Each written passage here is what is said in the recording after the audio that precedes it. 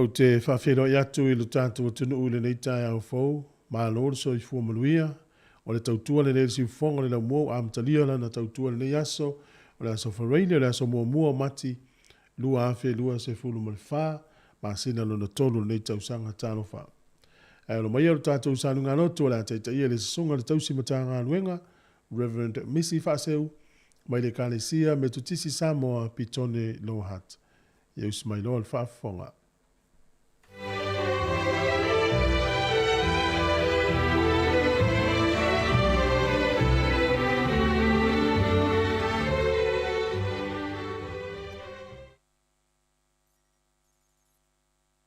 Ko fa ma pata rofa ka mo i lo wala fai mai nei tai au fo na manino tai au matango ku tai au manuia a tai de tua wo ia tau au lo to so fu matango fi mo se tanto malo si fa fo wina tato ia fo i to ia so tato talo talonga ma fa no nga manu e ala i tapo inga o le nei va yaso ma lo le on sai ma lo tau tua, ma lo fo i de ngāli due.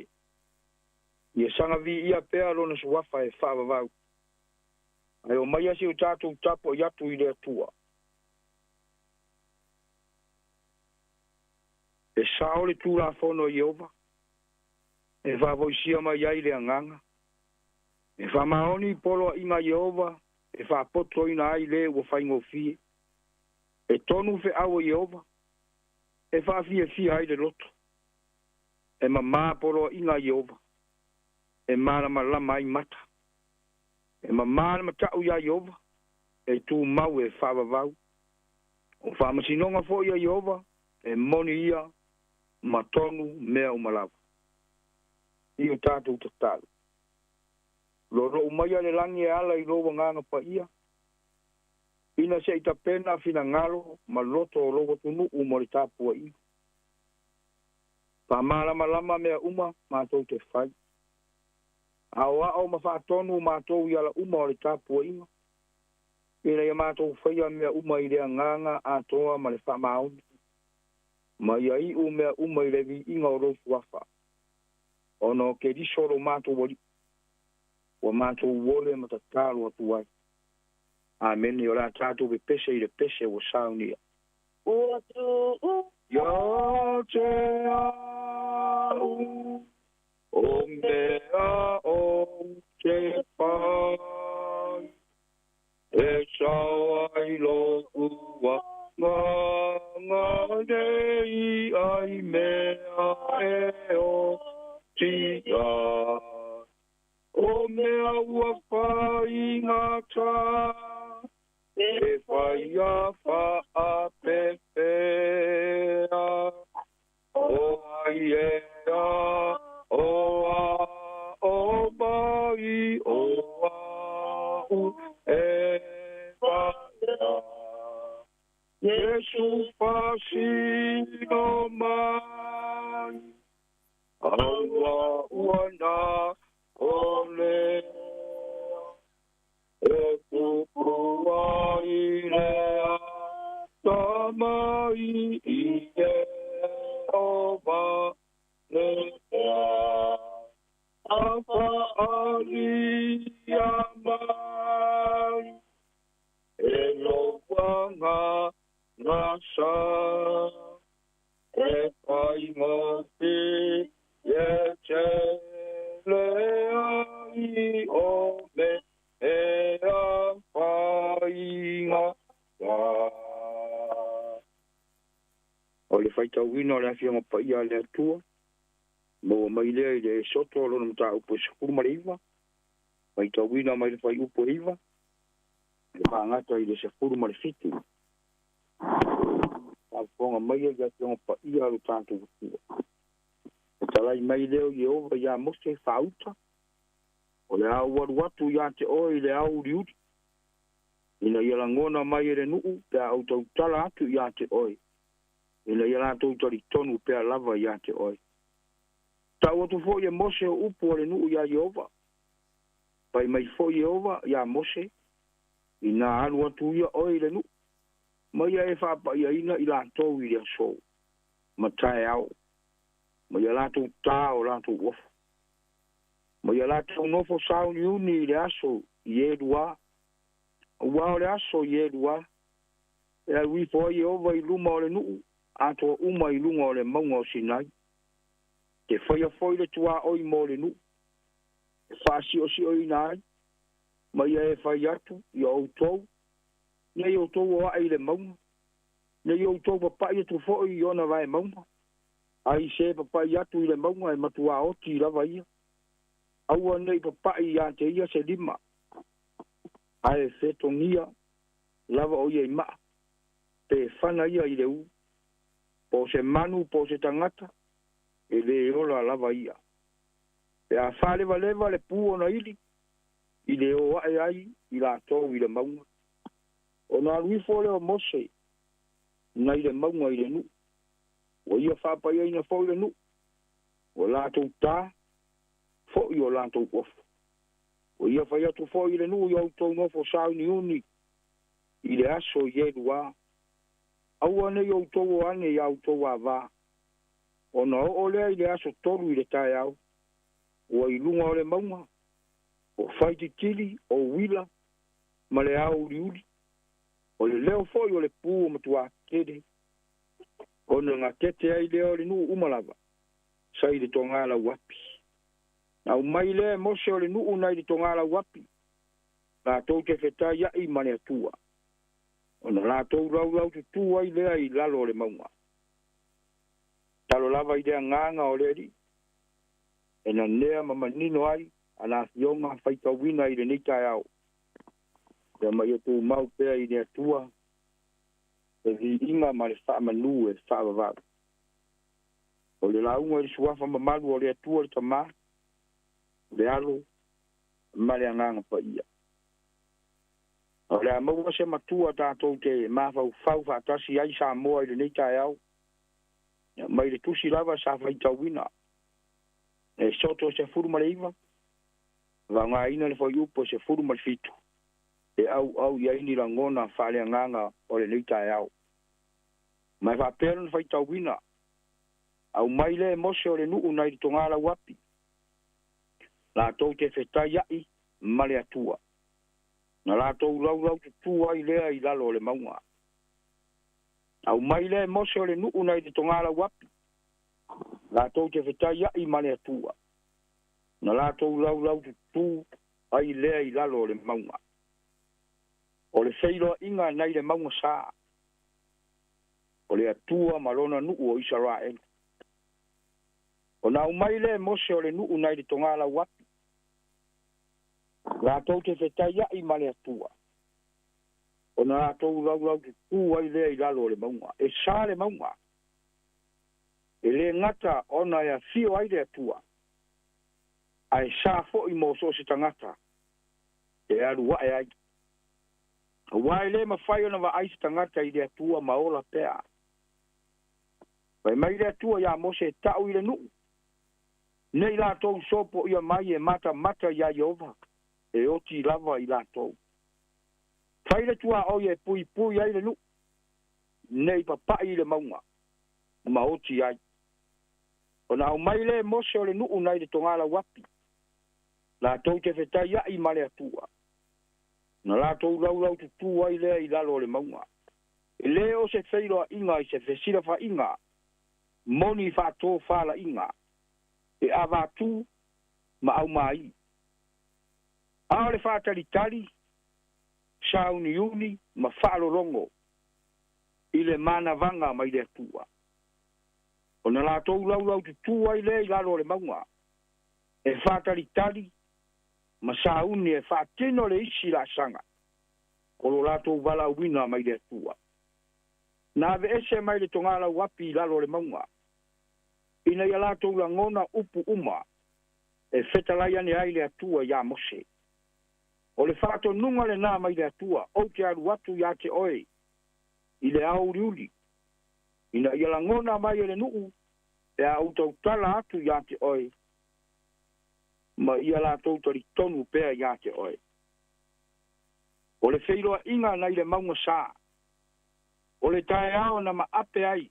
e leo ni tofinga a o taiala o tiute po matafa yoi tau ave e sava vali maola ai Israelu le nuu filifilia o le atua o taiala o lo faalia ai le vata puia o le atua ma ona tangata ina ia iloa Israelu o le alii o rato o tua au i latou o lona nuu o a'u o le alii lo watua aua nei fai mo oeni atua ese i o uruma o sa ia o lo pui ai le vano nofo tangata soifua ina ia le fe sopo ai ono tuina nau ma mana o le loto aua te mana o le fale o le lua te tua oi o tai ala e leo tūranga au matafa ioi a le tangata e tali e tuai i le atua o se va ainga winga ese ma se falo ngona ma tautia mo Israelu ina ua fio ifo le atua i le maunga ma tautala atu ia Mose o wila ma faiti tili o le leo le pū matuale o tede a o le maunga o matua po ngisa i le asu e pei o se asu o se umu o le a ea le winga o ia mea le a ea le winga o ia mea faalia le matautia o le atua faalia le siri ese o le atua o le mori mau o le tusi tala o matua fefe le nu wa latou tatalo ia Mose ia le fetalai mai le atua ia i latou nei latou woti ua lava oe Mose te tautala mo matou ae matou faalongo atu iai o le talia Mose au atou te fefe o le faali mai le nao le matautia o le atua e pui mai ai o tou mai le angsala e leo le matau le fesola tai ma lafi solo au lowi loa o le matautia o le atua i lou roto e tupu ai le ava e tupu ai le faalongo ma le usi tai i lana pule a ora malangona ina ona lavea ina lea inisi taimi mai le tele o faoso o songa e le ngata i lea o le faalia o lona matautia o le sailia lea o le fea e faingofie o Israelu e faafasanga i male atua pe ala ia Mose e pe ona manino le tatalo o Israelu Mose fetalai mai oe ai le o le atua nei mato woti e mo mia lava e Mose mai lava i le taimi ina ua pa ule urua i tangata ua fefe mata o le tangata e va ai i le atua ua fefe foi le tangata e whaalongo i le siufafonga o le atua e leo le tāua ea leo le ngā ruenga mōri mau a e ua whai masuiva ai o le atua mo le Israelu fau o lana e kāle sia lea mai le whea ngai ngatu ai o lo whaalia i pēa sā ma whainga tā i o le atua e ala i tūra whono o pōta i ala se i o mai lava i le whea ngai ngafau o le atua lava na ia talaia tapu ma sā ia ono lona fina ngalo alofa i le lalo langi au wawa whapea lava o na alofa mai le atua i le lalo langi au mai ai Yesu lo na alo ia le whano se tasi e whātua tua ia te ia maua le ola e whaavavau o Yesu le taunu unga o le tūra whono na ia whetala i ane o te le isau e tatala le tūra whono a ia whātaunu ina ioe sa moa le a inga o le au whātua tua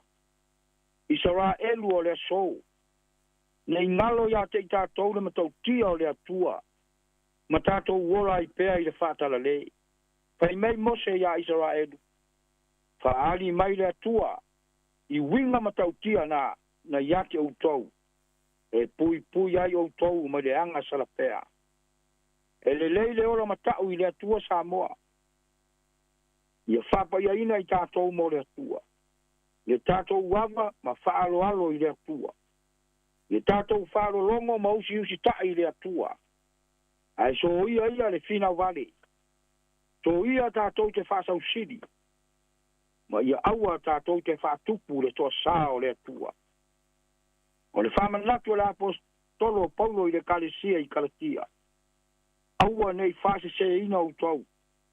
Au wae le ulangia le atua. Toi te pai le whairoa inga i le maunga saa. O le saunia ma le tapena ina leo loto i tala edu. Mo la lato malanga fa le fatu o tua. O le fe au foi lea mo ta ua sa moa le atu nupele. E saunia ma tapena ai tātou. Mo fe au fa au au o le nei tausanga. Ai mai se la tamalanga umi. Wa a mata ina nei. Pe tātou te wa ai i le atua pele ai. O le fe au mo tātou sa moa. Malanga ma le loto karitonu. O le atua na te whaasao loto oi. O le atua fo. Na te tai tai tā ua. Pe sa vali le vano le ato le oti. Fai mai le fai salamo. Te le fefe lava i se me le anga. A wao oi le atua. Ta te whaatasi pea mao. O la Yesu. A mu ia le lewa ai mai. Ai karitonu mai pea. Manu te le ina. Le fai unga o le neiva yaso. Tau tai pea le atua. I mea uma tātou te anga iai. Ono Yesu. Amene. Se yo tātou te taro. Ua malie le paalo alo. Malie fo ilo wanga le lei. Ua e tai tai. Le fo launga Samoa. I le fai unga fo i o le neiva yaso yala o fe au mangalueng. Ai mai se o le fai unga o mato taro talonga ma fa no ngā manu.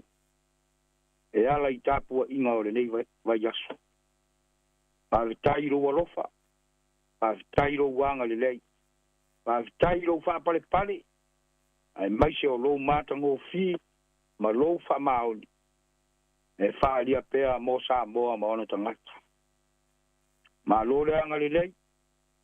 Ma tai lau tau singa. Ma tai lau leo leonga ma lau pui puinga. Ua malu ai le soifua ma lo mato wo. Au mato sava vali mai le neiva yaso le ama vai. Mato yai foi. Le aso mua o le lona tolu o maasina o la mato folau. E ofo lava o mato loto. E a mato vava ai ma tiro pea. I le tele o lo wanga le lei ma lo mata ngō fie whaalia pea mo lo utunu. Aftai lo wanga le lei ala ese mai. O lau tau singa i o mātou tino ai maise o mātou wangang. Aftai tele le atua. Wa ui lava ina mātou whaale tonu pea. Ui lava ina mātou o ese pea. I lava ina mātou wha ngalo oe le atua i le tele o taipa. Ai le ma vai lava lo walofa. E tele tā lise pea lo wanga le lei mo rowa tunu umona tangata. A tai tā leni maanga waa. Ai maise o lo whaonga ina o i mātou o tangata whata waa. E le ngata i so se fe au ma so se ngāruang. Ai maise foi o le tala inga o lo fina ngalo. Ma lo le anga le lei. Pa tai tele le alofa. Ia te oilo mātou o tua. Ia whātai ro wanganga paia. O le marusi anga lea o mātou fe au mangarua. Mātou te wha iai ma whalango iai le tele o taimi. O le soifua ma lo mātou wora ngāru lue. O le nganga mātou te mawhai ai mea whainga tā uma. A o le nganga e tonu ma ato atoa ai mea uma mātou te whai. Whātai ro fionga paia. Sa mātou whaitau ma mori mau i le nei tai au. E moni lava, o le suri o mātou vai, ma le malama siri o mātou wala. E wha malama ina i pēr la mātou savarima. Au mātou au auna ma tau tua ia te oilo o mātou o tua. O la mātou whawhitai siti. Whawhitai ia te riso. O le na maniu ma toi tū mānu mālo. Ina ia fatu mauwina pea le mafutanga mafana whana ma oi te riso. Ma tō wha pea le nei tai au, ia sangavi ia pea lo suafa e whawavau. Pangā lea lea li. Pangā le tele o loa lofa. Pangā le tele o mea te wha maari lie ma wha fia ai mātou. O mātou langona lava, o i mātou o se atu nu se se. Mātou ni tangata whare tonu pea. Te leo taimi mātou te toi lalo ma whaia ina i le li o le lalo langi. Awa le tamai, wha mole mole, wha mangalo le ifonga alo tunu. Wha mangalo mātou a inga, ta ape ma salalau ai so se tafa o le lalo langi ma Samoa. Wha mangalo au e kare sia kerisiano uma. A whaiwa le ato atoa, la mātou fe au mori mau, le li e. Ia e whamangalo ma whamama i mātou uma. Le toto lava o ke liso. E ato atoa, ia ma whamama i ngā i mātou. Alo whamaya i le nei tae au. E ngā soroa i o le atu nuu i fe au ma ngā ruenga ma so se wha moe moenga. Le atu wai wa mātou tatalo. Aua e te tu lafo a i lantou. Whamamalu pea o wa au. Pui pui ma lave ai ai. Le feo inga ro tunu i lungo ala tele vavagi. O fe au fo i ma whaiva ma tiu te ese. Ua ngā ruru e ai i outa ngata i le nei tae au. Ia e angare nei ma whamanuia. Ma whatupuro rato malosi. Ka fau le soifua ma lo rato wola. E ngā ruru e pea. Mo so se whaiva ma so se tiu te. Au wā le tautua ina o lau fe au ma lau ngāwea. Whamanuia. Au e kare sia wa mātou au auna ma tautua ai. Pa malo rosi i mātou e ala i le mori mauina o lou fina ngalo. Ina ia tupu maola, lau tala le leile lalo langi.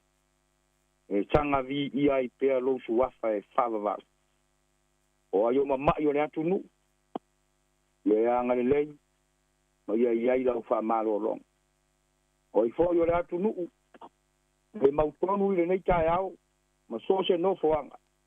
Le li ie pa i atu, lo wanga le lei ma lofa atu i aila tau. O i fo i fale pui pui ta ma, aua e te tu la foai. Ia i pea lo wanga le lei ma fasu suru lo mala malama. Ina ia furitua i le leanga.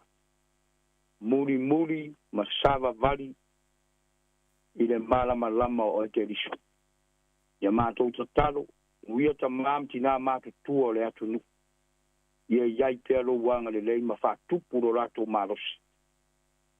Ai mese o lo rato soifua. Manuia le siupa fonga o le lau mua. Le li pule ma le au whai ngā ruenga. Wha fua loa lo rato soifua. Tau tua ina o le atu nu i whasara launga. Ai mese o lau tala le lei. Ia mātou tatalo. Ia e whatupu lo rato marosi. Ma ia e anga le leia lato fe au mangarua. O ai o le mautonu i le nei tae au. O ai foi o iai ni mana onga whapitoa. Le li ie whai loa e loa nganga iai lato. Iai o mātou whamoe moenga. E mai se foi ia nisi o uso a whai ngā ruenga malanga mai. Ia ono le whamoe moe. O lau e kare sia. Mo le whai unga o le neiva yaso. Ia whamalama lama, ma ia vi ia ai rosu wafa e whawawau. Ia tātou ma oi le whai unga o le neiva yaso. Tai foi mātou. Ina ia mātou wau lia lo waso sao mua mua. Ia aso sao mua mua o le lona tolu o māsina o le neitau sang. Le li ie, mo mori ai le soifua o logo tunu umauta ngati. Ma ia vi ia ai pea rosu wafa e whawawau. Ia mātou ta talo ia, pa fonga matalia mai. E ala ia Yesu le di iwa ole ma vala au tuai. Tu mau ilunga o Samoa ma uta ngata. Ai mai se le lalo langi, mai mātou uma lo manuia tele, le atua le tama. Le file muma le alofa o Yesu lo mātou wali. Pa ma whanawhane ina pea mātou ele mana o loa nganga pa ia. Nei ma ia o i le whawawau lava. Amen. Amen.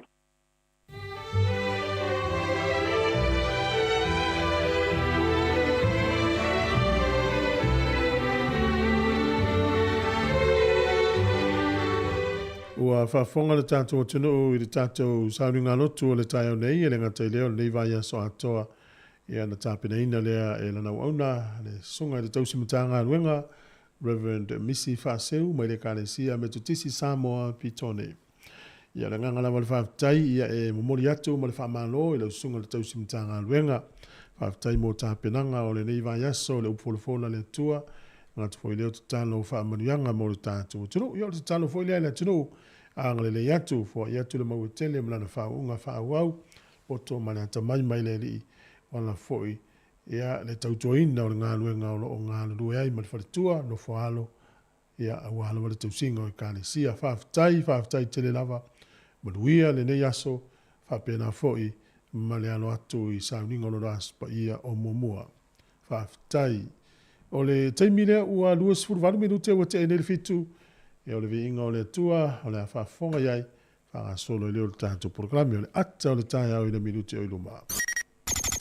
O le tautua le si ufonga o le laumua, o lo iai fo i le langolango a le New Zealand On Air.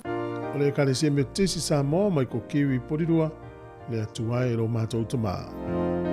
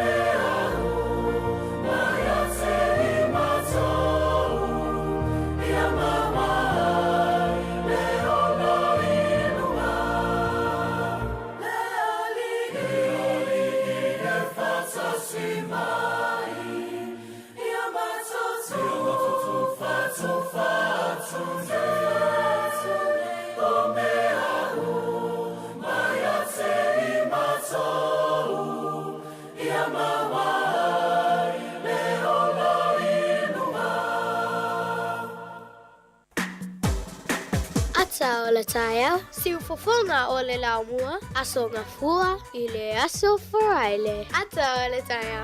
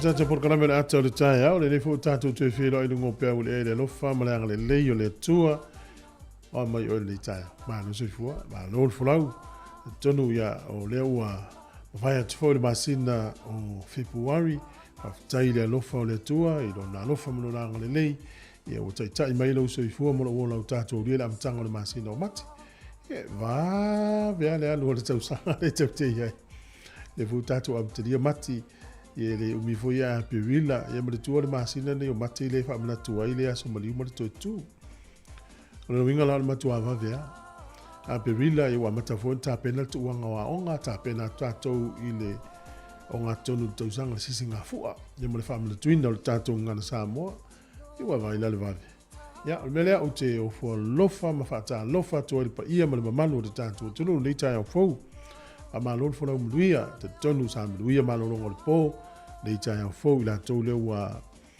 manava mai tu te mga luenga o to yaso fo nga luenga to tele ma o nga le fa nau a fe lo ia to le nga fi tele i te mam tina ma to u mala va tatu mo to tausi ia le nga to ia o la yo tatu a ma tu o to no mo to no tausi ai la to ia fa pe ia to no fa mai la tau foi o lo ngā lue puno wai so steimi wala ma foi tau tuina o lo tatu tulo ia matutongi le taxi o lai ia le malo ni usila lo tatu fai malo ai atalo fatu le malo si o le tulo marai whanau ta pena moa ongol ne yaso o le au malanga la to le malanga tu malanga mai ia fa pe foi nei tatu pa anga lo mo mel tau tua lungo le tatu ala leo o le tasi ono tesi ma le tasi fa mo o le Facebook YouTube papia mo le tatu app a filo ia tu ia il sua fa man o le tatu ri is Kristo ia ma le tatu sunga yo ona le tua po fa fenga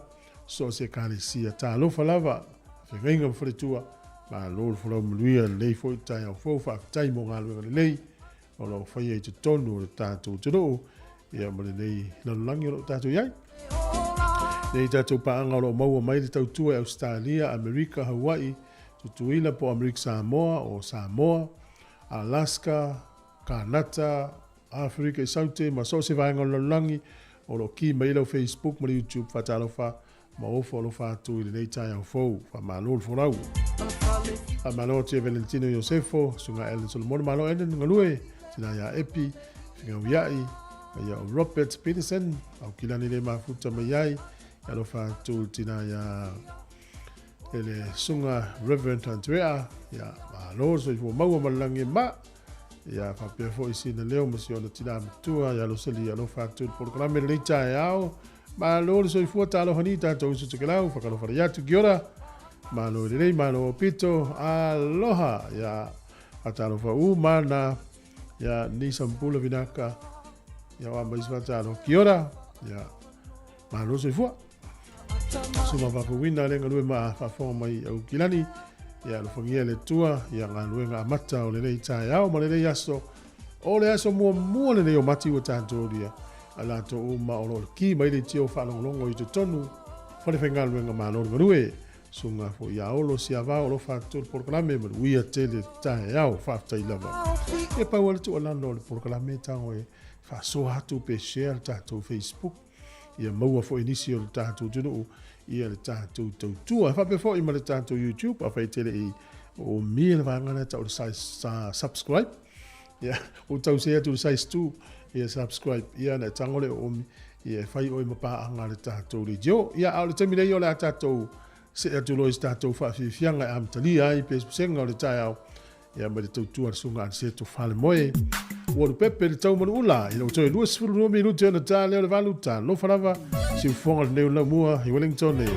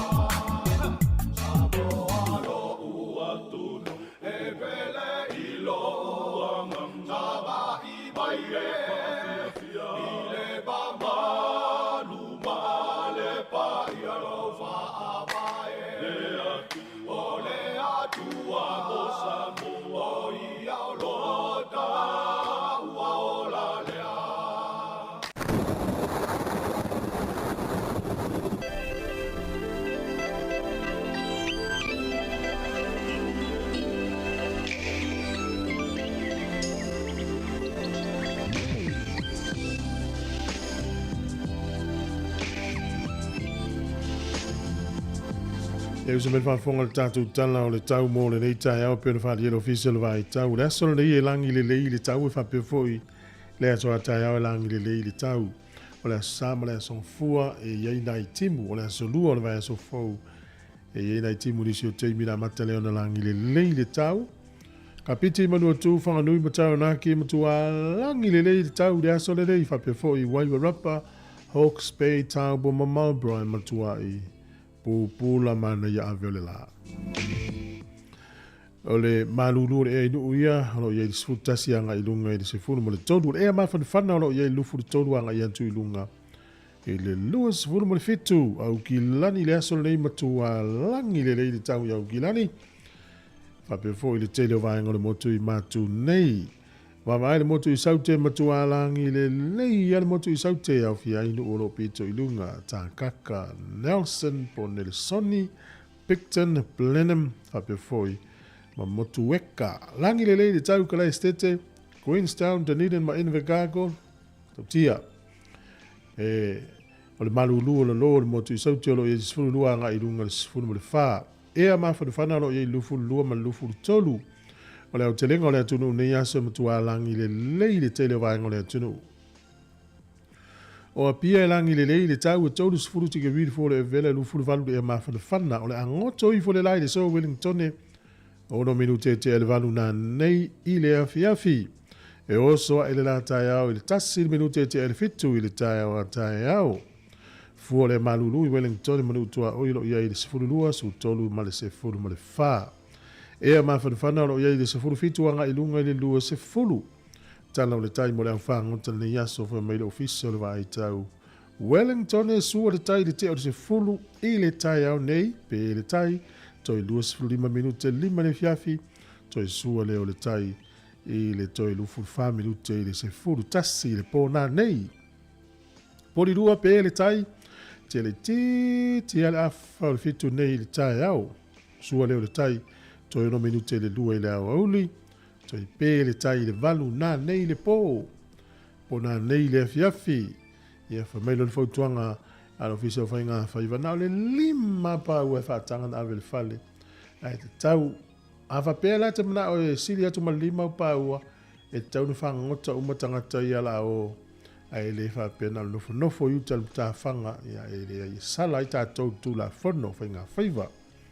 Swinga le tupe ni yaso mo la to e la fora to tupe tasi tala New Zealand. Mau la tupe Australia i valua sene tasi tala New Zealand mau la tala fiti tala tolu wiva sene. Tasi tala New Zealand mau la tupe Samoa e tala 5 wiva sene.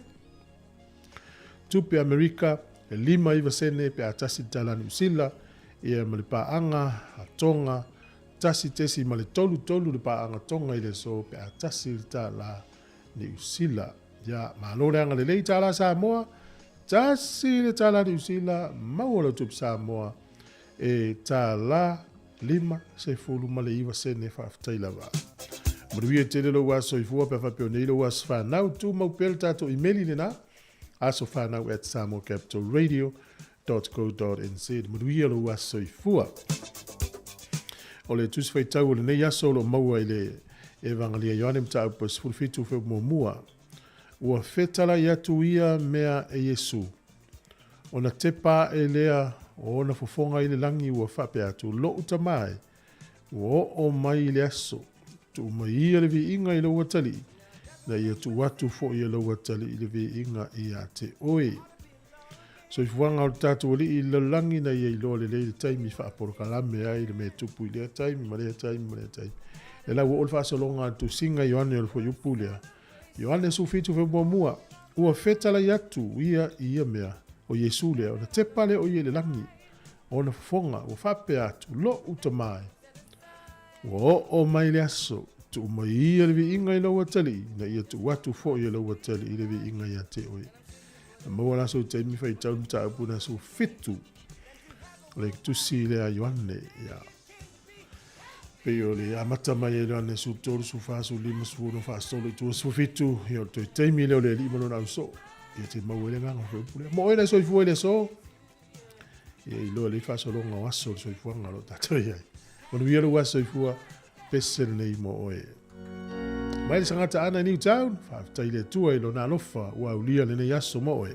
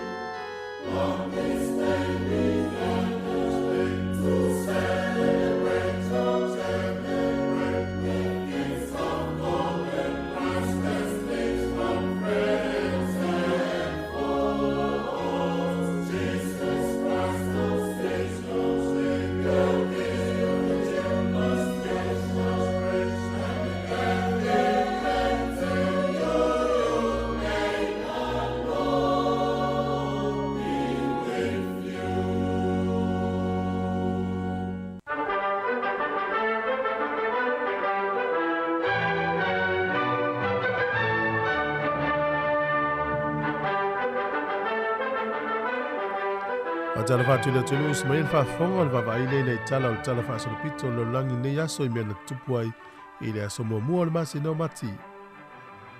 O le soltu sanga e tasi 5 na maua ai le a ai le o Rio de Janeiro I te tonu Brazil. Ia na whaavai ai le ai le pe na maua ai mano foia ma amata loa le utato I loa nei ai tau ua le langi.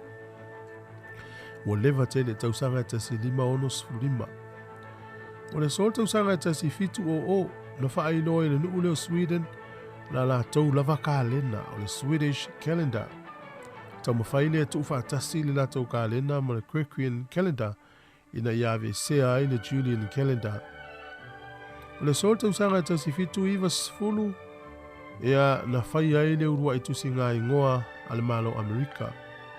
Tau sanga e tasi iwa o tasi Ea na whaavai ai I le ami ale malo Australia. Pe na whaamautu ma whaavai ai loa ma amtalia I le ami ale malo Australia I le sol tausanga tasiva o tasi. O le aso nei le tausanga e tasi valu fitus fururua. Le pasi ai le konkelesi Amerika le avea o le paka lea ta o le Yellowstone National Park. O le urua I paka lea I le lalulangi ta o le National Park. O le asol nei tausanga e tasi iwa luas futasi o le au kirikiti Australia na kapeteni le tangata lea Warwick Armstrong o le urua I au kirikiti nei na manu malo I le taamilisanga fo le Ashes I le vau Australia ma England. Swipi umma I ta'alonga. Ai e valus furu ono tau sanga mulmuriane le I to iai lava se au Australia po Engelani na swipi whapea. Te leo ta alonga a malo Australia e malo ista alonga e whai ina ista alonga. Whapea na fo Engelani. O le sol tau sanga e tasi iwa onos furu tasi. Na whaavaya I el Palestine o Amerika o John F. Kennedy I le vahenga o Peace Corps. I le utatou lolo o whaau o pea. Ia I la tau o Peace Corps I malo Amerika ngā lulu el Pasifika I o la tau tō mai ese ia maisi nu o langi ia fia fo isa moa tele Peace Corps na atu na tunu whaavai le sol tau sanga tasi iwa ono tasi o le tau sanga fo le nā tasi iwa ono tasi na tu tō tasi pe na whai ele whai ngā malo ta o le self-governing self-government a le malo Uganda ia na whai e fo I malato whai ngā pārota mua lava. O le sol tau sanga tasi iwa lima, o le upenga le o le Yahoo, ia na whamautu I le so le amatalia o na rei fo I tautua I le lalolangi. O le aso le nei I le tau sanga tasi iwa valu, o le ata te whanga o le Titanic, o le ata mua lea I le lalolangi, o siria ma le tasi le piliona ta latu pe wao mai ai. Ia, o le la iei si ata mulmuriane na ova vo I mal piliona, o le ata mua lea o le Titanic. Ata le fie ia tasi aso ia o aonga I Samoa. O tatu tala ia tu e maul whapoponga te masani whaftai lava.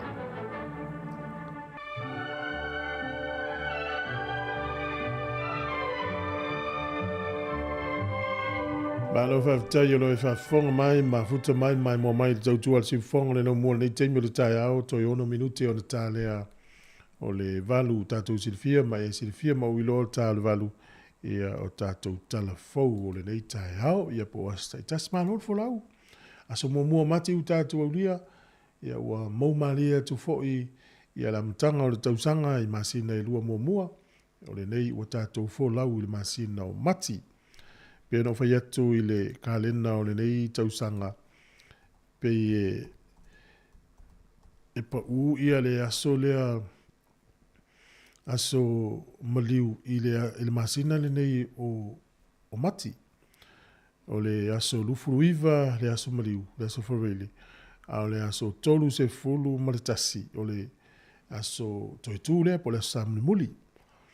E lima aso sa o le masina le nei. Le ala ua tatou iai I le amatanga. Ia e lima o na sa. E ana wawai fo I le ka lena o le tuanga wa o ngalwhana tu ua fo ia a pe wila. Ia o le whawewe ia. E le umi fo ina tuli. O au fuanga o whata o oto le nei taimi. Ia sanga ia ne ai o le taima ia manuia o fuanga wa atua ia tautu apatu ia o tuai. Alo whatu pasta tali, ma no whaftai lava le mafutu mai. So ngā tali vui. Ia o le pule leo tasi o kompani o lo wa ianga luenga tutele I nai Hawke's Bay. Alo whalau fionga le li pule. Ngā misfo I ke iana la waki. Apea fo I anora pasta anora teu whaftai lava. Ma lu tafa skai alo whatu porkalame. Ia sunga fo ia selina ngaluvao. Whaftai tele lava a loma mano a mano. Ia malo whaftai. Luia lava ia la mtanga o nene yaso mfuanga le tunu. Ewa te pole leo tāpena mai tātou telefou. Tala mai sa mom telefou nei Wellington e poni usila. Wa le silifia o meo lo tutupu o le atutupu. O umafoi o le tupu le tātou lalolangi o lo tātou iai nei. O le asore nafi pe o le sa whai ai ia toi sauninga o si tama whanau foi e tātou tunu o whanana. Fionga whanana e Feso Collins. Ia me tau ina foi iata vea I talafou na le tumo le tātou tunu sa ia mana ia tele. Tālu si foi ia o le awhatula ia le tua nei si toa mo le Pasifika msa mo I tu tonu o whaalanga mai a nei nu. A matano mai tau ina o langa o tangata I tonu le Parliament I usila. E a mata mai o langa o tangata nei tonu o universite ma onga. E tau la mua foi le whama ite ia pe ava ia tu la tau I se mea le o sa o le la tau va ai. Tūlanga tau porkiki. O le tele o tangata I tono le Parliament a mata mai na pe foi la soifuanga le fionga whanana. Pe na amata mai tono le universite o I o le Palestine mua Polensia mo le Pasifika I le asosia tama matene a onga universite a Ugilani. Ia, vai la, pio o le soifuanga na tele o la tau i tonu o le palemene ni. Sila, ia, ai whafonga mea lau miti e fia whai oe, mo whai pule mo le anga i luma. Se lau pa se nel lango o le atunu o oe le tatou leo i tonu o le palemene ini tau sanga o i luma. Ia, aloane i maduia la waonga, ia tapo ia o whai vai lo tatou tenu. Whawhiwhianga le tai au tali, ia i tatou telefou le la tale valu. Whawhiwhianga tuai, ia le watoi whafou o le Samoa, Pearl of the Pacific. 2 minuti o lo toi o le tale o le valu. Good morning, talo falava. O si fonga le neo le lau mua Wellington e.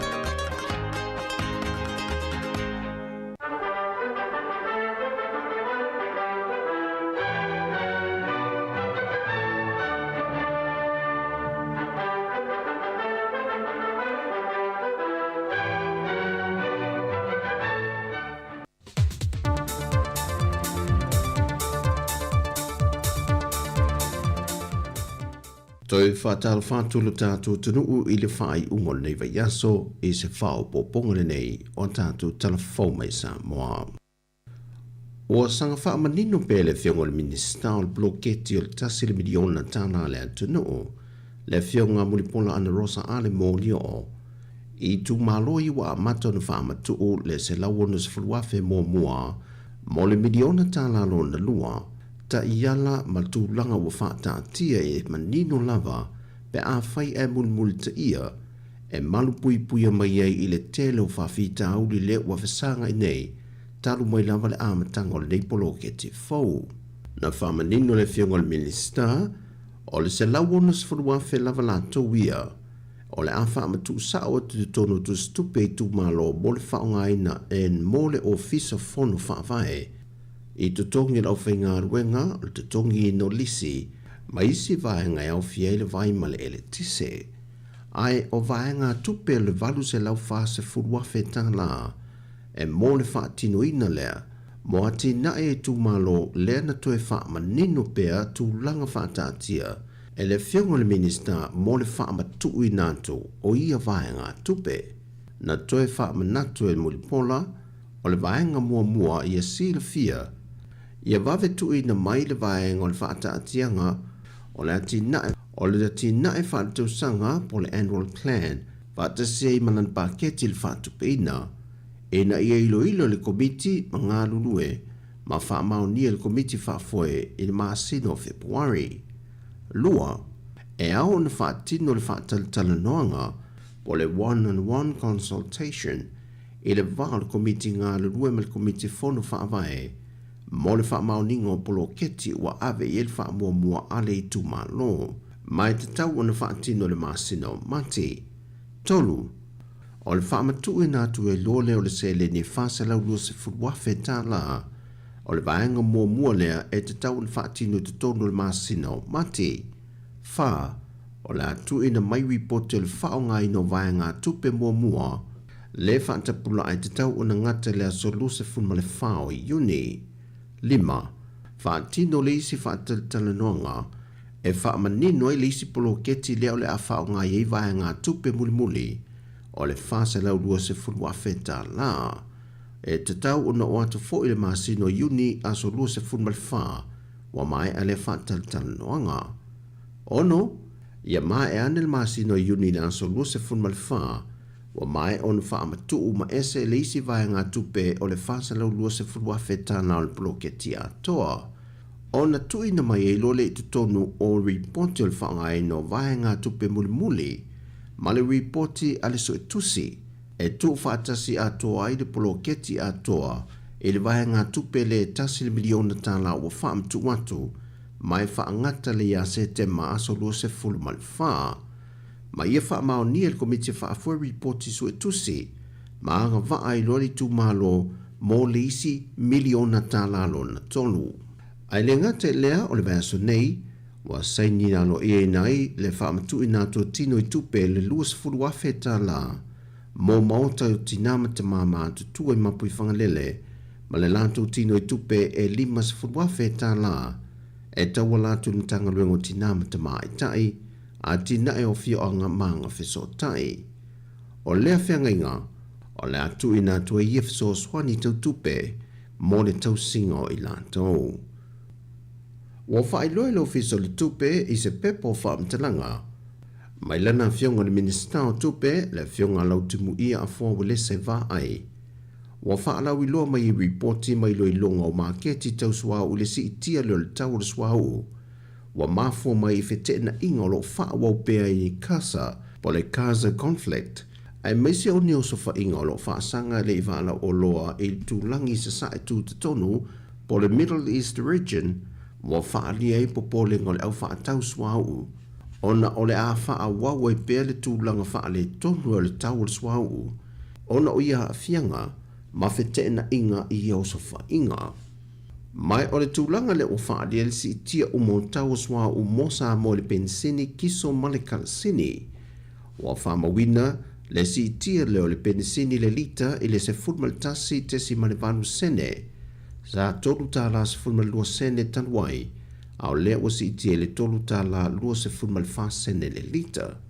O le kiso, o lea foi o si itie le se fulu tesima le ono sene i le lita, mai le tau lea sa ie le maasina tanwai le tolu tala tolu se fulma le lua sene, i le tolu tala fa se fulu tolu sene i le lita. O le karasini, e fa tesima le tasi sene le o si itia i le lita, mai de masina te nei e lua tala iwa sfulvatu sene le lita, le o tolu tala ma le lua sene. O tau i o swau o le masina o mati le ua whaatu langa mai ai, le tau o swau u mai Singapore, na whailo mai le masina o Januari ua mawai. E le whaatano noanga au telefou maniso le mamano le atunu o, na o lato wha i loa i fo i ni whautuanga tau ina tu ina atu le vaianga o tupe mo le tau o swau i masina te itasi. Pe mawhai o na maua le awa noe whaalau i loa le tau swa u leisi masina e so ai. E fua i ai le utui no sao tangata teito tasi. Mai le si tia pe palasi fo i le tau swa u. Ma o se tūlanga le leif soa swani mo i lanto oe lima vai ma le lava le wha soa i masina teitasi. Wa mori mau fo i nisi o company o pasi la o pasese. Le matua wha atumulia e se atu le teimi sa iai mua. I le whaongaina le tangata mai nu i tua o pase whewa i mai i le taulanga i ngā ruenga a onga whaataunga ma pisinese ai ua tuo lato a wala po ta avale o lato maota ona o le sefe ina o le tau o swau i le tau whaasoasoina o lato seleni le vai aso. Ua tali mai le whionga le minista o tupe le whionga lautimu ia a fōwa lese va ai. Watu le ava no whaatulanga ina i le taita i whono le komiti whaafoe o le nupi whaa e tali mai ai tūlanga ia walangalanga ai fina ngalo le atunu e le wha matu i nā tu leo ni vai ngā tupu te tele lata e le fitu se fulu miliona tā la. A ngā ini tālu sanga moni tupe no no la iti mai bisi nisi o se e kālesia a toi ma se wha uru lunga o se mtanga ruenga le malo. Na wha loe lautimu ia o le whainga le nea le nupi wha o na whainga wha avae la ia wa lewa o na sawai ma o ta iala i e wha matu e ana tupe wha whainga ruenga e maua mai e le turu i te le ma whai o na maua le tupe wha asili e toi tuwha tua ili pasene le wha asili mo le mamalo le atunu ma le au whai sao whanga le tele o tau sanga e leo se whainga fau pe o na ta ue lautimu ia peitai e ono whaia se su e su enga pēna muri ta ia e le whionga te whono ma le komiti whaafoe ta iala e te tau o na whaatino ia vai ngā tupi te tele wa wha matu e pei o le tusi tāru sanga le wa wha se atuai le pule sili o le nupi wha e le wha matu le e whōringa mai e le o muli ta iala mai o se teimi pōpō le wa wha matu o ia se le te tele ma o lo fisiringi e le whionga le minista le te whono le komiti whaafoe pe o muli ta iala na wha matu ai e le tūlanga saonga le mu o i se leni mai iei se pine wha maua le mauti noa e ma whai o na toe tutongi mai tutonu i a se leni o wha matu. Whai loa fo e le whionga le minista o tupe pe a whai e mai o na tari mai le te whono ma maa wai o lo iei se wha le tonu o le ato e sila loa e le ngata ina whia se su e su enga ai o le ato e lauli liu loa le tula whono ma toe wha fo i le tūlanga sa iei mua le whainga malota wai ma toe vāwa ai a tili te ngai wha o popo e na ia mauti noa le saunga le mua tupe a tangata whainga ruenga e tua iei i le teimi e retire ai ai wha mauti noa mai e le whionga lautimu ia na ia mori mawina le reporti ina waia sa ilia o lo saunga le mulava a tangata whainga ruenga le atino. Ua tau tino le whionga le komisina o tanga ruenga o leo awa paulongo i tino Filipo le autu stala o le lato whaata atianga le porkalame mga ayo inga tā pena lua iei moli taringa malo le atino o le masino o kitopa e o atu iei wa mautu ato atoa ma va ai vaenga uma e puni ti ai lea e ma le malosi mai o le sawa le ngoi ma le telepe fale lea ua mori mawina le atunu o lunga o peng te whai langi un whai loe le whionga le komisino le tanga luenga o leo e le leile tūlanga le o lo whaali ai e le toa telo le atunu e whaonga ai u peng te whai langi e maua mai ai le au ngā oi ma le au telepe fale mai o sa vaenga o lo fisosoan te foi i le matanga ruenga ia lātou su e suenga. O i tū le lei o lo maua e le matanga ruenga o leo o pisi nisi ma maota ia o lo whapipi i na ia lātou me poeata o lo whaima fisosoan e maua i le au ngā oi. O le telo ia ngā oina wha ai loa le whionga le komisina o i lātou ia tau fiato le tele o tupulanga o nisi o i lātou ia sa whale pui mua i sori ngā tū la whono lava nei, a o nisi ua fōu, ma ua tōsi ngā tūlanga o whala au whaasaina, wa alai o nā ngā i ngā o ia me tō tino tangata o le atunu, ma whaata watu e le ngato whala au whaasaina, ai o nisi, wa lātou moli mau i le taungatau le soifuanga, wa sa ile a wala lei ma sori tū la whono le nei, e sa ili ai tupe tali ai o lātou mana onga. O le ai se fisosoan telepe o na wha ai loe au apa au, e alai me poe ata i o le a wha pipi ina i vaenga e se o le taulanga, mai o lo i le wha moe e au o na sa ili nisi fisosoan i mea tunu i whafo, e wha lau tele atuai le polo keti, a nga i mga alai nu i tua, ai mai se o afio anga i a ripotia mai ai, le tele i o ia o sofa inga, ale au ngā oi male au tale pe fale. O tala ia mai sa mo mo le whai ungo nei vai aso manuia tele lo tātou tunu wha soi foia.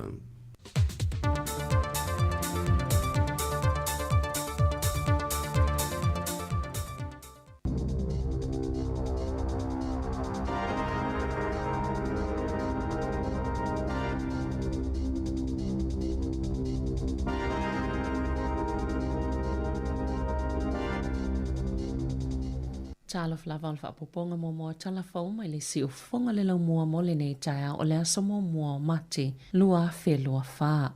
E silia ma le to lua fe na a wai le sauninga sa pati pati ai le soifuanga o le susunga le i whaipole whaanana Efeso Collins i le aso ana na fi au kilani. Sa a wai sui o le palemene au fi le palemia Christopher Luxon manisio ana min star Dr. Shane Retty tama pota ka whapele fofonga fe talai o le mauta Jerry Brownlee o taitai o le vanga whaupwhai le Greens. Sa tautu ai whaanana i le palemene whapea malato whaipule o le taitai o le Labour Chris Hipkins manisio ana whaipule o taitai o le te pāti Māori o suio malo ese o ainga mō mai masani ai maisi o le to'atele o e sao lātou ngā lulue i le ai o Aukilani. Nā mata le sauninga i se solo na tūsia ma whaita wine se tūsi solo i longa New Zealand o Carlo Miller. O le so upo le ainga o taito Eddie Tuiavi ina whai mawhafonga le polo kalame. O le sasunga le li i whaiwhi au Reverend Wesi Fili o Nasa. Na saunia le tatala o amata ma o ia fo i salaunga ina le upo le tua. Sawa aia le loi mata malingi a salangona fo i le leo le ata i moli mau ese o le aso. A ile moli mau lo na whaletua o Vasafia. Sa ia tō laula waila la maafutanga mawhaanana ma le anoa i o ngā luenga le lei sa ia whaia. Talofa lava, my name is Vasa Fia Collins, and I am an ordinary woman who married an extraordinary man. Ia ngā whaatai lea o so mātou leo, o te whaamalulu atu māsu atu vai mālu i o tau whinangalo. Pe a whai sa iai se tō, ma se anga, ma sia o tō alua, ua le tau tamālii i le tau sila. Wha mole i o tō alofangia. Wha ngalo mai si o tō alua pele. A wā whai mai opo le atunuu. O ai lava le tau tai māta palapala. E le atoa lava ni i liu o waa. Efeso was our hero, our warrior, our fierce protector, and now our eternal Valentine. Sa ia sauno ai le au fia, ina ia awane i mau ngā luenga le lei sa whai e whaanana a o soifua. Sala e ina le vaenga whaupwhai le Green la e Samoa e pe o puletasi, mo le itu pao tamaitai au ia whaitanga mo ofutino lanu mea mata mo le itu pao alii. Na sisi whaavai loto tanga vai o New Zealand le palemene, ma whale o le malo i le aso ana nafi ona o le whaalo alo i le tu malo ai o le sunga le li whaipule whaanana Efeso Collins. Wa iese fōwhanga lau whai ngā luenga le News Hub e whola si eise whautuanga e whaasao i nei ngā luenga o talafo o le au nanga. O le aso lulu sa whailoi lau whai ngā luenga i se whono whaana tinate e whaamuta i le aso mulimuli o iuni a lato ngā luenga ai o vai aso i lua i o lumana i nei o le wha ngā solo i whaatala noanga. Na whaalia Michael Mora o la o lātou whola si atu se whautuanga i awale ma whaio na whaasau i nei le au nanga o talafou. O se langona le ia i lātou o lo o ngā lulue e talafou o le ono i le afiafi. Na whaalia Mark Jennings lea sa amataina le newsroom o loo i a ao i lātou wia e ana le news hapi le teimi nei le o lo le au nanga. E mawhai ona ono whaititia le umi o talafou i le ono i le afiafi i le na o le tolu se fulu minute ai to o tasi le tangata e whaita wina talafou whaataatia ese i lātou o lo whaia li poti mai fafo. E o atu i le tolu se lau tangata o le a whaina lātou ngā luenga. Ma o whaatala noanga lo whanga solo e o atu le o ngā tutonu o le masina nei. Ai o le whaai unga mulimuli e ono whaia i le amatanga o Aperila. E tolu whaatesi ma le 20 miliona tā lātu pe ngā wale kampani New Zealand mo le tausanga wha le tupe o le lua lua. O le News Hub o lo umia le wha putonga tele wha malo a le Warner Brothers Discovery. Ua whaalau loa whaamaumongo tupe whaalu wa whaipule ma minister te itasi al Parliament New Zealand. Mo masina e tolu muli o le tausanga taluai. Maolo au ili te itasi ele vai o le lua te sima le tolu miliona tala na whaalu ina e whaipule. E whai ma whaalau loa tupe whaalu. A whaipule i te tono masina te itolu. Ele au nanga whaapalemene. Olo au whitupe na whaalu i whale nono whai ma la tau whai ngā malanga e peo waalele. Ma o tupe whaalu ma sani lava ia whaipule. A o whaatina o lātou tiute, e mawhai ai ona iai Wellingtone e awa i whono ala Parliament, whaape malatoi fo i atu o lātou ainga, ma o lātou i tō mālo. Ele o au whitu pena whaalu i tiute wha minister. E lata ile tasi te si malefitu miliona tā lātou pe whaalu i whaipule, a e lata ile ono se lau fitu se fulu afe tā la mo minister. Mo le vaenga wha upwhai ele national, e lata ile fitu se lau tolus fulta si afe tā la, mai pito te lele to pe whaalu mo le Parlimia Christopher Luxon. E silia male lima se fulfitu afe lima se lau tā la beitai, o lo au fiei male silia male tolus fulu i wafe tā lau feo inga wha apitoa, ma o se vaenga lava o lana ngā luenga. O isi tupe na whaaluina i whale na no whai malanga i waalele whaapea mata vale. Pito i ai Judith Collins e silia mali luas fulwhawhe luas e lau tā la. Mo le vaenga whaupwhai ele leipa e la ta ile whaase lau onus fululu awhe tā la. E pito tele tupe whaalu mo le whaipule o manurewa o Irina Williams. Le la ta ile luas fultolu awhe tā la. Ai pito la ititi le tupe na whaalu mo le so upufomo tupe. Barbara Edmonds e lima se lau luas fultasi tā la, ma o le tele o lea vai ngā tupe na whaalu i malanga i waalele. Chris Hipkins e awhe se lau luas fulu i wa tā la. O le Greens na whaaluina le lata ili se lau fitus fulfitu awhe tā la. Ma le Act e lata ili se lau limas fulu lima awhe tā la. New Zealand First e lata ili onus fulu valu awhe tā la. Ma le te Pāti Māori e silia ma le valu se fulu awhe tā la. Wa whailoa le asosio lau whai taawale afia New Zealand le popole tele i tu aingo ave taawale whaatamala le olo o wa e lungo o wana tele le atunu. Olo o mafuai whaalawelawe mau ma waisoifua pe ona maua i loilonga i piliota o aso malo lo. E to o tolus fulu lima tangata na maali liu i lungo o wala tele New Zealand i le masino Januari. Na taua Dylan Thompson o le AA. E le ngatolo o mawalunga pe le numero whaalawelawe mau ma waisoifua ai atangia mai fo ile mawalunga le tūlanga o ave taawale whaatamala i o loo mafua i a whaalawelawe. O le tolu kuata o whaalawelawe na malili wa i tangata i piliota o aso malo lo o le kirisimasi ma le tausanga fou i tausanga e lua ua mawai atu. Sa au fia i maava malo si whaapea whala au whaasaina po o tangata fo i ele i whaia ni fusi pao. O le talo sanga leo leo i le atunu ina ia mana tona tu isi ave taawale. Ma ia ave sea mai mawhau o ave taawale. Se mana tu i whaapele tupu ia i latou. O nei mawhai o na tupu lava i so o se tangata se whaalawelawe onga i so o se taimi. E se fululua ni au nanga o whale tau si e tangata mātutua ua tu atu nei i aini la pata ingal Commerce Commission po le lala ni usi le wha mauti noa o lo i tau wanga i maketi po whaatawa inga le tunu ma o lo manino fo i tangata whaatau ma pui a la tau ai at tau. Ai mai se ia mulimulita ia tu la fono i tau wanga o whaatawa inga na ta ua le komisi wa tu atu ia la pata inga o na ua iei le avanoe ono soli ai e ia au nanga le tu la fono o whaatawa inga ta la whiangai. Sa tu ina atu la Consumer New Zealand ili komisi ili luafi lua tasi se whaasea e whaapea o lo o taita ina se nisi o ia no fuanga tangata mātutua i tau singa whaawau mai taimi sāno no fo taita o tasi ai ini avano e tau se ilatou e pe o lo o i whale mai. Na ta ue John Duffy o la Consumer New Zealand o lo latou popolenga o na o whaasala launga le tele o whale tau si tangata mātutua e mafo e na tali tonu le to tele e mauai ma le tausinga le e whai e whale mai peitai e le o se tūlanga o whaamaonia e iei nisi tangata mātutu e sa ili nisi whale no whai. Ono le itu ainga o tausinga le e fola i taimi o whaasala launga company i lunga o la tau penga ta whailangi e le o mawhai o na maua mō taimi la tau te mo o mia ina ai.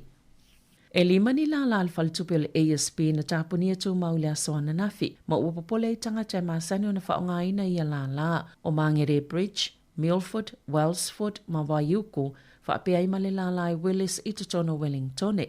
sa ta ua le whaititi o tangata anga ia la le ASB i nei tausanga o tōna i atu. Ua tele ina whaonga au nanga ilunga o upenga ta whailangi. A iei nisi ua iei o lātou langona ua whaamumua le whalitupe polo fiti. Nei lo mana onga o tangata lau tele. Ma o le a whainga tā tele mo nei tangata mātutua o ia pitonuu o i lātou e le māsani le whaonganga upenga ta whailangi mo te unga tupe whaapea fo i ma apps na tā ua le pole silo le age concern. O ngā luenga māsani e tangata mātutua o le oi whale tupe. Sa ngā lulue le age concern ma whale tupe fsosoni tangata mātutua ina ia whaamala malama i le whainga o te unga tupe i lunga upenga ta whailangi peitai e le mawhai o na vave māsani pe o na whaalia le sui o lea whaala potopotonga. E walu sifulu tausanga le matua o se tamā ua whaasalaina i tausanga e whael whalpui o na sa ia whaoina leo tilo na te olua fitu walu tausanga le matua i te tono se no fuanga e tau se tangata mātutua i Mount Maunganui na tula i John Alfred Salter i le whaamasanonga maulunga i Hamilton e le asoana nafi e mawhaiona nga wa Salter mo le palola pe a mai o na tuli le tasi o vai tolu o lo na whaasalanga sa ia whaailoa i leo na ia whaoina leo tilo na te olua o na ele mawhaiona o lai au noa maia ma sa fuafuafo i wha o leo tia te ia lava i se taimi mulmuliane na whautua ina le wha amsino ina ia awane ngā tailo na wha moe ai a mātau na mana tonatu i lona lumanai i le taimi nei. I ta alonga, o lo sa ilia se masini komi piuta o lo iei whaamatalanga o ta alonga olimpika i pale i falani. Ma o lo oli potia le whaia i aioni su e ngā leo. Sa le ilo le masini se no whanga whaatali no whaafi e te tono o le taulanga. O le asa luasfulu no i ulai e o atu le asa sfultasi o aukuso e whaanga solo i ta alonga. Ma e o atu le tolu sfulu afe leo o le aia i asa umamo le saunga le mu. A e to sama le tolu se la wafe tangata mai moa e e le tali tonunga o le a awai le tatalanga o ta alonga. Sa whaiani siaki mwhailo ai o le tangata le whaongaina lea masini e le o ia te iani whaamatalanga i whaatatau i le iai o leo i le taimi o ta alonga o le olimpika mo le puipuinga. Tala whauia ma le si ufongo le laumua mo le nei vaenga o le tai au.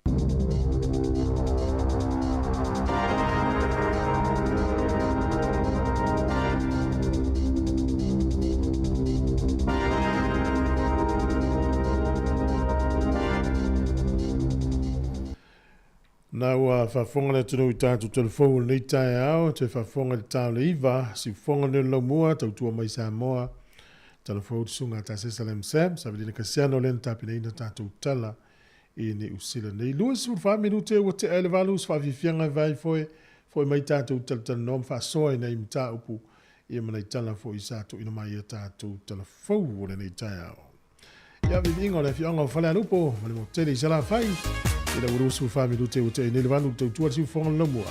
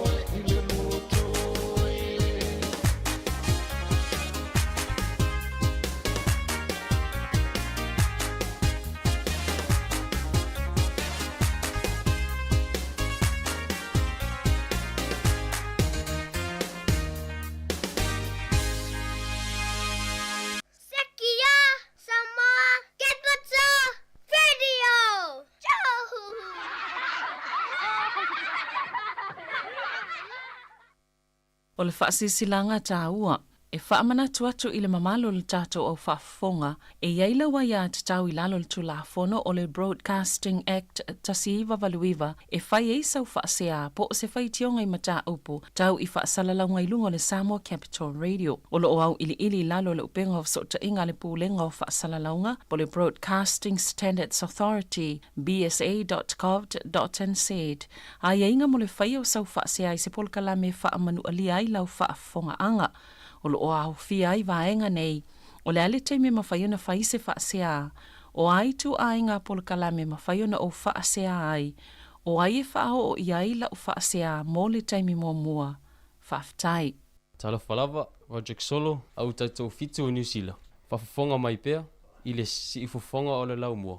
E le tongo fia le toi tāpera atu le whanau ia onga o le rintu sanga, a o le ua mau le whaamama avenga mai le DJ Sao. Pea e marumalo ia lantou sei i aso fo Waylay taitasi. E li mawha ilonga ta i 5 selau tala e sei ina mo New Zealand. E li mawha i ilonga ta i 5 selau tala o le ase ina mo au se talia. E mo fo e au a inga i Samoa le 5 selau tala. Pea maruia o en i le sei New Zealand o au se talia. Na le whaatau lava o se top up luas fu tala pe siriatu. Mai fole o loa i New Zealand ma au se talia. Po longa fo i o le www.digisalinternational.com. Mo soa wanoa i le dei sei. E anga wa fo i lantou e whao ngā ina le tautua le ClickX Pacific. E lafo ai se leni telefoni Digisal i le dei whaapitoa. E ia inga o le dei whaapitoa.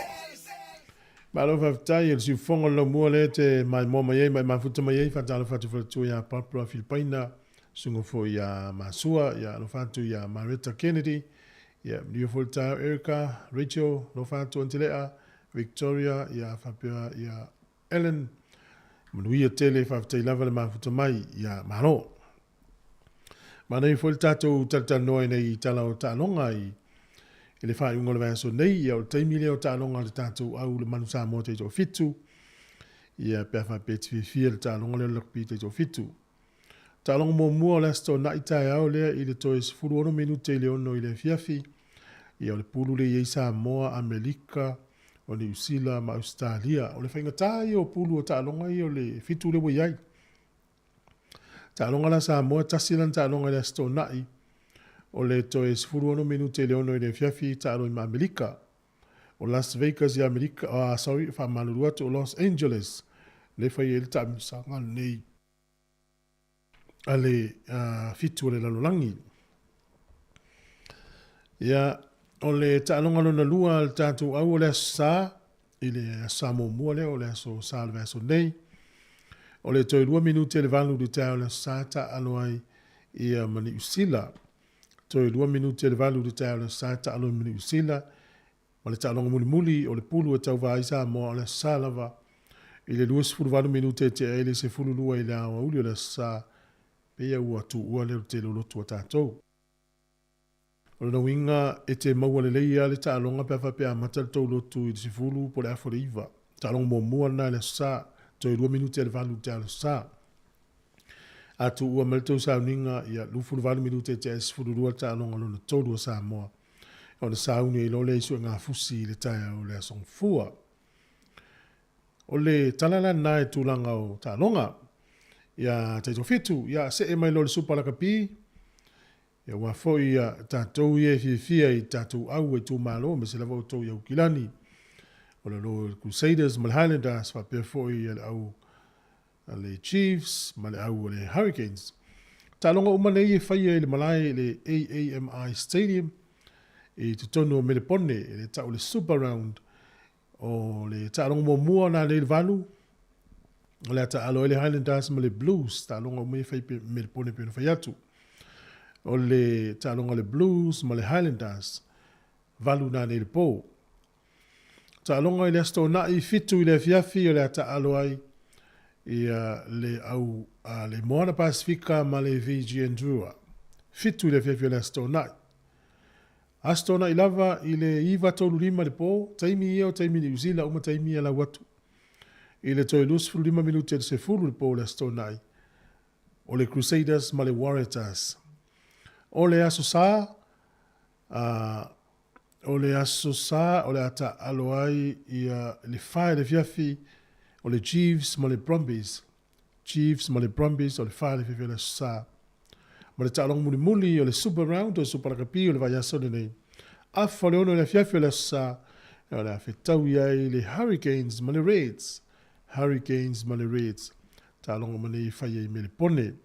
Afa apea la afa pela o le e te nofo i me le pone. Ia e mana ia fo i la ia lo awai ta'alonga nei. Me le pone fai ai ta'alonga le fai ngol vaiaso. O le isi tatou tala o ta'alonga pe ona lipotia mai Australia. E se furu fatesi ma le 2 miliona tala Australia. Le ua foa i le malo Australia. E ngā lulu e fatasi ai ma le lakapi Australia. O le tupene e whaanganga mo le Pasifika. Manui ai sa moa tonga fiti manu mo le Pasifika. Pe o le anganga o le malo Australia i e whaalau tele atu ia le whaasafu atu le tamao a inga po le seileni lea. E ati e ai au le Pasifika aua e lata mai tele i Australia. Se furu fatesi ma le 2 miliona tala tupe Australia, ngā lulu e le malo Australia ma le uni na kapi Australia ina i ati e pēr ta alonga i tono le Pasifika. Ia, talusia i sausteimi o luma ia pe whapea mai fo ile la kapi Samoa o le a ile o le tupe na mau atu i le tufutufanga le Australia. Ia po le a fo ile whaatinonga. O le ale whaatinonga o le whainga Australia o le whaiai pe la te e watuni whaia onga, po ni tangata, po le ale whainga whaiai ta te leo uloa. O le ua whaalia mai, ua fola mai ia le whainga whau o le taaminisanga le Pasifika. O le taaminisanga le Pasifika le ia ini usila a whaasao atu le isa moa tonga ia mawhiti. Ona whaapopo lolo i au fo ie mai i Europa, a mai isi nu uia laulangi Amerika, o Kanata, ia whatasia i mai Japani. O le lau fuafua pe fōringa o le puru a o le ai ia Samoa, Tonga, mawhiti. O le purupi le la i Kanata, Amerika, mai Japani, pe o le whaaturanga ngā whauna le mai tau atu iai. O le asalufu le tolu la au kuso e amatai. O le anganga o le taamirisanga lea i fōringa mai whai ale whai tūlangi nea tātou le Pasifika. Ta alo lau lile o na whai ale o le semi-final ma le final. E no inga au e lua tātou ma au e lua lātou. E o ta alo le whai semi-final se lua ma le final. Le uwha tūlanga mai e lakpi e laulangi. O le isi tala ua umau na tu inatu i le lakapi Argentina. O le au lea lātou le Jaguares ia o le na fuafua e ofi ma le taamilisanga o le supa lakapi i le lua afe lua ono. Ai e fōringa mai e ona vave sau tonu le au le Argentina. Ona le tūlanga wha le tonu o iei le au le Melbourne Rebels a Melepone. O nisi fuafuanga na whaia lakapi, supa lakapi, e tau mo whaia tu whaatasi le Melbourne Rebels ia ma le au o le Moana Pasifika. Ai le i mautu la, fōringa mai la, ia e ona wha umil ta amisanga pe to e wha poponi si au e una wha leo ngā ina le aua Melepone pe tu wha tasi Melepone le aula le Rebels ma le aua le Moana Pasifika ai sau tono le aua Argentina ina ia maua i pea mpaleni aua le ta amisanga e le o iei lava se tūlanga mautu la e lea fuafuanga ai na ona wha ata mai wha pena i pe tau wha tau mai fuile i le aua Melepone ia ma le aua le Moana Pasifika. Tere lopo lale umile sa ini kon kalate al Moana Pasifika e pe o le maitau atu na iai e ona vave sau te tonu le au Argentina pe atu mau pe le fale tonu lo ye le au Melepone le au le ale Rebels. O le terminei o lo fanga solo kirikiti le va o New Zealand ma Australia e te tonu le Basin Reserve ta msanga le por ta longa le o le o le test fa va malo ye utato i lota longa le test ia fa ye lima so fa ye po la lo fo ya lo fa solo terminei ya va pe fi fiel ta longa nga ia to le Basin Reserve o lo fa ta ye ta longa nei o le lisine au le Hurricanes i ta longa le la ta lo il fa un le verso nei ma le Reds o le fulpeki o Ruben Love numero 5 Josh Moby sfulu tolu o Billy Proctor sfulu lua o le isi le kaptein o tatou au o Jody Barrett, sefulu tasi kini na holo, sefulu a numele Iva, numele sefulu o Brett Cameron, O le numele iwa o Cam Roycard, numele valu Braden Yose, numele fitu Peter Lakai, numele ono o T.K. Howden, numele 5 o Isaiah Walker Lewere, numele 4 Caleb Delaney, o Props o Tyrell o Max ma Xavier Numia, ia malisi kapteni o tanto au asafo au mua. O le au whaleo o James O'Reilly, Pori Rakete Stones, Paselio Tosi, Justin Sengster, Veveni Lasaka, o Jody Vigian, Riley Hakins, ia ma Salesi Rayasi. Fōringa mai lewa la lata taimi to fo ye tonu ia o le tatou au le ilea o TJ Berenara. O le vason te nei sa ta alo e afale titi lea ale Hurricanes le ilea o Jody Viljoen. O le tamititi lea ono na tamasa ta alo le au Springboks, o le tamalo na tamasa ta alo fo le au Springboks. O lo na tamala sa ta alo le au Hurricanes, toi fo ilo, toi fo i mai, toi alulo i Afrika. Sa ulo ta alo le au manua tu, mau mai motu lo mono na inga. O mai la to a tolu tau sanga la titi lea o Jody. Lea lana ta alo i lea so, to na ine na te anei. Lea na afa, le tamai titi lea tino la titi ya, ia e luas fulon tau sanga. O le whamoe moela la titi lea, o lona mana onga fia ta alo lo Blacks. Atawa aine la ta alo le tamai titi lea, oh, kasi mana ia so.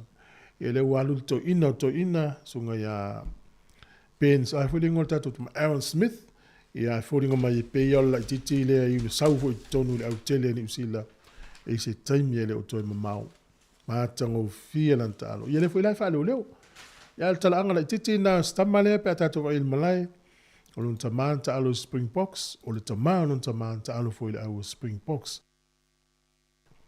O le lava vai fwere stato pese, o no wa apatu lea e se i tau sa ili, ia ta longa le NRL luafe lua wha, i le draw.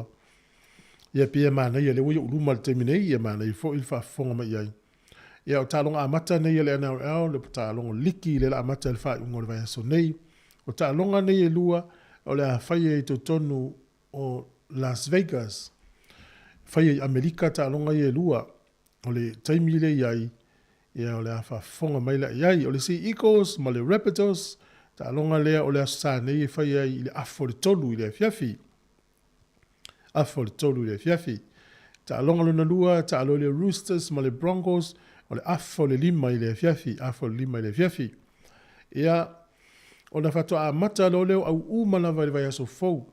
E le vai aso fau, ia mata i loa, a mata mai le po le stofi. Toi whafonga mai, o le taimini usila leo, afo le tolu i le awauli. Taimi ni usila i le asa nei o le Sea Eagles ma le Raptors, ta alonga i e whai i tono Las Vegas. Ta alonga lona lua i tono le Malaya ale i Las Vegas, e ta alo le Roosters ma le Broncos, afo 5 i le fiafi o le aso sa nei.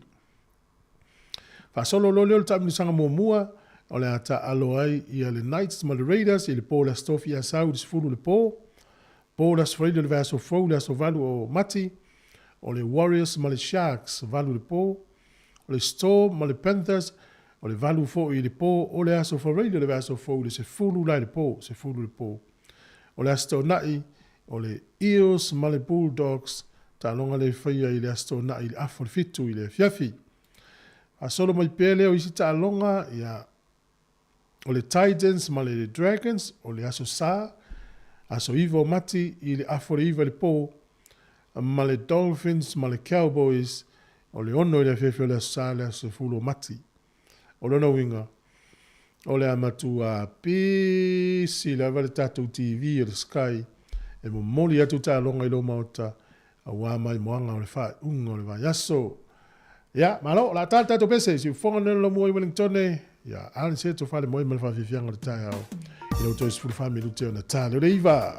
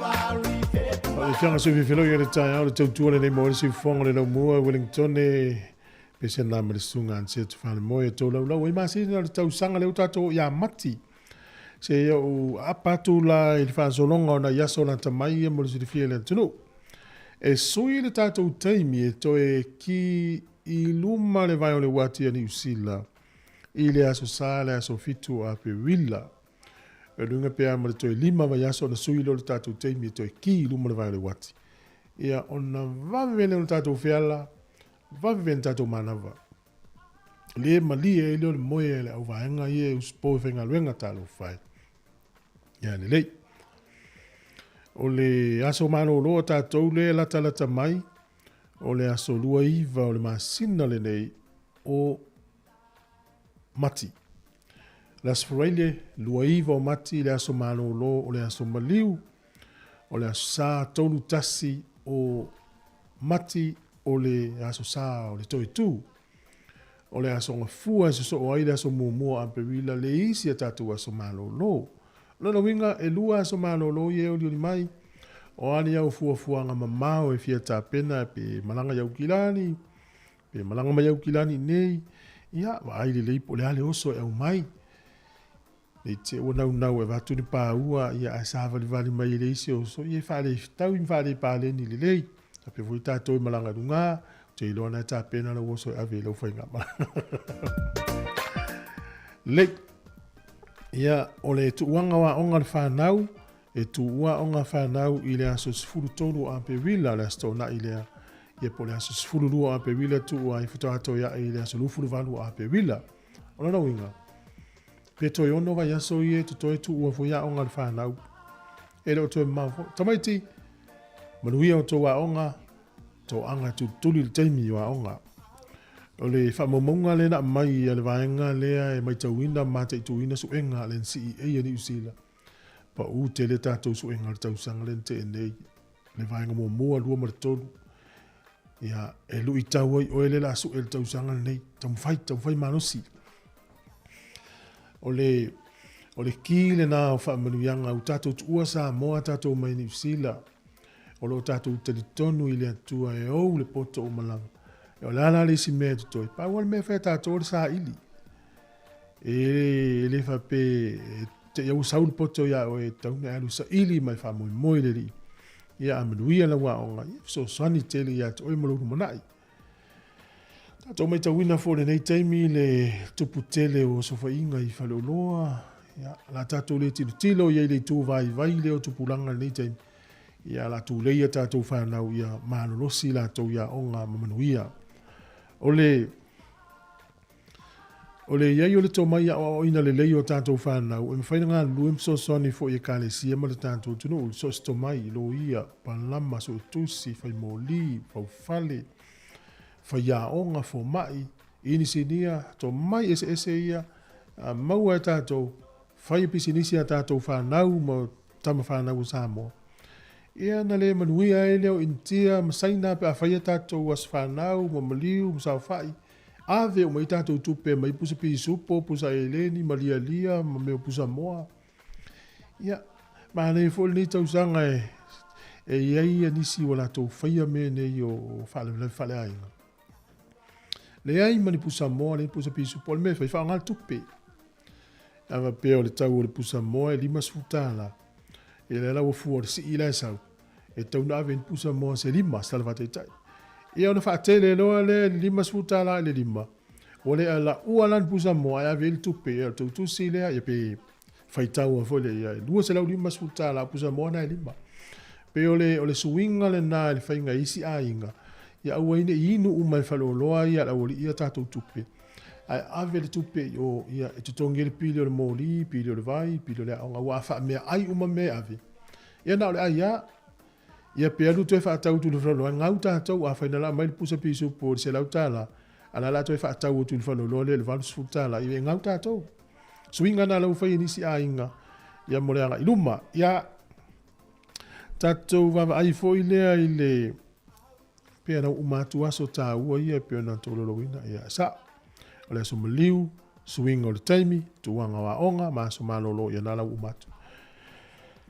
O le taimi le tutoe, o le atale iwa. Afa le iwa, o le tātou porkalame o le tala laurunga o le vaiaso.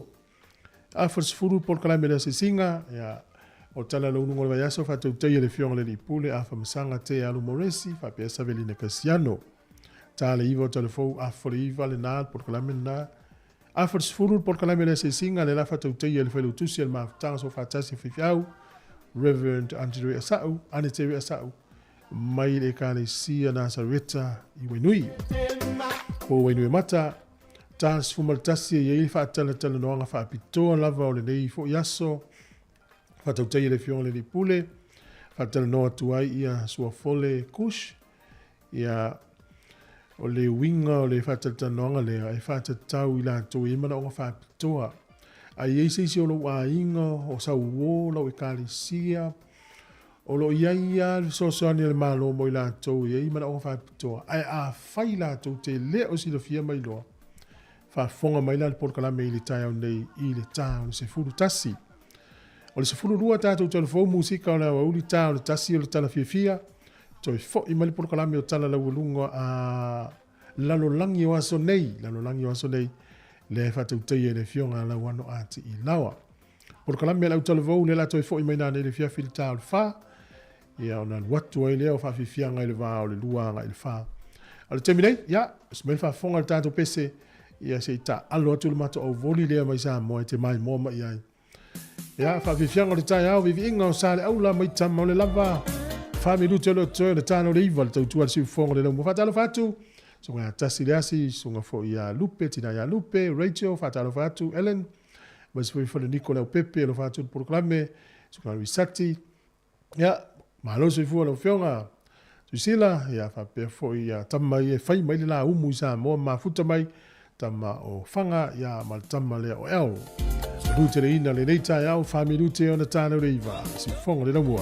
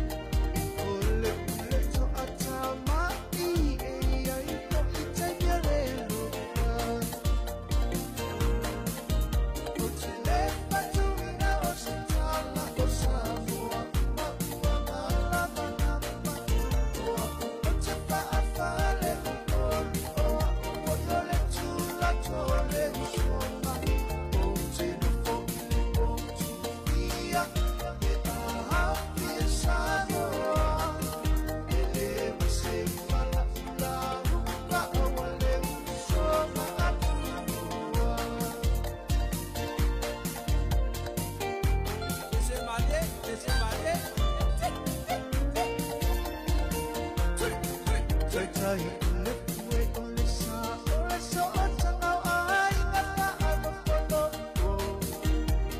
o te whatu loua tu lava i tātou pese vivi inga o le whianga sāle aula. Ia i toi tāle tātou pese pia umal tātou telefou ono wale umal pese ono wa tāle iwa. Ai alo whatu ia alo whatu no fui maono mahuta meo kilani tau langa fui availili mai Brisbane Australia. Alofa tene atu porkala mea te mine. Tātou tala nei mai sā mōm telefou o nei tai au. Ia usi mai lor whafonga.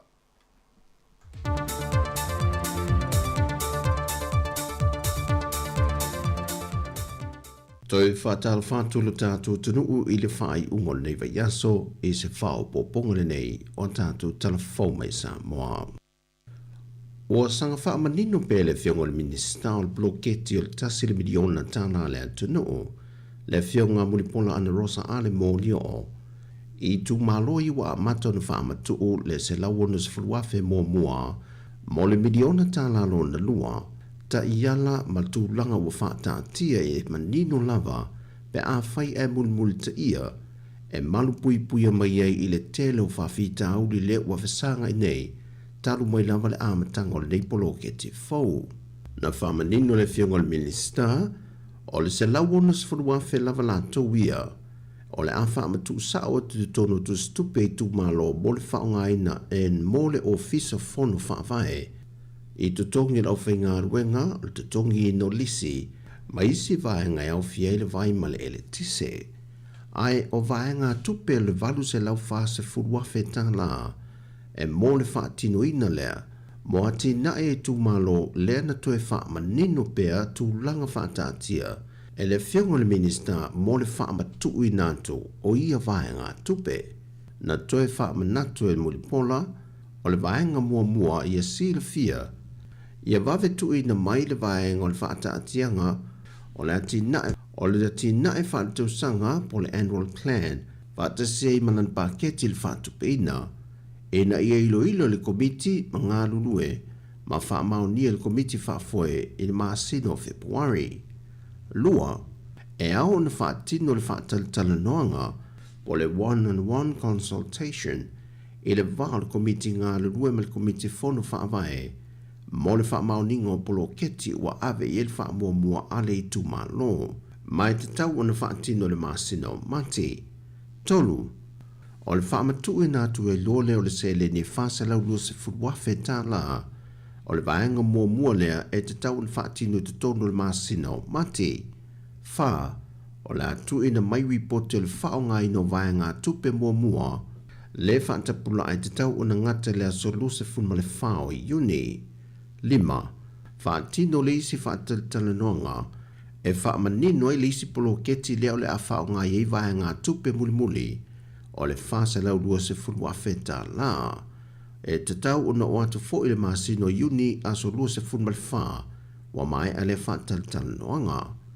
Ono, ia mai e ane le masino uni le aso lua se fulu mal wha wa mai on wha amatu ma ese le isi vai ngā tupe o le whasa lau lua se furua wheta na o le bloketi atoa. O na tui na mai e lole i tonu o reporti o le whaonga e no vai ngā tupe muli ma le reporti ale so e tusi e tu whaatasi atoa i le bloketi atoa e le vai ngā tupe le tasi le miliona tala o wha amatu watu mai whaangata le ia se te ma aso lua se fulu mal wha. Ma ia wha mao ni el komiti wha afua reporti su e tusi, ma anga vaa i lori tu malo mo le isi miliona tālalo na tolu. Ai le ngate lea o le vaso nei, wa saini nalo e nai le wha amatu i nato tino i tupe le luas furu afe tāla, mo maota o tinama te mama tu tua i mapu i whangalele, ma le lato tino i tupe e lima se furu afe tāla, e taua lato na tanga luengo tinama te maa i tai, a tina e o fio anga manga fiso tai. O lea whiangainga, o lea atu ina tua i fiso swani tau tupe, mo le tau singo i lantou. Wa whai loelo fiso le tupe i se pepo whaamtalanga. Mai lana fionga le minista o tupe, le fionga lau timu ia a fua wale se va ai. Wa whaalau i loa mai i reporti mai lo i longa o maketi tau suau le si itia leo le tau le suau. Wa mafua mai i fete na inga lo wha wau pea i Casa po le Casa conflict Ai maise o ni o sofa inga o lo whaasanga le iwala o loa e tūlangi sa sa e tū te tonu po le Middle East region mo whaalia e popole ngole au whaatau swau. Ona o le a wha wau e pēr le tūlanga wha le tonu o le tau le swau. Ona o ia a fianga ma whete na inga i o sofa inga. Mai o le tūlanga le o whaalia le si tia o mo tau swau mo sa mo le pensini kiso male kalasini. Wa whamawina le si tia leo le pensini le lita i le se fulmal tasi te si manevanu sene. Sa tolu tā la se fulmal lua sene tanwai. Au lea o si tia le tolu tā la lua se fulmal fa sene le lita. O le kiso, o le foi o si tia le se fulu te si maleono sene i le lita. Mai le tau lea sa i le maasina tanwai le tolu tā la tolu se fulmal le lua sene. I le tolu tā la fa se fulu tolu sene i le lita. O le karasini, e wha te si maletasi sene le o si tia i le lita. Mai de maasinan te nei e lua tā la iwa se fulvatu sene le lita, le o tolu tā la malua sene. O tau i o swa o le maasina o mati le o whaatu langa mai ai, le tau o swa o mai Singapore, na whailo mai le maasina o Januari o mawai. E le whaatalo noanga au telefou manisa le mamalo le atunu o, na o lato wha ai loa i fo i ni whautuanga tau ina tu ina atu le vaianga o tupe mo le tau o swa o i maasina te itasi. Pe mawhai o na maua le awa noe wha lau i loa le tau o swa o leisi maasina i se so ai. E fua i ai le utu i no sa o tangata teitu o tasi. Mai le si itia pe palasi fo i le tau o swa o. Ma o se tūlanga le leif soa swani mo i lanto oe lima vai ma le lava le wha soa soa i maasina te itasi. Wa mori mau fo i nisi o company o pasi la o pasese, le matua wha tumulia e se atu le teimi sa iai mua. E le wha o ngā ina le tangata mai nu i tua o pasi e whewa i mai i le taulanga i ngā ruenga, a onga wha taunga ma pisinese, a e ua tuo lato a wala po ta avale o lato maota, ona o le sefe ina o le tau swau, e le tau wha soa soina o lato seleni le vai aso. Wa tali mai le whionga le minista o tupe, le whionga lautimu ia a fōwa lese wha ai. Wa tu watu le awa no wha atulanga ina i le taita i whono le komiti wha foio le nupi wha. E tali mai ia i tūlanga ia walangalanga ai fina ngano le atunu. E le wha amatu ina atu leo ni vai ngā tupu te tele lata e le fitu se fulu miliona tā la. A ngā ina tālu sanga mō ni tupe no no la iti mai bisi nisi, o se e kālesia, a toi ma se whauru lunga o se mtanga ruenga le malo. Na whae loe lau timu ia. O le whainga le nea le nupi wha o na whainga wha avae la whaia wa lewa o na sawai. Ma o tau iala ie wha amatu e na tupe wha whainga ruenga. E maua mai e le tulu i te le ma whai o na maua le tupe wha asili. E toi tuwha toi le pasene le wha asili. Mo le mamalo le atunu ma le au whaisa o whanga le tele o tau sanga. E leo se whainga fau pe o na tā ue lau timu ia.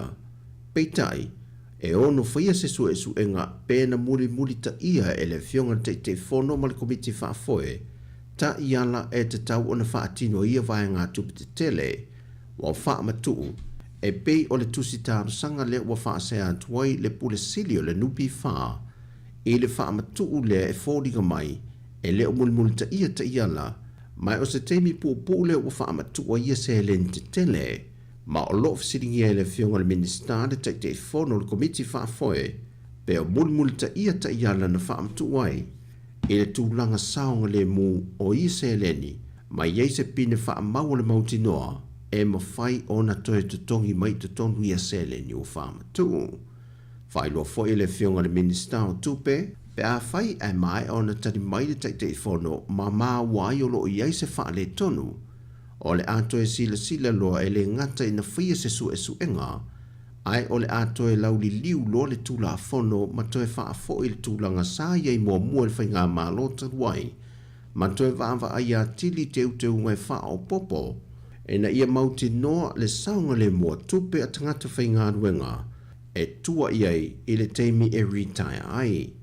Ai wha mauti noa mai e le whionga lau timu ia, na ia mori mawina le reporti ina waia sa ilia, o lo saunga le mulava a tangata whainga ruenga le atino.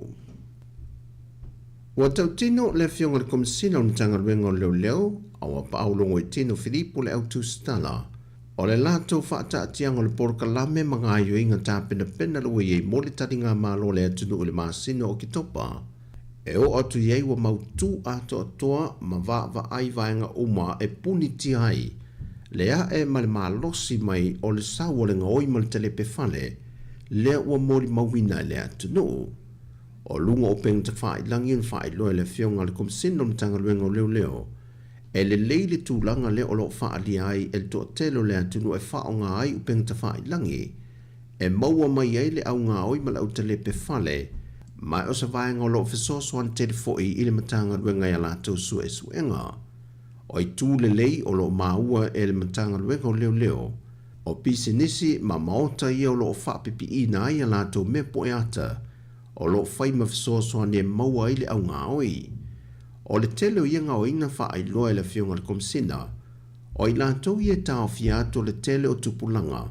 O nisi o I lātou ia sa whale pui pui mō mua I sori ngā tū la whono lava nei. A o nisi ua fōu. Ma ua tosi ngā tūlanga o whala au wha sa ina. Wa alai o nā ngā I ngā o ia me tō tino tangato le atunu. Ma whaata watu e le ngato whala au wha sa ina. Ai o nisi. Wa lanto moni mau I le taunga tau le soifuanga, wa sa ile a wala le ma sori tu la fono le nei, e sa ili ai tupe tali ai o lato mana onga. O le ai ei se fiso soan telepe o na whaai loe a wapa au, e alai me po e ata I o le a wha pipi ina I vahenga e se o le taulanga, mai o lo iei le wha moe e au o na sa ilia ni se fiso soan I mea tunu I fafo, e wha lau tele atuai le polo keti, a nga I mga alai nu I tua, ai mai se o afio anga ia ripotia mai ai, le tele ia o ia o sofa inga, a le au ngā oi ma le au telepe fale. O tala ia mai sa mō modify ungo neiva yaso manuia tele lo tātou utunu, wha soi foia.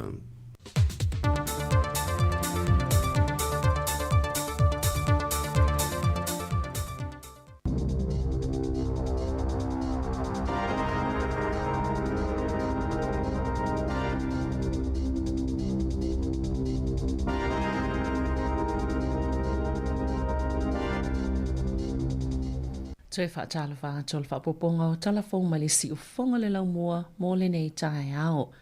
Ua whala le malo o le ao lato matua su e ina po oini pisi nisi, e le osta ia le tu la fono I tapu I o lo whaie whaasanga le malo Lucia I o lo whaatawina atu I fafo, po o wha awala atu I nisi atu nuu. Na whaasilasila le minsta o vai fafo Winston Peters, nisi tapu o le a whaopopo I whaasanga ia Lucia, o no lo whaawaupe o no so whaina le atu nuu o Ukraine, masato I whaapupulai lea fuafuanga, o le tele o lona sila fia I whainga whaapisi nisi nei, o ni whaamaoninga I o lo iei kampania le o ano ia tapu, ai whaawalato alato o loa isi atunuu, whaamoe taunu I Lucia peo Natalia Peters, I le autu stala ina ua fesilingia ina, I le o tau fia ato o toa o loa whaatawatu I Lucia, talo mai alato o sfainga, sa li putia le whai unga le vaiaso e le post, e tolu te sima le 2 miliona tā la, le tau o loa na whaatawatu New Zealand I Lucia, I maasina e tolu, e o atu ia se te maltau sanga taluai. E ua wholafola le presidente o Lucia Vladimir Putin, I atu nu isi sifo ni whaafita au leo o iai, pe a awina atu ni alato vanga au I fesosoani I le malo o Ukraine.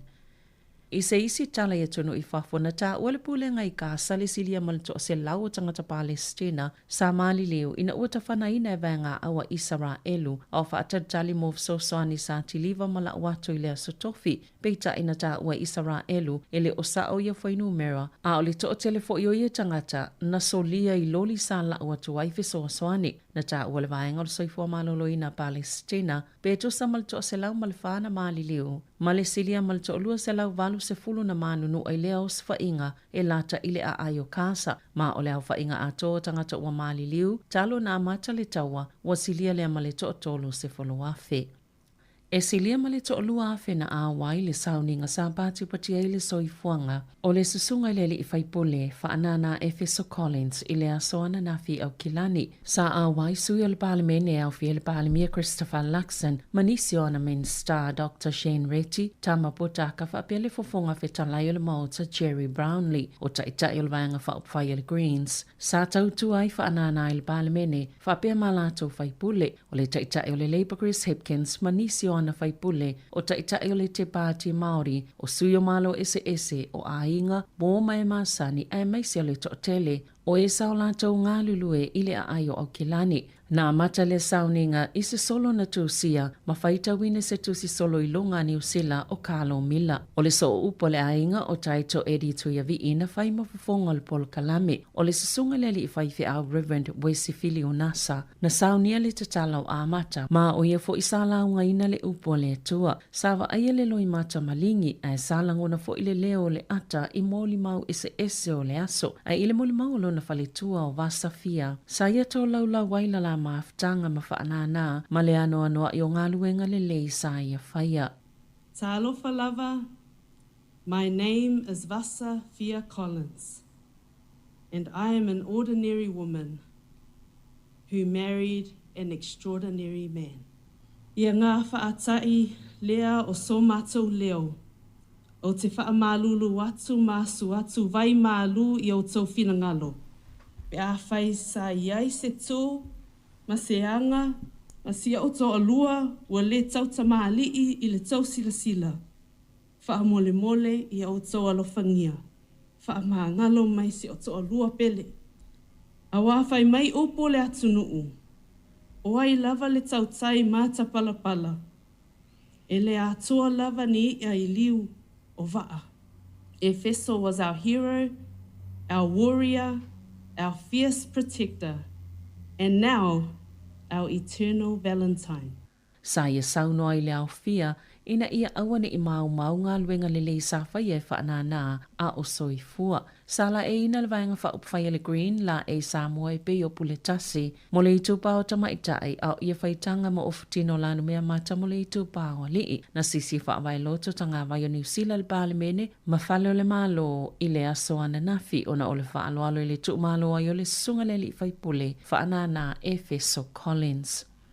Wa ye se fofanga lau whai ngā luenga le News Hub e whola si e se whautuanga e whaasao i nei ngā luenga o talafo o le au nanga. O le aso lulu sa whailo i lau whai ngā luenga i se whono whaana tinate e whaamuta i le aso mulimuli o iuni a lātou ngā luenga ai o vai aso i lua i o lumana i nei o le whaanga solo i whaatala noanga. Na whaalia Michael Mora o le au lātou whola si atu se whautuanga i awale mawhaio na whaasao i nei le au nanga o talafo. O se langona le ia i lātou o lo ngā lulue i talafo o le ono i le afiafi. Na whaalia Mark Jennings lea sa amataina le newsroom o loo i a ao i lātou wia ana le News Hub i le taiminei le ola o le au nanga. E mawhai ona ono whaititia le umi o talafo i le ono i le afiafi i le na o le tolu se fulo minute ai to o tasi le tangata e whaita wina talafo whaata atia ese i lātou o lo whaiali po tia mai whafo. E o atu i le tolu se lau tangata o le awhaina lātou ngā luenga. Ma o whaatala noanga lo whanga solo e o atu le o ngā tutonu o le masina nei. Ai o le whaai unga muli e ono whai ei le amatanga o Aperila. E tolu whaate si ma le 8 miliona tā lātu pe ngā wale kampani New Zealand mo le tausanga wha le tupe o le luafe lua. O le News Hub o lo umia le wha la putuputonga tele wha vao malo a le Warner Brothers Discovery. Wa whaalau lo whaamaumongo tupe whaalu wa whaipule ma minister te itasi al palemene New Zealand. Mo masina e tolu muli o le tausanga taluai, ma lo au ili te itasi e le vaenga o le lua te sima le tolu miliona tala na whaaluina e whaipule. E whai ma whaalau loa tupe whaalu, a whaipule i te tono masina te itolu, e le au nanga wha palemene. O lo au whitupe na whaalu i whale nono whai ma la tō whai ngā malanga e peo waalele, ma o tupe whaalu ma sani lava ia whaipule. A o whaatino lātou tiute, e mawhai ei ona iai Wellingtone e āwai i whono ala palemene, whaape malatoi fo i atu o lātou āinga, ma o lātou i tō mālo. ele o au fitu pena whaalu I tiu te wha minista. E lata ile tasi te si malifitu miliona ta latu pe whaalu I whaipule, e lata ile ono se lau fitu se fulu wafe ta la mo minista. Mo le vaenga wha upwhai le national, e lata ile fitu se lau tolus fulta si afe ta la, mai pito te lele to pe whaalu mo le pali mia Christopher Luxon. E silia mali limas fulfitu wafe lima se lau ta la beitai, o lo au fiei mali silia mali tolus fulu I wafe ta la o feo inga wha apitoa, ma o se vaenga lava o lana ngā luenga, o isi tupe na wha aluina I fale na no whai, malanga I wa lele wha apea mata vale. Pito I ai Judith Collins, e silia mali luas fulfafe luas se lau ta la. Mo le vaenga wha upwhai le leipa, e la ta ile wha se lau onus fululu afe ta la. E pito tele tupe wha alu mo le whaipule o manurewa o Irina Williams, le la ta ile luas fultolu afe ta la. Ai pito la ititi le tupe na wha alu mo le so upfomo tupe. Barbara Edmonds, e lima se lau luas fultasi ta la, ma o le tele o lea vaenga tupe na wha alu I malanga I valele. Chris Hipkins e afe se lau luas fulu iwa ta la. O le Greens na wha aluina le lata ili se lau fitus fulfitu afe ta la. Ma le Act e lata ili se lau limas fulu lima afe ta la. New Zealand First e lata ili onus fulvalu afe ta la. Ma le te Party Maori e silia ma le valu se fulu afe ta la. Wa whailoe le asosio lau whai taawale afia New Zealand le popole tele I tu aingo ave taawale whaatamala le olo ova ai e lunga o wala titele le atunu. Olo mafuai whaalawelawe mau mawai soifua pe ona maua I loilonga I piliota o aso malo lo. E to otolus fulu lima tangata na maliliu I lunga o wala titele New Zealand I le masino Januari. Na taue Dylan Thompson o le AA. E le ngatolo o mawalunga pe le numero whaalawelawe mau mawai soifua ai atangia mai fo ile mawalunga le tūlanga o avita avale whaatamala. Ia o loo mafua ia whaalawelawe. O le tolu kuata o whaalawelawe na malili wa I tangata I piliota o aso malo lo. O le kirisimasi ma le tausanga fou. I tausanga e lua ua mawai atu. Sa au fia I maava malosi whaapea fuala au whaasaina. Po o tangata fo I ele I whaia ni fusipa au. O le talo sanga leo leo ile atunu ina ia mana tona tu isi avita avale. Ma ia ave sea mai mawhauwhau o avita avale. Se mana tu I whaapele tupu ia I latou. O nei mawhai o na tupu lava I so o se tangata se whaalawelawe onga I so o se taimi. E se fulu lua ni au nanga o whale tau si e tangata mātutua o tu atu nei I aini la pata ingal Commerce Commission po le lala ni o sila wha amauti noa o lo I tau wanga I maketi po whaatawa inga le tunu ma o lo manino fo I tangata whaatau ma pui pui a la tau ai at tau. Ai mai se ia mulimuli ta ia tu la fono I tau wanga o whaatawa inga. Na ta ua le komisi o tu atu ia la pata inga o na ua yeile avanoa e ono soli ai e ia au nanga le tu la fono o whaatawa inga ta la whiangai. Sa tu ina atu la Consumer New Zealand ile komisi ile luafi lua tasi se whaasea e whaapea o loo taita ina se nisi o ia no fuanga tangata mātutua I tau singa whaawau mai taimi sāno no fo taita o tasi ai ini avanu e tau se ilatau e pe o loo I whale mai. Na ta ue John Duffy o la Consumer New Zealand o lo latau popolenga o na o whaasala launga le tele o whale tau si tangata mātutua e mafoena tali tonu le to tele e mauai ma le tausinga le e whai e whale mai peitai, e le o se tūlanga o whaamaonia, e ei nisi tangata mātutu e sa ili nisi whale nono whai. Ono le itu ainga o tausinga le fola I taimi o whaasala launga company, I lunga o la tau penga tawhailangi, e le o mawhai o na maua mō taimi, la tau te mo o mia ina ai. E lima ni la alfal tupe le ASP na tapunia tu maule asoana nafi, ma upopole I tangata e masani o na whaonga ina I la o Mangere Bridge, Milford, Wellsford, Mawaiuku, whaapea I male lalai Willis I tutono Wellingtone. Sata wale whaititi o tangata yanga I la ASB I nei tau sanga o tona iatu. Ua tele ina whaonga au nanga ilunga o upenga ta whailangi. Ai ei nisi ua yeyo la tau langona. Ua whaamo mualfal tupe palo fiti. Nei lo mana onga o tangata lau tele. Maole a whainga ta tele mona I tangata mātutua o ia pitonu o I la tau ele maasani il whaonga upenga ta whailangi mo te unga tupe. Whaapea fo I ma apps na ta ua le pole silo le age concern. O ngā luenga maasani a tangata mātutua o le oi whale tupe. Sa ngā lulue le age concern ma whale tupe fsosoni tangata mātutua ina ia whaamala malama I ele whainga o te ngā tupe I lunga upenga ta whailangi peitai e le mawhai o na vave maasani pe o na whaalia ele sui o lea whaala potopotonga. E walu sifulu tau sanga le matua o se tamau wa whaasalaina I tau sanga I whael whalpui o na sa ia whaoina leo tilo na te olua fitu walu tau sanga le matua I te tono se no fuanga e tau se tangata mātutua I Mount Maunganui. Na tula i John Alfred Salter, i le whaamasononga maulunga i Hamilton e le asona nafi, e mawhaiona anga wa a Salter mo le palola, pea mai ona tuli le tasi o vai tolu, olo na whaasalanga, sa ia whaailoa i leo, na ia whaao ina leo tilona to olua, ona ele mawhaiona ola au noa maia, ma sa fuafua i whaao leo tia te ia lava i se taimi mulmuliane, na whautua ina le whaamsino, ina ia awane i ngā tailo na whaamoemoe, ai a mātau na mana tonatu ilona lumanai i le taimi nei. I taalonga, o le asolona luale ni o le taalonga whaitaulia mua au kilikita New Zealand ma Australia leo lo wha solo i le malaya o le Basin Reserve i Wellingtone.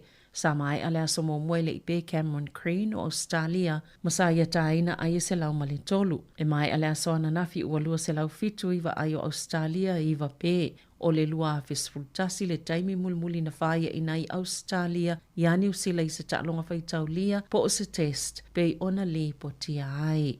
Tala fōia ma le siu fonga le lau mua, mo le nei vaenga o le tai au.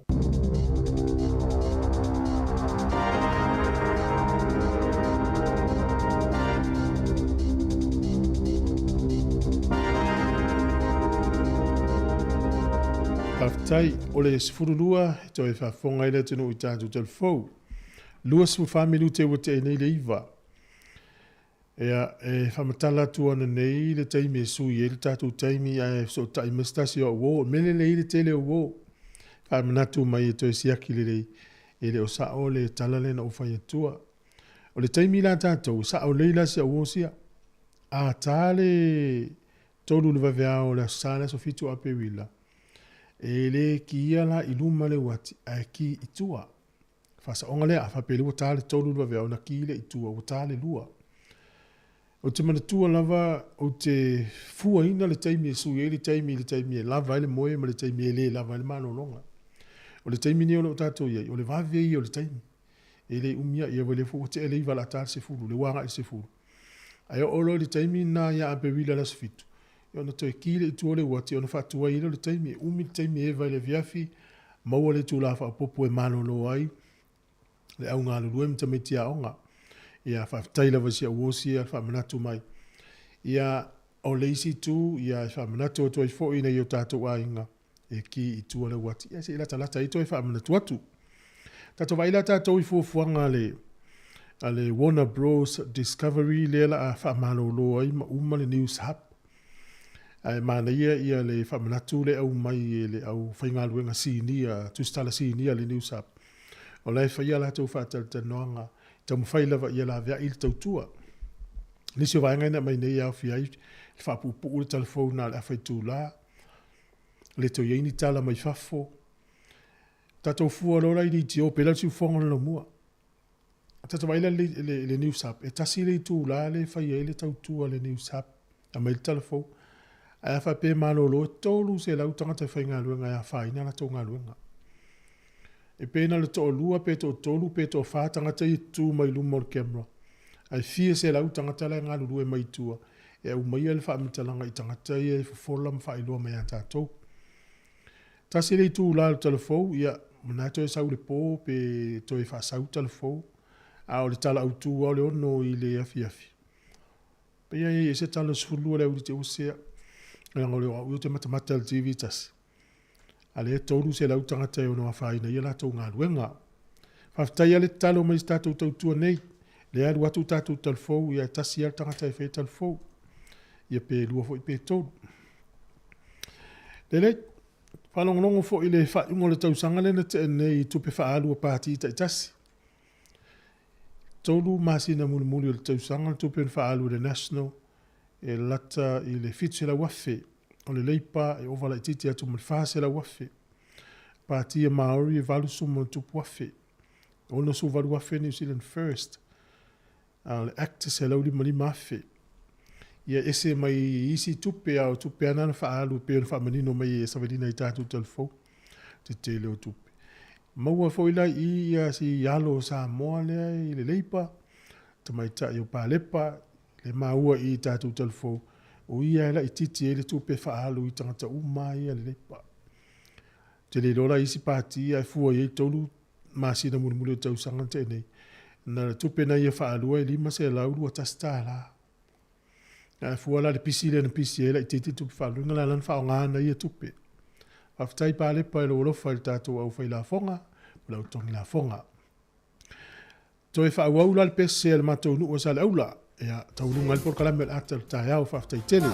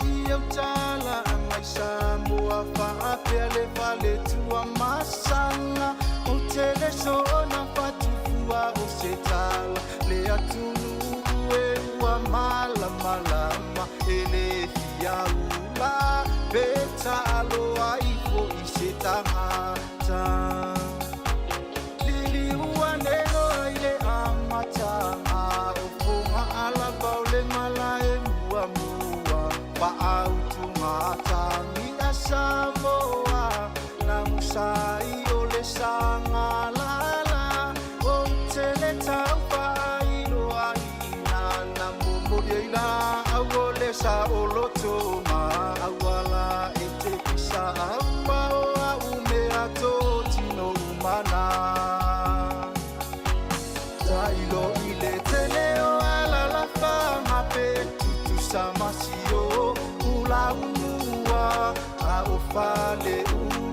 pele tasi o e ilo uanganga o lau whanu e lanu lau ava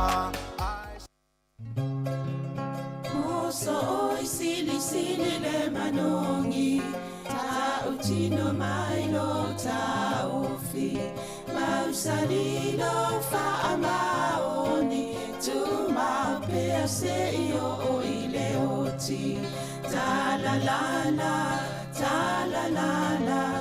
afio oe ai aluita tu Yehova ilota ma to fa ina soifua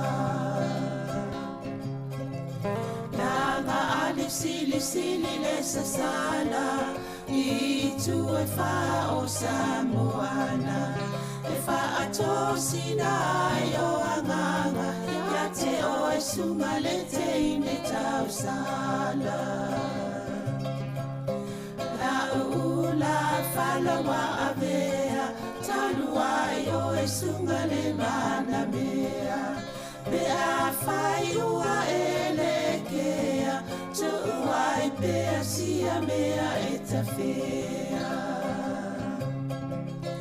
La upua tau no fone nei tau ai so se e sili ne la lelei Ma le fuaro sa mumu e te whaata patima e tuli ususu Ta la la Afio oe ai aluita Tu Yehova ilotava Tofa ina soifua Ta la la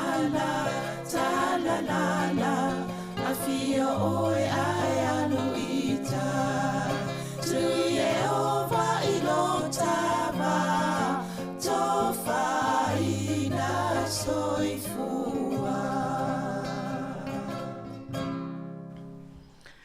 Tala flava I leo whaafonga le nei tai au. Mo lunga lava le tala tonunga. I lo mo pel soifua lau le leia te uto uma lava. Po fia lava o lo mafuta mai ai. Lunga le tasi ono tesi man tasi wha mo. Penga ta whailangi. I le Facebook o le YouTube. Ia ma le Apple tato le tio. Mātou te toi whaatalo whātu le nei tai au fau.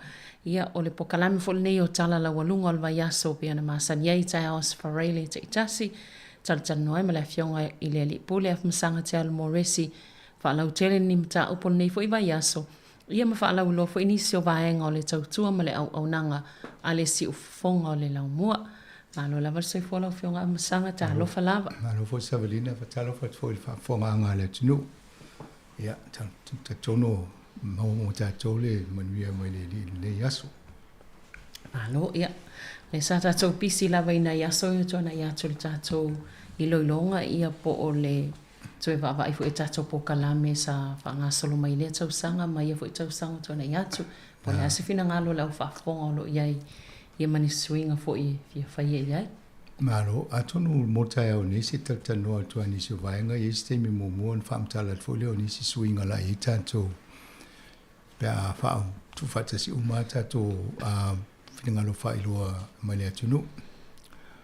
O le tato o le so lulu o le so waso mbai o le na amatai tato a por kalamelia o le whaatana noanga o tato I lulonga o tato I a por kalameli tio.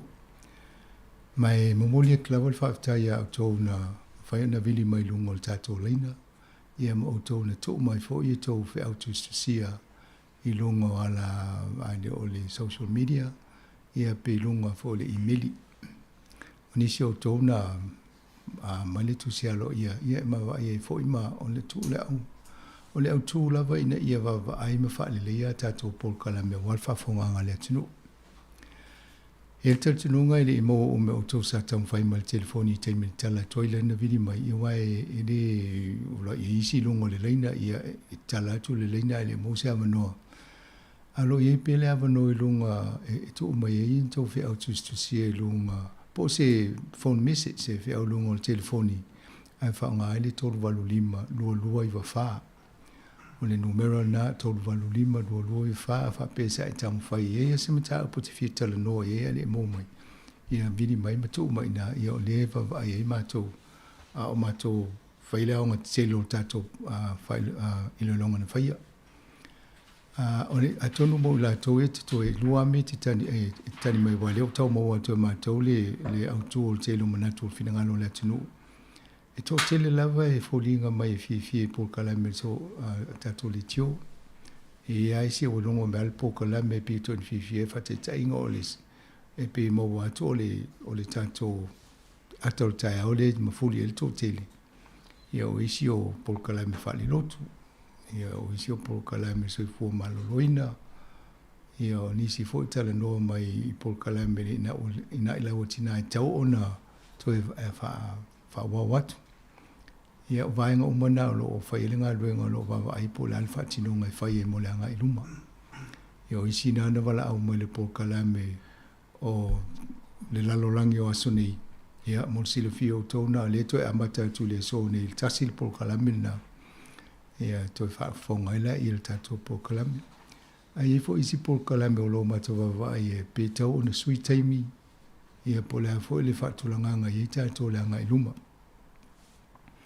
ai le faile review sa faile workshop o tanoanga le fainga luenga e va ai po a fo i me faile to e fa le la to la vanga luenga le fa tinonga o fa salonga tangata la to ia po tangata fo pa fa fa tas por kalam la o mona ma to va i to langa e tau ona pa vai ina ia fa le ai ele ngata wa e ala le por kalam pa le fo ta penanga ma to e la ele si ma to tanoanga le to nei ele ngata le mato va ai lo me tau na faila va wala na faila mo kal tanga te vai po le halan ta penango lan po kalami ai de sa ulungo le tio e na tu fa ta silo mato va ai i manatu mo fina ngalo le na mai ona tu fa ta silo le e na vai lo le tu langa e tau ta ti el po kalami wale family in fo fina ngalo le atu no e ma nga ta ul te mile ma te tala no atu ai malu ta to atu no ta ya straight tas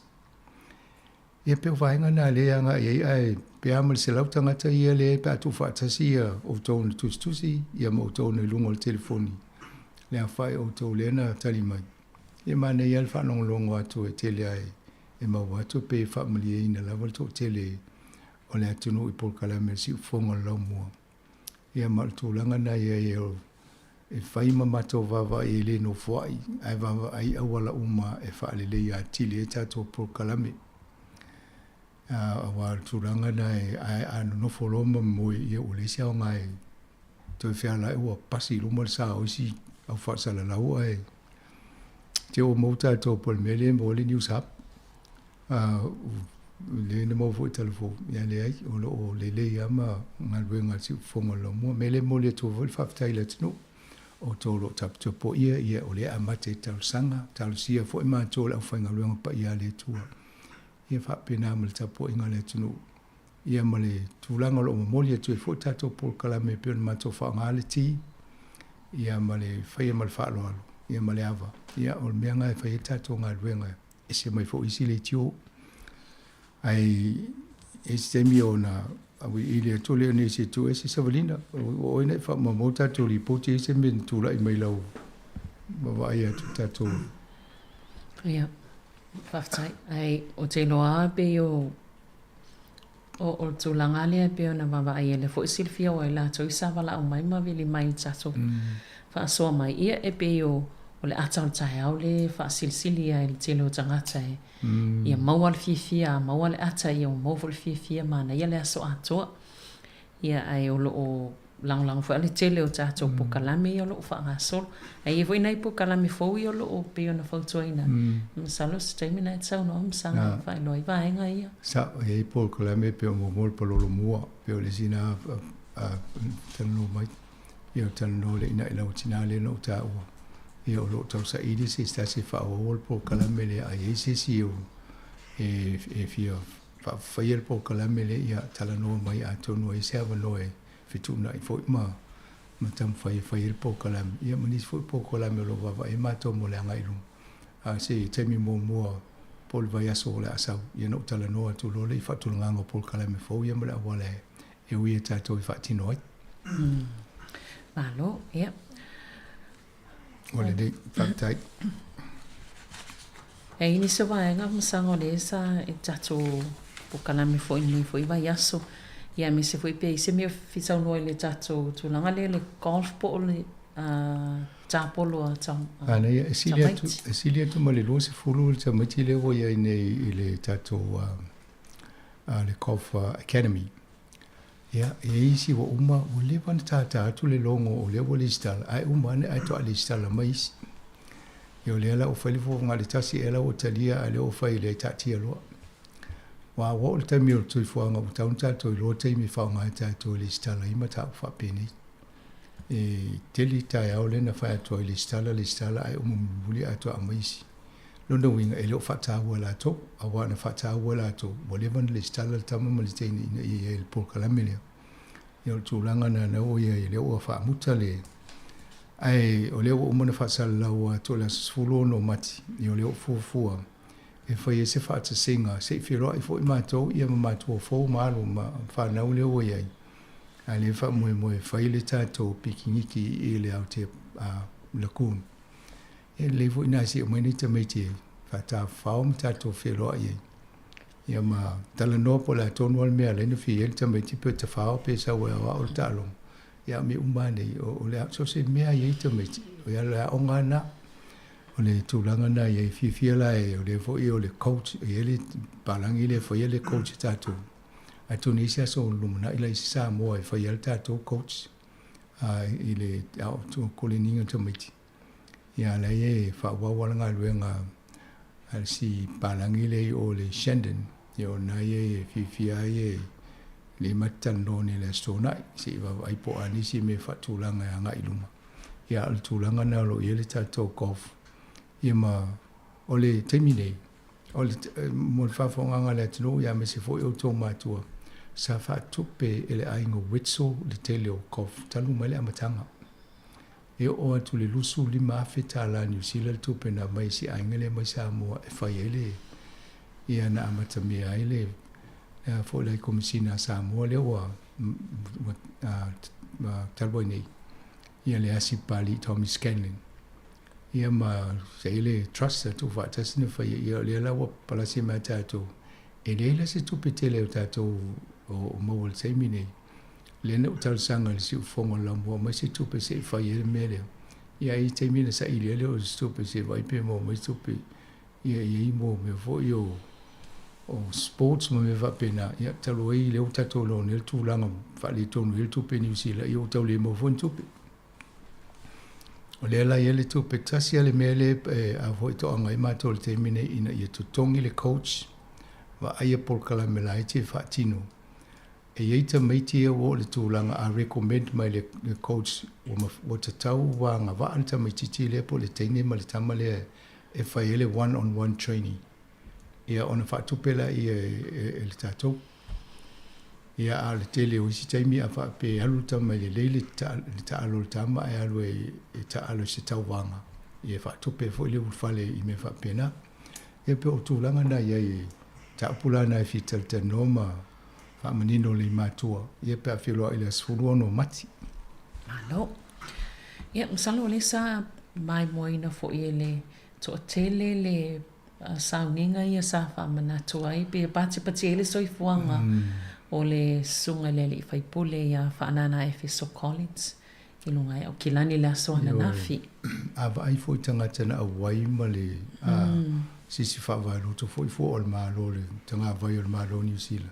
E nai lo e nā le amana ia o ngā ruenga ma le tautua le fo i alo o le atinu.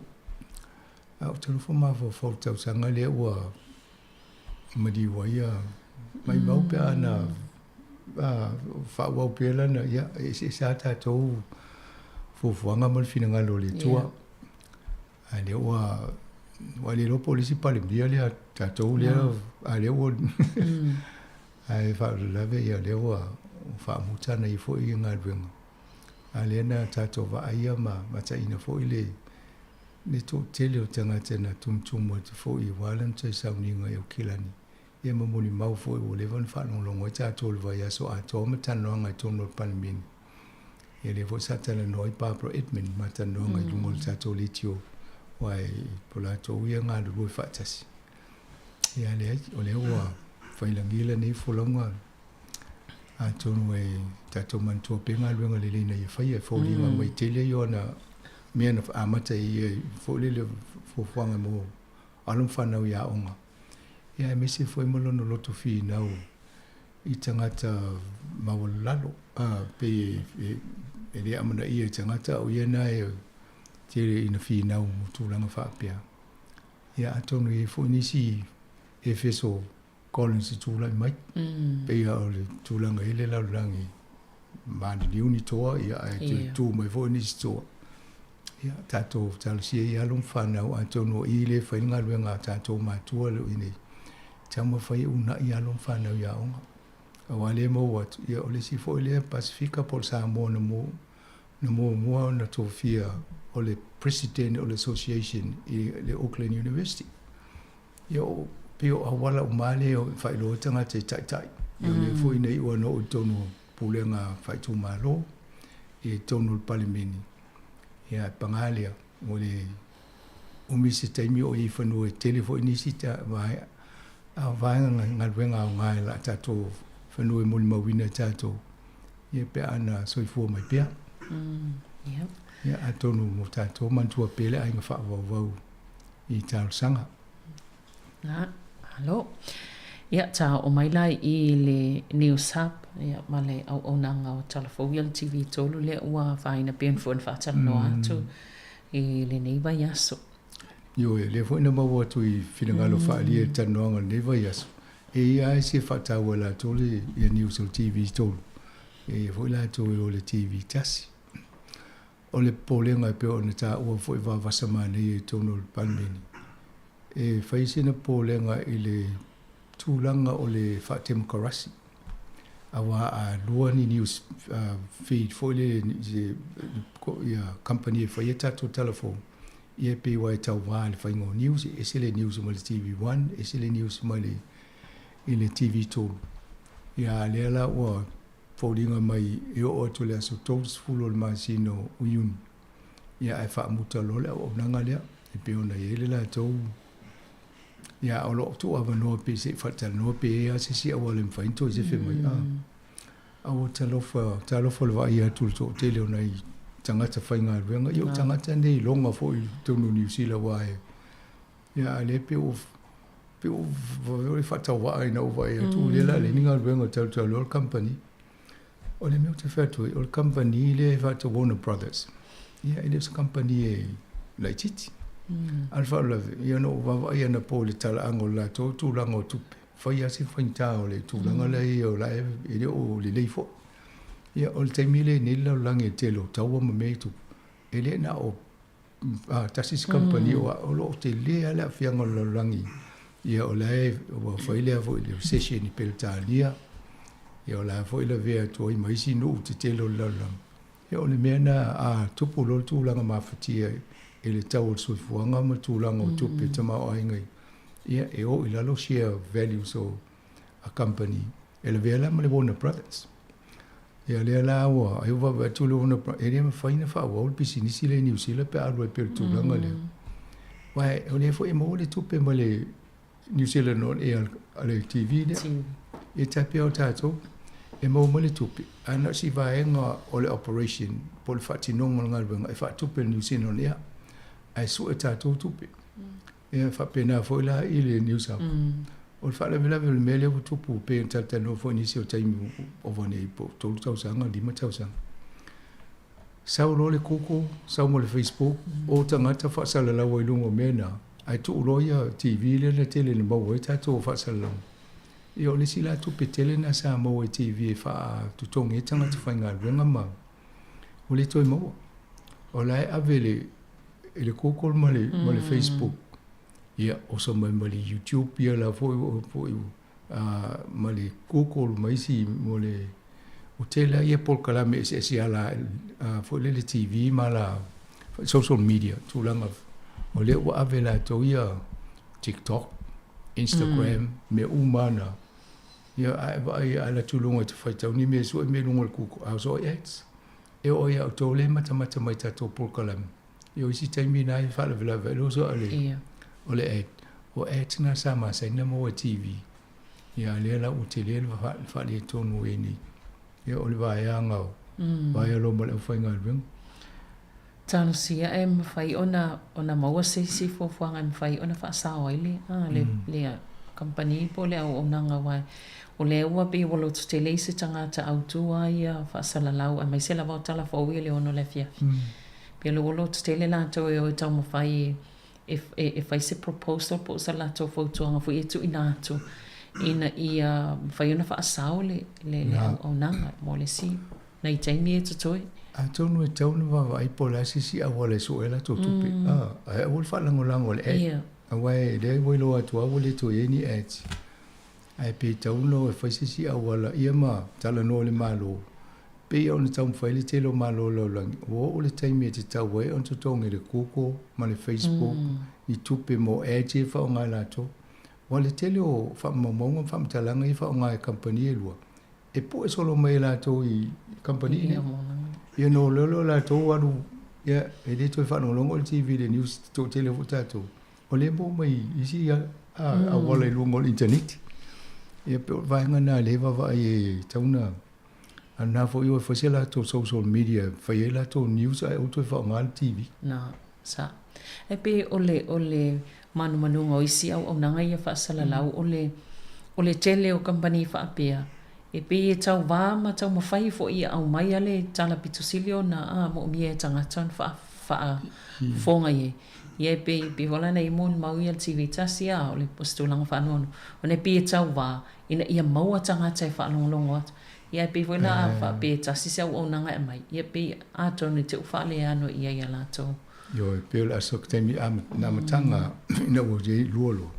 E o te ngia le pule tangata pe ale lela to news ale news TV3 ia pita wafa pena ia lela o e nei ia tasial mele tawa nei o le sa o le telefone but o le telesi ia lo pe te i wa fa nga mel TV tasini si tangata i longa ye tonu ile TV tolu pe fa pe te i wa lo wa la tapunia toa ale lo fa sa mo me si tatonga lo fa tasini ia la le lo fa liu ia ia le na ia tonu isi vaenga na si tatu tu lo pe ia le voi mata ko longa i tonu le ia e le vaenga le am sang sama tau vo mama mata te le tau te tala noi tangata New Zealand ia i umaya o nga fa nau po fia la va ia ma tala va ona nga sol i Australia ona le ese tu langa o tongi e se atale na va ia toi vo o au mai le tu langa le ai ile ese ngo to tongi o tangata manga luenga ese e fai tono New Zealand pena Australia ai te lea le bala i le tu langa le ai to tongi ole vainga le tano i mo me o tutong you tradies palama fai moli mena ia me tu leo le mata to tata no tutong you o tanga to fai a onga o fo mai ole what yo o leo e no tu tata leo le vai o tu fitful of a lot to over se la wa file tongi Australia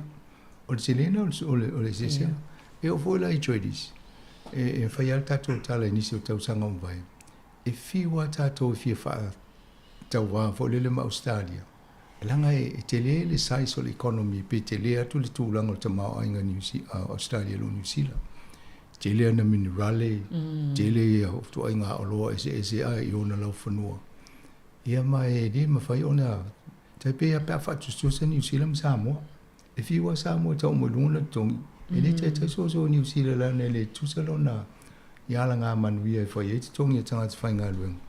Wha pēnā whola tūlanga o tātou ma Australia. I o lea lau wha tūlanga mai la tō. O le tele o le a whoi tongi o tanga te Australia, maurunga mbao lo tātou. Ia e muni wā tūlanga na e ono le leo tupe. O le, a mai whate te ingo le palama. I o palama i Australia, o le wā le fast food, o le fast food lima tāla le tūlai tongi ai. Ia, a hisi teimi, o vai foi palamba ni, o fiololo foi la to. O I pi o le fasu lima. E anga venga foi fa pito ai ta foi foi na. Ia pe o tongi le fa o nga tongu le mai la to. Ia fa pe fasu lima ta la le tula. Ia e was fu tolu a fe on se la. A ta la na Australia. Ma tau lia ave ta la Australia sa mo te le ia. O pela o le matua inga se ngana tūlanga ia. Ia ma tau mawha pe whaalongo no. Wa isi taimi fi o lolo tau wala tō i o. Ia ai o tūlanga nao tū. O le inga la, o tō tele o alam whanau nei. E pe o lai o la tō whainga alwenga i o. O tangata lai whainga alwenga le baina. Tu sa mala tō lipoti. E o wan se la wafi le tele o tongi tangata whainga alwenga le baina.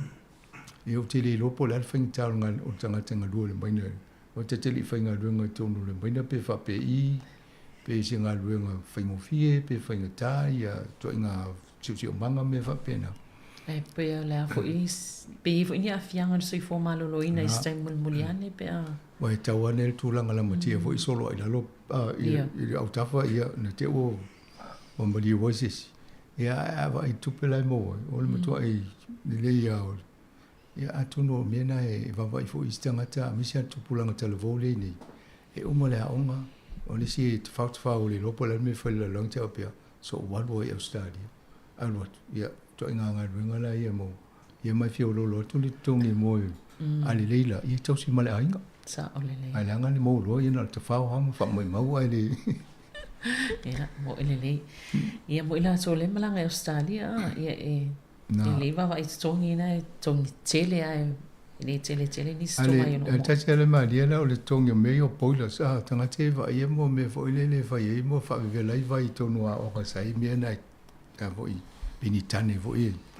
Ia pe ilele atu tongi tanga te ni New Zealand o Australia, lona winga, o se ta le ni mas toma ia mo mia. Ia. Wa e fona le na lulunga, ato la titi la to i wharinga luenga, ai mo mia te le ia loina tongi fa le, te o i Australia. Ya malo, sang se fai sina malo longa ia na fa wawailea, fa tai. Ya malo.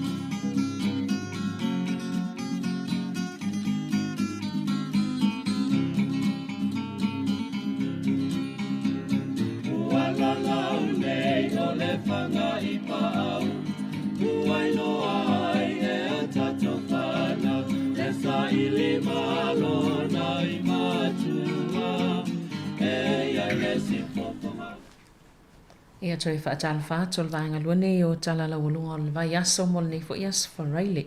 O le sa o le smo mone o mati anna fila solus fului wa tau sanga o so wele man sa nei tato. Le visa fa no longo mai tata no tu fu el vanga ia so tata ia fa na. Tai fa tau sanga foi les fa no. Ia ai. Tili lo ia pena fa fiana fa manatu as fa no nei tangata ia. Ia Ai o isi tala ia masanga e pe ona whaanolonga atuai i le nei fo i tai au. O le ile pe ona ta ua i le a onga le stasio a onga i tono porirua le whaatuptupla ia lao tamaiti ele to anga le a onga pe a whai e tau fia le malo tupe fo i e le whaatupe ia la tau mea ai. Lunch, ia. Mani, atonu mo motata no tupele le lunch pe o le polkalambe lea na whaanganga ina ia au wini ino nofu tamaiti le fale ai o. Manisi me o tamaiti fo ile o le aonga. Ile aonga le rotu ai mo le manawa le aso ato waile mwaina mo se me fo ile aonga le aonga. Ia on mena na whai ele lunch ina ia whanga wha lei. A le lei fo le amatango le aso le tino so i fo le tangata. Ia ona lei fo le ia le mafu fauma le pe o le mafu anga na. Le lai popole le cost cutting po le fufuanga malo te tipi e pa vaingo paketi sesi. I te ule to e whaua wale ngā ruenga leo. Ia ona wha le tonu la ia ona ialom wha nau le mai ainga mātitiva. Le lau wha lia o le sui pule lua leo le aonga i polua, kolisio polua o John Tops. Tauna, ni malo e whaua o pele polka mele ia waia lancha alum wha nau. Ese ainga atonu nisi fa mauni la utale fatu. O isi ainga e fiu e faile lanche le tamalitin e alu to fo imale atola i tonu ale lanche le fanga a. Ya ona iste maiti e moto i fia ai ala e o. Ya o le mena le fa po kalami.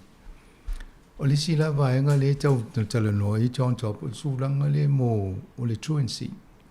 Ia wa ala tuta maiti la onga lai lola i ele mela la tu ai el tai o ale alu le onga pe ale se me ia a tili ale le alu le sta maiti le. Ale atai le excuse me tulo atai le mata upu le. O le vai asuna te ani sa matu tala no Mr. Siwalo sa mo o lo o failanga luenga le mo le truancy ane tala no ia John Toppers fata wanga fo i kolisi nei po le vai ngale. Ina i tau whai au mai tama mataine i ele o le aonga.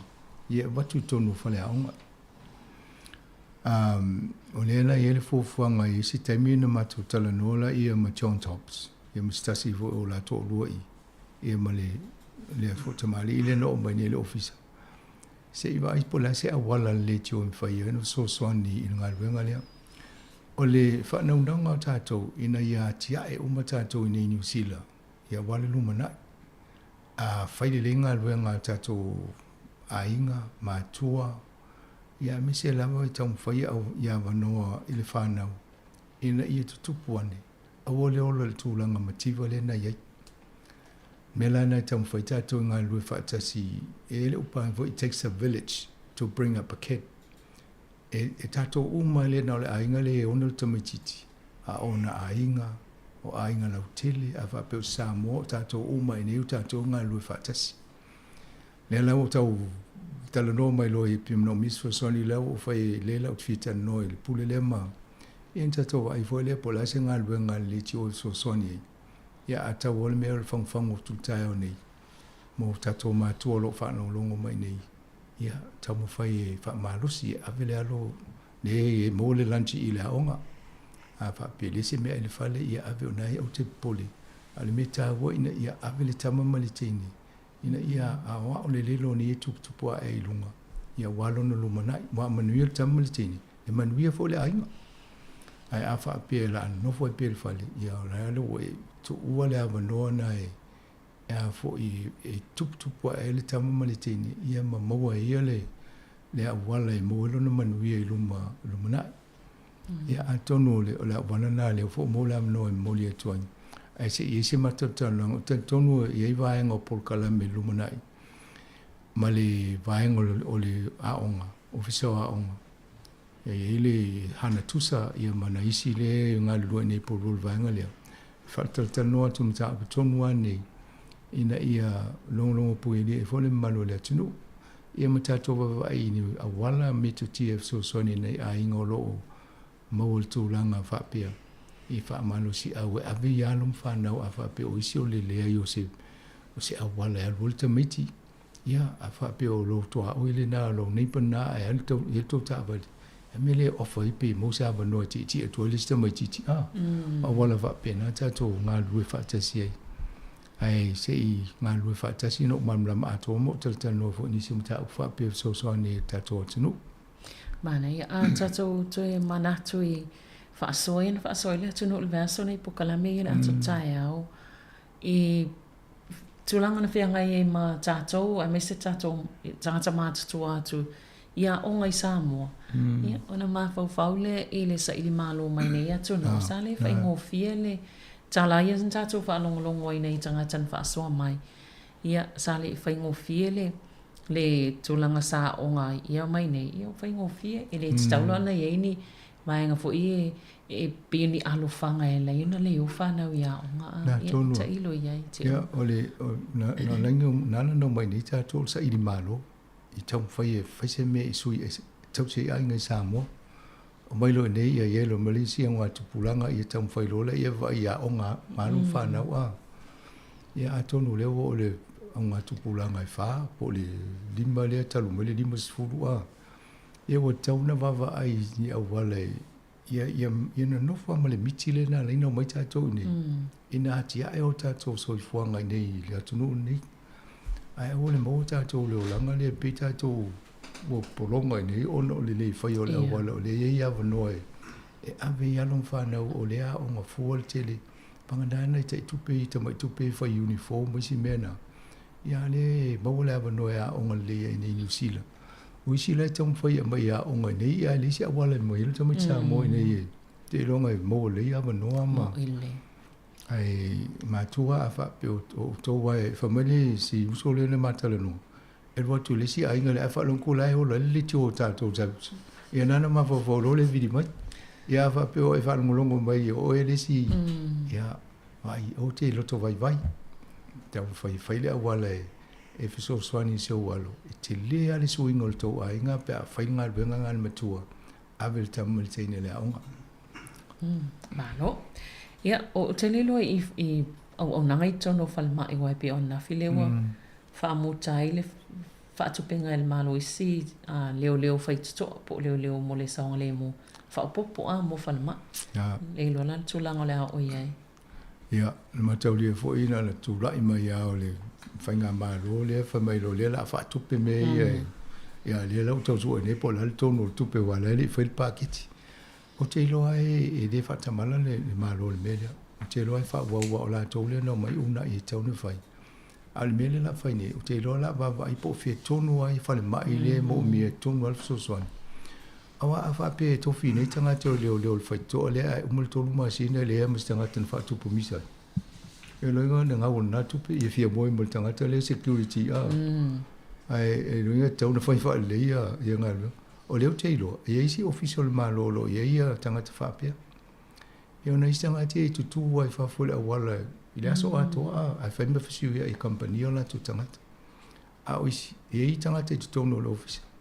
E o wala isi officer a vele no foa, e no foa i mali tu le aso, e tau whaina, e whaina a wala, fo lele ina ia, a waina i polonga tangata whainga luenga lea, e leo se me whainga fia le tu, o te loa o tū mai au i e whapese ngā ruenga i tūla so ato ele umia mo sa whai. Mea nā lea lai whai ia al me siri. Nā lana whai me nei, ona o winga fo i disi o la tunu. E watu ona nā pe a watu e la vea le ta, po la se me la vea o nā, e la tu wha misa i fo mai, i lai tau tonga fiti. Ia o lea lana so e lo lea wano le watu ni se so ni na i tanga te fo mai. Ia, me ia tato ngā loi whaatase atonu.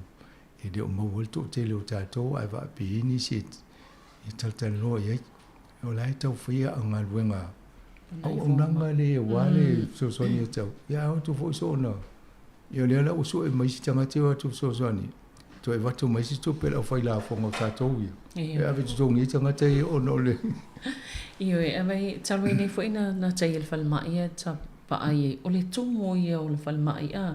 Tangate i whataltali lumai. Ia e tala whea ngai e fo i la le ia ioni leo whaito whapea. O wala saonga le mua i tangata whai ngā luenga. Ia pe a ia i tangata e o tu whawhita auli. Ai tonu e lua me taunu alwhale mai wai leo te ilo fo tūlanga le tupu tonu. E te whie ue whaatarito awa ai te fō mai. O tangata la, ela na italesi, o le whie ue whaatari. Ia. e se tau lana mai o lana mea leina ma fuon me le o le lava fo ma wa ana lava tanga tfai ngā luenga e wawe ana wha sol solo atu ngata a le lava ia na mo lolo le mea na moita lolis te o wha misa le fo ma steine le wa ia luma ia le o ia ona le ai au fo i le after hours a mai sena ia umtua taunga ta por se lau ta lai to tongi ia ele fai ngofi o le ngalo le si poka le me ma fautuanga le vatu e te whaalongo tu e se me whale tonu lo so fo ma alu lo e vai lau tipi au te no fo ai wai a tolu tau sanga ai te le vai il fo ma ina merna e o al te me o le o sa o lo le i ti le tano le emergency department ai lo tūlanga nei tauna iai e tupuloa alu vai il fo ma e tau ngofie ina to le le mo lo so i fo ma lo loin ia e wha tala le mai fa tu tuai yo le si to nga yo ya tu to ya mi sa pa fa pe se me ai mo le kanisa ia ai ana va siaki ia fa ni va fa ton fit ia al toilo e mo ia pa sin tuai malo ia ole pulenga fo ile o soi fo maloloina maori le wai wa fai toina la val minsta ia ona ole tam fai fo ile ai le wai il fo fanga le peo nei ile malo ile ave singa ole fo I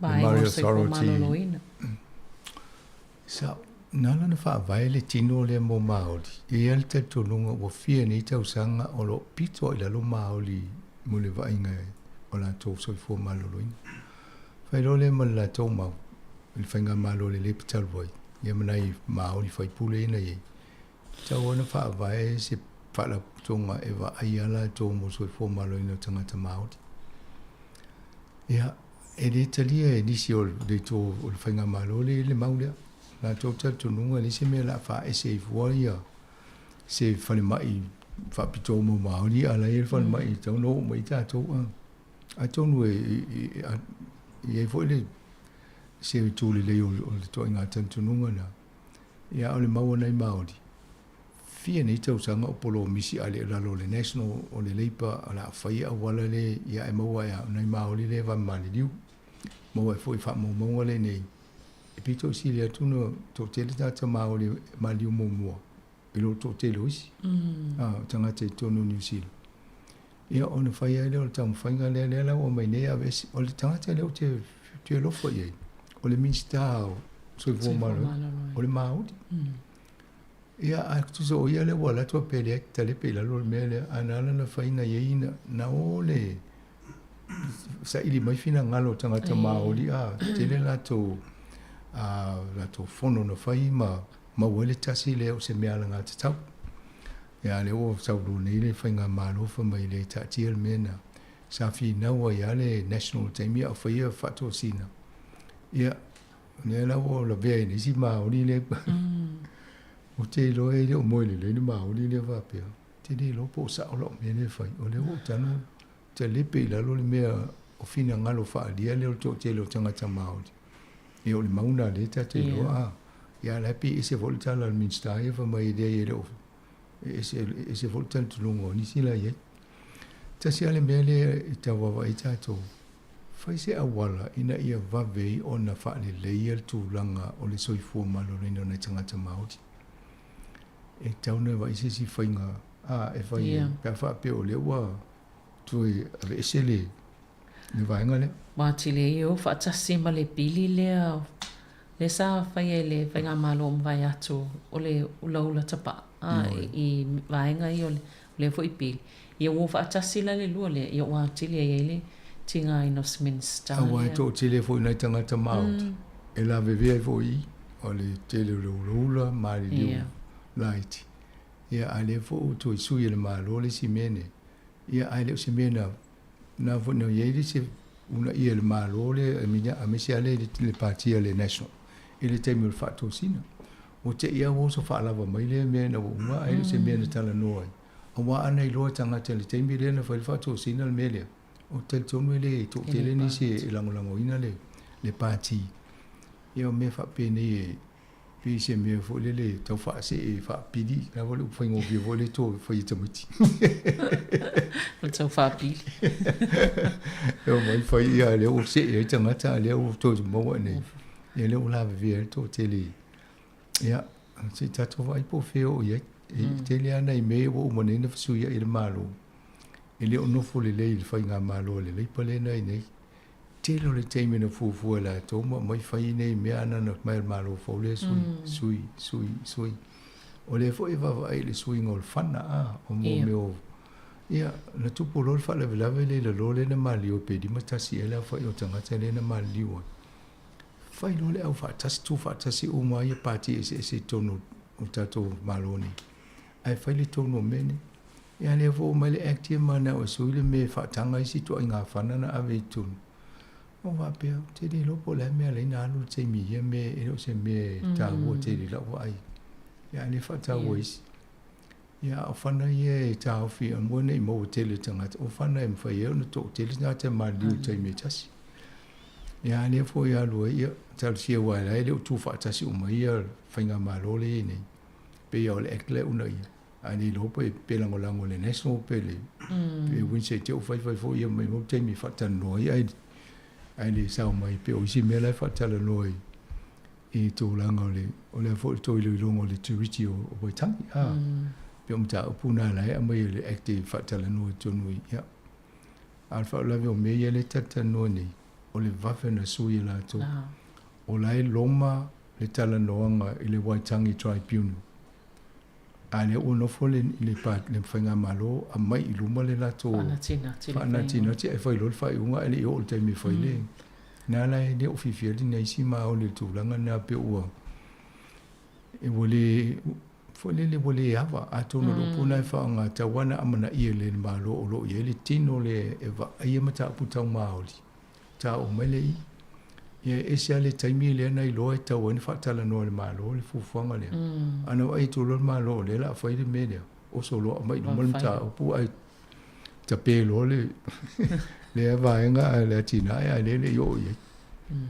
Ja, se tato. Ono le tuli a vaenga ia la to foi ne tono aso se lau mo la to whainga malo a. Ele no la po tai mai a mai na io. Mai por se lau aso. Mai fai va ia me ia tau no fai a. Le tata no ne le hap le TV3 a. To mai pe o to le fie su lo se lau to se lau tanga tana ye. Le uta o fine le melia lo no wing la le vo ninga lo ngal to te lo no tanga tana ye i le vaenga le. Ya, te le ala le afianga. Ya le te lo si official malo la wa matana vae tanga. Te le yo istanga te la le ni ninga lo nga mo le si sfulgo ma sina i luma. On me mani o fa longo fisi officer na offer na avele le offer le offer le malo le company officer. A hindi so to if you redundant. If you follow le fa ma vaia e va tutu. Ya ele to tele ni so o le mena. Ia lona wingala a fa pele le to tele. A lai lo le company e tauna fatata inga lu se lau tangata e tauna vaia Alena le lima sefulu le mai. Lo yo le se lau lima sefulu le la longo tu o mulmudi. Ia mali no le se ava no o el tato malwenga. Ya. Ya na le tangi lo tu ala ia mai fa no no. Ele se tu langa le le. Fa no e te sau no so o ai le baenga le o nei tanga tafu e fa pio le tongil mo ke se fale o tanga tale fa lango lango ye. Ia no wingo ni si fo io la fa nai i. Te lea le afianga. I me a whapeo tangata ni la le ninga luenga a whapeo leine la to ai tāla fu mo kesi o whale a. Ia, o isi ainga. O le whitena inga ma le fole le stress po le atu i mo mea mata apatau tupu. E te ea ua misa ia le unga ali ma te a ia ono tūlanga whapena mawhitia. O mea nao le o onga nao tūlanga mene tau fuina mawhawhau i le malo. Ave ese vai wale mana vai mai sanga tol malo fa chichil tu pe alua fela la o itanga tani o la le tu langa o le mito le hafola to e tele ala fiang ia o pisini si fo e fa no langa o mutanga tani la le to mo le tu langa sai mo fo le la le to intu pe na itanga te o Ia a fai taula tangata na mta upulen tata le noa te tongi tangata i tradis i Australia. E te awalu ni tangata whai ngā ruanga iu. Nā. Mano. Ia loi te wēato Barbara pito lai titi a le tupe whaalu ona, tupe vaenga i e whaalu i tupe whaipuri tono pa. Fiere tupe a Barbara nana whaalu le. Le wēato na le 5 se lau lua su tastala. Ia o le te wha se lau mal tolu tala o tupe nā lue tongi ana. 5 su tasi afe. Le 5 se lau lua su tastala. Ia i tauna lana pensini tausana e logua i alei au tupena o malanga al minsta e arbo i whafua. Ia o le tele au taimi e ai whape tutongi ai o elau ngā ruenga ia o le naisau. Ia e le tele ani me whenua e papre i tele an whai ngā ruenga i tonu i le malo. Ia malisi me o le olono tū malo le nei. E le pēna o tō telo na istanga tena o lato tū malo amisa maoli. E kawa umala tō le vaenga le motu i mātū. Ia o isi e la vei malalo li motu i e lono i tele i o whio i ngā lato e le ngā tele o i vālele. Ia tō e hae malita avale i o adwai. Ia tū whaatase e le tausang. Ia mtua tele au tū pe adwai a. Ai tōno mea ia a sa. O inga lai e ono mea i ala pa, ia papa pe a vea minsta au tū pe lumana. Wana e pe fōringa mai lai titi ala tū pe whaat. E prudent. A wawa e tangata pe o i lei whetau i le lei ala tangata male tūlanga tōwhila ua tō atu i ei pio na vem so up. Sa, e le angalo numero tasi a tangata tele tū pe whaat. Lela au tai i le lolongo mta upu ia. Ma ria o teimine o la fu e whaitala tangata e whaatau le tupe wai mo meo a launi a minsta ia pe a mai nino no fo i Wellingtoni. I whale a. Ia. Na le mawai, o le palemia le iei nei, e folo na ia whale le nei Wellingtoni. Ia ala e tapa ia le launi le. Ia la la whaatala no e amata fo ina fisiri ia ni si pe tau ona ia ta lia le tupe. Au le eno na whale tono Wellingtoni. Ia lo ia lau fo po le mea po le tasi iwa e po la ele tau sanga le na tala noi fo ilim ta upu ia peol English. Wa peol English ia e no fo ia Wellington ia asana mo fo le tupe lea ia na tala noa ma pisa ia. Nei wana toi tutongi toi wha fo ia peol English le tupe na. Ia lai wha pia whai fu te wo ia Christopher Luxon mita o le tūlanga na toi wha fo le tupe. Wa vats pe 5 fululua fetala a le tau fa ile o le tupena fa popola i lunga lona tongi le pe fa se lau fitus futasia. Ja. O le launi na pa fa pe o le so fa le mele tve. Ia antonu e o le sime fa i o fa tau e se o lona fa le na mo lo le tupela ai no tung. Sa. O ile msanga e lau fa tanonga le fa ile tai nei li tola futasi pe te o fia. Mane whaktai o le tai au neole matata no toi matofa ia ma savainaia Alfredo o ia o le Adams o ia o se fo mai e tala ele vaenga le wele le si tino folio le malo for disabilities o le Ministry for Disability i whaalau loa atu pe matata no sfuta si matofa ia o le wa amatan fa savali fo la tonga ruenga tala no communities po tatonga tala tele ia sa ili fina ngalo ina ia fau wale meta o action plan e Pacifica ia po le tatia ise fa si ta yala mo ngal venga fa yala to o sa matutala no na vai asuni ia no ofisili le po fe tatia le mental health ai fa mai o le mental health o lo ilalo le fo le vainga ale tanga venga so fo malo luina ia o te leo manama po le mea leina e se tau no whaatasi le mental health le no disability wa a pe o la wana vai e alai vai la tua esi. Mo tato ainga la whaafonga ma le teimine ia o pokalame nei wharisutasi. Ai a whaape o ieni se o tō le o mauni whaamunianga fo i pe mo mia fo i whaamunianga. Ane elo whaangolongo pokalame ia ai fo i fontanga la tō leo whaasavali nei e longo at fo i tato le tio. Ina wanela ia e mane fo i whaaleso finangalo.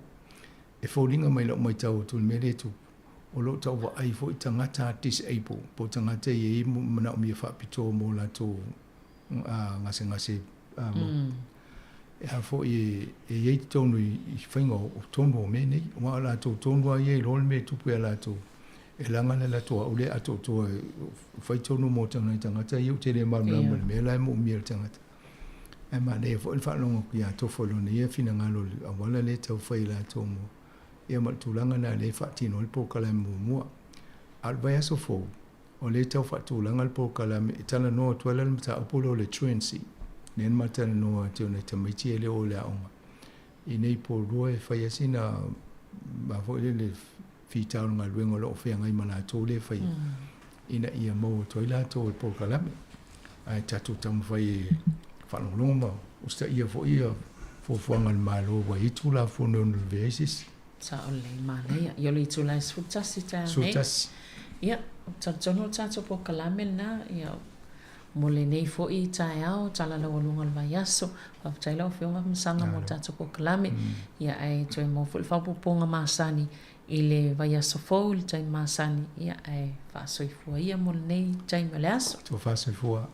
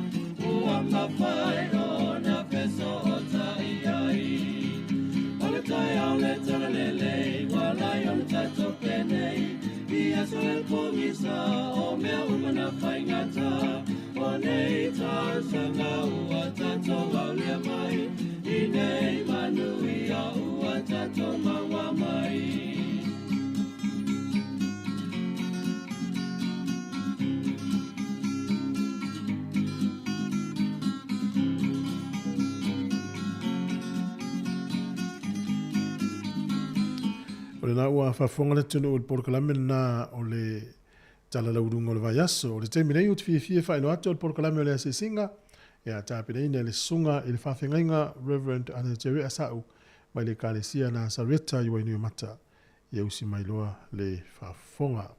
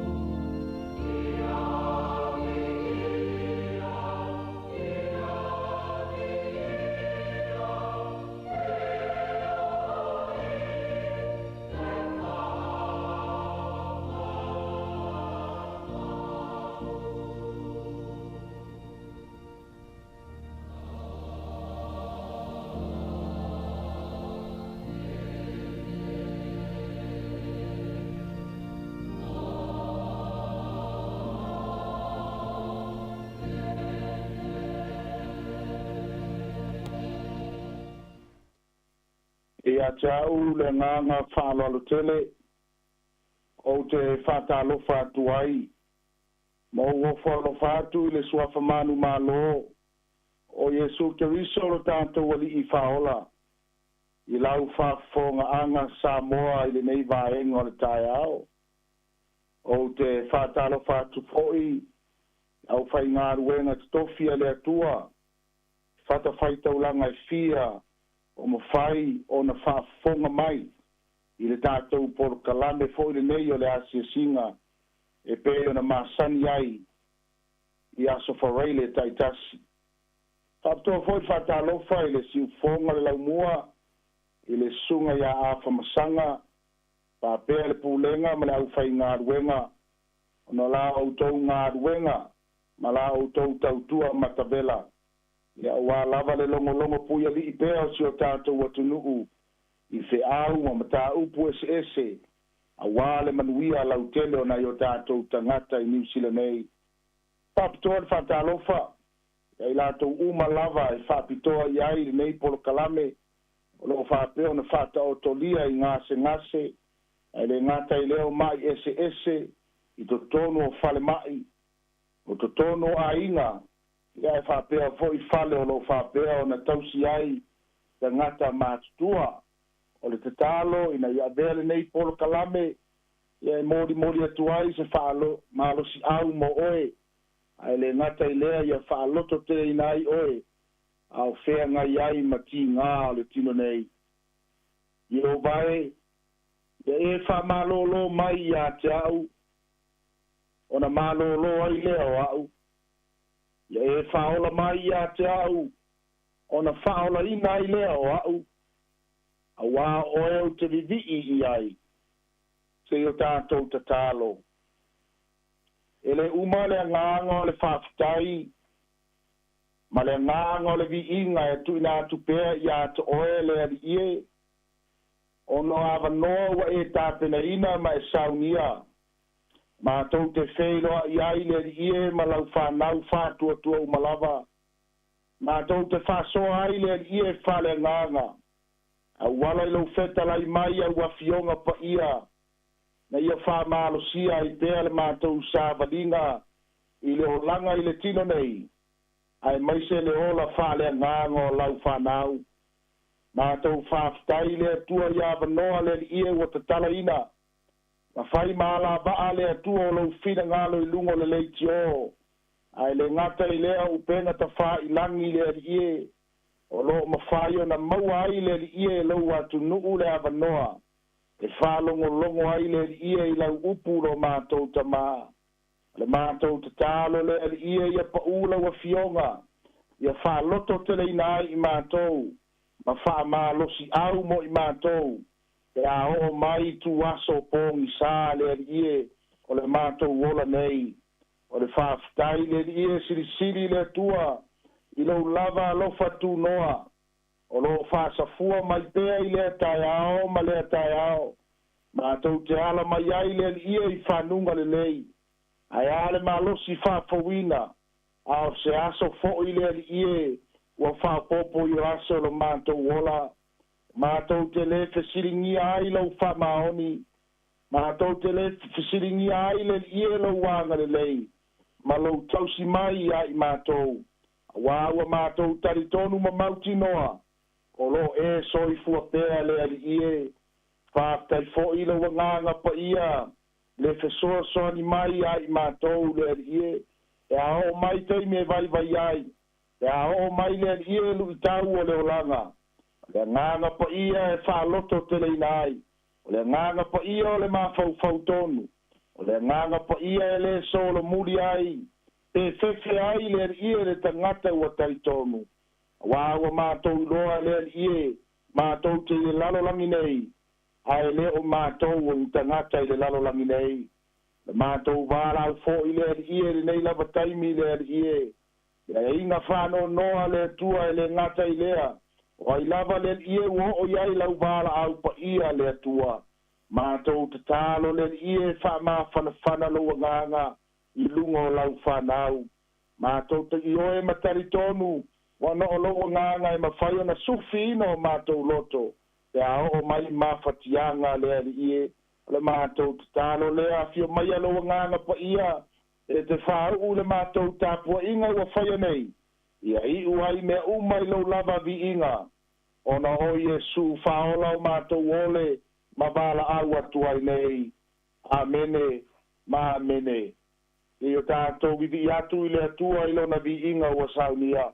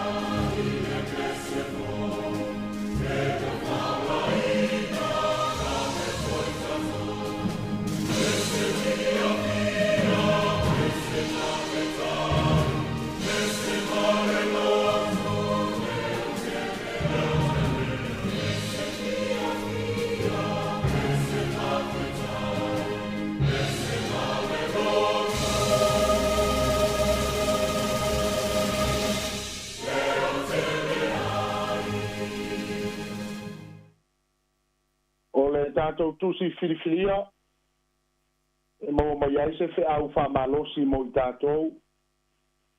Ia kopo e lona mtau pe lima, alo na whai upa sifuru ma le wha, ma le sifuru ma le lima.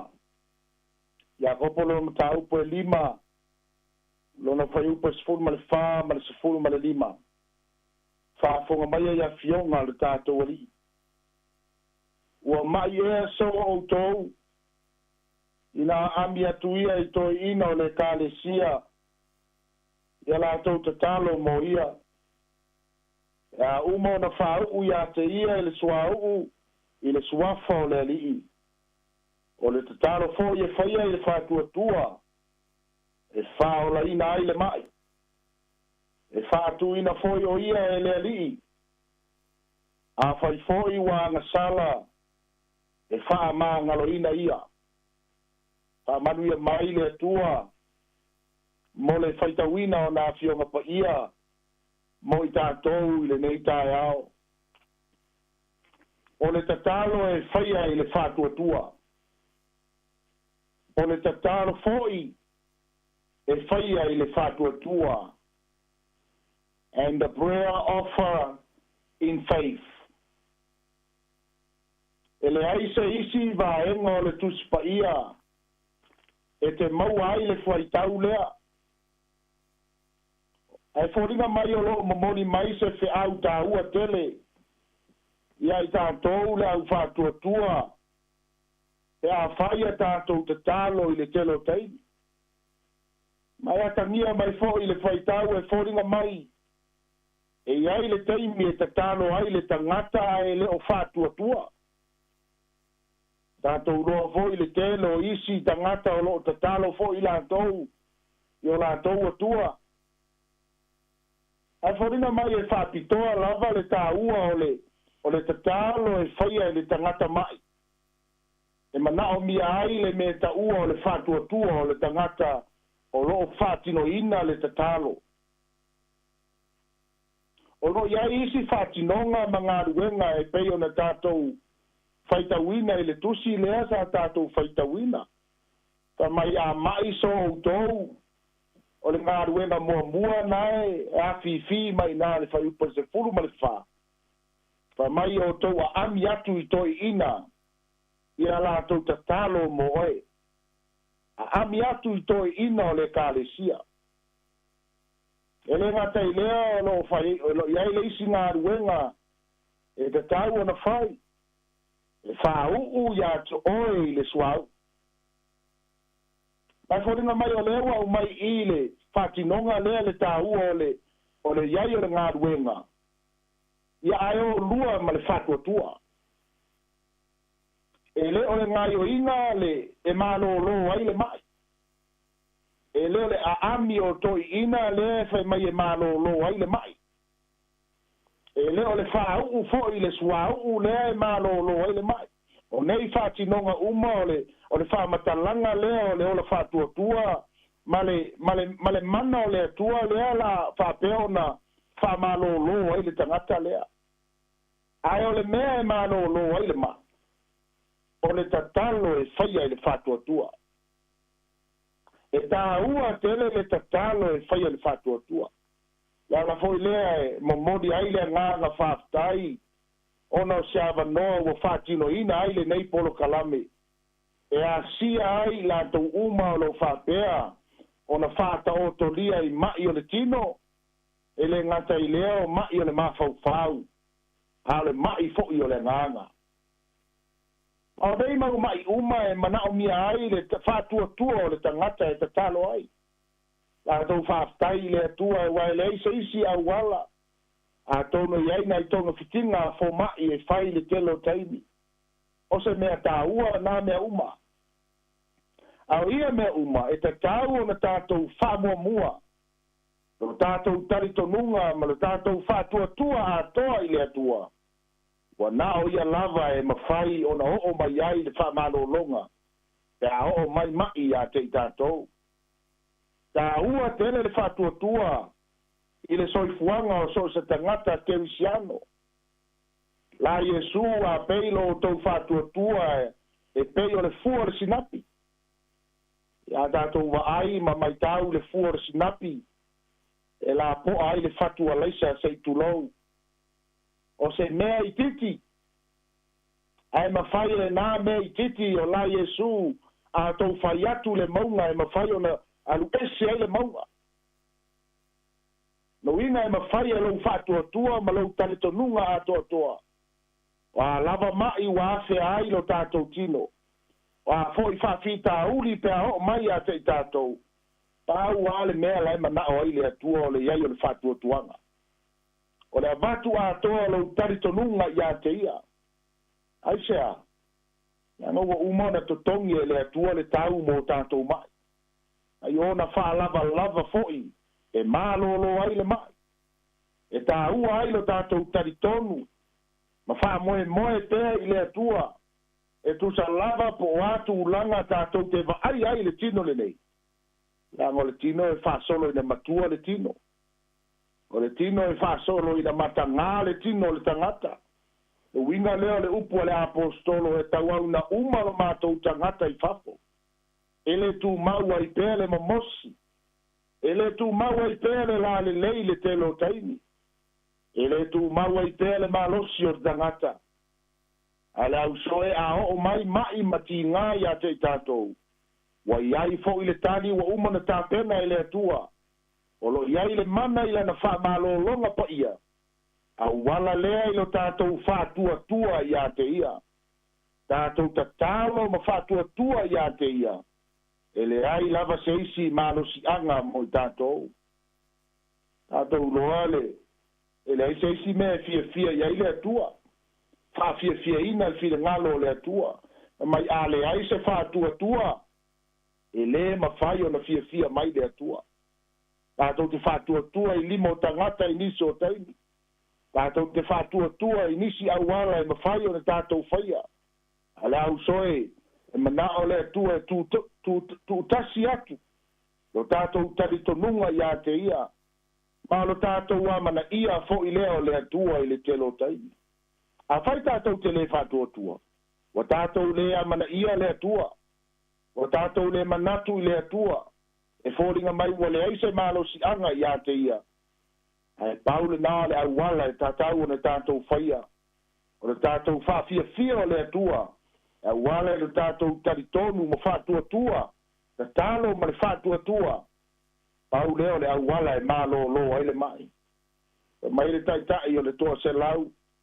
Iesu le loa e fo ia a aduatu e lope e le afa le au wala a woti la umai woti la auna tau lava o sau fetalainga tau lava o sau fetalainga ona malolo ai le ale mai na ofo Yesu ai sea langa ele o se Israel ele o se tangata o lona nu a le tangata o momoli ato atoa lona talitonunga lona fatuatua ia te ia o lo ia te ia le pule o lo ia te ia le mana so se mea lava e tautala ia Yesu e tupu ma aia babenga e so se mea ala na talitonu ato atoa nei tangata wa ave ato atoa ia lona fatuatua tau ao sautu e vole tele o teimi se tātou te mo mia ni ngā ruenga e le whapea ua le anga ngā ruenga tātou te whaia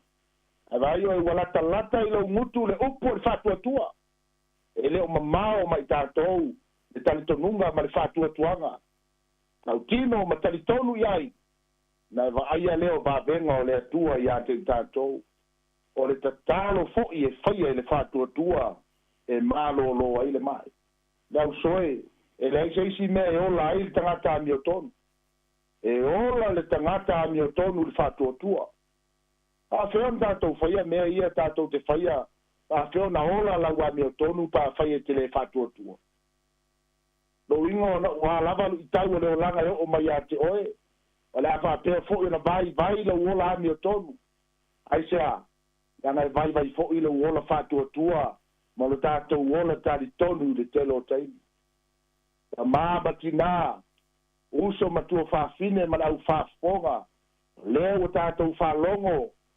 apostolo Iakopo mo i tātou le nei tāiao o le tatalo e whaia le whatuatua e malolo ai le mai o a taimi o a whawhita auri o atu i atu oe a foilu i tau o leo langa o leo o mai o mai a te i tātou e leo se mea e fia ai le tangata e leo ni langona whangai e tia o ni langona e whano no ai ma le mau ai le fia mau ai lava na whasolo ina le ai le tangata o ani mai o lo mawhau whau o ani mai whale nganga o lo i atu oe a tātou whaitawina i le tusi e pia na tātou whaitawina e le ngata ina whaola ina le mai ai whai mai e whatuina fo yo ia e le alii a fai foi ua anga sala o ia e wha ngalo foi oe le atua ona wingo le malo si anga leo le whatuatua e te taritonu ai le atua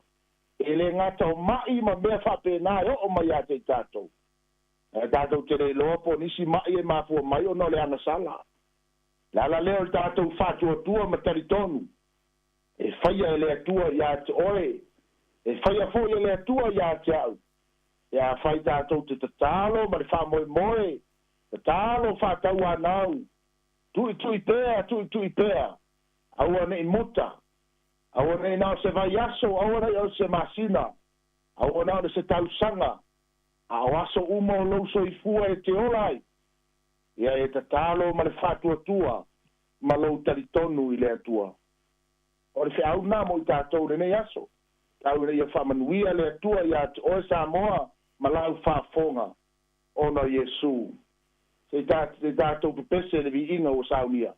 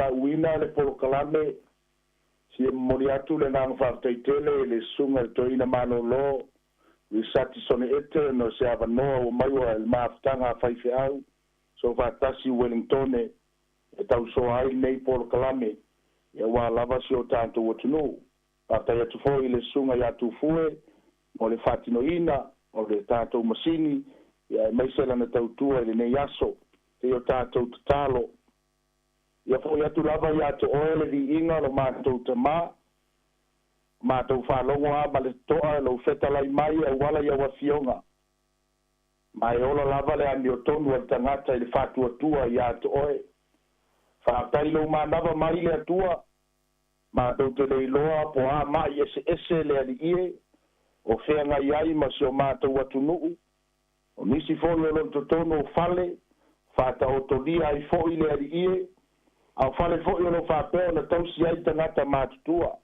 seia o'o lava i fale ma'i le ali'ie amata mai lava i seua upito matua seia o'o lava i seua upito i titi le ali'ie e le pu'upu'u ua ao fa'amalōlō le ali'ie o le matou tatalo le ali'ie ao ta'oto ai le ali'ie o fea lava se mea o fa'afofoga mai ai ma maua mai ai le i'uleo o lau auauna pai ane le atua ua aolofa pai ifo le atua pai mai le ali'ie lau fa'amalōloga e auala i le suafa o iesu keriso lo matou ali'i fa'aola malōlō i le taeao lenei vala'au fo'i le ali'ie i le sa'oletoga i le mana le ali'ie o lou agaga pa'ia o ai nisi o saisaitia le ali'ie noanotia le ali'ie ona o lu'itau o le olaga nei matou ke ioe leai a se mea e le'i o'o i ai lau tapenaga tamā a le matou tatalo ia iloa le tagata ona alu atu iā to'oe ma le agaga fa'amolalo ma tatala lona loto ma fa'atuatua atu iā to'oe e leai se mea i fo'ifua le atua e malōlō e le gata ina malōlō ai ai le atua lau fa'amagaloga i luga iā te'i matou le matou vala'au lea le ali'ie pe fo'i na matou fa'alogo le ali'ie lenei vaiaso fa'amavae atu ai se tasi fo'i le ali'ie ouauna a fa'apea na lu'i tauina tupulaga talavou ai le gata i lea le ali'ie o tulaga i peona i ai tofina i totonu o le mālō matou vala'au e avea lona soifua tautua e fai ma fa'amamiaga i tupulaga lalo vaoa o si o matou atunu'u tauai le ia fa'amafanafana atu lou agaga le atua i le tinā fa'anoanoa e maise le fanau ae maise fo'i na i'āiga le ali'ie fa'apea ona ufitia i latou le ao pogisā e le gata i lau auauna a i latou uma lava le ali'ie fa'apea ona iai le ao pogisā ona o lau vala'au pa'ia o lau tatalo i lenei taeao le atua se'i fa'ama'afanafana atu lou agaga le matou talo le ia tu'umau atu le vi'iga iā to'oe le ali'ie le gata i lea fa'afetaitele i lou alofa tunoa fa'asafua i lea taimi mai lea taimi matou te lē fesiligia le matou tatalo lea tumau mai o manuia i luga iā Samoa aoao ma lava le gata i lea o le au fa'atuatua ma le au kerisiano le gata i lea lou lava alofa tunoa le ali'ie a le mafutaga faifai pea ma lou lava agaga pa'ia nei se ia o'o i le fa'avavau lava iesu fa'aola o matou ole ma vala'au atu ai nei amene ma amene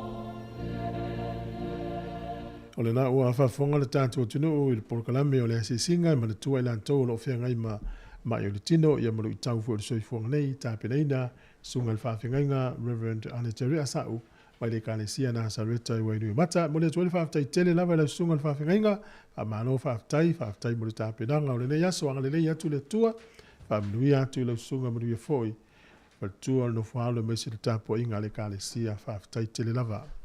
Le ua tāpena mai le isia tātou porokalame ia e whatatanoa tua ia sui foi o le whana tonga nei o le whatatanoa le fionga le lipule ia o na mautu atili ai lea ai usimel whafonga le pese lea tāpena le tātou porokalame le tai au.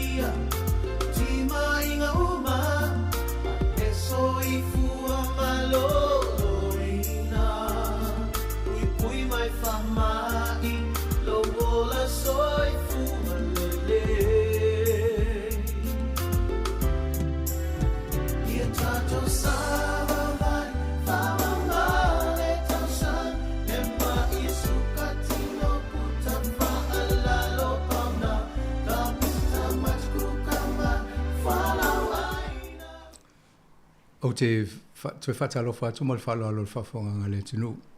O le tato pulkalem whapitoa i le tai au nei. O le oma to whatasi ma le fionga ia tofa so fole kosh. Ia whapenai ia fionga ia se vainaya Dr. Alfredo Adams. Ia mai le vainga le tau le Ministry of Disabled Peoples. Ia tatanofo i le tanga wenga nei pe fofoi. Si whamamlama le tofa le la tofoi au nanga. Ia mtaltele noa fo i la ua a fuafuanga mo tausanga nei lua afe malusu wha. Ia leo te whatalofa tuai tofa ia whapesa wa inaya netai au. Ia whaafitai, lau whionga a whamasanga, ia whaapefo i le o unanga le Samoa Capital Radio, whaafitai mo le maa wanoa. Ia whaatalo lo i atu le ofisa o le Ministry of Disabled People po o le ingo maoli o le whaikaha. I le whaafonganga le tunu fo i le nei tae au, malo le fo lau, malo le soifo maua. Ia o le fo i wawai atu lo manuia la whionga ma le. Ia malau o nang nei whaafitai. Malo. So ina ia whaatalo whatu le si whonga la mua, ma nei fo o whiroa i nei tae au le la mua. Ia malo le soifo le whionga, af masanga, ia whaafitai fo i malapu noa, ia wa. Paina tātou whaatasi, a whai wha moe moe, ia whaatalo whatu fo i le. Pa ia la silasi o so tātou atunu, maola wano e whaafonga mai fo i nei tula le aso, ia tārofa lava. Malo, ia tono lo te mo mole le fo va imeni le tu po isia tamali o le tu no ma le vo pa va tu le no e fa lo ai lo tangata pa mo mole sa va inaya faftai masanga ia o sa va inaya ia Dr. Alfredo Adams ia o mato no Samoa ia loto pa ia o solo tapo ia ma la mano ali pata ia o Nayo matua ia o leo Dr. John Adams ia Maracy Adams ia o te wi il matua ainga to tolu sa o ngalue i le palmai mutotua ia lano le vainga leo le surgical unit po for my tipi ia sa o ngalue fo i le moteli salafai ia to sivi ma itu malo ese ia wa Iwa tausanga na o malue ma o tautua I tono dato palmai ia o le tausanga lua whenua sfulu ia matu whai malanga I nei New Zealand ma se wainga ia o awanoa whanganuenga. Nā vai taimi ia sile pia fui alo whionga ia o vai taimi fui nā ia na me vesi lon langi le koviti ia o awanoa fo ia o awanoa le au maua ia nā mata I tono le matanga luenga fo I leo le Ministry of Social Development ia na whautua mai ana I pulenga I le tūlanga ia o le soifo malolo ina tangata ia na whaasolo ila unga luenga to tonu o le Health and Disability ia po le Health and Disability o le Regional Health Advisor I Waikato ia na whaasolo la ia le Disability Advisor ia o le teimi nei ia le mate ngalue whaatasi malwhionga ia tofa I le matanga luenga fo o Whaikaha Ministry of Disabled People as the Senior Strategic Advisor. Aro whaftai. Malo. Ma ne te ia o ela le si le wo misi Samoa le wola ke Samoa ne New Zealand. Isi a wala le li ma va no tu o ia tai toi fa inga ren. Al meu te whaftai le te whainga le whainga ren o Australia po fiti po se me o le te ni ta tonga lu fatas. Ia o mamana whaftai sang. Mana ia whautai atono I stemina o fo le sa whamtalanga nisi o vaenga o tato tanoanga tai o ni. Ia tofa atono o e fo le tai ielu vaenga lea. Mana ia toi whamatala le tō mtanga luenga i e tapo kalame sa whai tau sanga mwai sa tam whai wha ai loa ele vaenga lea. Ia ma le tō au nanga. Ia whautai. Ia me pei ona o whaisina leva ona whaita talanoanga taruai o le amatanga lava na o le whatuina o nei matanga ruenga ale malo.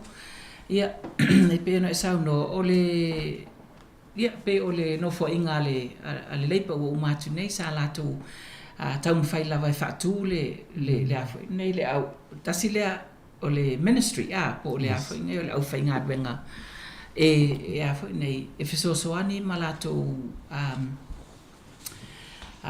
so ni mo e o le lava le mana o lo ye fa mana onga fa pitoa po le ato to lato so fo malo ina ye tele lava o po le fo ita o mate atu po e sena fa onga I Samoa e a fo nei e described by disability ia e le lava e tau su ele le upu e te tau o na maanga wa afo ile mo le afo ina whaonga ina mo le fo I tu o le so I fo malolo ina o le ngā ngā la tau ia wa iailo na lusu lua iu lai le lua o lua na sainia ai ma whaatu ina ai le nei au whai ngā malo a o iai fo le malo le leipa ia ela fo ele titi matou a ku nga o mako tangata fo te tono le maia al malo fo nga le all government agencies e ono su fitu government agencies ia o matou le fato a fo mai te tono ele a to se lua tau sanga a ole nau lava ia ona ole fo ole manao ma le tangialo we o ile disable a New Zealand e faisa la to au se ministry ole la fa tu mai e ai lona minsta sa no fo mai fo ile le fionga ia Porto Williams ole le kokale ilona taimi ia o ia na sa minsta ile taimi ia na linta la ia so mai ma le Sri Lankan le si Priyanka o so minsta na sa ia le suia le malo ile taimi ia mataulio nei ia New Zealand ma le system New Zealand fo ia le malo ai lo au fenga wenga po lo ministry e tauna ia lo minsta ia lo minsta muli mai ile tupe le po le pakeki fo dinga le ia o le taimi nei o le ngalue ngala to ale faikaha o le ngo mauli na o le nei o le au fenga wenga le la to te va ia fo ngale look after day to day lives of o le limas fulu afe tangata o lo fo ngai have disability a limas fulu afe ia o tangata la ia la lo mai le ono lima tau sanga o matou fo ia mawai le EA services for ile for modification mo equipment ka pe fo ile ole you know ole fale mana mialo na shower ma me fa penatu lo al fa fonganga ia o mo wheelchairs mo aso me fo ia e nga mo tangata le o ele o lava ele o mawalo na malo si ato to ia kusa ia coordinate for ia le mato le pa uma ia le fa mo ngale al United Nation ele me le convention le po la fa sa mo convention the United Nation convention ole right to le tangata disabled ia ole matanga wenga la le pa u ia le fa tinoina ole you know we're like the monitor for ngale ole convention rights le tangata mo New Zealand mo New Zealand ia ia le siata mo fenga le mato tong fa o wale wa ia le mato matanga luenga fo le pe mafai ona wal mesa ia sa mato te tonu ole official soifo maloloina ia ai le I vai le soifo maloloina ia fa pele malo ia o to fai to matanga luenga ia o aso fo ina ngingi fa tasiale disability mal health fo ile mal mental health ia ole ala vasina tupe mau ile vai taimina e fatino inga wenga mo naitanga mo tatou disabled people ia e alua fo ngale alua ia walanga kelele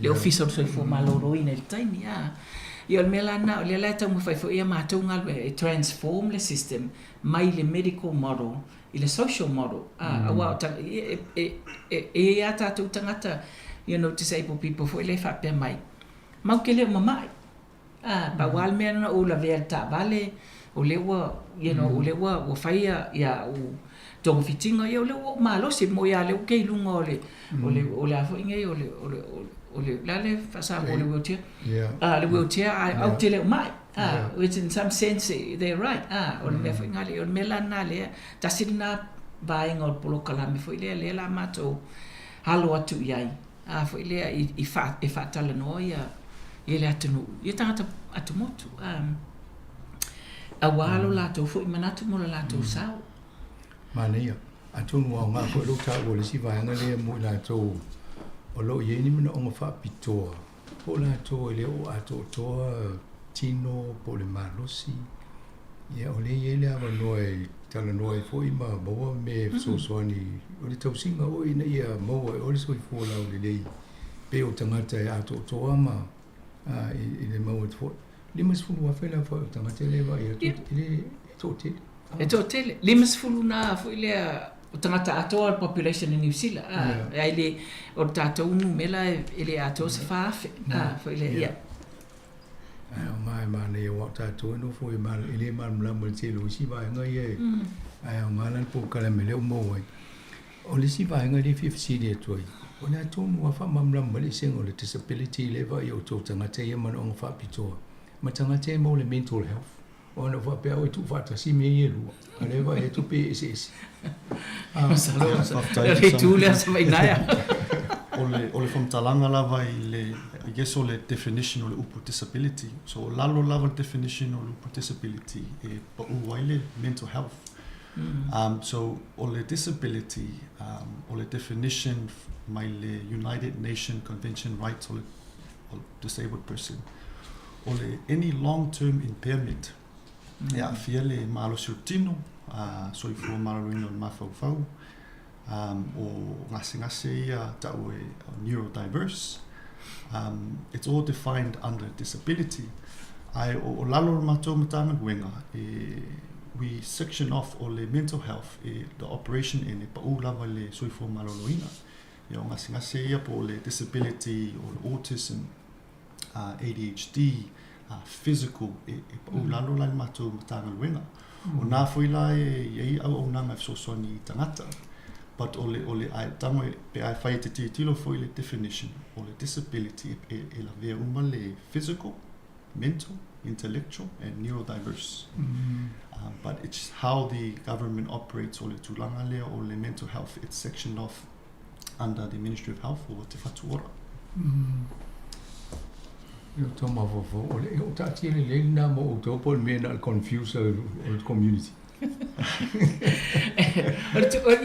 o le fo le fatua fatu le matanga luenga o tala no ngana le fa alu nei time ya e fa man malama e matou le matou ro o ame mafai ona matou so ani e mo tatou ainga ia mala tunu fo i services e mafai ona matou delivainga Mane o nela le o manino I ava pe o emo le mai o mafofau ele o tofa te vidi ai o se vai na e se vai ngi ya wa le mena o te lofe wa o isi e tofu e vai ngai ona mo mai tu pe fa ele o fa e o le ACC o le MSD o le health o to wa ya e tawala na man le tangata po fe tonu al vai ngai atu ni isi time overlap le service e te alu le health to alu ya auto inicio vai nga po o le ACC e tele ya services fa ngai overlap fa ngai ile fa ta inga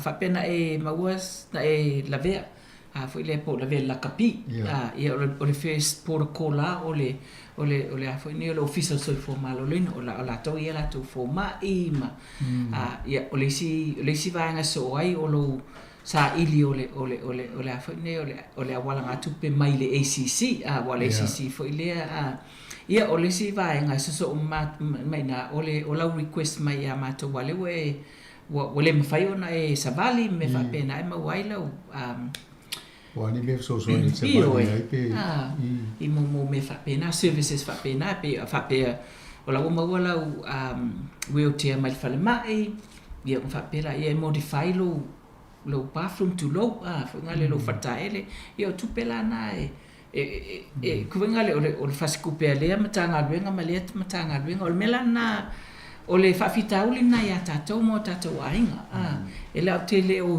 loa Poa services for ia o nanga entitled ye la to ia e fai maros le se no to fo le ma fo le MP model nala na fai le MP wa na ma to le Ministry of Economic Development New Zealand fai wo tele zila la ta urola o le super ministry le la wo le wo tu I mai sia e tau na si super ministry mo health e vili tasi ate vili ai mo a pe o le la o te alu le tule wa o le la no funa pe le no te vili le me o to pe vili le help pe vili le ACC pe vili tili la vea e mo wa tili wa le mai e no ko mai e ka ele ba le o nanga sa le fo se fatala no minister e pe mo no foi vai pe e wa tili na mintu tanga te to nga vel fu le ole mesili le ova e to le wa talia fo le malo fo fa wa le to mtanga wenga o ala ni por kala me wale le sauni ni minister tupe a mo mai fa le to paketi wanan ta o ta non ta we lo bilion ta la a fail so ngal bang na la mo uti ai fa nga yo pe to por kala me o le saunu anga la to al minister e la kiki le fato a mata al matanga luenga and it's most needed mo tato limas fulua fele a le fa ile o tangata New Zealand o ngai la kiki le tele se tu pe foi le a fo mato ile official so fo maloloina sfulu biliona lato le lato pakeki io mato yena le lua biliona le faunga le e matu mai le malo ku so le vote le vote le ngal malo foi ngale o le appropriation and the vote mo le ngal wenga io lona wi o paulava le fatonunga ia mai mato minister o le tamu fai foi le kipi le fai le savings e mo ia le fe mai o le ono 6.5% i matanga wenga uma ia mato lato e ona lai titi ke le ni do tangata fai awala me fai ona fai le savings io savings foi ngale pe se polo kalame e ma fai ona tu tolo po o le tausanga po le lua tausanga wa ngai e sa le savings o yela se to work program o tausanga se to ta yala mo por kalame fatino mo ni tausanga ia io o le fatino ma to polo kalame e tu atu ia o le ma au fenga na to dua ma o ia a le ia sa vai na e o bona ilo o si la film fo ia le ma o program e sa no sa vai na ta wale o ka sa va vali a matale le nga venga i tu ia o le pokalame foi le tam fai atu foi o le ta mato le National Pacific Disability Action Plan o le fatala no le o nu ese tono le motu o se matou tam fainga fo ia e whaalongolongo i mana onga ma natu whaaleo o tangata o la tunu o tangata foi Pasifika o lo ei mana onga whapitoa po o le ato le tino e tāuala ia matou ona o leo foi o tātou tangata ia e whaina sui foi mo au nanga o le ngata mātou matanguenga ia o isi foi matanguenga o lo mawa aia ma sportinga foi tātou tangata ia o le vai aso lena vai ia na matan mātou tanoanga ia South Island ia o leo mātou nei Wellingkongi so o le tama whai atu foi e whaatala noa i tātou leaders i tonu ese tonu le Central. Ia, po leo whale atua, ia, o se tamo whainga lawa, ia manuia tātou tangata, po e fo ese mātou sao mo tātou tangata Pasifika, te tonu fo le mātou matanga luenga. Sao. Tāo tele misi le ale mene lele o tātou Pasifika o tala no matanga, o ale mumua tala no le ngana. Malama le lei lo me fai mai fo fanga o le mali e mato i lo tanga ki di bo fo la tan no la nang o si sei me tele fita le lo ai le malama le fanga o le ngan pe pa pe jani ya na sa wole mata le tal fe ngai ya me si fa tai nai mo le ba no fai le wa ngale le la mo le motu i saute e ana to fero inga matanga tel motu i saute to tele ni sina o wai to pe sa no ia o fonoa o tala noa ngana o le upuana le common net whainga le inga ngana tangata Pasifika o le mema le i fontanga la lo i wana amata mai South Pelingo in Chicago ia Savalvali mai le ia i Dunedin o Timaru mai Christchurch o le matau ngā ruenga la whainga le e whesa o tai o unu ia whatala noa na ola i e lātou ta mai ia matou le aso e fai e fono tanga o le mea lana ia whainga le ia pe o Dunedin e ko kele kakasa mo i Dunedin ko kele ia konga me whapena ai pe o le mena ia i lalo o in Chicago o le to tele o tangata na wa i le fono o tangata Cook Island ia o lafo ia i Samoa la ia i sinu a to tele ana iai o whainga le kusai e baru se fulu Cook Island ai lua se fulu isi atunu ia Savalvali mai le Dunedin wa Dunedin to tele ta Samoa ia e ko ke le ala Samoa sa ia sa ia na i tonga ma kai fike kai kasi matuval tasile na no o la ua tupu on tangata i Dunedin o Tuvalu. Yeah.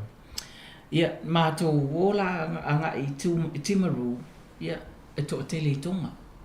Ia, ngale ia le uka mawai atu ia o Cook Island o Samoa tonga. Mātou foi mai i Christchurch o Fiki. So ole se sengala na foi ngale wa tatou foi ngai avala ole fongo e kele ai Samoa wa to tel tatou ale mena mawai ai lelo ona ole ia ole growth lenga o nu o tangata inu ai se i lelo ia o tatou ia le centro i ngei pe o Porua, Hutt Valley, Wairarapa, Hawke's Bay, aluanga i Utah, Itai, i whewha ngai, Wanganui, Palmerston North, Levin. Ia to o tele ata Samoa. Ia, o le lavai, o le nei vai aso, o le whata alofa i tai o nu. Foi le, ia ma whamatala i ai, le mana o le matanga luenga, ona o le fia mau o se. Inga le, o le leo ma le, o le wha leo mai e tangata, disabled people, tangata Pasifika, se mea e mawhai ia lato issues, ia mama, ia, maua sosoani, e mawhai ei la o na tāpena le tusi leo, tusi o taiala, me masaniana a malo, kusi se plan, o ngā whai leo le plan, a batu le tupe whapi ai, o ngā roll out la, ia mumua, fwoi nei o, a tonu mane foi mo to le fa fonga mai ai mo mi o to so ani o nang fa peni e o te tonu e la no to so ta i mestemi na batu le se numero o le lato i medi po se me fa pena e so ta i me wana tele a wai le fonu le mo se ava no ai se vai foi se i ta me sa to pese le ia na to e ta no le ta to va no mali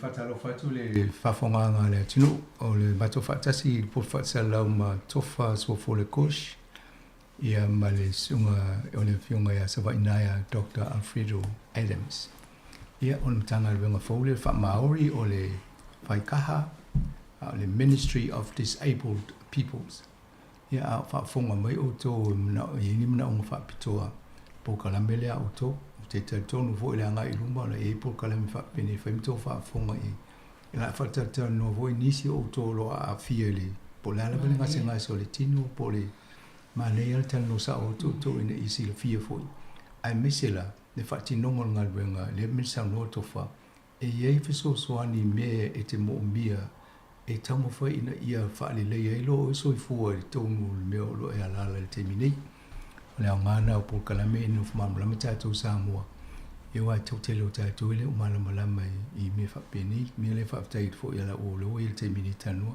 a le sa o tanua tu mo o tō le ele i mawhai ona a wai fono i ana whai le lo le motu i sauti e se temi ona tu mai le o whamtalanga i lunga o se lato penga so ta inga pa e pena ai sile le vatu ia se vai na e whamtala mai vai nga e pe vo se numero se telefoni po se email im fainto so ta mai e Whaftai pasanga ia o le mato web page ia i lunga o whaikaha o loo iai fo i mo i aso e whatatau waitala noanga ia i vaenga se o le motu o nu fo ia o le mato social media page fo ia Facebook e mawai fo i whamatalanga i aso i e fo waitala noanga ia a whapea fo i e fia contact out mai a mātou ia e fo le emaili ia o le pacificpeoples@whaikaha.govt.nz but I guess o le whaonganga fo le mātou web page we'll have all the dates for upcoming talanoa I guess o le tele fo i o tātou tupulanga ia o le whaonganga o le Facebook o le audience fo i lea e tāua ia mātou na tamawhai e whalongolongo ia po a fo i lātou se lātou leo e whatatau fo i lea le ngaluenga whaatino se tu mai ala fo i le emaili na le fisota inga o le whaikaha sorry, apologies o le Pacific Peoples @whaikaha.govt.nz na mane whautai ia na mo na ai se numero o tō me whai na video i tangata pa te o fisota se numero e vili le numero le o lua fitu valutolu iva lima iva fa ona fa so mai la i oni tali au fa sa vali le ngaluenga le mane fo ia ese me fitala no ai se ia na o vatu ia no ia so ni numero o lua fitu valutolu iva lima iva fa ia male vanga na ole Pacific Peoples @whaikaha o le WHAIKAHA .govt.nz ona mo lo le a be tofina nga fali vaenga le tatu tano le i vaenga mo le i fo community engagement le wo mo le lo le la nga i mal vaenga le Central Wellington o le ai fa filo mo kila mai faftai a famsanga ole amatanga o nga wenga na amatane ya po November te sema Januari ole advice mai foi le po ole a he o lo tono le disability community e se na fai lead la to ta ia la to ia tala no nga ia ona ia na so ala pule foi la ia o to tele ia o fainga la le matou mali li uma lava ia matou nei tono no matanga wenga mai o lo nga lu mai i tua e vai le atunu o Kilani o Waikato o Central Region Central Region amata mai Taranaki alu Hawke's Bay sau lalo ia tatou ole nuu i saute e tasia ia ona faile o whamatanga whapea ole a whapsota ia o lo ngā lulue mau tatou ainga ia e o tatou tangata ele o lava ele o ato tolo la to malosi po e foi e mana ole whamoe a foi lele po le nau e taita ia lava i tangata o lo i le foi vaenga ia tala noanga whapene ia o kilangi la e taita ia ele e lima ia community groups la e lalo le Tangaroa Collective o la taula o la to faia le ngā luenga o kilangi taimene wa ato le fa i lima la to tala noanga Ia, o mātou la lea ngafa mai nei i Wellington e maa i le amatanga fo i ele maua i aso. I aso fo i le whaitala noanga. Nei te uwha pia mai se si po o umata noanga i le ruatu se ia e pe o le ala na o le tali o lau wala au. Fo i nei se i wha malama le lei. Ia wa mau te talitonu lava. A whai loa fono po tala noanga a Wellington e ma le Hart Valley. Ia e ala ulia le hafo i nei le iai o tātou tangata. Mana ia, haftai e wai to whaafi o tau le tala no tel po kala militai au le mo watu o loo ye mana o whaapitoa. E mane fo o tātou i aino hini si whaapi o tau tata no e whai o le wa amatan whaasawari po kala minei. Ai longa tu se mo mo te mi whai i fono. I vaenga se mo le. Mo fo i tau sao i vaenga lea. E lani si vaenga fi o si tala no tale. Sawa nai? Ia, o le whaopopo whamole, hafmasanga o le tūranga leo o tātou tangata o lo maua le au nanga matanga luenga. E sao lava e maua le whaafe o tangata, ai sile fifo ia, tō tele fo i tātou tangata, e leo mai to tono mainstream services. Tō tele o tātou tangata, ia e tausi lava e lātou a inga. O le tāua fo i la o le ngaluenga whaatino lea. E tama whai e whaalongolongo fo i leo o tangata ia e o mai to tonu e talo noa. A o tele o taimi o nai o tātou tangata ia a fia e le moa le soswani. A whai a le moa le soswani e a fia tangata tonu la inga po la inga foi. I le long term, so le tāua foi na o le platform le tama whai atuai. Ia e tama whai e mai tonu tātou tangata. E isi tangata e mo mia tua i ngā soswani fo le ta vale wheruai. E mate o ina tō soswani. Se tala no paliti le ole afine e tele e mo e kepe ole loto New Zealand loto e ile lako finga le lako pot of funding e apalai e tangata o lo fia mo ngi ven e matau foi o isi ven o isi e o le mo le afine le atotoa o isi vene ta ilua ia mo wheelchairs e ia o isi vene tasia ona o le faunga o ven ia o ven ngai le ka mufi taunta e you know e ia awala me fai ona su e ia foi nei ia mosa fa pena ia aquele foi ele o se melna provide ele foi nei ele matanga venga mato e fiso so animato ma information foi lives e su e tangata e fiso so ani fa pena ai o te lo o to tele o disabled people foi le yang usila ato e fai la ko kusi apalai talo sanga ile loto New Zealand e ma wai se vai nga tu pe fata wai se ta vale fa pena ma o le si vai nga foi le fifa popo o le fai sa fam talang fa mun mole le survey ma le ngar survey mo ele me fai ona faftai ole se tama fainga fo ia Silvia foi to tele foi tato tangata ele o ato tol malo se mai fontanga ia po tanuanga ole aikia foi al survey it's to mo tangata ia fatita ingo tangata o tato tamama tina matua o ele mafaina you know mai ta vale po sa mo fontanga ole ala foi le tama fai o survey o survey for ya it will be available online i le mata web page but ole purpose foi le tama fai e target tato tangata ia who are not able to make it to mo fontanga ia o le taimi nei o le tama fai le matanga luenga e sui i tulanga le ta o le alternate formats so that it is accessible mo tangata uma.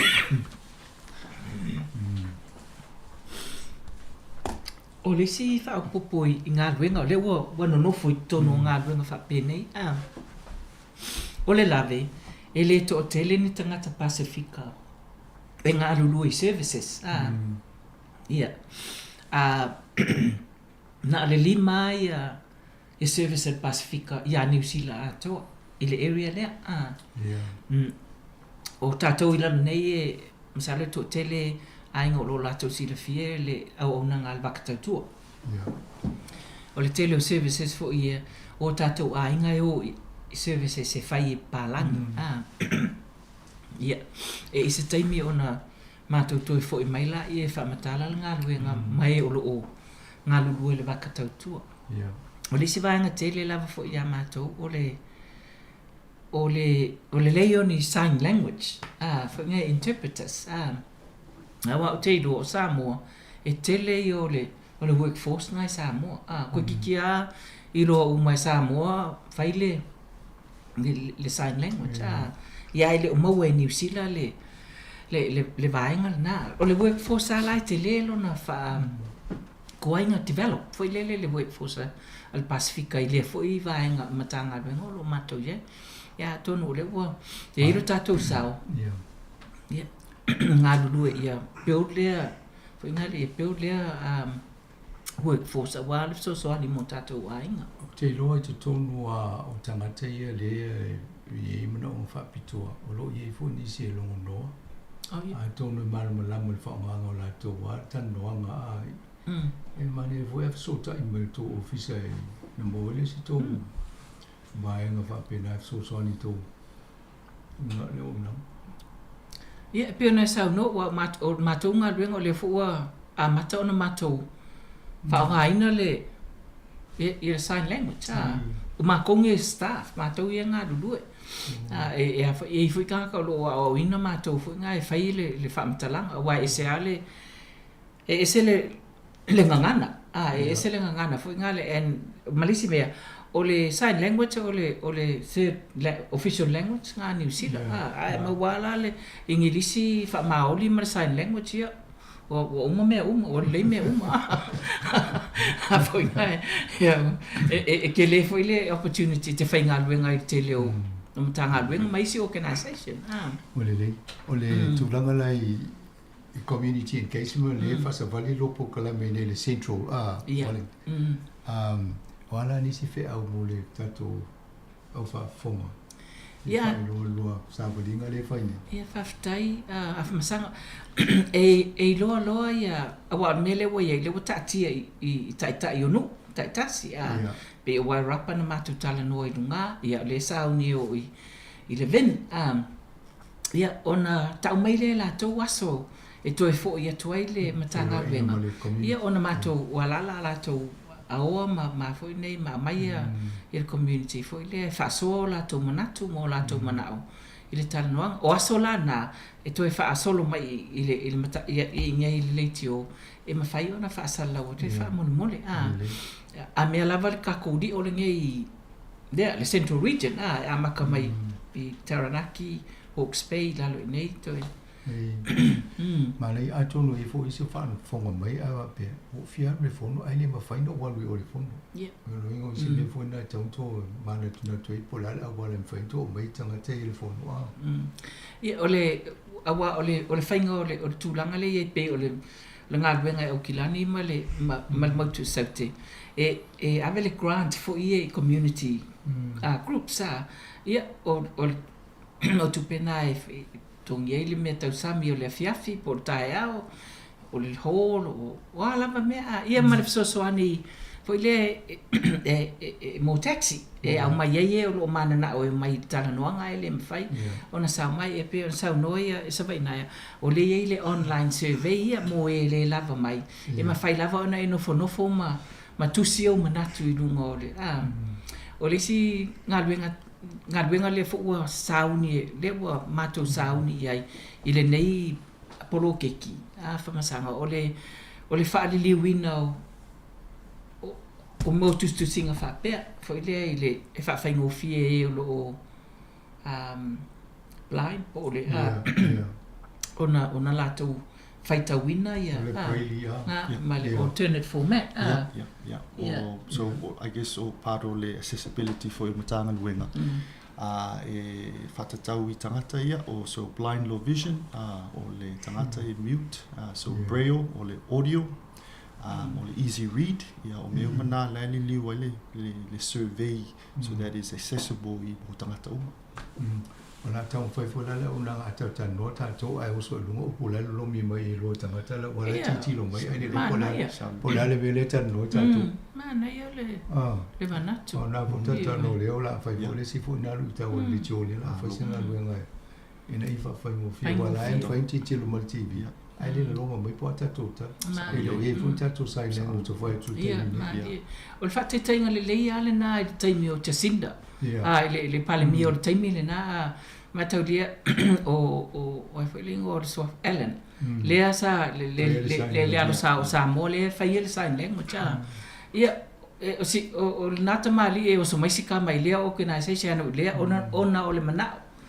E ke le demand fo inga le molo na taimi fo inga le whaonga o le au ngal na o le amatanga mailenga o le good example fo inga seti taimi o wiki e wha matala mai e o lo fo inga o lo fia mau na so ani yo tamo whainga fo ilale na o le matau matanga ruenga it's a reason why fo ilenga o racinga le fo inga le issue le o le sign language awa le tutongi le ia afa masanga o mana matau whao ngai nei hunga ai mai le pili a woi ka whewher ke leo le pili but you know o le ronga mai lo funga venga tia mai tava o fia sa nei o so ia o to awa e mo training e ma fai ona e train e sign language e certificate ma diploma me fa penga e le pe o la ke alu di universike ai o le mena o mai lo ile whaonga ile nei process ma le nei ngā ruenga o le whaonga ina o tangata ile e onga ngā ka lengi ma na o onga I lunga tatou ngana Samoa e o lo i ma le sign language le whainga talo le di ia tolo nana ama te ina ia te tatou vai nei ma lo whaftai ma nei whamanga le tom tanga ruenga ia ma le awala lo o wia o to ina ia el to ta yala le ta ni me nai fo to ngal beng fai mo tau sanga e malanga I luma e te tono lai fo ni lu tau fia ngai mo to tau tupe o leva wa ni malo e fa ti tupe langa le te le fa le ton ia mo na onga le la lo fia ngai mo lo sabaria fo ile tunu la mai ni o ko ka se te lo pakete mo mia le ti tupe ia vana fai o wa ia va te na fai mo fia le na fai le ngai beng ava tu le ava no vangana wese si mata upu le to va pe I lo final comments po la te tanong fai vo le tu after so na so final com no I guess after me la no af musanga ya after for ile fa for mai tato tu ma o se mata mo fainga fo I to tono mata luenga ia e pen fai atu so swani fo ina tato tangata se fio to tele o tatou tangata ia lo e ile malama I au nanga ese ia ai o se sao foi lea mo tatou tangata ia manu ia foi la to mana to ai sta na faftai e le inisi u faftai a famasanga male o nanga sa mo capture ilma vano ia e pe lava o le nau lava ia fa so atu pe ye loa lava le afu ni le awala ma le o awala so ni mo tata wainga ye pe fo ye wai fo I nei ngā ruenga malo e pe lava o la o se e mai o le official so fo malo lo ina e a matala nei ngā ruenga ia mau te wha mo fo I le tatalo le atunu na wai manu ia o mātou whaiva e whaftai tele lava af masanga o maa vanoa ia whaftai fo mo le whamno indo te mital tano ni mita aputawa atonu tausanga mo mone le wa amata alo ia tato ngadui whatasi fo I mo le community le o to whafonga mai whamarulu te o to le o manilo mai la tau mwhai ani a wala sistemi la tau mai mwhai ani to mo mo le whamatalanga patala no atu mātou I longa on social media ia mal te mine ia o mamana ia manuia lava to ngadwenga furi al fai fo ia ne tau sanga ia e fatata no atili fo lumana inisi o fuanga auto ne ia no fo mal malama lele tunu long puili el tato o nanga tato tunu ine New Zealand e mo le ngai manuia o lo telo tato ai manui tele lava ngai wenga ia mo tato fa fonga po kalamena fa in matata no tama le fionga ia tofa ia male a fionga sa na ia tayo ni o si se no to tano te mo te nei ia fa tofa so fua ia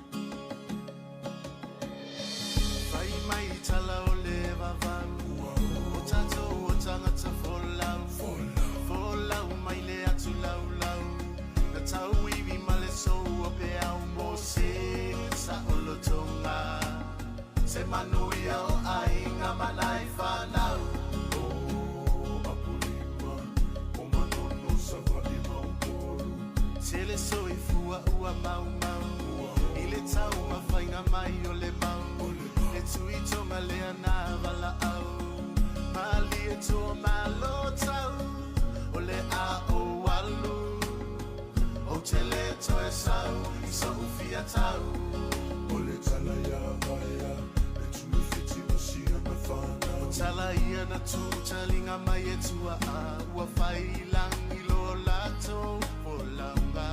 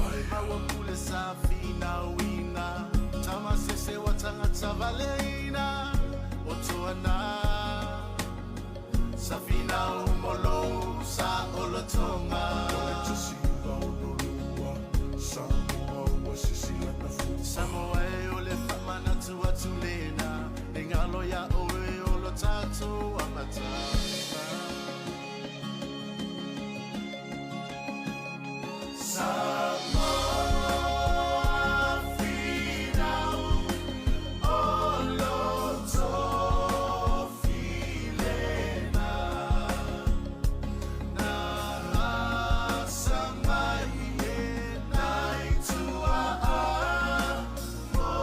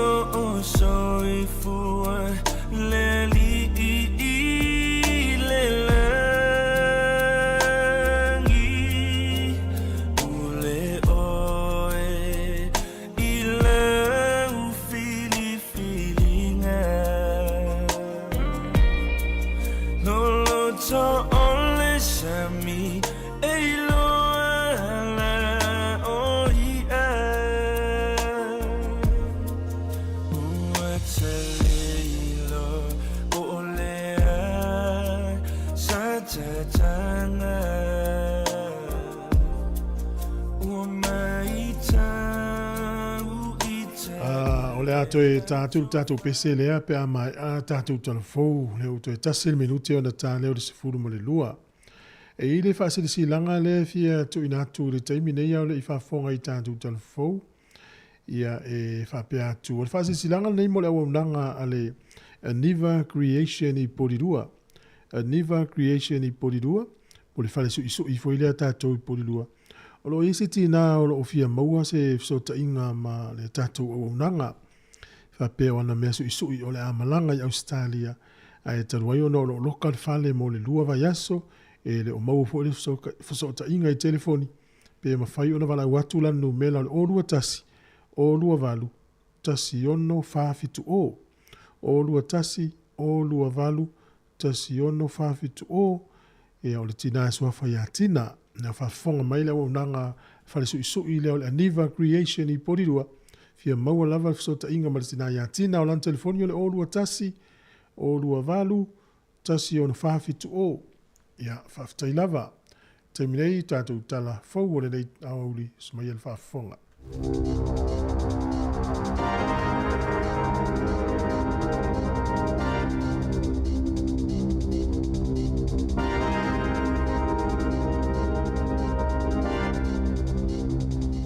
So e whaatala whaatol whaapoponga o talafo ma le si ufonga le lau mua mo le nei awa uli.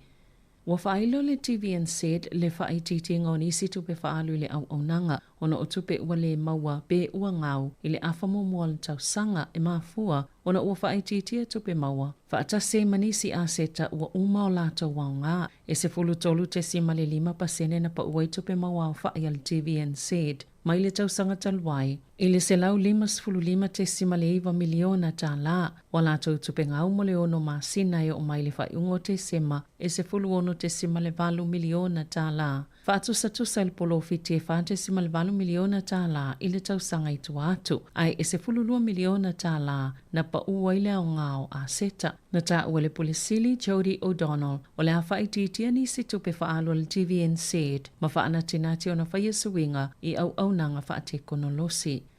Sa whasilsila le malo i lea so se polisi fōu e tu atuai se malo si anga sili atu i pōlenga e tāo whieni tangata e tutono kengi o na o lātou maua banua e umia i ni whana. Na whaalia le minister langolango whaamsinonga Nicole McKay o la whaalautele le malo le tu la fono i tangata e kengi.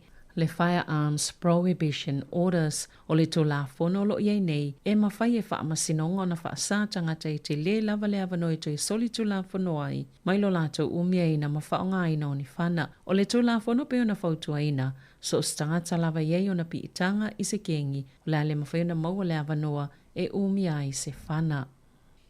E 5.10 afe tā la le vai ngā tupe o le atau lima ina le pālemia Christopher Luxon. Whaopopo ilo na tutongi e whaase lau fitus futasi afe tā la. A wā tupe whaalu mo le fale o nofo ai, o nei le o a lala i le fale o le malo o a whaapitoa mo le pālemia. sa whaamaoni e so upal palemia le le New Zealand o le aia tapaina le alauni e ui o loo a lala i se fale e Wellington o sona ia lava fale e le se mo kesi o tutongina wa vea i Luxon ma palemia mo moi tutonu o le tusa maltolu sfulfata usanga e tapaina le alauni po le vanga tupe o le a feiva se lau iwa se fulu na vele Premier House o le mao taloa ia e fioi le palemia e le ia la lai Bill English ma Chris Hipkins sa no nofo i o la ua lava maota. E le tatau ona iei se matata saina i polisi mo ato moto le Pasifika, pe ona sauno ele Minister Australia mo le Pasifika, Pat Conroy, ma o le a oa o matoleni e Australia, nisi vaenga au mo le puipuinga le Pasifika e whaatu mua i avanoa, i olo o mo miaina, sali potia le iei o leo leo saina i tatono Kiribati. Na lapata ia le United States le asonga fua, ma lo le Pasifika i fsosoani mai au nanga mo le puipuinga saina, ina ua whaelo le komisina le tō mau mo leo leo i Kiribati i le Reuters i le vai so taluai. Sa ngā lulu e whaatasi leo leo a saina ma lātou leo leo i ni taiala o lo ngā lulu e whaatase mo le puipui ngole atunu. Whaatase ma se polo kalame o whaamaumaunga o solito la fono. E le ini leo leo Australia i tutono Kiribati e ui sa fulfole Australia na te whaatupeina. Se au nanga fōf so ta i ngā leo leo, manisi o vaenga i whaatino i lātou ngā alwenga, ai mai se o whautuanga mo le puipui ngai langolango i leo leo Kiribati, i se va asafua i fua e leo ai lea tunuu, e se lau se fululi maafe tangata o Kiribati. Ua whalafola le malo o le au lātou matuasu e sueina po oini pisinisi, e le osta ia le tulafono i tapu i olo whaie whaasanga le malo Lucia i olo whaatawina atu i fafo, po o wha awala atu inisi atu nuu. Na wha silasila le Minister le vai whafo Winston Peters, nisi tapu le a wha opopo i wha sanga ia Lucia o nolo o wha awaupe o no so wha ina le atu nuu o Ukraine, masato i wha populai le a fuafuanga, o le tele o lona sila fia i whainga wha pisinisi nei, o ni wha maoninga i olo i e kampani ele o ano ia tapu, ai wha awala atu alato o loa isi atu nuu, wha moe moe tau nuu i Lucia pio Natalia Peters, i le auto stala ina ua fesilingi a ina, e le o tau fia ato o toa o loa whaatau atu i Lucia talo mai alato o sfainga, sa li potia le whai unga le vaiaso e le Post, e tolu te sima le 1 miliona tā la le tau o loa na whaatau atu ni usila i Lucia, i maasina e tolu, e o atu ia se te maltau sanga taluai. E ua folafola le Presidente o Lucia Vladimir Putin, i atu nu isi sifo ni whaafita au leo o iai, pe a awina atu ni alato vaenga au i fesosoani i le malo o Ukraine.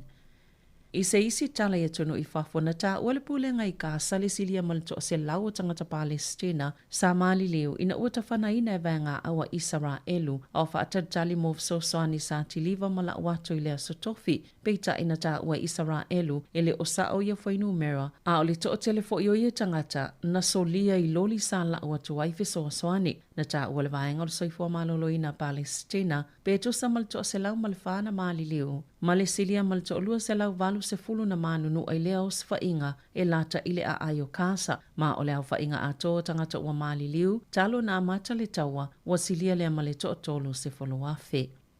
E silia male to lua afe na awai le sauninga sa pati patia ile soifuanga o le susunga lele i faipole whaanana Efeso Collins i lea soana na fi au kilani. Sa awai sui al parlimene au fi al parlimia Christopher Luxon manisi ona Minister Dr. Shane Retty tama potaka whapia le fofonga fetalai o le mauta Jerry Brownlee o taita i vanga whaupwhai le Greens. Sa tautu ai whaanana il parlimene whapia malato faipule o le taita i le Labour Chris Hipkins manisi ona faipule o taita i le te pāti Māori o suyo malo ese o ainga mō mai masani ai maisi le totele o e sao lātou ngā lulue ile a aio au kilani. Nā mata le sauninga i se solo na tūsia, ma whaita wine se tūsi solo i longa ni usila o Carlo Miller. O le so upo le ainga o taito edi tuia vi ina whai mafafonga le polo kalame. O le sasunga leli i whaife au Reverend Wesifili o Nasa. Na saunia le tatala o amata, ma o ia fo isala unga ina le upo le tua. Sawa aia le loi mata malingi, a salangona fo ile leo le ata i moli mau ese o le aso. A ile moli mau lo na faletua o Vasafia. Sa ia tō laula waila la maaftanga mawhaanana ma le anoa noa i o ngā luenga le lei sa ia whaia.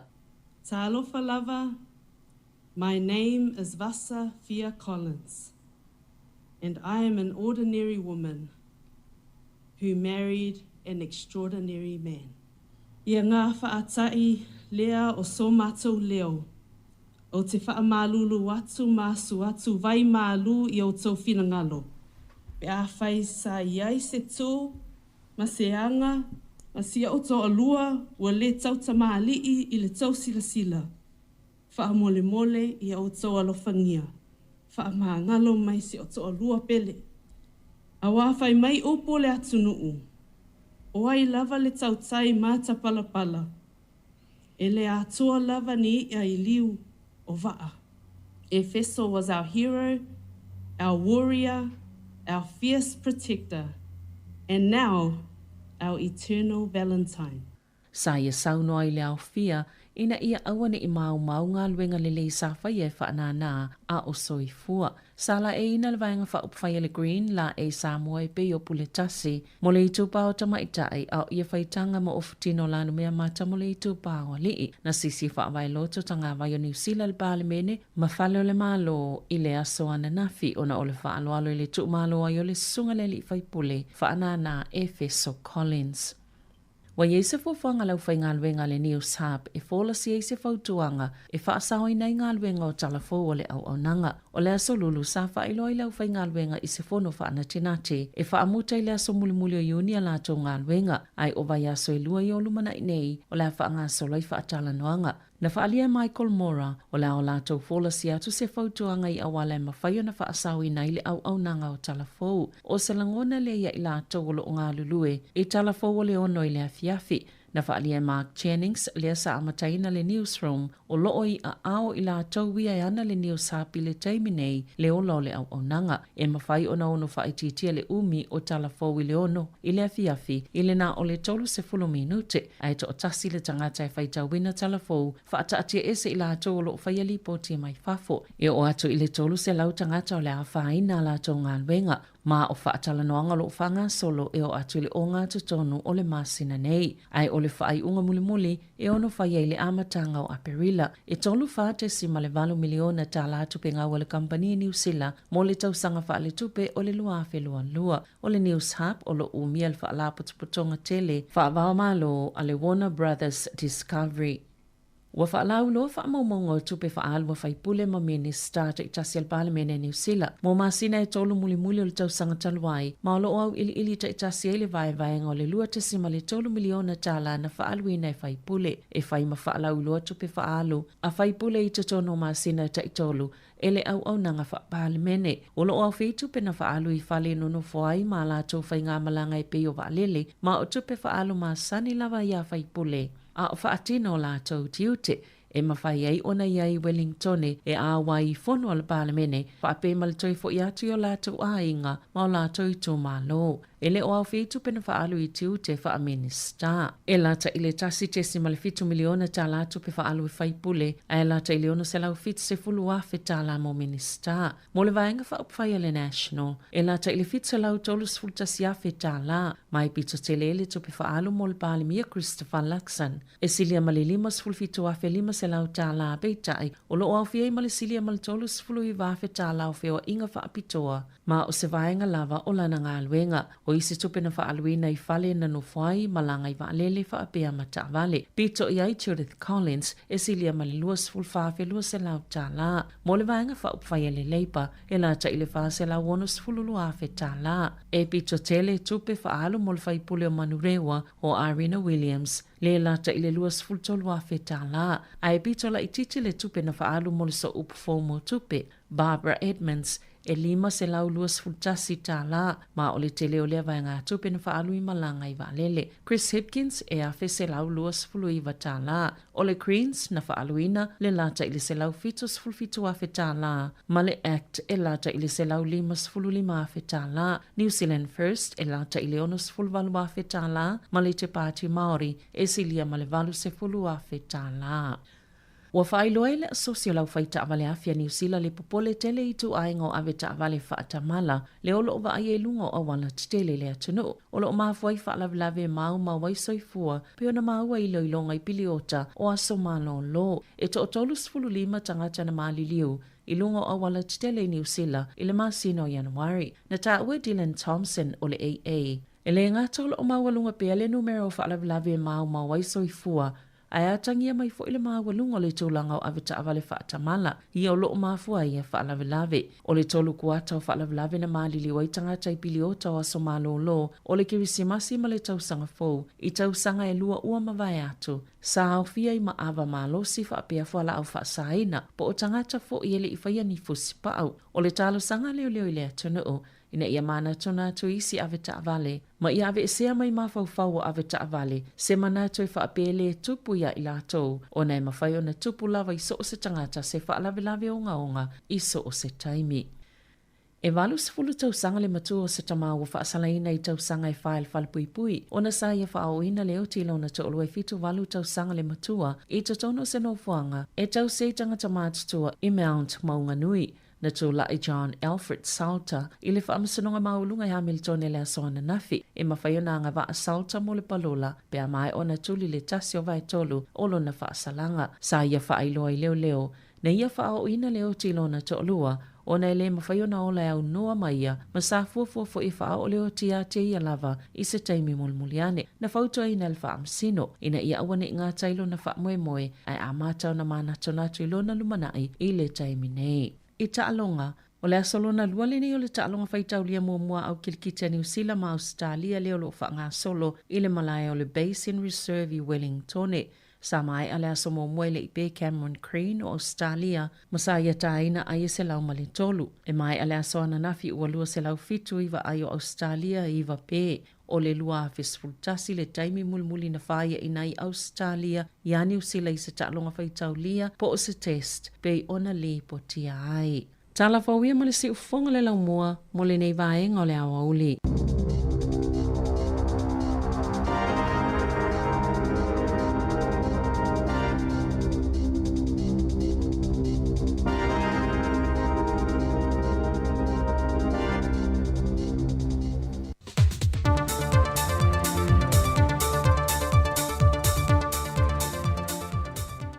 Toi whātala whātulu tātou tunuu i le whai ungol nei vai aso i se whao pōpongole nei o tātou talafau mai sa moa. O sanga wha manino pēle whiongo le minista o le bloketi o le tasi le miliona tāna le tunuu le whionga mulipola ana rosa ale mōni o i tu maloi wa amato na wha matuu le se lauona se fuluafe mua mo le miliona tāna lo na lua ta iala ma tūlanga wa whata tia e manino lava pe a whai e mulmuli ta ia e malu pui puia mai ei i le tele o whawhita au li le wa whasanga i nei talu mai lava le amatanga o le neipolo ke te fau. Na whamanino le whionga le minista o le se lauona se whanua whe lava la tauia o le a whamatu sao te tono tu stupe i tu malo mo le whaonga ina en mo le ofisa fono whawae i tutongi lau whainga ruenga o tutongi i no lisi ma isi vaenga au fiei le vai ma le ele tise.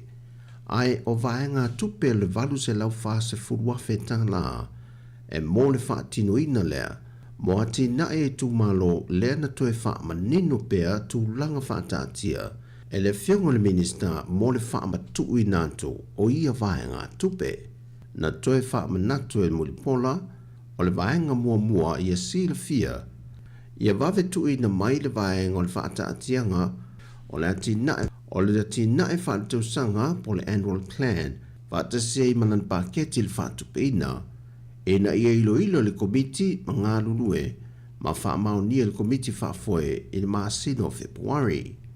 Lua, e au na whaatino le whaatalatala noanga po le one-on-one consultation i le vāo le komiti ngā lulue ma le komiti fono whaavae mo le whaamauninga o polo keti wa ave i le whaamua ale i tu malo. Mai te tau o na whaatino le maasino mati.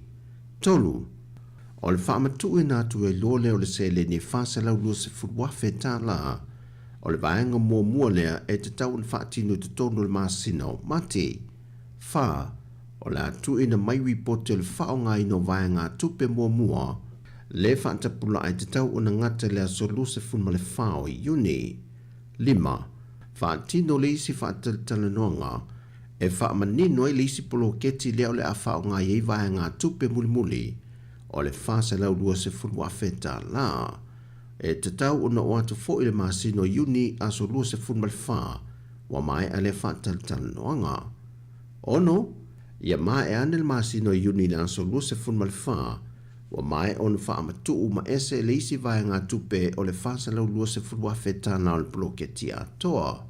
Ona tui na mai e lole i tutonu o reporti o le whaangai no vai ngā tupe muli muli, ma le reporti ale so e tusi, e tu whaatasi atoa ai le bloketi atoa, e le vai ngā tupe le tasi le miliona tala o whaamtu watu, mai whaangata le ia se te maaso lua se fulu malfa. Ma ia whaamao ni el komiti whaafua reporti su e tusi, ma anga waa i lori tu malo mo le isi miliona tala lo na tolu. Ai le ngata lea o le vaso nei, wa saini nalo e nai le whaamatu i nato tino i tupe le lua se fulu wafe tala, mo maota o tinama te mama tutua i mapui whangalele, ma le lato tino i tupe e lima se fulu wafe tala, e taua latu ni tanga luengo tinama te maa i tai, a tina e o fio anga manga fiso tai. O lea whianga inga, o lea atu i nā tua ia fiso swani tau tupe, mo le tau singo i lātou. Wa whai loe lo fiso le tupe i se pepo whaamtalanga, mai lana fionga le minister o tupe, le fionga lau timu ia a fua wale se va ai.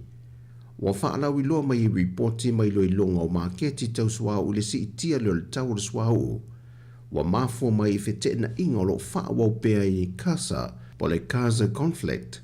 Ai meisi o ni o sofa inga o lo wha sanga le i wala o loa i tu langi sa sa e tu te tonu po le Middle East region. Wa wha lia i popo le ngole au wha tau swau. Ona o le a wha wau e pea le tu langa wha le tonu o le tau le swau. Ona o ia a fianga ma fete na inga i o sofa inga. Mai o le tūlanga le o whaadia le si tia umo tau swa u mosa mo le pensini kiso male kalsini. Wa whamawina le si tia leo le pensini le lita i le se fulmal tasi te si male vanu sene. Sa tolu tala se fulmal lua sene tanwai, au le o si tia le tolu tala lua se fulmal fa sene le lita. O le kiso, o le foi wa si tia le se fulu te si male ono sene i le lita. Mai le tau le sa ye le masina tanwa i le tolu tala tau se fulma le lua sene, i le tolu tala fa se fulu tolu sene i le lita. O le karasini, e fa te si maletasi sene le wasi tia i le lita, mai le masina te nei e lua tala iwa se fulu vatu sene le lita, le o tolu tala ma le lua sene. O tau i o swa o le masina o mati le wa fatu langa mai ai, le tau o swa o mai Singapore, na whailo mai le masino Januari wa mawai. E le whaatalo noanga au telefou maniso le mamalo le atunuu, na o lato whailo e fo i ni whautuanga tau ina tu ina atu le vaianga o tupe mo le tau swa ui masina te itasi. Pe mawhai o na maua le awa no e whaalau i loa le tau swa ui leisi masina e so ai, e fua i ai le utui no sao tangata teitu o tasi, mai le si itia pe palasi fo i le tau swa ui, ma o se tūlanga le leif soa swani mo i lanto oe lima vai ma le lava le wha soa i masina taitasi. Wa mori mau fo i nisio company o pasi lau pasese, le matua wha atumulia e se atu le teimi sa iai mua, i le wha onga ina le tangata mai nu i tua o pasi e whewa i mai i le taulanga i ngā ruenga, a onga wha ataunga ma pisinese, ai ua tuo lato a wala po ta avale o lato maota, ona o le sefe ina o le tau swau, e le tau whaasoasoina o la tu sele ni le vai aso. Wa tali mai le whionga le minister o tupe, le whionga lautimu ia a fōwa le se vai. Wa tu watu le ava no whaatulanga ina e le taita i whono le komiti whaafoi o le nupi wha, e tali mai ia i tūlanga ia walangalanga e fina ngano le atunu, e le wha amatui nā tu leo ni vai ngā tupu te tele lata e le fitu se fulu miliona tā la. A ngai ni tālu sanga mō ni tupe no no la iti mai pisi nisi o se e kālesia a to e ma se wha uru lunga o se mtanga ruenga le malo.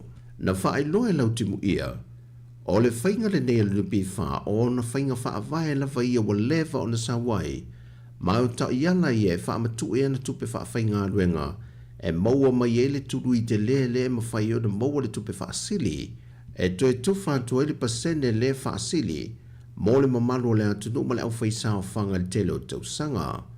E leo se whainga fau pe o na ta ue lau timu ia, peitai e ono fia se su enga pena muli ta ia e le fionga te fono ma le komiti whaafoe ta iala e te tau ona whaatino ia vai ngā tupi te tele wa wha matu e pei o le tusi tāru sanga le wa wha se atuai le pule silio le nupi wha e le wha matu le e fōringa mai e le o muli ta iala mai o se teimi pūpū le wa wha matu ia se le te tele ma o lo fisiringi e le fionga le minister de te fono le komiti whaafoe pe o muli ta iala na wha matu ai e le tūlanga saonga le mu o i se leni ma iei se pine wha mau le mauti noa e mawhai o na toe tutongi mai tutonu ia se leni o wha matu.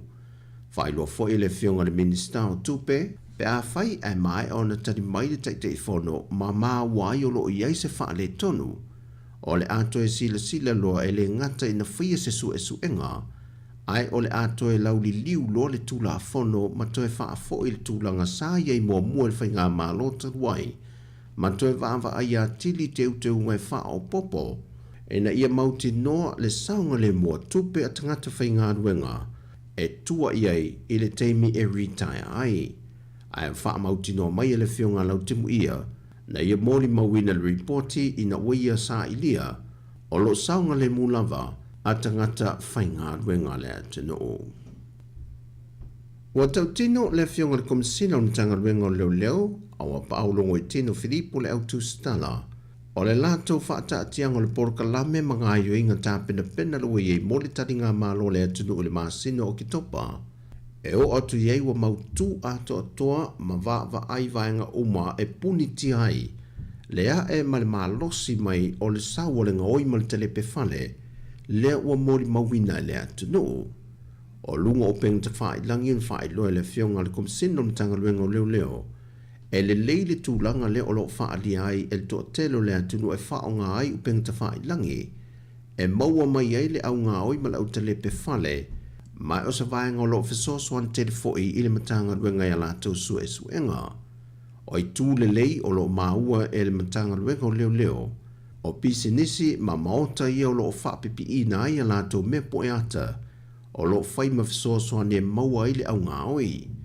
O le telo ia ngā oina wha ai loa e le fionga le komisina o i lātou ia tau fiato le tele o tupulanga o nisi o i lātou ia sa whale pui mua i sori ngā tū la fono lava nei, a o nisi ua fau, ma ua tosi ngā tūlanga o whala au wha saina, wa alai o nā ngā i ngā o ia me tō tino tangata o le antinu, ma whaata watu e le ngato whala au wha saina, ai o nisi, wa lātou moni mau i le taunga tau le soifuanga, wa sa ile a wala lei ma sori tū la fono le nei, e sa ili ai tupe tali ai o lātou mana onga.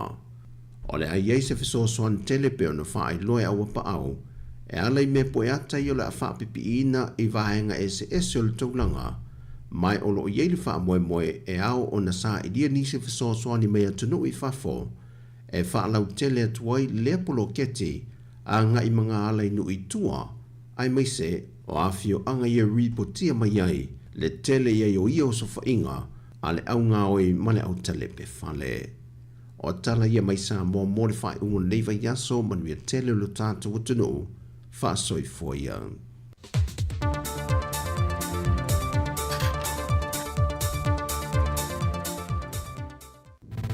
Musika o malo longa ma tau mawhitanga o leo auli si ufofonga o le laumua.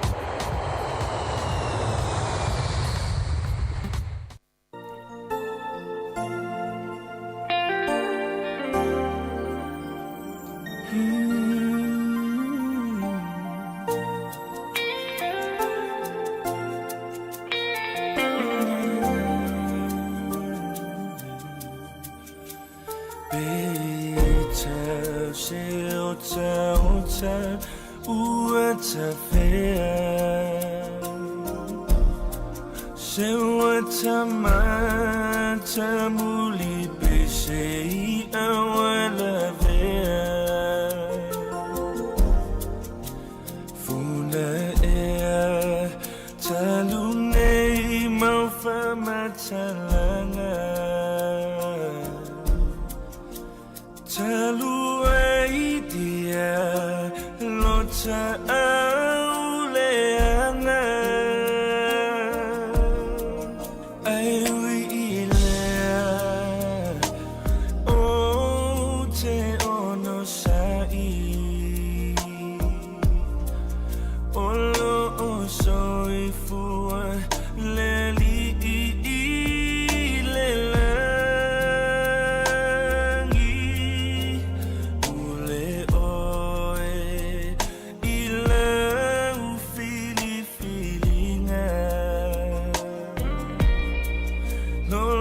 to ole sami eilo ala o ia uatsalilo ole sa tatanga umaita uita ile atofa afafa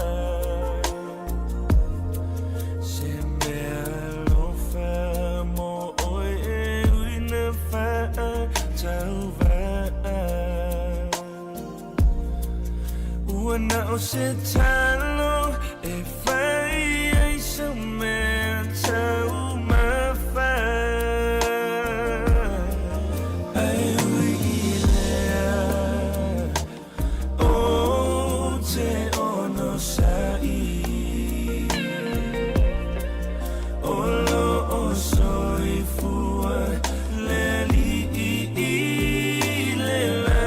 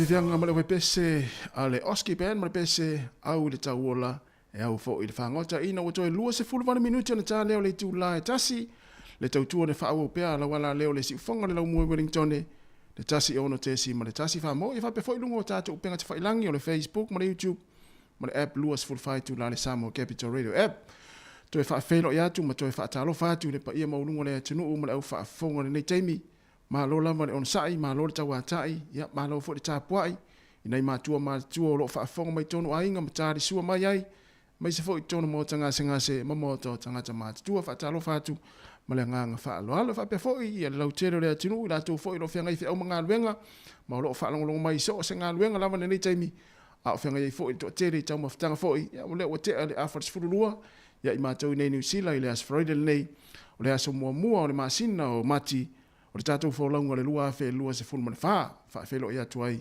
ma le ngang wha lalo ia le fo wa se mai de fo wa fo le wha wina le tātou tautua tu o mai fo le tau maftanga ia ma le tautua fo ia le sunga le ria o hao ia tu fu fiso sa o tau mafuta mai le tāo na le la se ia pa ia mai nei taimi o le tātou puklame, ia le fo la ua se mai, ia ua fo i le tātou whaawino le tātou tau tua, ia o le nei fo i aso, ia se ia pa ia fo i staimi o le fiafia nā nei, ia mawhai mai ai nai le tātou tau tua i le tūlai lima, ma lo le soifua manuia, ma lo le tāpuai, ma lo fo le on sai fi au ngā luenga, le o tātou iai le aso muli muli, o ngā luenga fo i le toa, tele fo i a misi fo i le nei atuno New Zealand, tele alwa fo i o ngā luenga i mai ai le so, le aso freide, ia o isi fo i mta ngā luenga ma isi fo i ngā luenga, ia wha mai ai le aso atai au, mea le mo le atu ai le wha maa lo le tāpuai, nei mātua i tonu ainga, ia ma le loa loa le tātou atunu, i rātou fo i lo whianga i fi au ngā luenga le auli, wha fia fianga, o wā fo i ia le, mālo longa fo i matau mawhitanga ma vai ainga, ia mesi fo i, o nei musika fo i, o wā fo i rātou,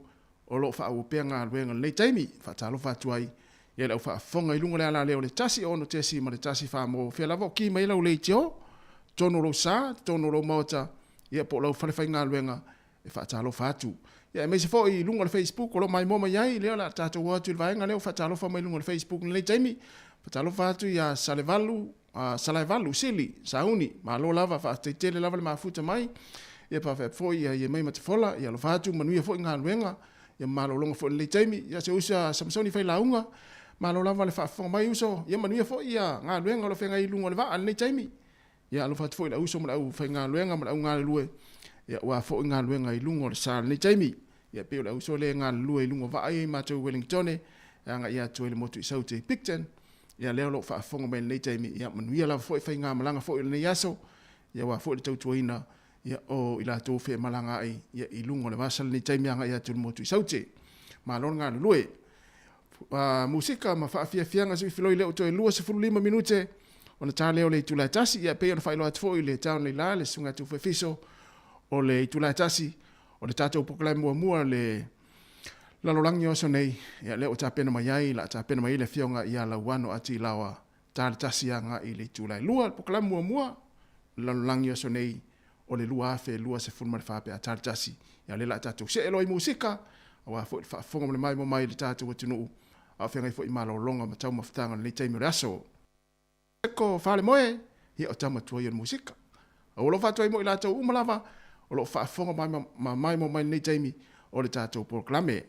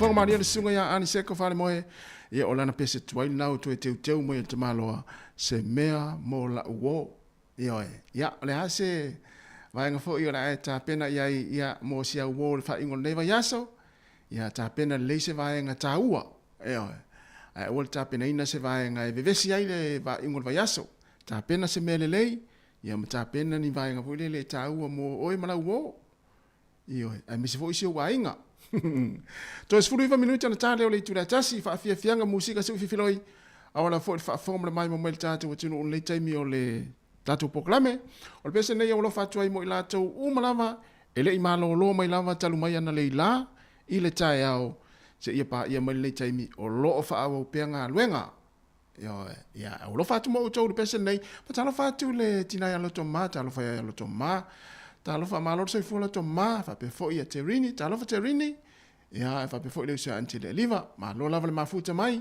ia manuia fo i fu fuanga ia o le fo ia uli ale la fa solo tu tato fa fianga musika se filoi fa fonga mai mo mai tato tinu le taimi si fonga le mua e Wellington e le o to se fu 20 minute on Italia ole tu la tasi.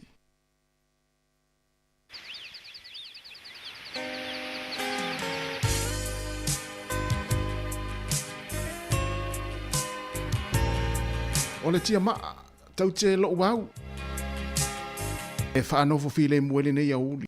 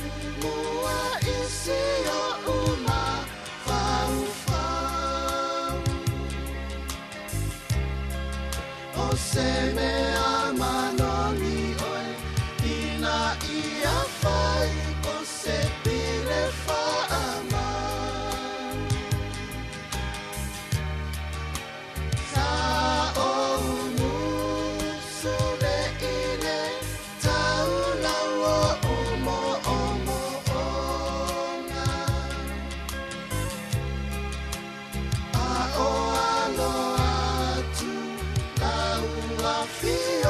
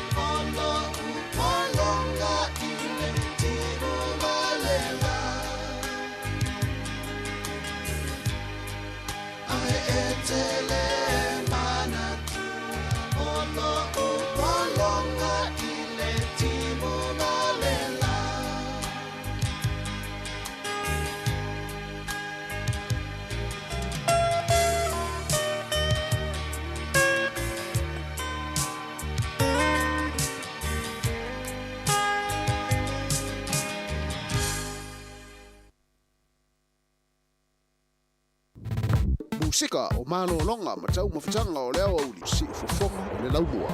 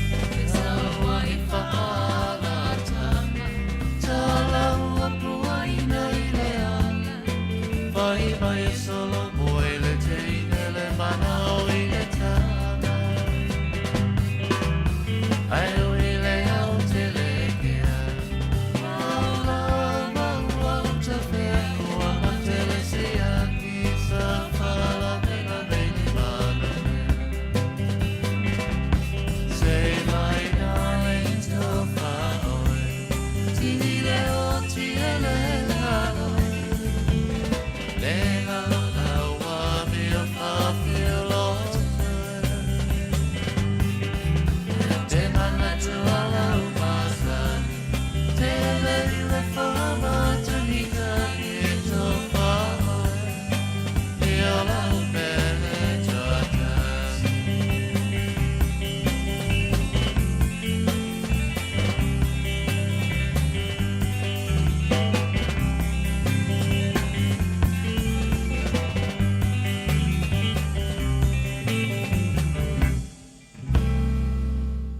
Whawhiwhianga ma siu whong malie, lau pese le penino tia whau nofo i sala whailo motu, ina ua toe 1 minuta na tā leo le tasi, leo te pen mai fo le whionga la wano, ati lawa a wale tātou poklame mua o le lua whelua wha le lalolangi o so nei sei pa ia le tulai lua, ia mai alo fo le poklame le tulai lua, na tātou toe mafuta fo i lea i whawhiwhianga ma so i whiwhiloi, ia awa fo i ia le whaafonga mana mai moa tāpo i mai ale tātou wa tinu ilunga le lea la leo, malungo o penga te whailangi ale si ufonga o le lau mua.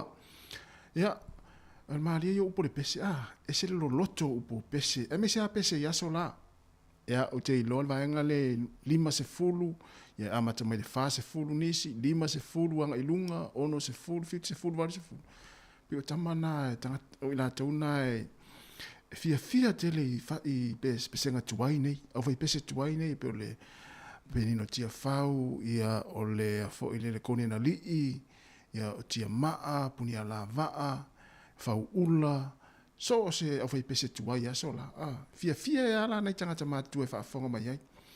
Ia wa o nei fo i taimi, wa sui fo i whaingon musika, ia o fia e fo i tupulanga nei taimi le tūlanga wai ai whaingon musika. Ai o pese la ia.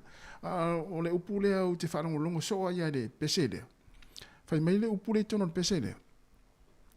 O te rilo pesao, wha mai solo mua le teine le mana o le tama.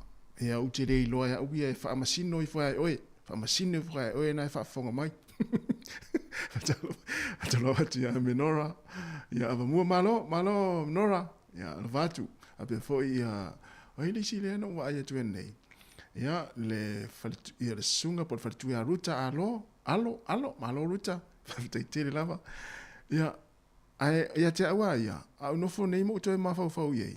Pe ia sa taun wha pere pese, solo mua i le tamare mana o le teine. Ia, olo ta ita na langona, voile le wha, ia e tofu al tangata ia malona malona langona. Wa te nei fo le tupao tamai, ta ima le tupao tina, i le wha pere mai o le pese, solo mua le teine le mana o le tama. Ia e fi nau mai fo le tupao tamai, ia le ona e sa awa le upo le pese. Le penino tia fau solo mua le teine le mana o le tama. Ai le solo mua le tama le mana o le teine. Ia pule hao e la oi fai unga. Ia le la tatu pese lea. Ale papa soifua o le aiu lo sei. Tasi e pese nga tuai. Toi 5 minute tale tasi. Mai ero le tatu pese lea. Solo le tatu poklame. Le lalo langi o so nei. Le fionga ya la wano ati lao. Ia ola ua nala ngona le pese lea. Ia. E taun fa apele pese. Solo mua le tama le mana o le teine. Au nei fo ia fine ia te aulau tala ne fai atu. Manuia toianga ia tu ngā luenga i la toi amata le tasi ngā luenga. Mafuta mai pia tā fo i le lua. Tātou toi mafuta fo i la ia. I lunga le tautua te se fonga la mua.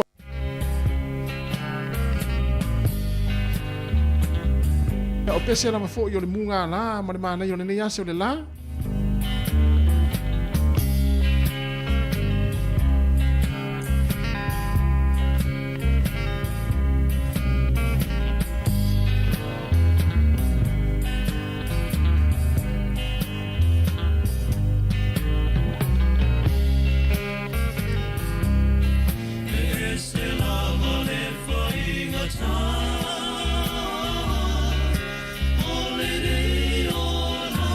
Oh,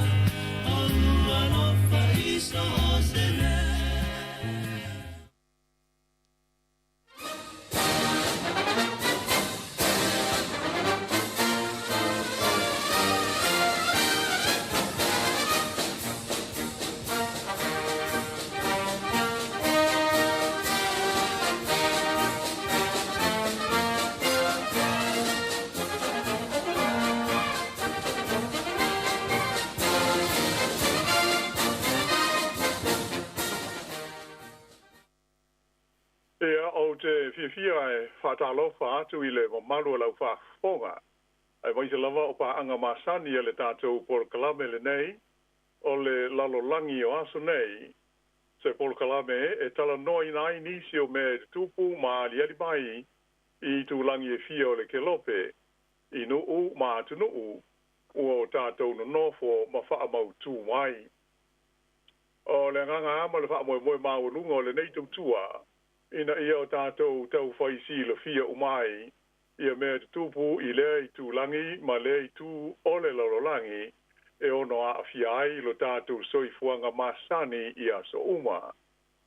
E le ngata I lea, ai atonu e ao ngā fo I le nei por kalame, e mawai ia le fia, ma sina ata fo I molo ma maru o le tāpua inga le au mātua, e wha apitoa I ai le nei vaenga o le tautua, ale tātou ala leo le nei o le si ufonga o le lau mua I Wellington nei le lau mua o New Zealand. Whamalo lava le langi e ma le soifua o manuia. O le tātou Paul Kalame mua le nei ua saunia mo le nei tu sanga fau lua afe lua sipu ma le wha. Ua tala whitau I lava ma le amatanga o le nei fo I masina fau o mati. O te tālusia sa maua le mamalu uma o le au whaafonga ni malo longa fia ma le saonga le mu I le whai unga o le nātou sanga ua tuana iatu. Awa o le nei ua uma le urua I lua masina o le nei tau sanga fau lua afe lua sipuwha I le tātou savalinga e pei o na masani ai. Tātou te whaafetai ai le tau si ngā lofa le tapa au I le langi I loutou soifua malo mātou ne iola. Ua tua I amata le tātou Paul Kalame ona sa tele a hoi nai fita ma whaafita au li tau te soifua malo loina. Sa afiai le whai Paul Kalame mai le whai unga o le nātou sanga.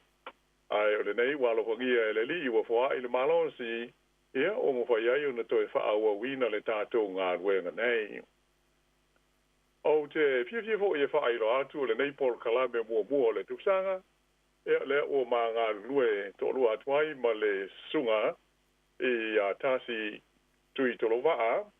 O ia whaafoina mai le tātou Paul Kalame ma le whaasera launga I le ofisa tūre tonu o le siu whonga le lau mua I Porirua.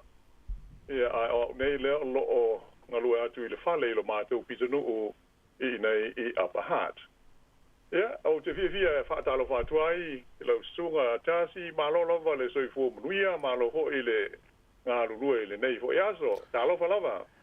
Ia, I le nganga whaalola fo I te whaatalo whaatuai I lau fionga lau ano. Ia, whaafitai I le alofa le atua ua mawhai fo I on tātou toi mafuta. Ia, e lungo le tātou tautua ni si fonga lau mua. Ia, e mesi o le tātou Poklame o le lalolangi o aso nei. Ia, lewa amataina mo le taimua mua I tātou fōlanga fo I luafe, lua sifuru ma le wha. Whaatalo whaatuai ma le nganga whaaloalo. Ia, I lau fionga ia manuia fo I le tausanga fōu. Malo. Whatever le fei lai, o le ngata mai leo o atu I nai Porirua. Ia se pia o ke topa o le tausanga na mawai atu nei. Ia malolava le soifua manuia, moni le lei lava. O le mesilia mataua, ia o le maua o lo to soifua, mo le tātou malosi. O wātiu te whai, ia mawhai o fōi o lo au na matautua ai. Ia ai, mo le neitaimi, ia o le a se e whaisina ma koma pupu ia ona se atu ai lo le amtaria o le Paul Kalame o tapenaina ia mo le tātou tunu I le nei tu la.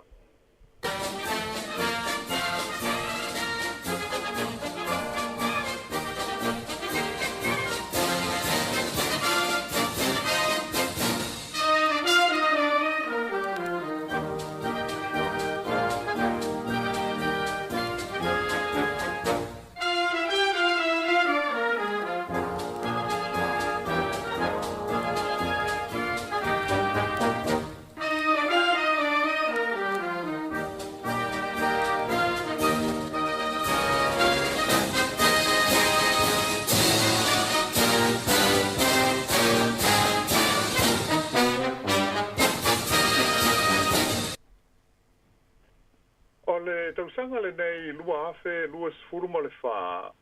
O se tausanga tā ua, mo se vaenga tele o tangata o le lorolangi. Wala le whaatino ina lea o lo lata waia te tau, e pālota ai I whai ngā filifilinga, mo ni tai o lata o tinu. E le ngata mo le filifili ai o ni o lata suia hoi pule, mo lata o pāle mene.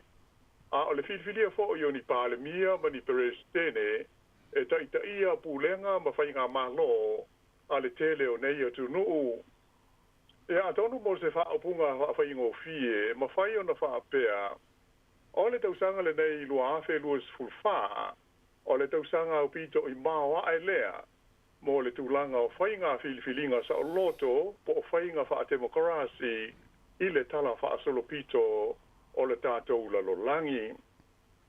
E mafua lea, ona e sili atu I le wha piliona, lao wha inga o tangata, ua ngawaa, ma ua maua lea ia te tau e pālota ai I o la tau atu nuu, I tu ese o le kelope i le nei lava tau sanga. O nisi o ia atu nuu, ua uma ona whaia la tau palota i le tonu o le urua i lua maasina lea ua tuana i atu nei o le lua afe lua se furu ma le wha. E au fiai ia atu nuu, ia atu motu o tu valu i nei le vase Pasifika. Lea sa whaia talua i nei le la tau palota tele e pei ona ta ua i a tatu telefou i le amtanga o le nei vai aso. Ai, o le tele o isi malo ma atunu o le loro langi, o lea e loma i se taimi o le neitu sanga i a lātou whainga filifilinga po a lātou whainga palota. E pei foi ona sa tātou whenga iei tātou i New Zealand nei, ma le tātou palota tele ia o ke topo le tau sanga talua i le ana filifili ai sui o le parlemene fou o iei nei o New Zealand, tu lai mai ai, ma lana whainga malo so o whaatasi, lea ua tu nei le foe e taita ia le partia le National, mai ua se e tolu ai ma le partia le Act, whapea le partia le New Zealand First, i le pulenga, ma le whaafoe ina o le whainga malo ua tātou o iai nei. Ai, o whainu mela e pei ona au ta o mua, o le sili atu lea i le wha piliona, le au whainga o tangata e te tau ona palota i le tausanga le nei, e whaatino lo lātou wai a te tau e palota ai. Ua whaatula i mai ei ma se fesili tele, pe le whaamata o se suenga tele le nei, e tofo i nai pe moni, ma losi, ia le whainga filifilinga sa o loto, po le whainga le ta ua le whaatemokarasi, e pei ona lau i vilu ai le tele o malo, mātunu o le laurolangi, o tātou soi fuai nei. O le a whainga nei e pei ona ta ua e wha piliona ma ona tupo tangata. Ua sili atu lea ma le awha o le whaitaua wha i tangata soi fua uma o le laurolangi atoa o loo iai i le taimi nei. O ia tangata uma e mai e tunu unei e sili atu i le wha se fulu le a whai sa whengai. Ea mai o le a whengai ma la tau whainga pālota i le tausanga le nei lua afe lua sepulu ma le wha. Ea o le vanga mōmola o le tātou tala, o le atau whai ai e oto atu nisi o tunu nei, ato ai maaso ma taimi e whaatino ai a la tau pālota.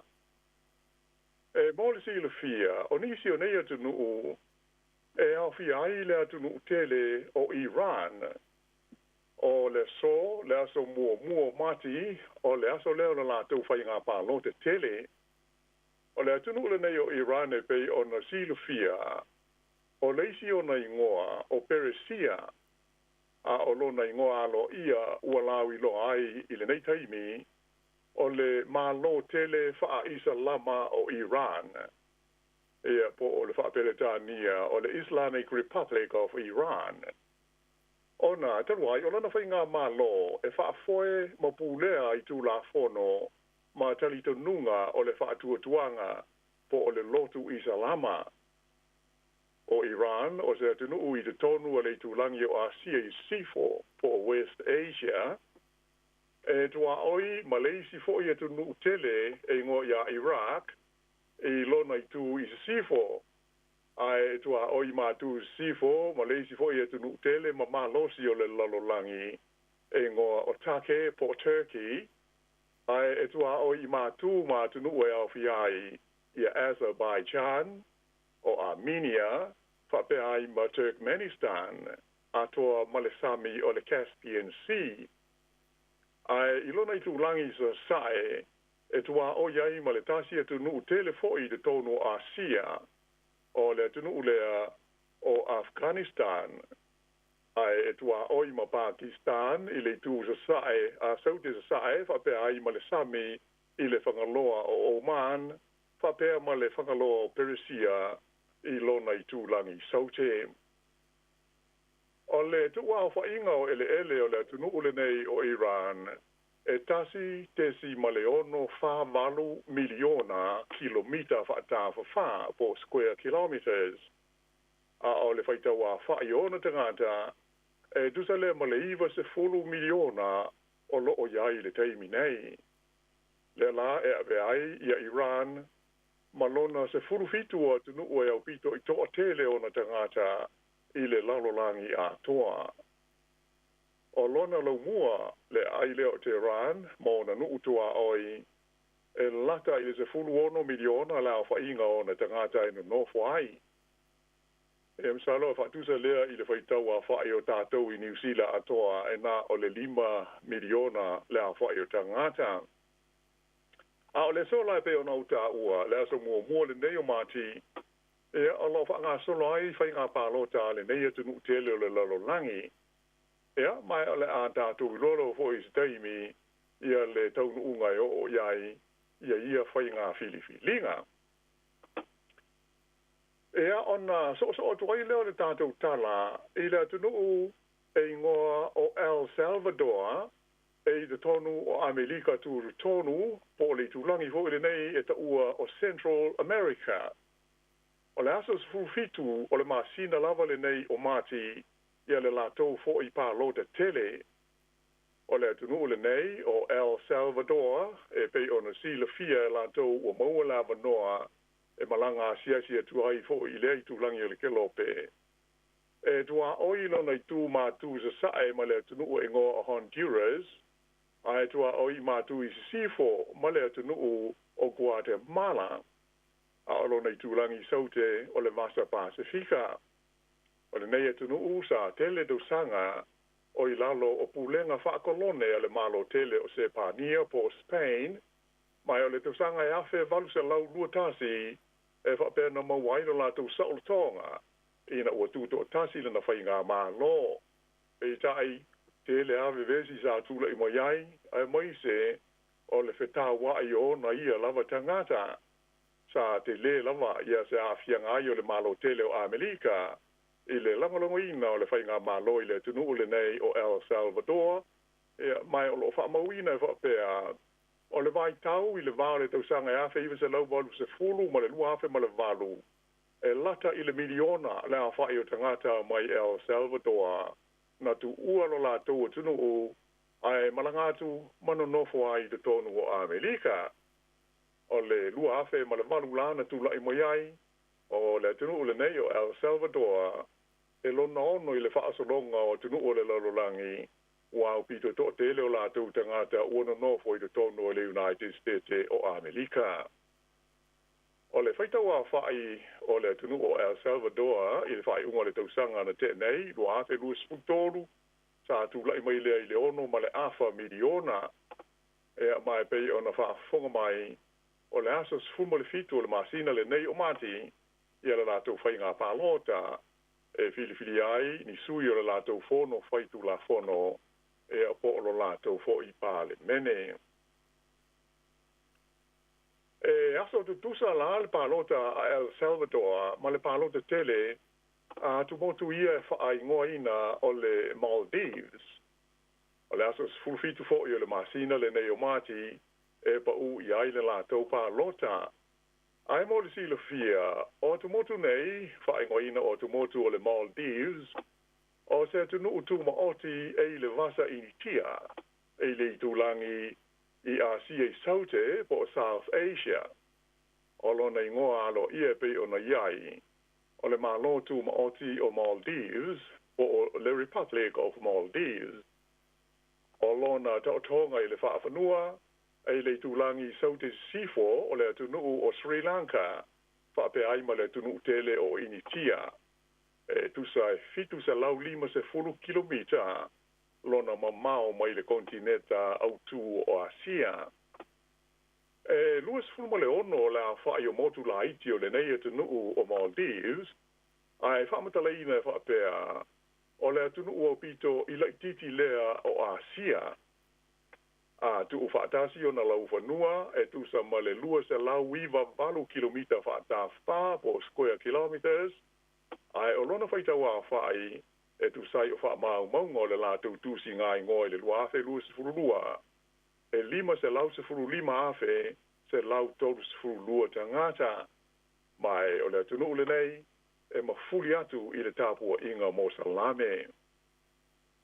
pe on si le fia fo ia la to o ia I le atu nu mo fo tanga fa le ba lo po ni ta fo fo I o se atu nu ma wa lalo tele ona lo fanua mai le sami ona ele aini ona maunga mai o le fua evelesi o le maulunga o le tele ona lo fanua na o le fa futu se fultasi ini si mai le fonga tai mai ave aile nei tu nu o Maldives ma tu nu o pito I ma wa lalo ona lo fanua I le lalo langi a toa o le vaenga o pito maulunga o le nei tu nu a toa o se maupu pu la to te fa ingoina o le maunga o velingili le fa mawina e 5 mita pe o le se fitu futu ia le maulunga mai le fonga tai la le la o ta pena I la to masauni mo le la to foi palo de tele la so fitu o le masina le nei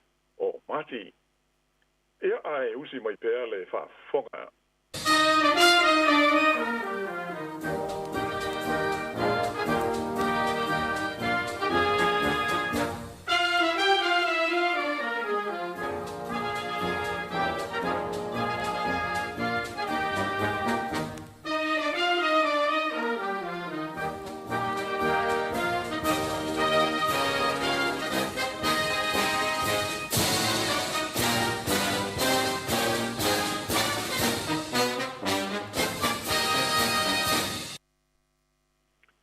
le toe whaawa winatu la o le tātou tala I le nei tu la.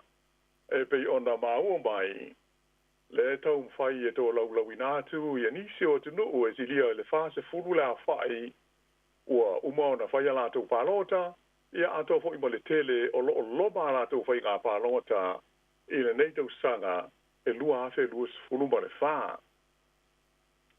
O le atu nuu muli o la whai ala tau pālota I le masina le nei o mati o se tasi leo atu nuu tele ma le malosi to e le leilo na ta mao a inga o le laurolangi a toa o le malo tele leo po le atu nuu o Lucia.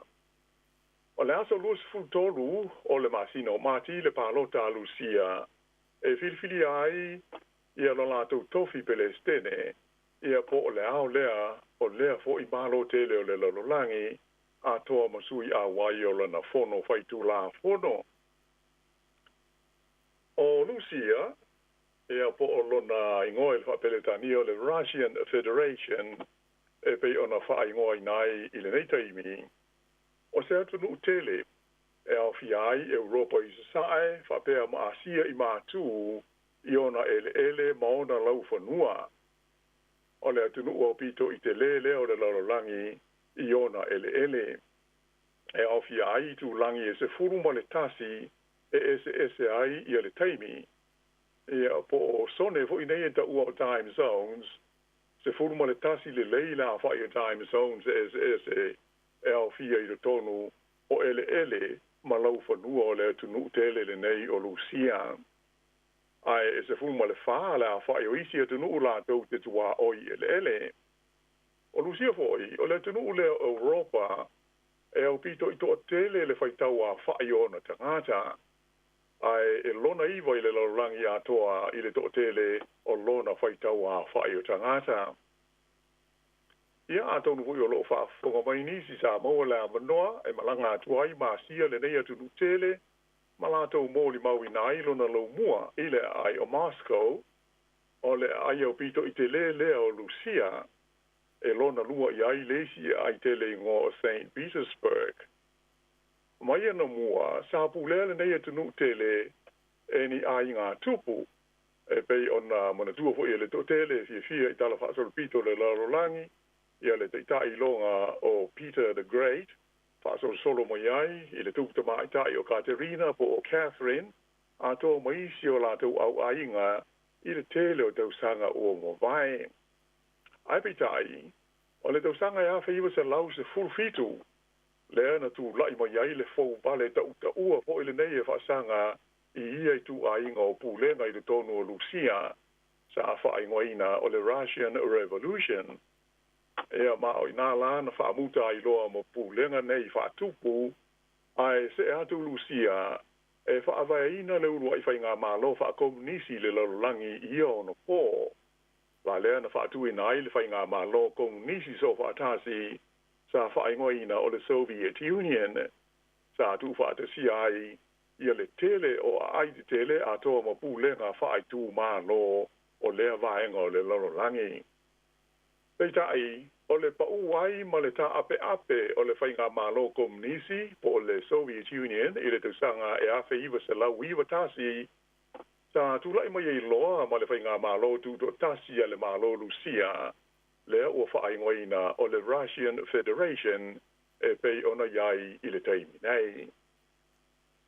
O le whaitawa whai o tangata o le nei e tunu tele o Lucia e pei ona whaamauina i le tolu tausanga te luai le lua afe lua fultasi. E se lau fas ful mo le fa tesi mo le fitu miliona. E si lia i le se lau wiva se fulu tolu. Ia le awha inga o itu a inga o lanu, mga ngana SS o tangata e au fia ai le whaitau a wha i le nei o Lucia. Ia mai pei o na silo fia. O stasi ale nei o tunu o e malosi to e mau o loran za mau a inga. Mai o stasi o malo e ave ia ile fa alangina vo ile nei o se tasio tu no usilio na malosi langi po le superpower ile ngana pereta nia ma fu le ona o le malosi o lana fita ele ngata ina totele ana vainga au ai o le tele fo yo ana be tau malosi ma be tau mo tia le au fi ai me tau fa ni ukilia o lusia fo o se tasi leo sui tu mau e to lima, o le committee, o le pui ngapo, le Security Council, o le whaalapo tonga o malo au whatasi, lea e yailo na malo si e mawhaio na ia tau fiai pe veto, ma whaale au ngā ina so se i unga whono e whaia e lea committee. E tele whaale tonu o pulenga, ma le taita inga o le malo Lucia, ele li pele stene o lo tu lai mai nei o Vladimir Putin e pe ona moli mawina ile mawoso fa inga o faya Lucia ia tu nu la to te tua oi e pe ona yaile taua ma Ukraine a to ma le la to fa o fa malosi o le tu malo tele o le Crimea mai o le alo atu o le nei tu nu ia na fa inga palota ile aso lus ful todo mati a to nu o lo talo ta i mamalo i sifo le kilo pe e talo sia e ono iai se isi tai fau e tu lai mo iai i le tofi Palestine o Lucia i le taimi e mai a ia whai ngā filinga ia ai o la tātou lolo fo i le tūlanga o iai ia pe a mai a ia tūlanga i le nei masina le aso luas fultoru le lātou pa lota. O le masina la e so ai masina foule o aperira e mai to atu o le tunu e ngoa o Slovakia o le afenga yai ma le lato fo i fai ngā palo de tele e pei o na to fai nai e fai e la so furu fitu o aperira o le nei tunu Slovakia o lona ingoa alo ia o le Slovak Republic o se tunu e si o mia matua o i ele mai si tunu ile o ngā te tonu o le kontinenta o Europa o Central Europe.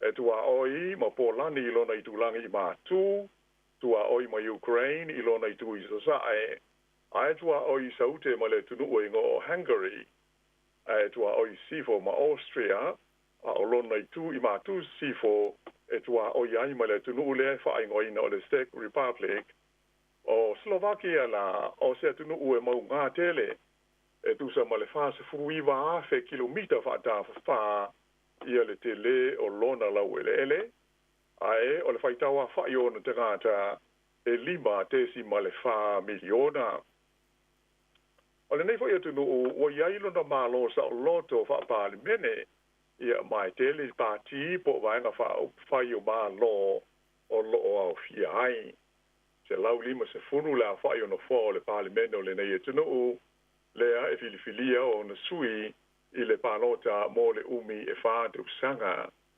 O lana whai ngā malo e wha aululu i le palemia ma le kāpeneta.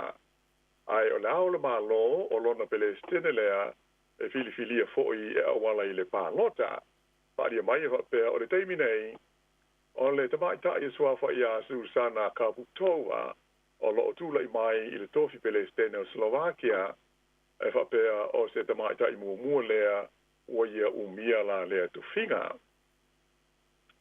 E so atu la ma le palota tele le nei o Slovakia I la su sufitu a perila.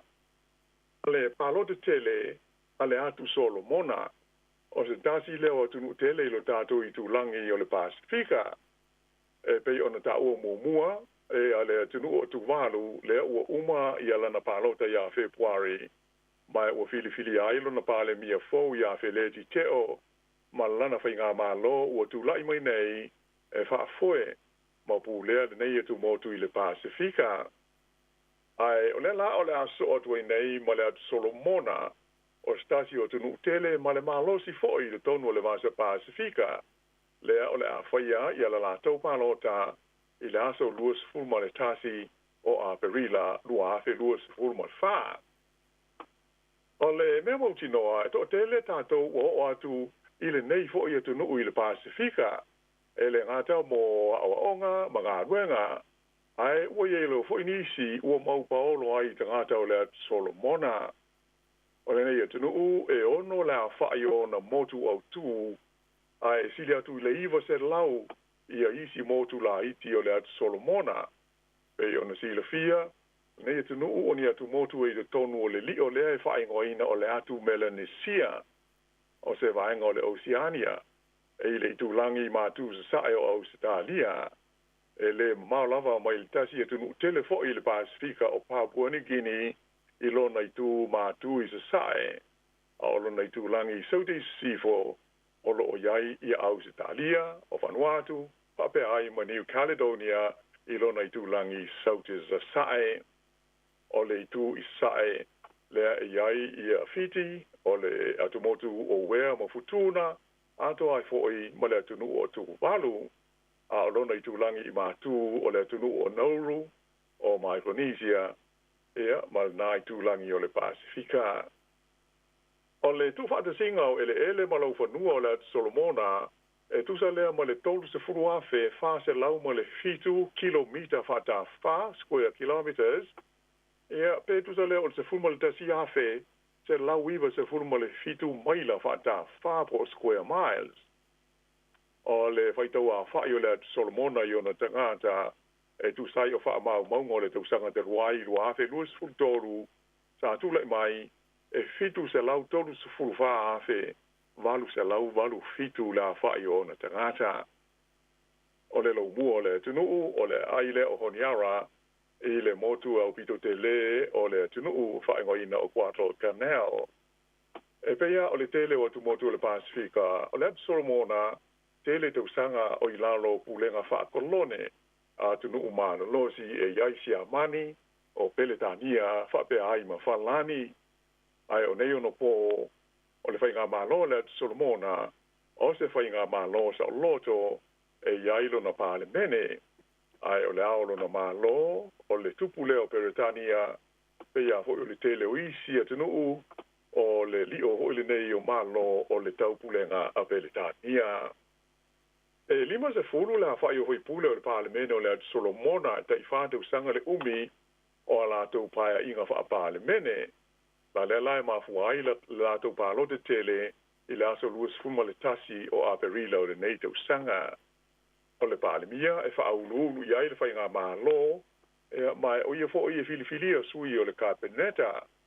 O le teiminei, o loo tula I mai le tofi palemia o Solomona, ia le li e ngo ia manase e Sokaravi, le sa tele ina whaitio ina e tangata, ina ua toi filifilia o ia mo lona whao taimi, e avea ma palemia I le tausanga I lua afe se furu ma le iwa.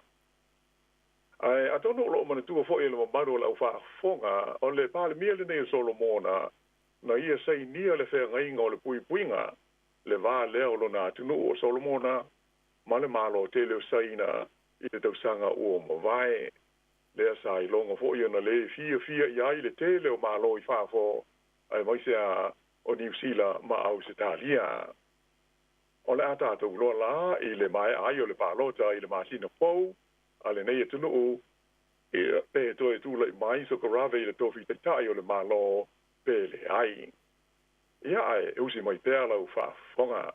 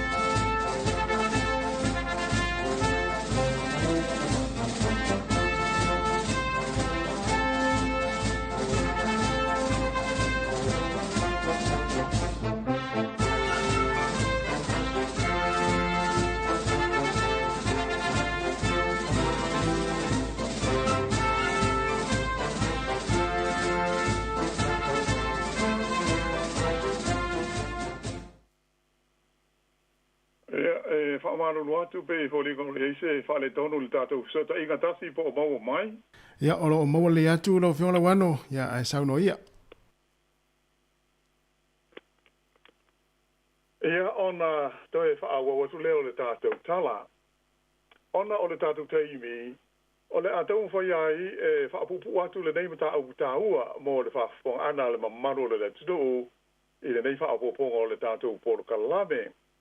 O whaamaunga mai le whaaputonga whaale vāo mā lo e whaingoina o le National Democratic Institute e whaapitoa lea i le langolangoina ma le whaamalo sio whainga malo sa o loto i 2SS e le lololangi.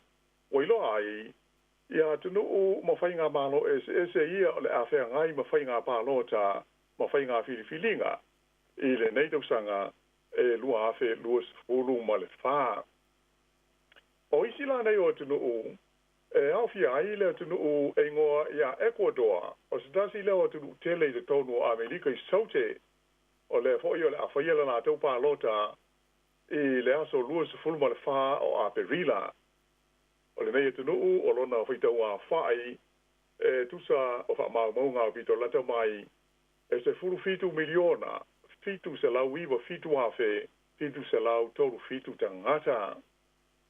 E so toa i le amatanga o le masino me o le nei lava tau sanga ia le whainga pālota tele a le tunu e ngō o Senegal o se tunu e le tonu a Afrika i sifo e tusa ma le se fulu ma le valu miliona le a whainga o ona tangata mai o le awhenga i nei ma la tau fo i whainga pālota i le aso lima o le masino me.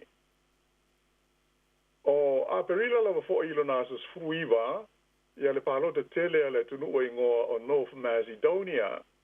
O stasi nei o tunu e loto lotoi i le tonu o le tūlangi i saute sa sae o le kontineta o Europa.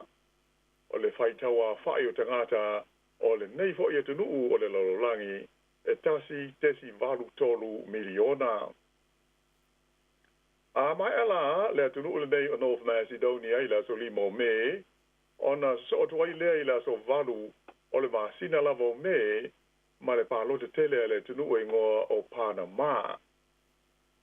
Pe ona silofia e lawi loa le tunu ule nei o Panama ona o le kanala tele ho i nei e ngoa o le Panama Canal. Valu se furu 2 kilomita pe o le 5 maila ia le umi o le kanala le nei.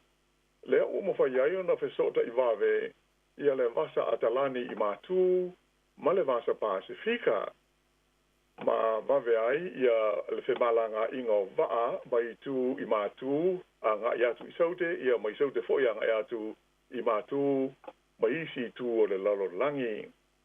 O le nei kanala ua whaatulanga ina insinia o le malo Amerika o stasi le nei o mata anga i longa e fitu o le lalo langi. Ona o le whaingata, ma le taungata o lona fausia, ai mai se o lona tā ua tele ma lona o ngā, mo le tūlanga o whemalanga inga o waa wha le waa o malo. O leisi atunu u e whaia le lātou pālota ia a Perila, o le atunu u lea e whaingoa ina o le Dominican Republic, o le aso luas fuivo me le lātou fwoi pālota, o le a filifili ai le lātou tofi Pelestene, atoa mo suia le lātou fono whaitu la fono. O le tunu ule nei o se vaenga o le motu e ngoa o Hispaniola, e le vasa po le Sami Kerepeane. O le afala i se sae o le motu o le tunu ule na o le Dominican Republic, e matua mātango fie, ia ma mawhana whana lona tau whaatero pika, e wāwāla lata tele le nei e tunu u, ia ma le leio na sotanga ma le United States o Amerika. Ona so atu leila so luas fulma le iwa o le masino me, o le aso lea ua whaatulanga i nai mo whainga pālota le tunutele o Awhelika i saute po South Africa e pei ona lau sila fia i le lololangi. O Awhelika i saute e pei ona sila fia o le tunu ua pito i saute lea i le kontineta tele o Awhelika. O se tasi o tunu tele o le lololangi, e tusa ma le tasi le miliona, lua se lau lua tasi afe, ma le fitu kilomita whaata wha, le tu au wha inga ona, ele ma ona lau whanua.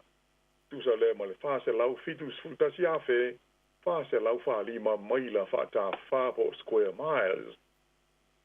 O le lau mua o Awhelika i saute pe ona Silafia, le ai Pretoria, ai o lona pāremene, eile ai o Cape Town.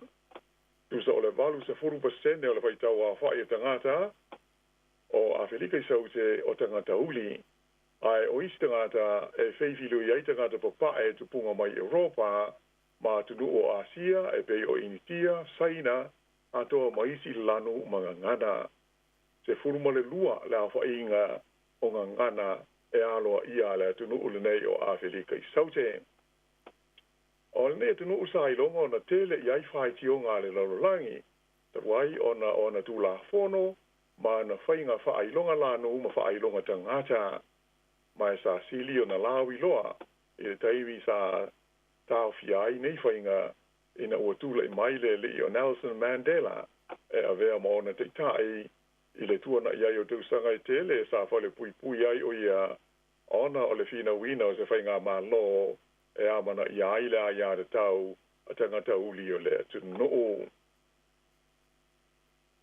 E mahe la Awhelika, ea ai o le amatanga o le masina o Iuni, o le aso leo o le pālota o le malo po o le tunu tele o Mexico.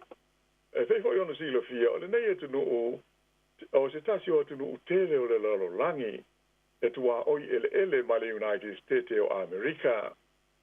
O Mexico e tasi le miliona, iwa se lau fitu lua afe, 5 se lau 5 se fulu kilomita whaatafa wha, ia le tele o ona ele ma whanua. E tusa lea o le fitu se lau ono se fumaltasi afe, ono se lau se fulu maila whaatafa wha po square miles. Ai o lona whaitau a whai, e se lau toru se fulu miliona tangata, o lona se furua i leo tunu o le lalolangi, e au pito i tō tele ia ona tangata.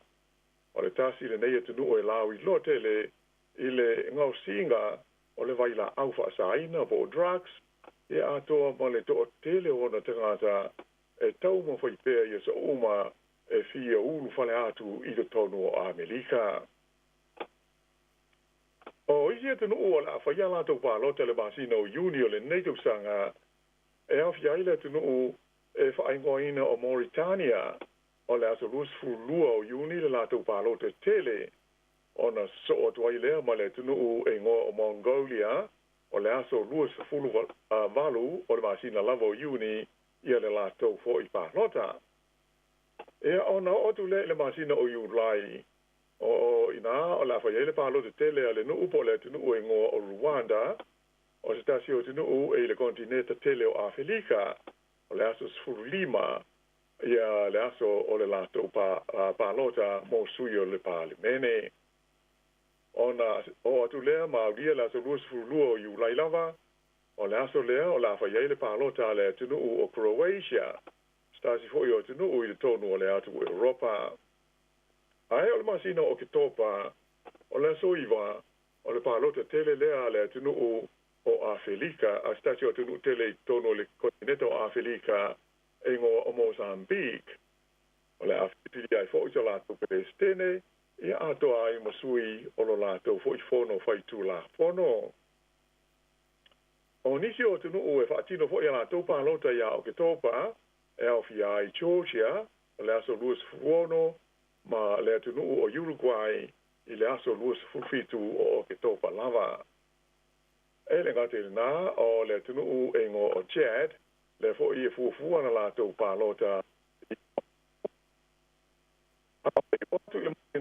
a tonu pe o le palota o pito sili lava o da to tele te ngata e fia ma mai moa i ai whaase le launga o le palota tele lea ale malo o le United States o Amerika le ngata ina filifili ai i alona tofi Perez tene ai whape fo i ona filifili ai o sui o lona fono fai tu la fono i ona maota lua e pei ona masani ai sui i o le maota sui ato ai mo sui o le senate o le teiminei o le o lo whanga solo pea i a filifilinga a pati au tu e lua le demokrasi ma le Republican e sa ili ai o lato sui e tau wā mo le tene pe o linga no lava o le li Palestine o lo tu e minei o Joe Biden o le sui le o le Democrats ai o le vanga le Republicans o lo o tu langa ma lo si le teiminei i Donald Trump e ui ina e to tele te ngata ua le fia ia i o lana ia lava pati. O isi e tupo na fo ia novema palota e au fia ile tunu uengo o Namibia i Afrika papea ia le isi e tunu uengo o Guinea-Bissau.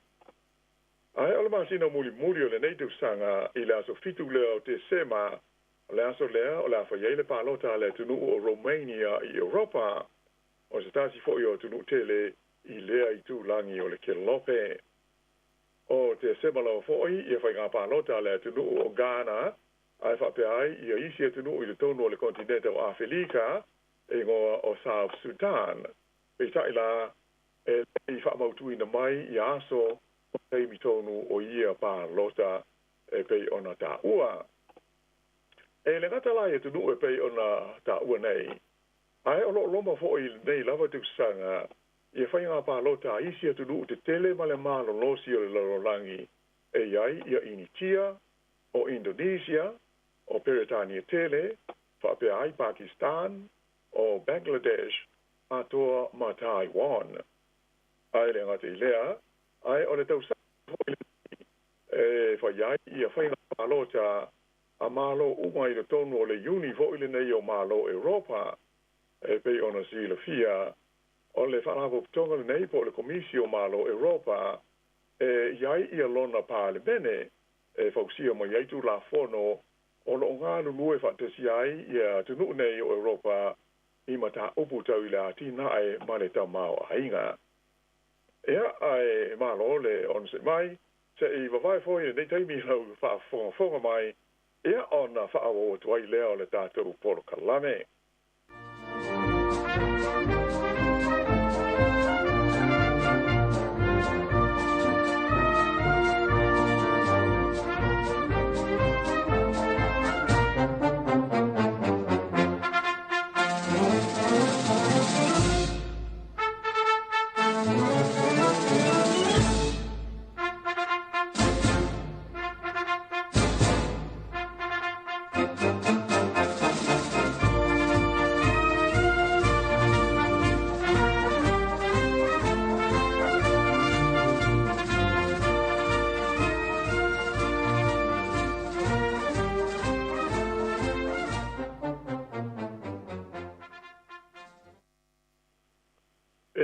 le sila dei vaenga o le tatu tala mo le Port Kalame le so. Ua whailo mai ele Minstau ma ta upu tau I Pasifika ale malo Australia o le li swa whai a Pat Conroy. E le te tau ona iai se a fianga o le malo te le le mua tu motu o le Pasifika. Sa whaalia manino mai hoi ele li Minstau le nei. O le a o ina ele malo Australia ia leo mo le puinga o le saonga le mu ia tunu o le Pasifika. Ina ia whaale le iai ngā ruenga o le puinga o ia tu motu. O ia sa wanga le limi stale nei a Pat Conroy, ua tali atuai o ia I se reporti sa whaasala lawina mai le Reuters e whapea, ua ngālurua nei le tono le atunu o Kiribati, ia ni leo mai I le atunu o Saina. O le asonga fuafo I le vai so nei, le sa tu ina mai eise la pata inga mai le malo te leo Amerika, ia tu motu o le Pasifika, ina ia whaaitete I le so swani nei tau le puinga mai le malo Saina, ina ua whaailo mai whara o tele e le sui komisina o leo le atu Kiribati, o Erie Tierra, I le vai aso tarua I whapea, e iai ia ni leo mai Saina, ua ngā lurua nei ma leo I Kiribati, e le ngata I le leo ina o le saunga le mua ona te ngata, ai, o lo ofisor swani fo ia leo mai Saina, I le fausia leo se Port Kalame I le computer, e wha mau in ai ngoa, ma wha matalanga o tangata e soli tu la fono. O le teimi nei, e le aini leo mai Australia o ngā lulu e ai tonu o Kiribati. E ui ina o leo ua fola mai e le malo Australia. O le a o la tau wha tupe ina, le fausia leo ni masini foto fisota inga, a le ofiso leo Kiribati. Ato ai ma le whaatupe ina leo ni fautua se to lua tau le puinga e lango ina le ofiso leo Kiribati. Ia ai ato ai fo ima le fausia lea e le malo Australia o se waa leo mo le ngā te whale o tu motu o Kiribati. Ia tunu upo e tu sa mai sa puse ia le au whai o na tanga le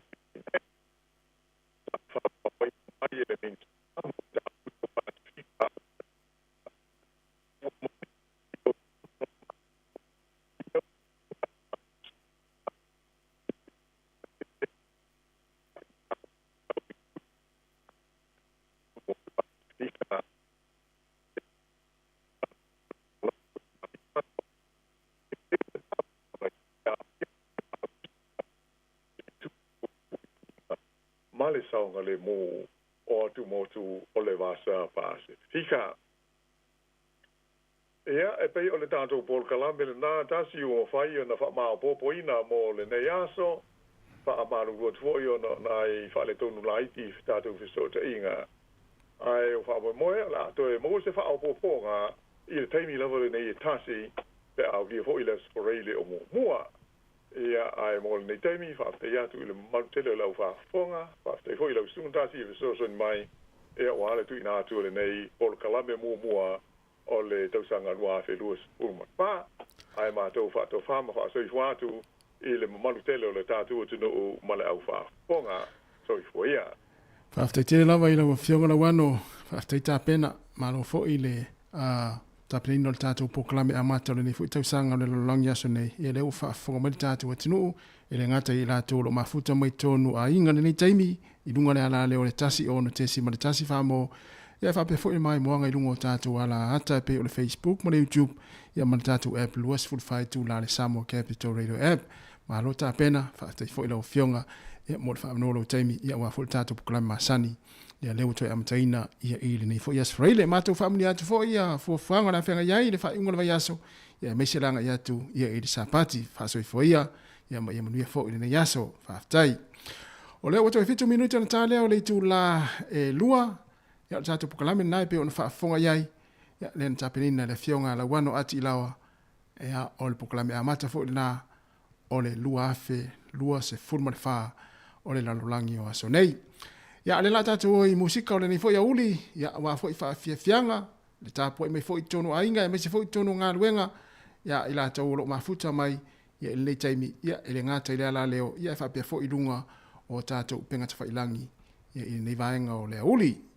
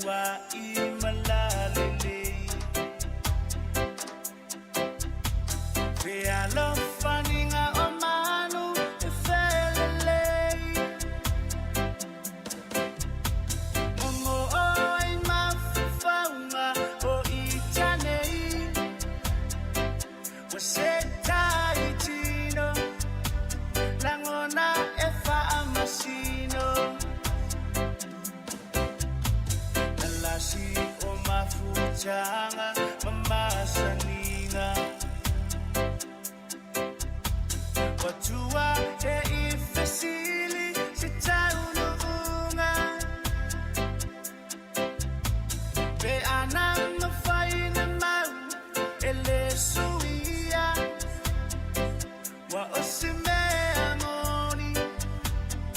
Betawile manuia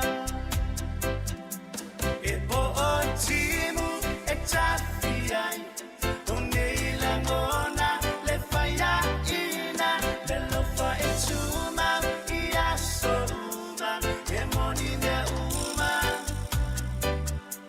E moni le lofa E fano le angesala Mama tindeia E bisa o foiala Le inosia Langona e mateia Mama fatia Se la ve ai mai Nene fu o la uai Betawi e mana onga Olo ualofa Se ima buai Bolonga ma outuai E po o timu e tafiai Uneila ngona le faya ina Le lofa e tuma ia souma E moni le uma E moni le lofa E moni le uma E moni le lofa E po o timu e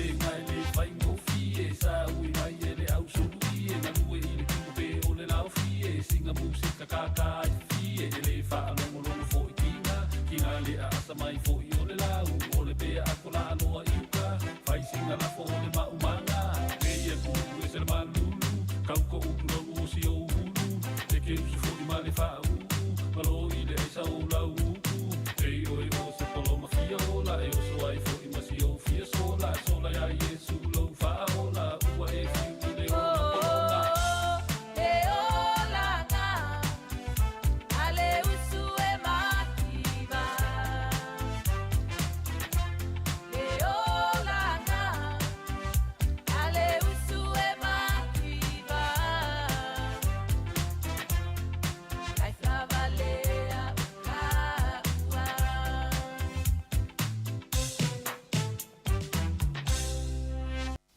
O 5 minuta te nei le tūlai lua, le whawhianga ma te mai i asi lia utai, ia ma le pese o le o langa usu, i o e. I maasani te le tātou e usu ngā luenga, ia ma soifuanga fo i o loo au mawai so se atunu o langi, o le o langa usu a ia e usu e whai ngā luenga, ia atunu u ia i whafo meo Samoa, ai mesi tātou i o papa au ma nofo fo i maalala i atunu umau. O le o langa na, o le usu. Ai o ne le taimi o le Kirsimasi ma le tausanga fau. E le iantu pe o whaaputuina. A wai aise a. O na leila tele na lafo i Samoa i maliu mwa whaalavelave ma sao whai ma. Mahenga uma whapena. Ia le ma fwoi on tata usu. Ia tau te usu a ia ona o le tausinga o a inga o ngai no whanau. Ai uma le leila tausanga. Ia le ian tata utupe o te wina. Aise a. O no le alofa o Samoa. I le fatua o ia.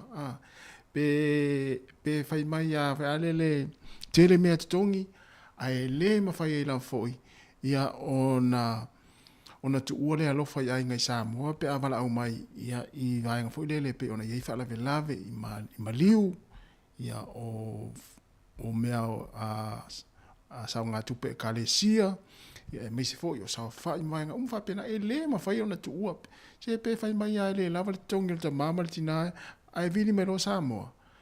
E o le alo for Samoa e sile atu le alo for Samoa ia ilo le alo for istangata. Ia o le na. Ia o le ngonga pese. O le o langa usu. Te whatalo whatu nei taimi. Ia pia whapea na esa e usu le tae au. Ai olo e ngā lue pe le nei taimi. O le wate ale lua le taimi New Zealand. A o le tele lava o ngā luenga le nei atunu e manama le tolu. Whapea lao na e te whaafonga mai na esa ngā lue mai ana le tae au le fitu. E o man taimi nei. E whaamalo atu le tātou polokalame ma le tautua le sifonga lau mua. Ia ile ono sai ngā luenga. E se lava ngā luenga. Io e te ilonga langona e oe ia lau ngā luenga. Ia e ia isi ngā luenga fo ia e whainga tā. Tinga ina. Ai e isi ngā luenga fo ilele ua maasani ala tau. Ia i tono ofisa ma vaenga umfa pena. Ia e tofu alta ngata i maona langona i teimi o ngā luenga.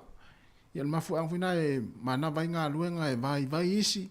Non tau nuu mai le fale, ia wha manu, ia whaisina moe, ala e nā nene fiafi. Ia to e a tonu malosi. Ia o tātou fo ia lea i tonu. Ia e le whapea fo ia i tonu ofisa ma omi computer, na lea tinga ina ina, lea i tinga ina fo ngā luenga le na. Ia wa tinga ina ma fau se i tu loa le whafonga mai lea tinu. Ia pe a ini vai fo le whale tonu. Ia i fsota inga fo i. Ia i ngā luenga e whaonga hai, ia upenga te whailang. Ia o le ala ngā luenga, e le iase ngā luenga i le tinga ina. Ia e mafua fo ia ona e tinga ina. Ia ona ua e nau tere iai ma, fo ile, ale mea ia. Ia ua nau tere iai. Wa e te nau lo ngā luenga o le tinga, o le whainga tā. Ia ona e tinga ina lo lea, ai a whainga tā le ngā luenga, a e nofua o imwha whainga o fie. Ia e umalele ialo waso na e te fia. Ia ona mea lea, a whapea na e te fia le taimi lau ngā luenga o lo tau wha uma. Leo te ale lua. Mo ina tau ni se fiao, wha malo atu le tātou poklame ma le tautua le whonga lau mua. A whapea fwoi nawa e malo lo ma le taimi te toi alu taimi o le auli. Ia wha malo atu fwoi le tātou poklame. Ia te oi malo le on sai, ia i ngā luenga. Ia leua, Tim Salo wai, o le tero ngā luenga mai, ale vai aso, ia i le aso le nei, i le afiafi nei. Ia o te iro tātou, mai e whai ngā luenga le nei taimi. Ia e ma nawa i ne, ma uma ngā luenga le aso Friday. Ia e le iase se le o le fiafia nei taimi, le fiafia, ma tātou, ia e mafua foi ona ele fia ia ona e ia vaenga te tupu tono ngā luenga. Me le au le anu fo ia i mena tupu tono ngā luenga. Pahona mea ia fia lau ngā luenga. Ia i fia fo le nei aso. Ia, ona e fo le lo ainga, ma futa ma siau to lua ma siau whanau. Ia, o lo maua pēr fia. Ia e tātou umalama. O le was 4 minuta te ainei le lua. Fianga, musika, tātou mafuta i le nei taimi. Ia e pei ona mai atu e fo le pokalame le fionga la wano ati lawa la langi aso nei. O le tātou pokalame mua le lua afe, lua se funma le wha. So o le mele na umita wina le pokalame le na umatu. A mata mai ia Januari, Februari, tau le ia te sema. E le se masina na misi le pokalame le na umatu. E le tuto o tas, e le whaamna tuina, e tuto o tas ia tunu. Ioe, na o tō whaafonga mai atu nuu le pe ona laula wina atu le whiango lau ano. Ma masina mtausanga. Masina maso. Ia, o nofo nei la mo mawhau atu le atu nuu le o Lucia le na mai e lau ano. Lato tuto tasi, o i lato whainga pālota, o le masina le nei, o mati. I le aso luas funma le tolu. Ia o te leilo la ia ipe ia istangata fo ilele o le ata mo e male perestenele il taimine o Vladimir Putin. O no le ua mariu fa se ia le taita o le tuangai. Le na mariu le masino le te nei le na fa se ia le mariu o si taita ina le na local fa le pui. Ia te leilo la ia ipo o ia se si fo ila le a tamo e mai fo i le tuangai po le tu te. E tau va male fo ilele male prestenele o il taimine nei. Ia, wala, o whalele wa luungana lo foi ia lungo penga te whailangi o ala televisi ia tunu o fia lalolangi. Ia le ua tua ia umai isi taita ia isi ia tunu te lalolangi ia le prestene lea o lo il teimin nei. O ia lea na mafua ile maliu. Ia o le taita ia o le tua ngai lea na maliu le masina lente nei ia, Februari. Ia, isi itatu tāria la. Ia atafua tula ile teimin na maliu ai. Ma le whainga pālota reo le aso olua whelua tolu. Ia, e le asale whaiva mase, foi le asale whaiva ai le asale masalo.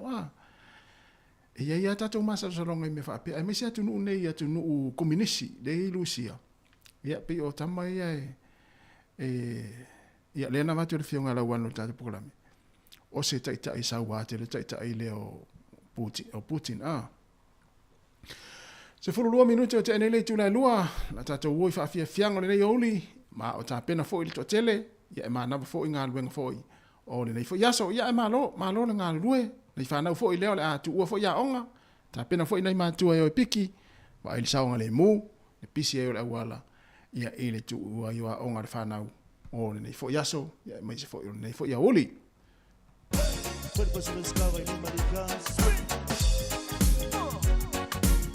Passo sua le tatuta Hold you Jones, I might push on the corner Rock the people in the house, I'm on the dreams all night Big on the big corner, wow Pesela ia mai siva Inu mai sawa i lima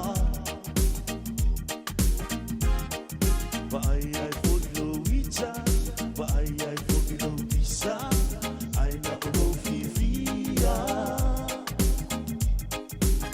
Va anu mai sole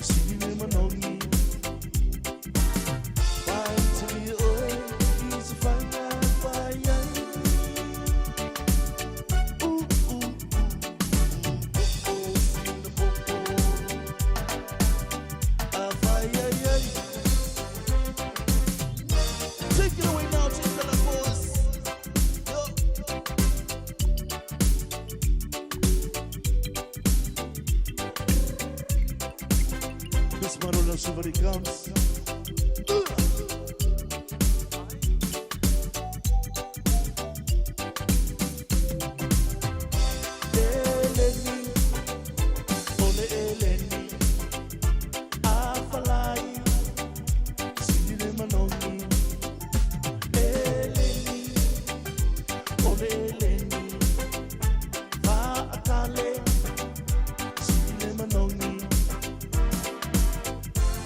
Say oh, easy fire, fire.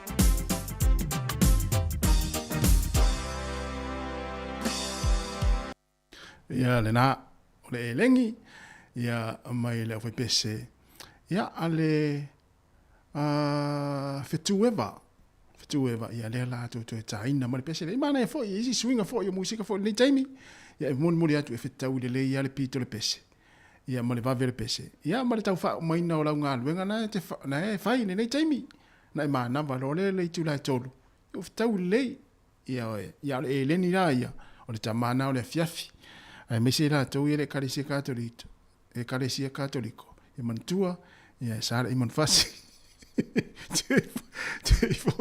te foi o no fon fa ali o leni el fas povinal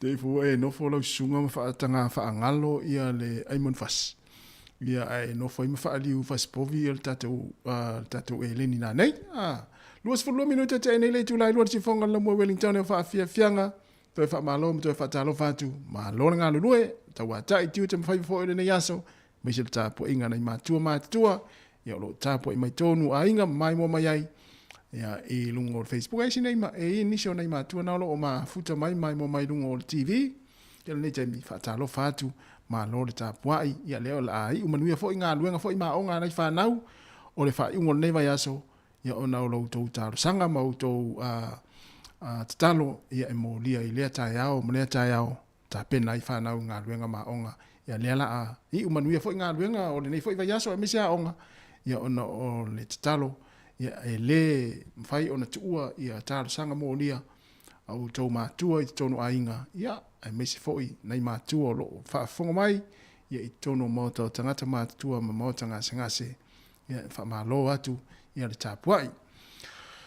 Ai ole fatala fatu le usa Ellen tol mo malo Ellen ia mafuta mai ma lo fo ia fa pe fo na sauni sifina nei Ellen pele ai ia ava pe sifipo ia manuia la nga luenga fa pe onai mafuta mai tono fo fa nga luenga ia ma lo nga lu le yaso ia ma na valoa o sa o le fale Ellen ia fatala fatu fo mai ma ia me se fo ia fenga we sila o isi o lo mafuta mai to tele tatu o tinu e mafuta mai lungo le tatu YouTube mo le Facebook ia fa talo fatu ia o na te mai mo mai ai ia ni si o lai ki ale Facebook mo le YouTube tono fra fa ngaluenga ia mafuta mai nei taimi fa fianga so filoi ia proklame tu pulanga tala vau ia le mau atu e toi fa amatalia ile so ile tu lai fa no winga po le toi kwata ile tu lai fa ia na watu le tatu telefone matala mai sa moa Atalvatu ya fatiu wila malo lava fatiu malo lava le onsai malo fo le tawatai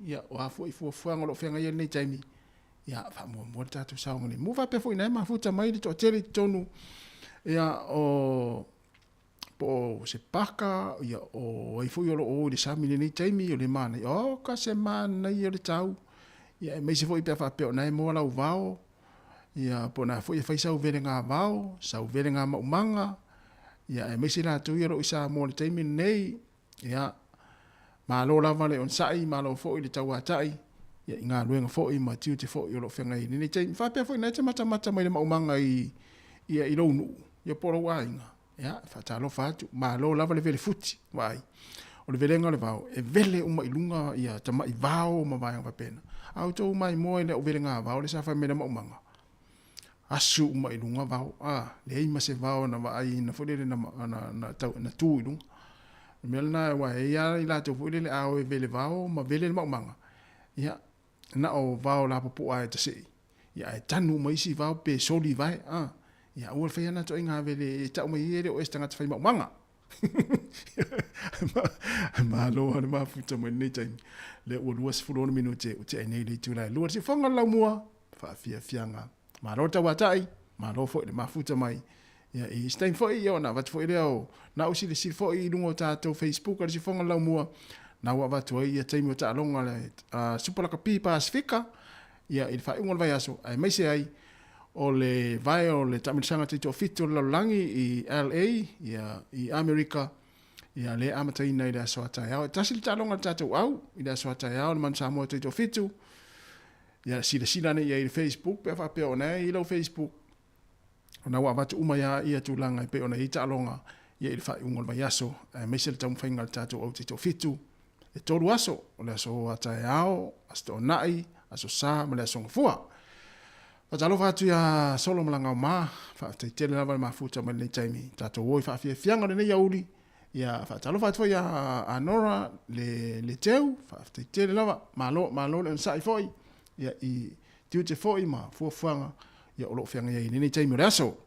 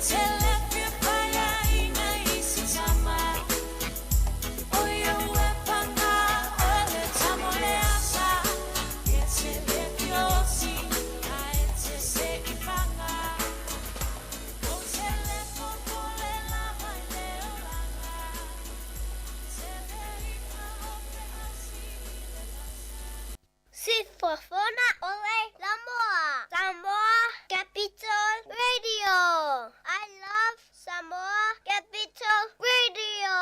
Go Samoa!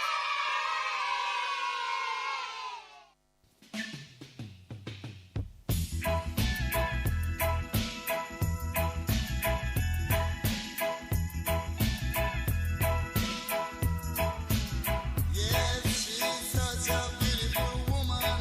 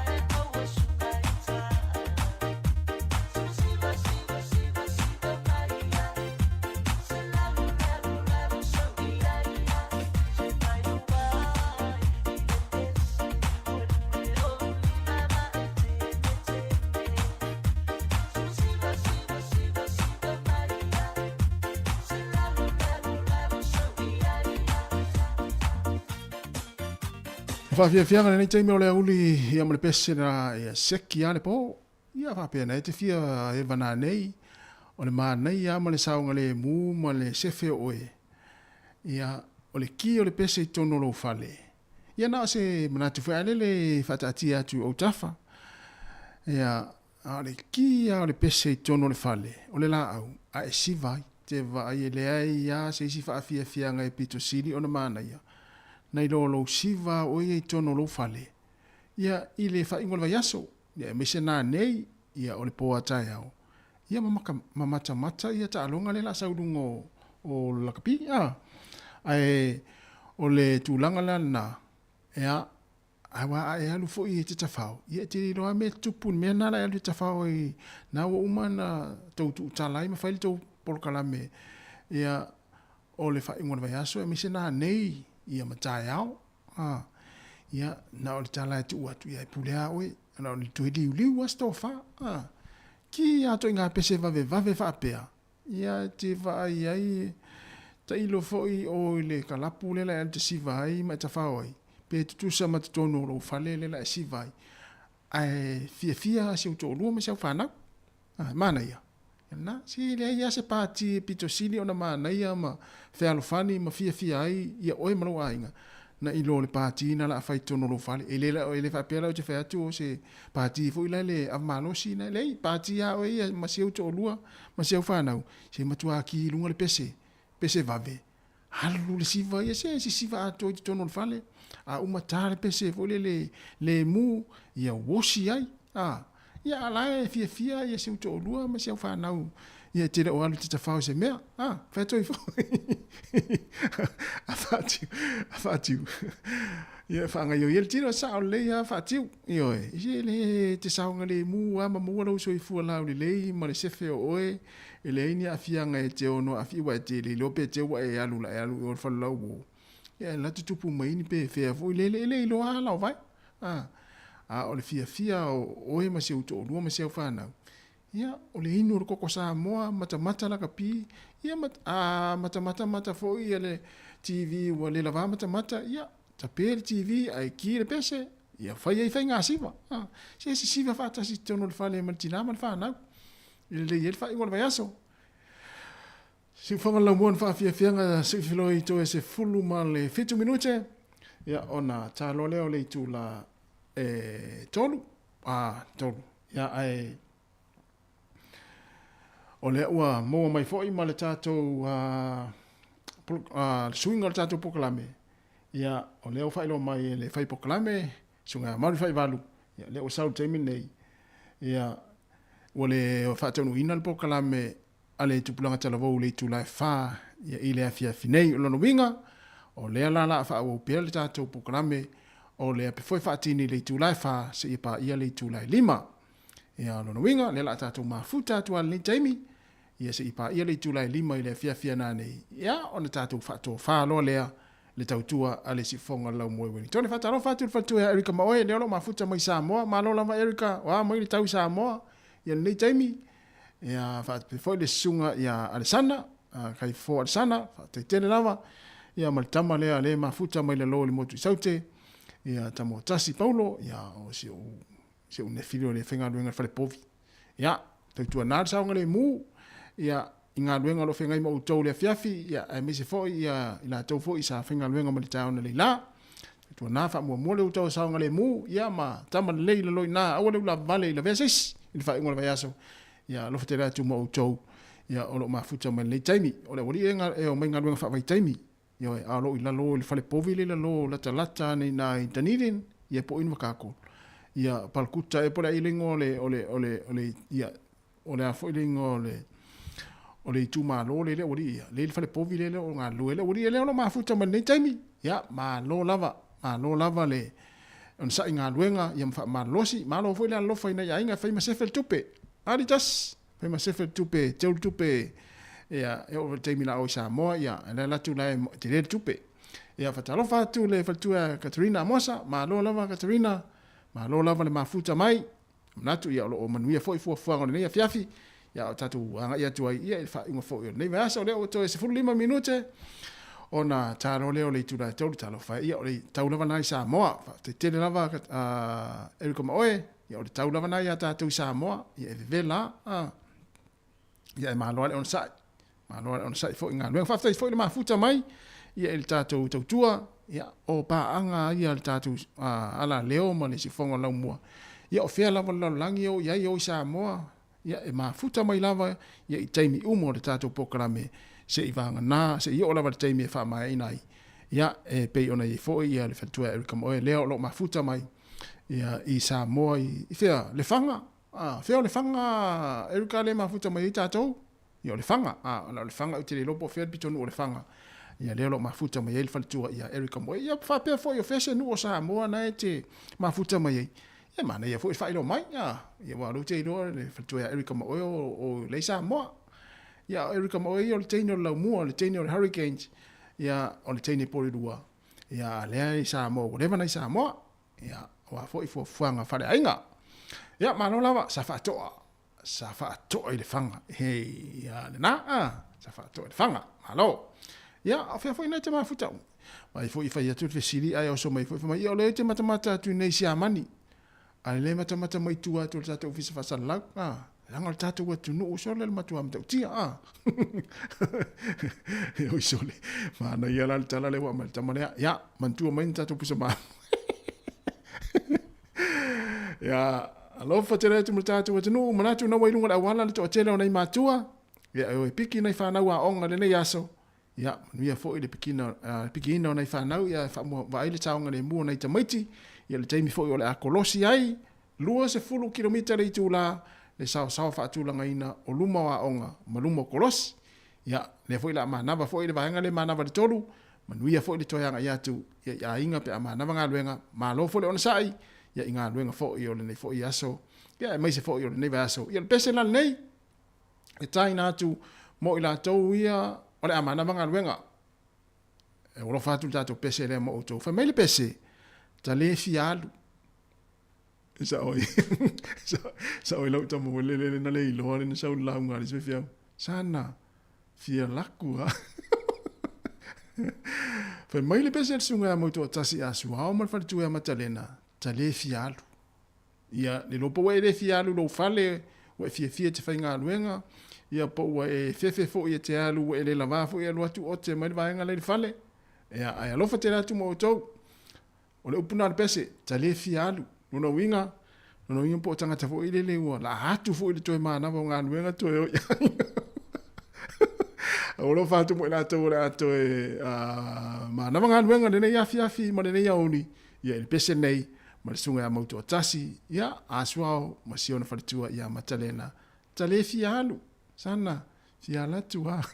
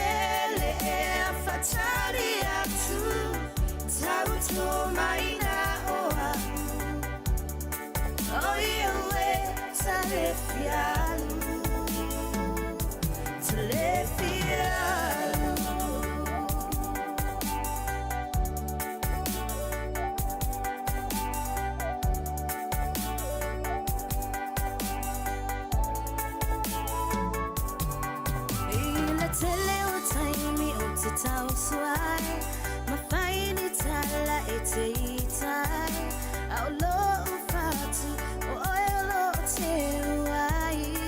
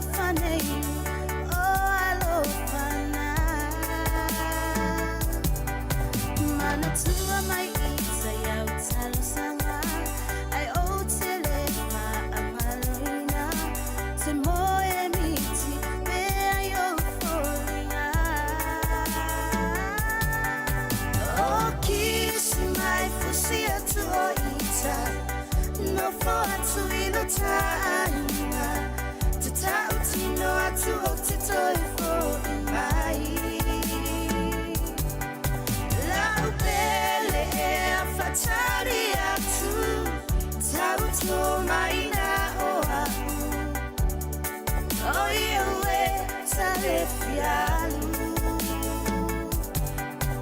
o kisi mai fusia tu o ita no for atu ino tainga te tauti no atu o te toi for mai lau pele e a fatari atu tauti o mai na o ahu oi oe sale fialu sale fialu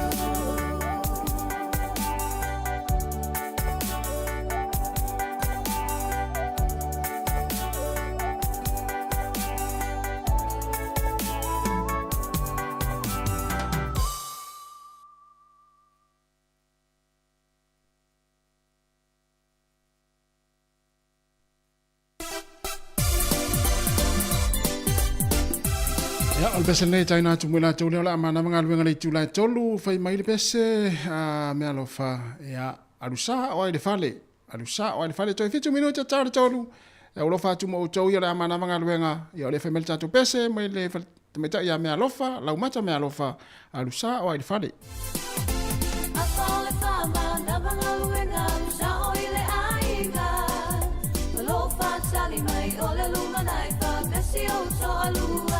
Ai o se taxi al sa o ile vale be o to ile pasi awa e ke una vale o le fam chuanga e la lei ai lo langa o le fam chuanga e la lei ai lo langa se so ia e te o la leanga e fai fai a kulu kui wa nei le puti puti ulu tau sisia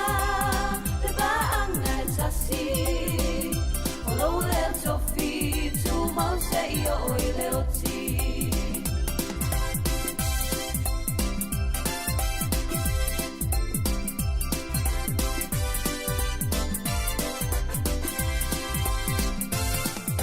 Wasting all the way ba on the mada ba ai ua vile ile ainga fa alongo foi oi ole o te o fa tu amba na ba ile iba Talo baila ilo tongi ole alu vale lo malo si Uma ole tukta pulo lo ie afuma le povi Uma ole tukta pulo lo ie afuma le povi Se so ia e te ona le anga Fai fai a kulu kui wane ile puti puti ulu Tau sisia te ba anga tasi Olo le tofi tu mause io ile oti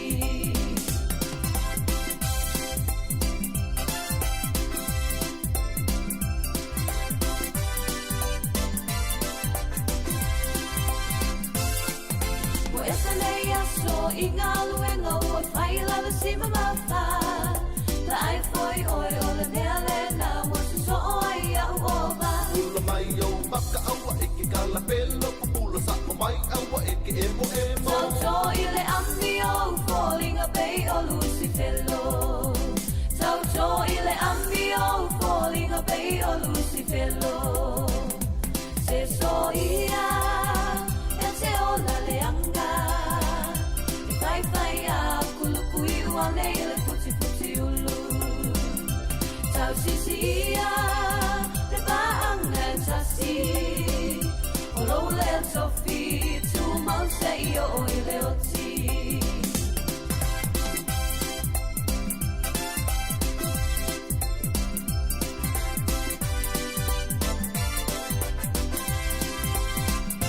Se so ia e te ola leanga E fai fai a kulukui wane ile puti puti ulu Tau sisi ia te baanga tasi Olo le tofi tu mause io ile oti Se so ia e te ola leanga E fai fai a kulukui wane ile puti puti ulu Tau sisi ia te baanga tasi Olo le tofi tu mause io ile oti Se so ia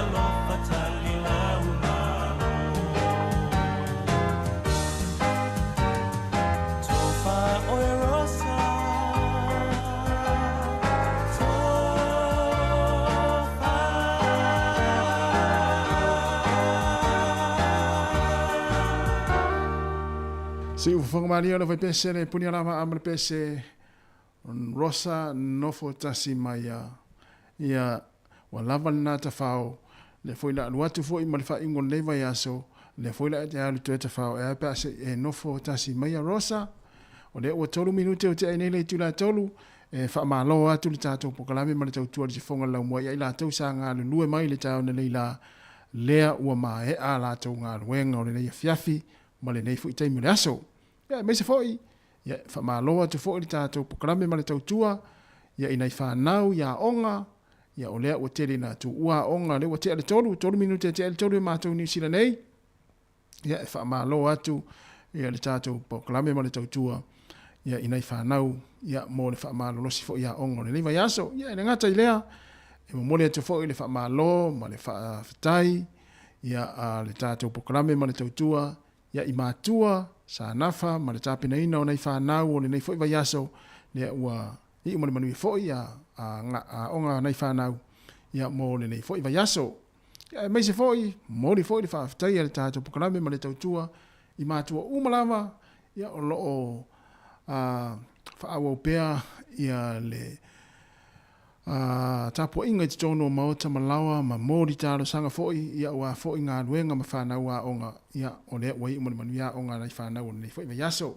moni whaaftai ma le whaamalo, ia i le tāpua inga, ia i tonu maota malawa, ia maise fo ina i mātua o lo tāpua i mai maota ngase, o maota o ka tangata mātua, ia o lea ua mahea, tu ua fo ia o ngā nei whanau, ia i nei fo i aso, ia maise fo i o le nei vai aso, ma lole on sai, ia musu ene la ia lau Rosa, ia, o le ale po kalame ata ua le whaingo le vai aso, ia, faise po kalame fia ai, uma oe manlua whanau, ai ua le whai po kalame fo lele, na oe a te fia ai, ia ai le fia ai, ia le tina mata maiti, ia po le tamaa fo i mata maiti, te fua e sau faa, tope si lo matua, ia upu maalie, ma upu maalu, ia ona e sola fo i lea te al tita whao le whaingo le vai aso, ia ai, fai lei musu ane si au Rosa, ia po ia por kalame foi. Wa nala alu tala noi tono le taavale. Wa le wa piki fa na uli taimini nei. Ia na te wa fa fonga mali tato por kalame. Ole si fonga la mua i fa fianga se filoi. Ia tala no po ani ni fuanga le lei foi o le fa ingo le vai asa fa talo fa tu ya suli vai timu se fale. Fa ftai tele lava le mafuta mai ia manuia foi fuanga le fiafi. Ia fa pe foi le fianga ya fa mausili si anava te vita kioa si anava. After tele lava ia le mafuta mai lau fio malo manu fo ia tapinanga fo ia le fa ingon vai aso ia me se fo ia le fatua Erika Maoe ia o lea ua fatua fo ia ne ia pia ia sa ta fa ia pia ia pe sa fo ia fa ia fa tau ia pia fa talo fa fatua ia peti malo peti e se to anga peti e koleni lunga maunga le tele ia se fo malo lo ina male fa malo stino e mafuai ona faina vaenga ia vaenga le uma malo le koleni malo fa malosi malo le on sai ia malo fo ngale lue ia pese nei ia e ora fa tu mo to nei lunga wala nei taimi ia pese ai ia mapiki nei fa nau fa sta na nei e te ono ta vale ia la fo ia tarie mata mai talo fa fo ile sunga kele au vele au sange fa tele la malo fa uli ia malo on sai ia le taimi tune vai lua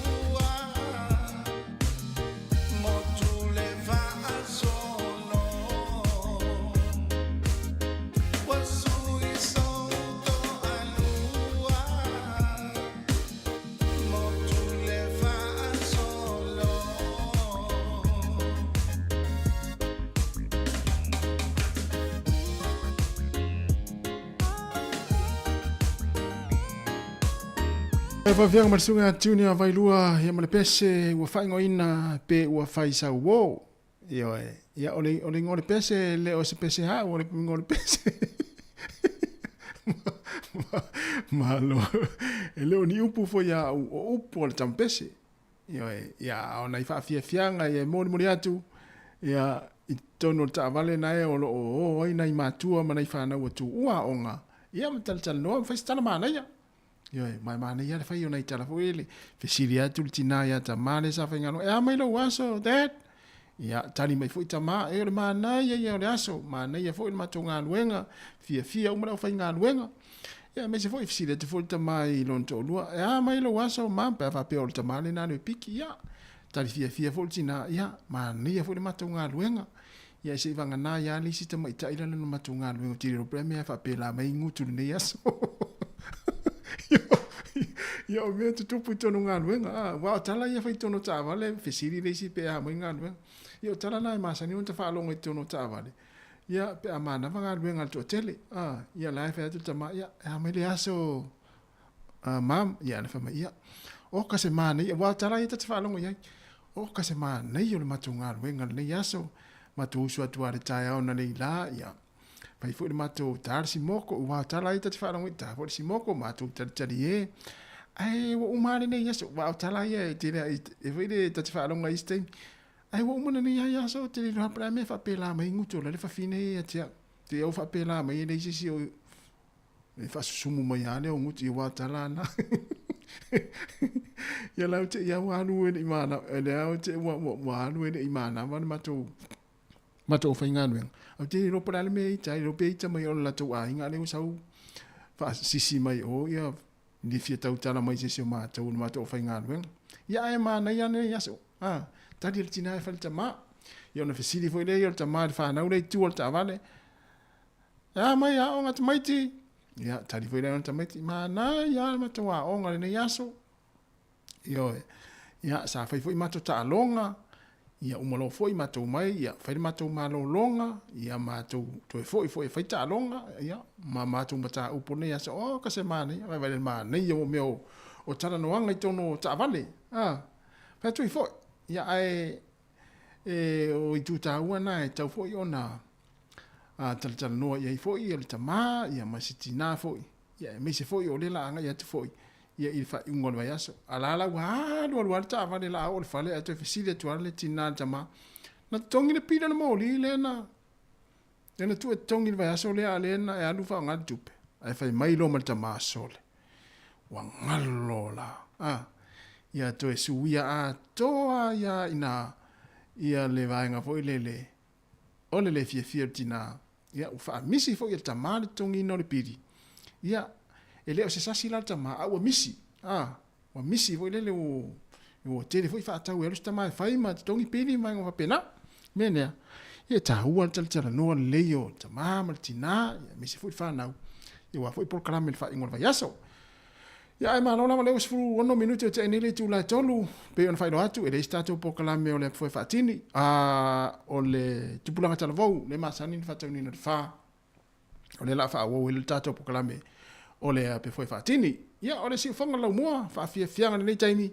Ia wa foi mana vonga luenga mo le tu ua yo a onga nei fa nau.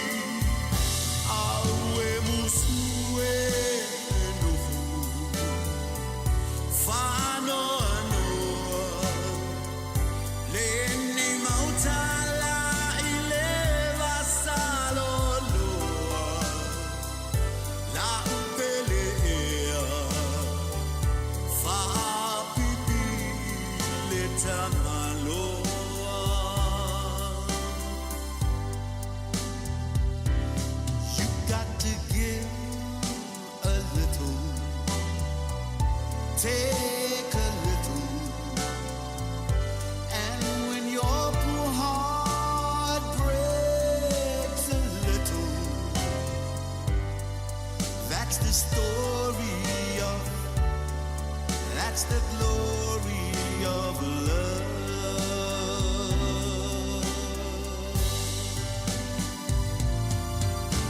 As long as there's the two of us, we got the whole world and all its charms.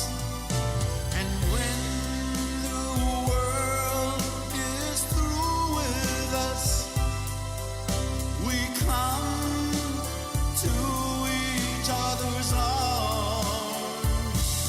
We got to cry a little, laugh a little, and when our poor hearts break a little, that's the story of, that's the glory of love.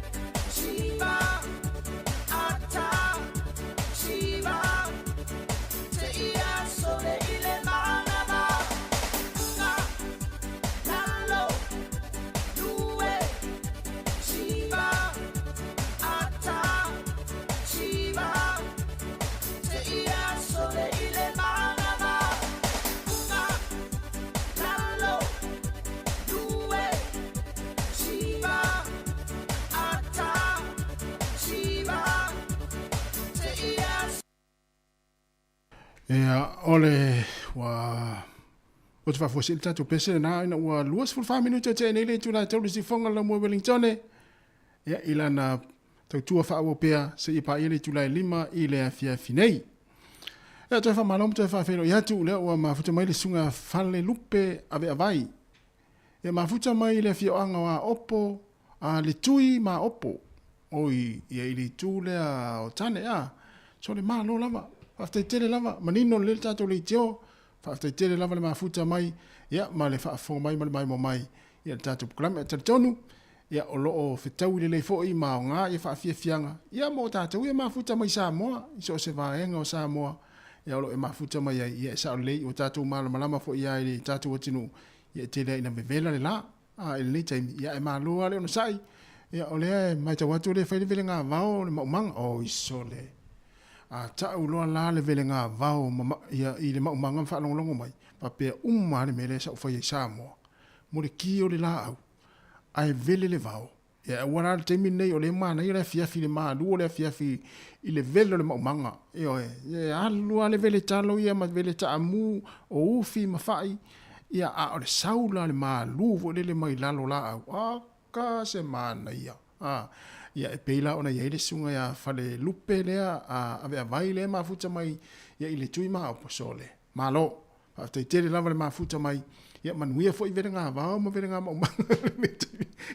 So le wha manatu mai e tangata lea ia le tūlanga olo ia isa mo nei taimi. Se vai lai i o le o upenga te whailangi. Le whaungainga o upenga te whailangi. Lia le mai mo mai le tui maa opo. I tono le maumanga. A le vele vau.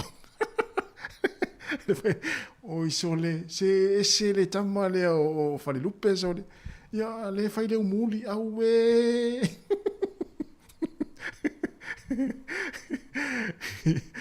Malo whaftai tere lau le mafuta mai le taimi. Ia whatalo whatu ia testiva mafuta mai le lau mua Australia. I Kemprai Australia. Ia le alai mafuta mai le sunga testiva. Ia i le lau mua Australia. A o tatau le tio o lea e whaasala lau atu ia i le lau mua o New Zealand o Wellington. Ia mai se ai o le lau mua o Wellington o Porirua. Ia le e tatu whaasala lau i o whtau ia. Ia malo, whaatai tere rawa le mafuta mai 2 minute. Ua te nei le tū lai tolu le tautua si whonga lau mua ia i nei vaenga le tātou pokarame. Malo lava le mafuta.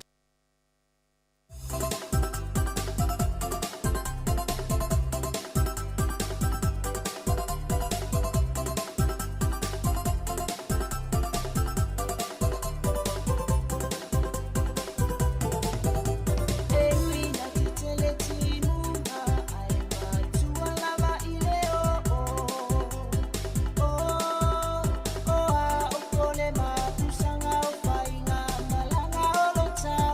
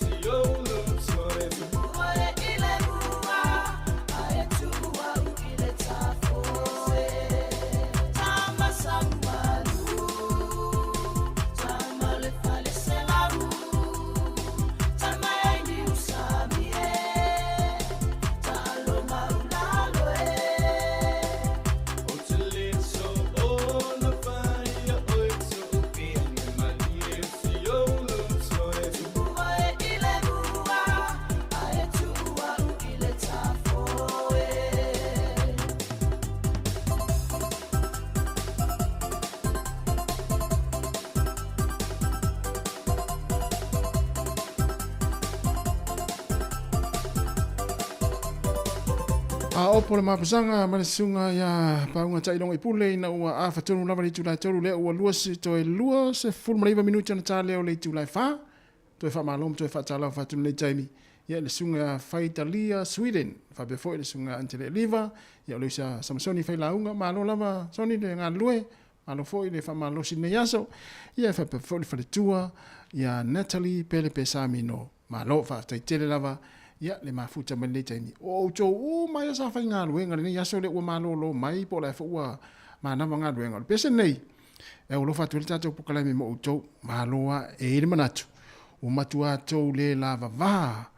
O matua tō mana o mia lava se saviri fo i le malu e angi atu. Ia pe ki fo i le e malulu. Ia tu tuana na foa. Wha lo i la i o lo tua. Ia pe mafuta mai fo i lalo la au nae watatana lau ta avale e savarivari atua i lalo e nofo i lalo lau ta avale. Ia ona e wha saviri i roa lea.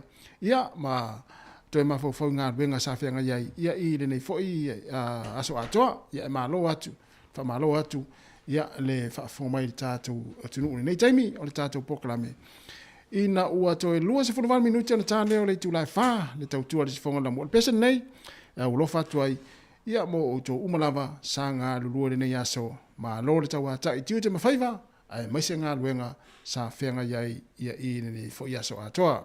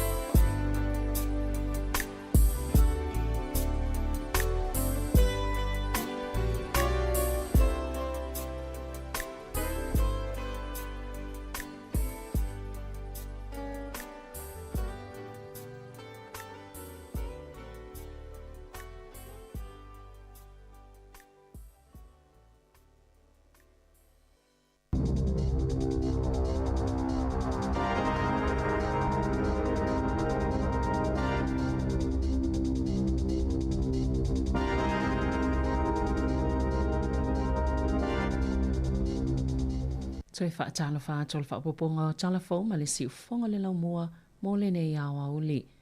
Wa whailo le TVNZ le whaititi ngau nisi tupe whaalu le au nanga ona o tupe ua le maua be ua ngau i le awhamo mua le tau sanga e mafua ona ua whaititi tupe maua. Whaatase manisi a seta ua uma o lato wau ngā e se fulu tolu te sima le 5% na pa ua i tupe maua o whaia le TVNZ.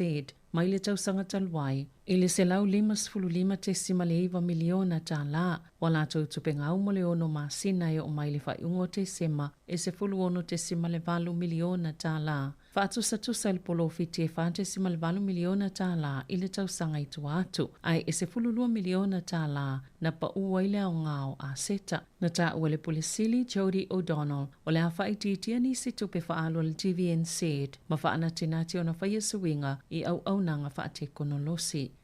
Sa whaasilsila le malo i lea so se polisi fōu e tu atuai se malo si anga sili atu i pūlenga e tau whieni tangata i tutono kengi o na o latou maua banua e umia i ni whana. Na whaalia le minista langolango whaamsinonga Nicole McKay o la whaalautele le malo le tu la fono i tangata e kengi le Firearms Prohibition Orders o le to la fono lo iei nei e mawhai e whaamasinonga na whaasa tangata i te le lava le avano e to i soli tu la fono ai mai lo lato umia ina mawhaonga ina o ni whana o le to la fono pe o na whautua ina so stangata lava iei o na pi itanga i se kengi o le ale mawhai o na maua le avanoa e umia i se whana.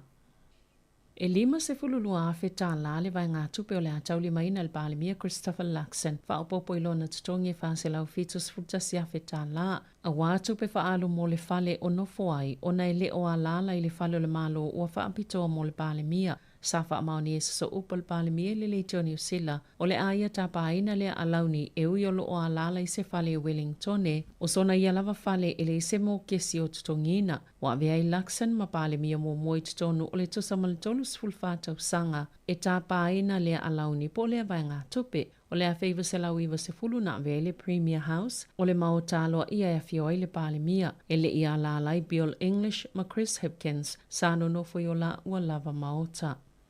E le tatau ona iei se matata saina i polisi mo atu moto le Pasifika, pe ona sauno ele Minista Australia mo le Pasifika, Pat Conroy, ma o le a oa o matoleni e Australia, nisi vai ngā au mo le puipuinga le Pasifika e whaatu mua i avanoa, i olo mo miaina, sali potia le ia i o leo saina i tatono Kiribati. Na lapata ia le United States le asonga fua, ma lo le Pasifika i fsosoani mai au nanga mo le puipuinga saina, ina ua whaelo le komisina le tō mau mō leo i Kiribati i le Reuters i le vai so taluai. Sa ngā lulu e whaatasi leo a saina mā lātou leo i ni taiala o lo ngā lulu e whaatase mo le puipui ngō le atunu. Whaatase ma se polo kalame o whaamaumaunga o soli tu la fono. E le ini leo Australia i tutono Kiribati e ui sāfulfole Australia na te whaatupeina. Se au nanga fōf so ta inga leo manisi o vai ngai whaatino ia lātou ngā luenga, ai mai se o whautuanga mo le puipui ngai langolango i leo Kiribati, i se wa asāfua i fua e leo ai le atunu e se lau se fululi maafe tangata o Kiribati. Ua wholafola le malo o le au lātou matuasu e sueina po oini pisinisi, e le osta ia le tulafono i tapu i o lo whaie whaasanga i le malo Lucia i o lo whaatawina atu i whafo, po o wha awala atu inisi atu nuu. Na wha silasila le minsta o le vai whafo Winston Peters. Nisi tapu o lea wha o popo i wha sanga ia Lucia o no lo wha awaupi o no so wha ina le atu nuu o Ukraine. Masato i wha populai lea fuafuanga. O le tele o lona sila fia i whainga wha pisinisi nei. O ni wha maoninga i o lo iei kampani ele o ano ia tapu. Ai wha awala atu o lato o loa isi atu nuu. Wha moe tau nuu i Lucia peo Natalia Peters. Ile auto stala ina ua fesilingia ina. Ele o tau fia ato o toa o loa whaatau atu i Lucia talo mai a lato o swainga. Sali potia le whai ungo le vaiaso ele post. E tolu te sima le 2 miliona tā la le tau o loa na whaatau atu New Zealand i Lucia. I maasina e tolu e o atu ia se te maltau sanga taluai. E ua fola le presidente o Lucia Vladimir Putin i atu nu isi sifo ni whaafita au leo o iai pe a awina atu ni a lato vaenga au i fiso soani i le malo o Ukraine. I se isi tala ia tunu I whawhona ta ua le pulenga I ka salisilia ma le to se lau o tangata Palestina sa mali leo ina ua tawhana ina e vanga awa Israelu au whaatadtali mo soani sa tiliva ma la watu I le asotofi peita ina ta ua Israelu ele o sa o ia whainu mera a o le to o telefo I o ia tangata na solia I loli sa la watu waife soani na ta ua le vaenga o soifua malolo ina Palestina pe to sa mal to se lau mal whana mali leo Malesilia mal to lua se lau valu se fulu na manunu ai leo sfainga e lata ile a ayo kasa ma o leo fainga ato tangata ua mali liu talo na amata le taua wasilia le amale to tolu se follow afe. E silia male to lua afe na awai le sauninga sa pati patia ile soifuanga o le susunga ile I faipole whaanana Efeso Collins ile asoana na fi au kilani sa awai sui al parlimene au fi al parlimia Christopher Luxon manisio ana men star Dr. Shane Retty tama pota ka whapele fofonga whetalaio le mauta Jerry Brownlee o taitai al vanga whaupwhai al Greens sa tautu ai whaanana il parlimene whapea malato faipule o le taitai o le Labour Chris Hipkins manisio ana faipule o taitai o le te pāti Māori o suyo malo ese o ainga mo mai masani ai mai se le totele o e sao lātou ngā lulue ile a aio au kilani. Na mata le sauninga I se solo na tusia ma whaita wine se tusi solo I longa ni usila o Carlo Miller. O le so upo le ainga o taito edi tuia vi ina whai mafufonga le polo kalame. O le susunga leli I whaife au Reverend Wesifili o Nasa na saunia le tatala o amata ma o ia fo isala unga ina le upo le tua. Sawa aia le loi mata malingi a salangona fo ile leo le ata I moli mau ese o le aso. A ile moli mau lo na falitua o Vasafia. Sa ia to laula waila la maftanga mafaanana maleano anoa I o ngaluenga le lei sa ia whaia. Talofa lava, my name is Vasa Fia Collins, and I am an ordinary woman who married an extraordinary man. Ia ngā whaatai lea o so mātou leo, o te whaamalulu atu māsu atu vai mālu I o tau whinangalo. Pe a whai sa iai se tō, ma se anga, ma sia o tō alua, ua le tau tamālii I le tau sila sila. Wha mole mole I o tō alofangia. Wha maa ngalo mai si o tō alua pele. A wāwhai mai opo le atunuu. O ai lava le tau tai māta pala pala. E le atoa lava ni I liu o waa. Efeso was our hero, our warrior, our fierce protector, and now our eternal Valentine.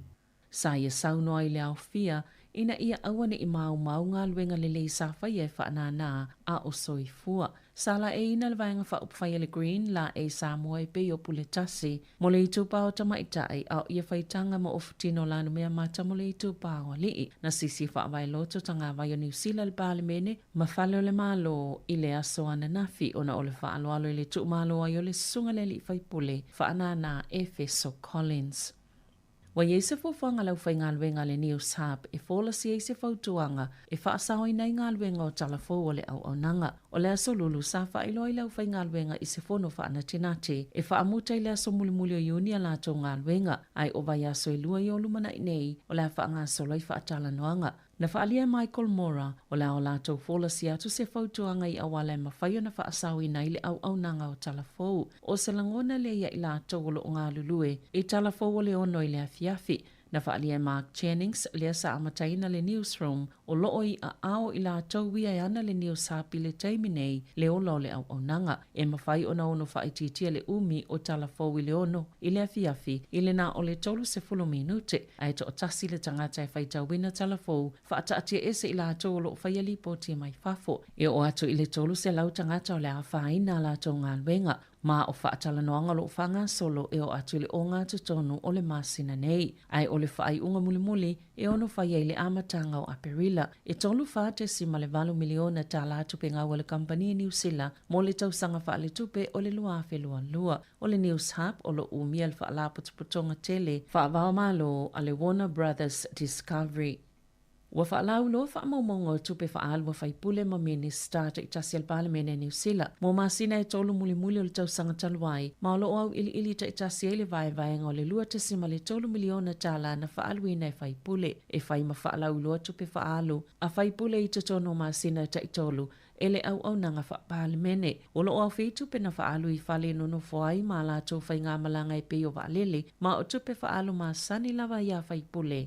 A o whaatina o lātou tiute, e mawhai ai ona iai Wellingtone e awa I whono ala Parliament, whaape malatoi fo I atu o lātou ainga, ma o lātou I tō mālo. Ele o au whitu pena whaalu I tiute wha minista. E lata I le tasi tesi malefitu miliona tā lātou pe whaalu I whaipule, e lata I leona se lau fitu se fulu afe tā la mo minista. Mo le vaenga wha upwhai le national, e lata I le fitu se lau tolus fultasi afe tā la, mai pito te lele to pe whaalu mo le Palimia Christopher Luxon. E silia male lima sfulfitu afe lima se lau tā la beitai, o lo au fiei male silia male tolus fulu I vafe tā la o feo inga wha apitoa. Ma o se vaenga lava o lana ngā luenga, o isi tupe na whaaluina I whale na no whai malanga I waalele whaapea mata vale. Pito I ai Judith Collins, e silia mali luas fulwhawhe luas e lau tā la. Mo le vaenga whaupwhai le leipa, e lata I le whaase lau onus fululu awhe tā la. E pito tele tupe whaalu mo le whaipule o manurewa o Irina Williams. Le lata I le luas fultolu awhe tā la.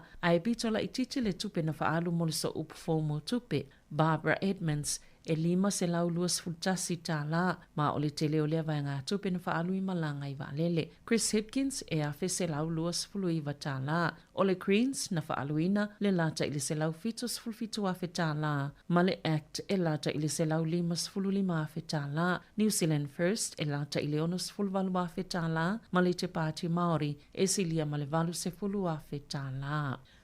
Ua whailoa le asosio lau whaita avale afia New Zealand le popole tele I tu aingo ave ta avale whaatamala le olo wa ai e lungo o wala tele le atunu. Olo mafuai whaalavlave mau ma waisoifua pe ona maua I loilonga I piliota o aso malo lo. E to otolus fululima tangata na maliliu I lungo o wala tele New Zealand I le masino Januari. Na taua Dylan Thompson o le AA. E le ngatolo o mawalunga pe le numero whaalavlave mau ma waisoifua ai atangia mai fo ile mawalunga le tūlanga o aveta avale whaatamala I o loo mafua ia whaalavelave. O le tolu kuata o whaalavelave na malili wa I tangata I piliota o aso malo lo o le kirisimasi ma le tausanga fou I tausanga e lua ua mawai atu. Sa au fia I maava malo si whaapea whala au whaasaina po o tangata fo I ele I whaia ni fusipau. O le talo sanga leo leo I le atunuu. Ina ia mana tona tu isi aveta avale. Ma ia ave sea mai mawhau o aveta avale. Se mana tu I whaapele tupu ia I latou. O nei mawhai o na tupu lava I so o se tangata se whaalavelave onga I so o se taimi. E walu sifulu tausanga le matu o se tamau o whaasalaina I tausanga e whael whalpuipui. O na sa ia whaoina leo tilo na to olue fitu walu tausanga le matua I tatono se no fuanga. E tau se tangata mātutua I Mount Maunganui. Na tūla I John Alfred Salter, I le whaamasononga maulunga I Hamilton e le asoana nafi, e mawhaiona anga wa Salter mo le palola, pea mai o na tūli le tasi o vai tolu, olo na whaasalanga, sa ia whaailoa I leo leo, na ia whaao ina leo tilo na toolua, o na ele mawhaiona ola au noa maia, ma sa fuafua I whaao leo tia ia lava, I se taimi mulmuliane, na whautua ina le whaamsino, ina ia awane ngā tailo na whaamoe moe, ai amatau na mana tonatu I lona lumanai, I le taimi nei. I taalonga, o le asolona lua le nei o le taalonga whaitaulia mua au kilikita New Zealand ma Australia leo lo whaanga solo I le malaya o le Basin Reserve I Wellingtone. Sa mai a le aso mua le ipe Cameron Crane o Australia, masa ia taina ai se lau male tolu. E mai a le aso ananafi ua lua se lau fitu iwa ai o Australia iwa pe. O le lua fisfultasi le taimi mulmuli na whaia ina I Australia, ia New Zealand I se taalonga whaitaulia po o se test, pe ona le po tia ai. Tala whauia ma le si ufonga le lau mua, mo le nei vaenga o le awa uli.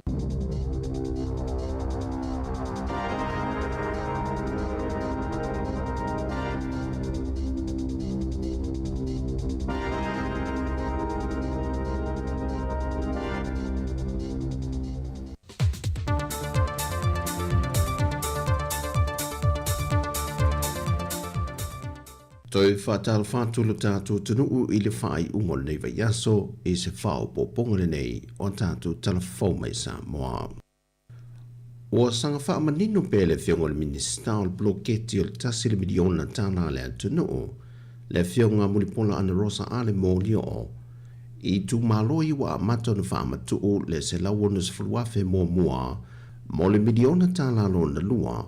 Ta iala ma tu langa wa wha ta tia e manino lava pe a whai e mulmul ta ia. E malu pui puia mai ai i le tele o whawhita au li le wa whasanga i nei.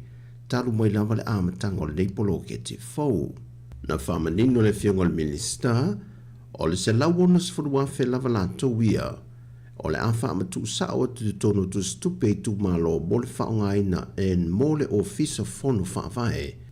I tutongi lau whainga ruenga, o tutongi i no lisi, ma isi vaenga e au fiei le vai ma le ele tise.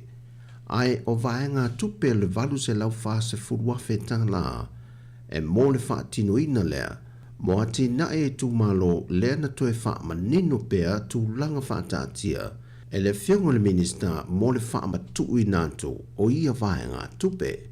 Na toe wha manatu e mulipola, o le vaenga mua ia sila fia, ia vave tu ina mai le vaenga o le wha tatianga, o le ati na e wha tau sanga po le annual plan, wha ta sei manan paketi le wha tupe ina, e na ia ilo le komiti ma ngā lulue, ma wha maonia le komiti wha foe i le maasino Februari.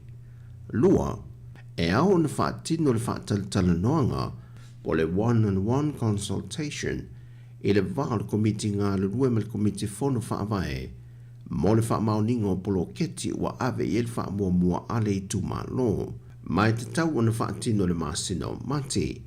Tolu, o le whaamatu e nātu e lole o le se le ni whasa lau lua se furuafe tā la. O le vaenga mua lea e te tau le whaatino te tono le masino mati. Wha, o le atu e na mai ripote le whaonga ino vaenga tupe mua, le whaatapula e te tau o na ngata lea so lu se funma le whao i uni. 5. Whaatino le isi whaatalitala noanga, e whaamanino e le isi polo keti leo le a whaonga i vaenga tupe muli, o le whasa lau lua se furuafe tā la. E te tau una o atu fo i le masino uni aso lua se funma le wha, wa mai a le whaatalitala noanga. Ono, ia mai e ane le masino uni na aso lua se funma le wha, wa mai on whaamatu ma ese le isi vaenga tupe o le whasa lau lua se furuafe tā na o le bloketi atoa. Ona tui na mai e lole i tutonu o ripoti o le whaonga no vaenga tupe muli, ma le ripoti ale so tusi, e tu whaatasi atoa i le poloketi atoa, e le vaenga tupe le tasi le miliona tala o whaamtu watu, mai whaangata le ia se te maaso lua se fulu mal wha. Ma ia whaamao ni le komiti whaafua ripoti so tusi, ma anga vaa i lori tu malo mo le isi miliona tala lo na tolu. Ai le ngata lea o le vaso nei, wa saini nano e nai le whaamatu i nato tino i tupe le luas furuafe tā la, mo maota o tinama te mama tutua i mapu i whangalele, ma le lato tino i tupe e 5 furuafe tā la, e taua lato na tanga luengo tinama te maa i tai, a tina e o fio anga maanga fiso tai. O lea whiangainga, o le atu i nato e ifso swani tau tupe, mo le tau singo i lato. Wa whaeloi lo fiso le tupe i se pepo whaamtalanga. Mai lana fionga le minista o tupe le fionga lau timu ia a fua wale se va ai. Wa whaalau i loa mai i reporti mai lo i longa o maketi tau sua u le si itia leo le tau le sua u. Wa mafua mai i fete na inga o lo wha wau pea i kasa po le Gaza conflict. Ai meisi o nio so wha inga o lo wha sanga le i wala o loa i tu langi sa sa e tu te tonu po le Middle East region. Wa whaalia i popole ngole au whaatau swau. Ona ole a wha wawa i pēle tūlanga whaale tonu le tau le swau. Ona o ia fianga, ma fete na inga i au so wha inga. Mai ole tūlanga le o whaalia le si tia umo tau swau mosa mo le pensini kiso male kalasini. Wa whamawina le si tia leo le pensini le lita i le se fulmaltasi te si malevanu sene. Sa tolu tala se fulma lua sene tanwai, au lea o si itie le tolu tala lua se fulma le fa sene le lita. O le kiso, o lea foi o si itie le se fulu te si maleono sene i le lita. mai le tau le sa ye le masina talua i le tolu ta la tau sa fulma le lua sene, i le tolu ta la fa sa fulu tolu sene i le lita. O le Karasini, e fa tesi ma le tasi sene le wa si tia i le lita, mai le masina te nei e lua ta la iwa sa fulu vatu sene le lita, le wa tolu ta la ma le lua sene. O tau i oswa o le masina o mati le wa fatu langa mai ai, le tau oswa o mai Singapore, na whailo mai le masino Januari wa mawai. E le whaatalo noanga au telefou maniso le mamano le atunu o, na o lato wha i loa i fo i ni whautuanga tau ina tu ina atu le vaianga o tupe mo le tau oswa o i masina te itasi.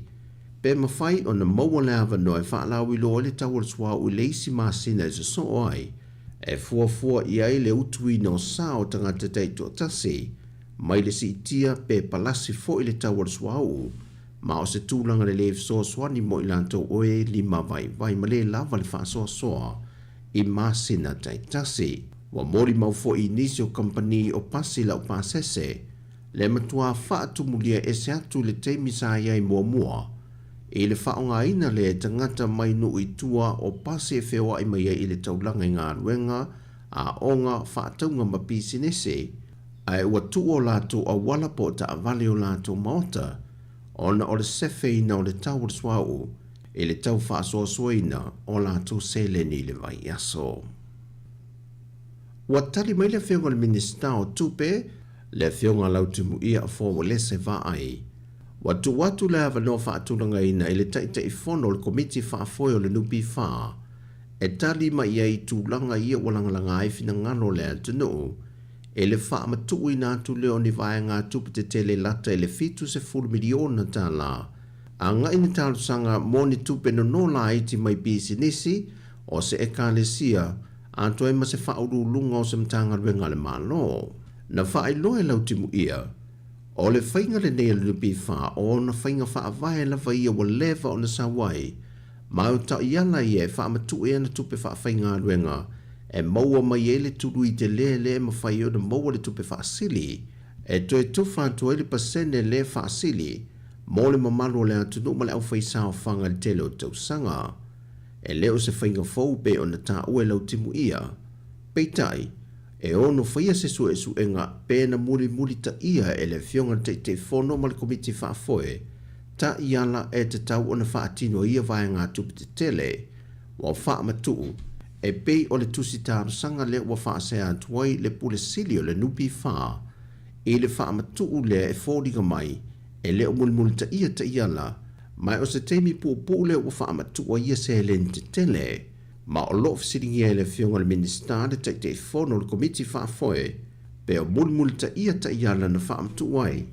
e le tūlanga saonga le mū o ia se leni, mai ei se pine wha maua le mauti noa, e mawhai o na toe tutongi mai tutonu ia sele ni o whamatu. Whai loa fo ele whionga le minister o tupe, pe a whai e mai o na tari mai le teitei whono ma maa wai o loo iai se wha le tonu. O le ato e sila loa e le ngata ina whia se su e su enga, ai o le ato e lauli liu loa le tula a whono ma toe wha a fo i le tūlanga sa iei mua mua le whai ngā mālota wai, ma toe vāwa ai a tili te uteu ngai wha o popo, e na ia mauti noa le saunga le mua tupe a tangata whai ngā ruenga, e tua iai i le teimi e retire ai. Ai wha mauti noa mai e le whionga lau timu ia, na ia mori mawina le reporti i na waia sa ilia, o lo saunga le mulava a tangata whai ngā ruenga le atino. Wa tau tino le whionga le komisina o ni tanga ruenga o leo, awa paulongo e tino Filipo le autu stala, o le lato whaata atiang o le porokalame mga ayo inga tā pena lua iei mole tari ngā malo le atunu o le māsino o ki topa. E o atu iei wa mautu ato atoa ma wa ai vaenga uma e puni ti ai. Le a e ma le malosi mai o le sau o le ngoi ma le telepe fale, le ua mori mawina le atunu. O lunga o peng ta whai langi un whai loe le whionga le komisino ni tanga luenga o leo, e le leile tūlanga le o lo wha ali ai e to telo le atunu e wha o ngā ai upeng ta wha ilangi, e maua mai ai le au ngā oi ma le au telepe fale, mai o sa vaenga o lo whisoswan telefoi i le matanga ruenga i alatou su e suenga. O i tū le lei o lo maua e le matanga ruenga o leo, O pisinisi ma maota ia o loo whaapipi i na ia lātou me poe ata. O loo whai mawhisoasoa ne maua ile au ngā oi. O le tele o ia ngā oina wha ai loa le whionga le komsina. O i lātou ia tau fiato le tele o tupulanga. O nisi o i lātou ia sa whale pui pui mō mua i sori ngā tū la whono lava nei. A o nisi ua fau. Ma ua tosi nā tūlanga o whala au wha saina. Wa alai o nā ngā i ngā oia me tō tino tangata o le antunu. Ma whaata watu e le ngato whala au wha saina. Ai o nisi. Wa lātou moni mau i le taungatau le soifuanga. Wa sa ile a wala le ma sori tū la whono le nei. E sa ili ai tupe tali ai o lātou mana onga. O le ai se fisosoan telepe o na wha ai loe au apa au. E alai me poe ata i o le a wha pipi ina i vaenga ese o le taulanga. Mai o lo iei le wha moe e au o na sa ilia nisi fisosoan ni mea tunu i whafo. E wha lau tele atuai le polo keti a nga i mga alai nu i tua. Ai meise o afio anga ia ripotia mai ai le tele iei o ia o sofa inga. Ale au ngā oi male au tale pe whale. O tala ia mai sa mō mōre whai ungo neiva yaso manuia tele lo tātou watunu, whaasoi fōia.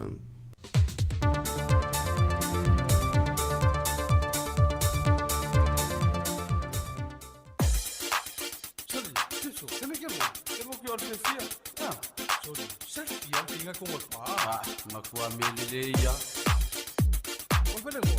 Kofa. Ei. Oi, o Simão. Ah, bomba!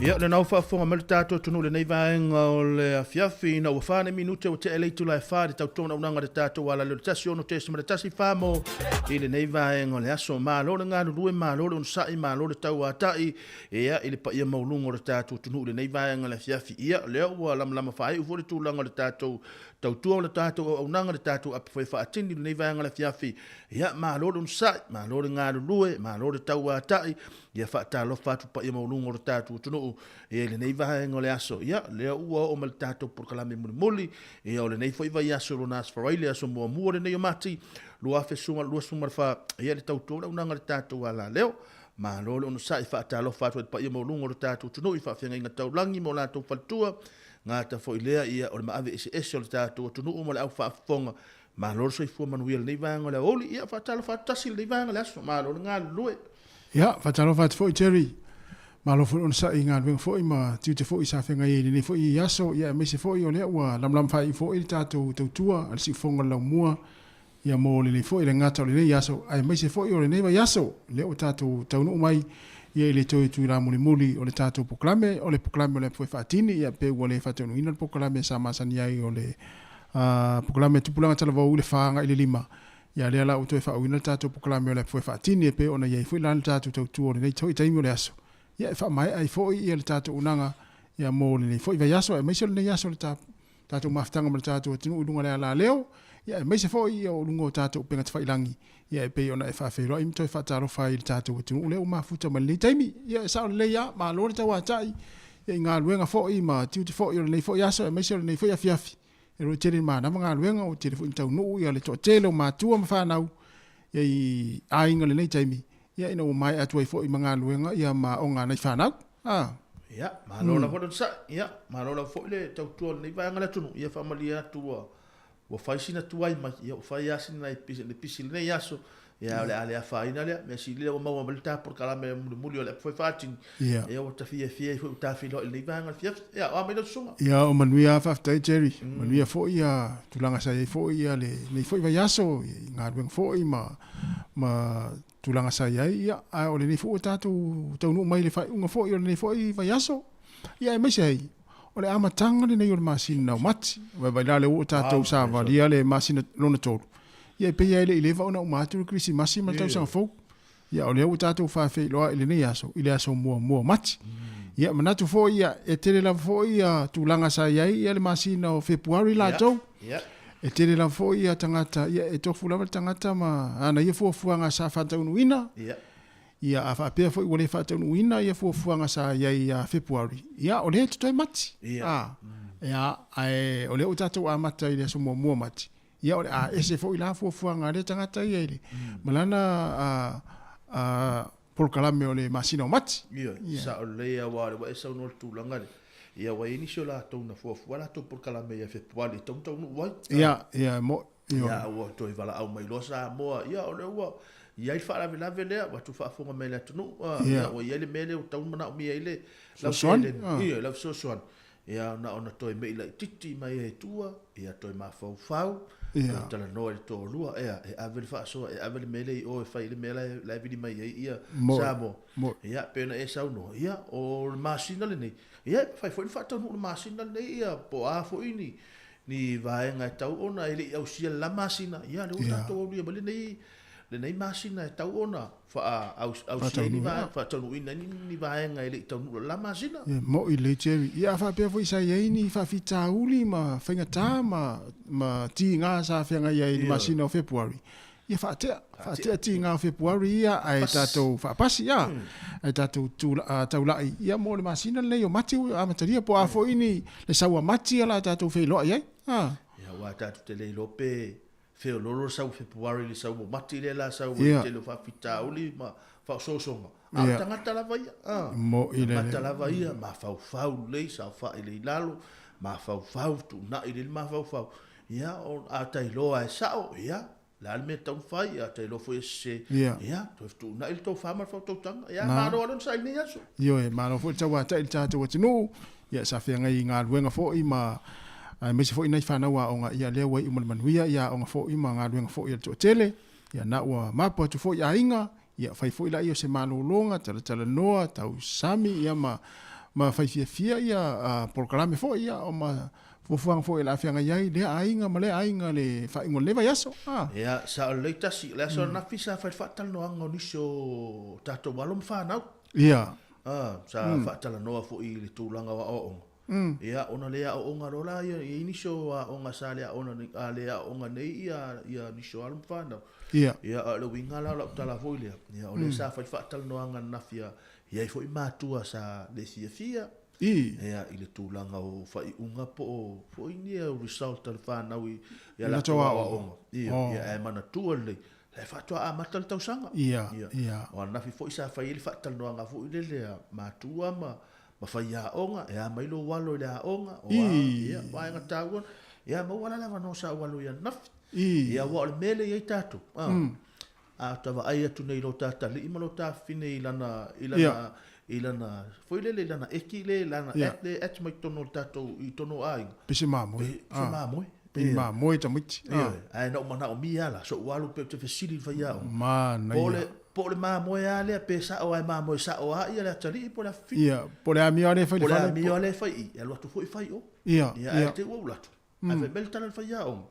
ia o le o show fa pesa awe te fa fetai o fa ya tu o te le mana o te le mana o fo ile le tau titang fo ile le pe pui ia pe to ke fia va to fa fo pe fia le me te ta sa o mai a fa pe o te mana o to fa pe mai o lo atali I po lo wa fine ma lo si tau tala te mi o senga ia e ma lo si o te mana o to inga mena ina yo sa wa le fale o to tala no ila fa na o fa te tai ia te o fa mai le ai ia na o ke ia pa wa le to fa ma lo si be ia tu le tato fana ia o se o ngata o mo tato ma se tato I tato alom fana ia tu fa maros to na tato fana ia mo si me le o mai tau itas o le wale o tele na le ni ia o ngata mitilas farili ia lo no winga ia o tato wa ia pe o lata sanga na pisa fo le ai fa ia o ia o tato wa ia o fotuanga ai to fotuam to fa mar se tato fana wa ai ala vanoa le avanoa I misi lo le avanoa ia fa le tonu a to tato mana ia ta ua le na o le o ma tu e tala no i fai aonga ye loa i fo ia mi o ta mai tira e fai le fale no mai fo la ia fa pe o la e la tu o le fale i le fale aonga tala no le fale aonga se o tari e se le mam e se le file mu al to anga ye fai mi aonga ia le fo la te lo le fo e fai i lo fale ia lo tu e fa me fai aonga so le una vale tele ala o tali so e fa pe na o tali ia ntai lo le e se la mi o le fai o e se la mi o le fai le fale ale mana i fana va ngaretas au fo ilana i fai mai lo fai ia o nga ia o lo tali o le ula vale ona e ita lo ale wa e istanga ta pesol o lo tali ele fa pena o le fai o nga le se fai o nga tama ita i pa se fai o nga tama le na tano ye o le fai o nga tama fai o tama fai o tama ele fai la no fa mana ye la fai o nga tama ya le la tali le se tama le o mala sa ili mata va o so le matua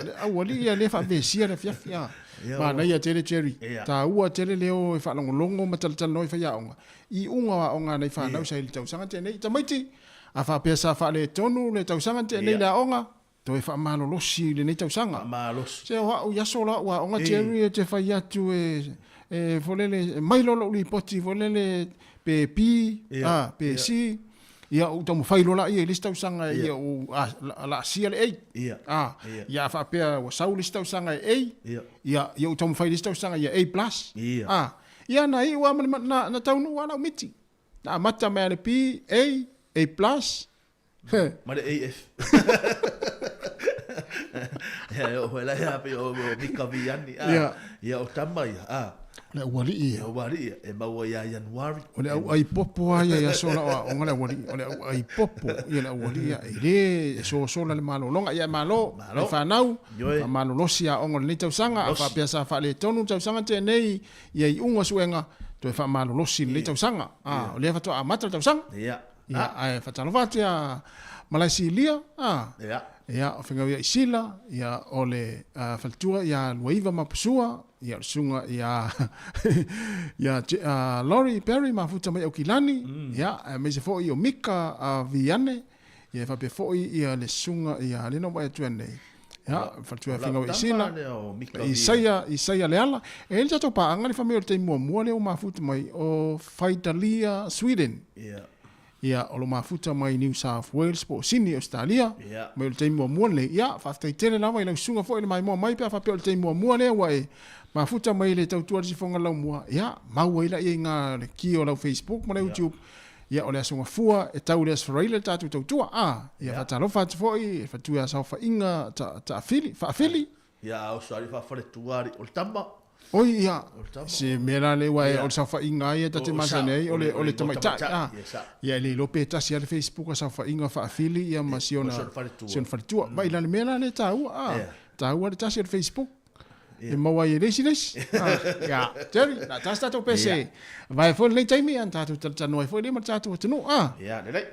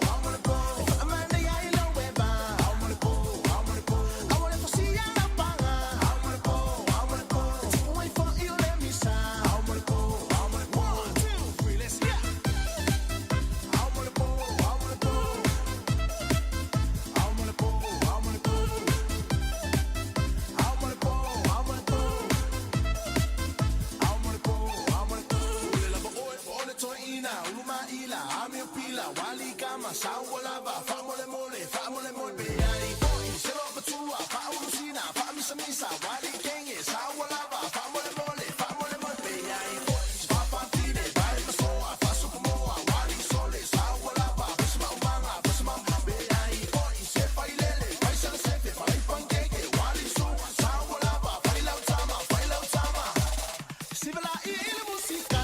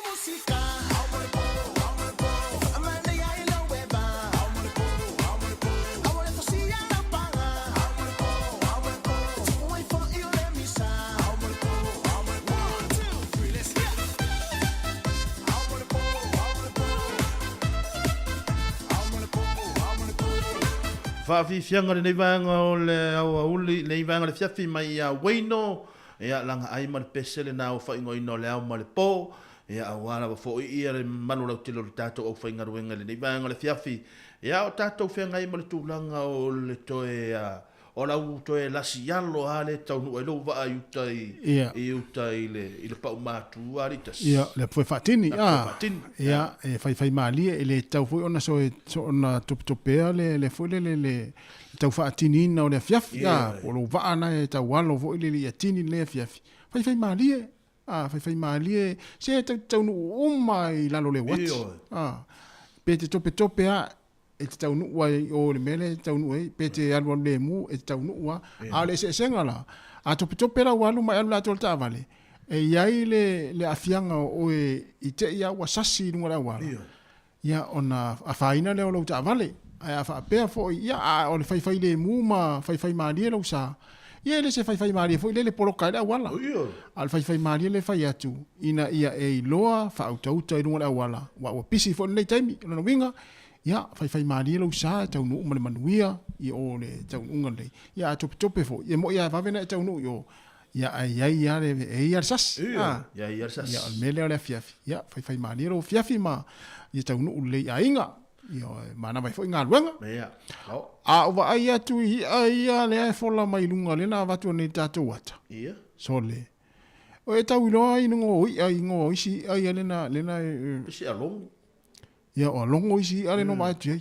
pini pone mangi ponge le fai atu la so le e o mai le taimi nei Jerry ia o te le lo o mai ngo so le tate te ilo ta fa longo i le ngo le ia mo le fo tele le ngo le i o le tato no tato atu no sa mo o le tele o ia tau te le ilo i ngo ai ata fesili nei tanga ta fai ma tanga ta fo i ma tu o tato atu no se i lau mai lai ngo ia so le e lau mai matua e o ta lau alunga lenga wane fui sa moa so le e lau mai ngo isi ia matua e faura ufa along wata va ai fo ia e o fo ile si anano tango tu o mai lungo termino o isa moa ma ufe sili mai e ta ua tule ngo le ia so le e faura ufa along o la ufe sili Po fe me e lo e mau mai ngo io. A fo ila na o le mea na te ofo ya. Ya tonu fo ye stato pokala me se siasu. Ia on tato fai lo le tato fa fesili il tato tunu po fe mo mai ye il tato tunu ngo ia. Ia se ia watu la to ina fo le wa e tu le faiva. E fe lanu wa ingo ia lanu ia ata fesili ata mai ia ole ilia ia ole sungale ia ole funga o iso le fato le tele ngo ia. Io a peira lo mana ia va ngale. Ia wa mantua o le sa te mi sa tatu ia sa mo ia mai se tamu watu fa for me le tunu. Mai se tamu ni ukini. Ia. Mai se tamu tonga, mai se tamu fa pe yongi le lopo i ia tunu ia mai tamu ne. O te tau foi ona swingo tamu. Ale ala man le swinga fo le no fa lo no le no fa lo tu. Ia lo fa ingo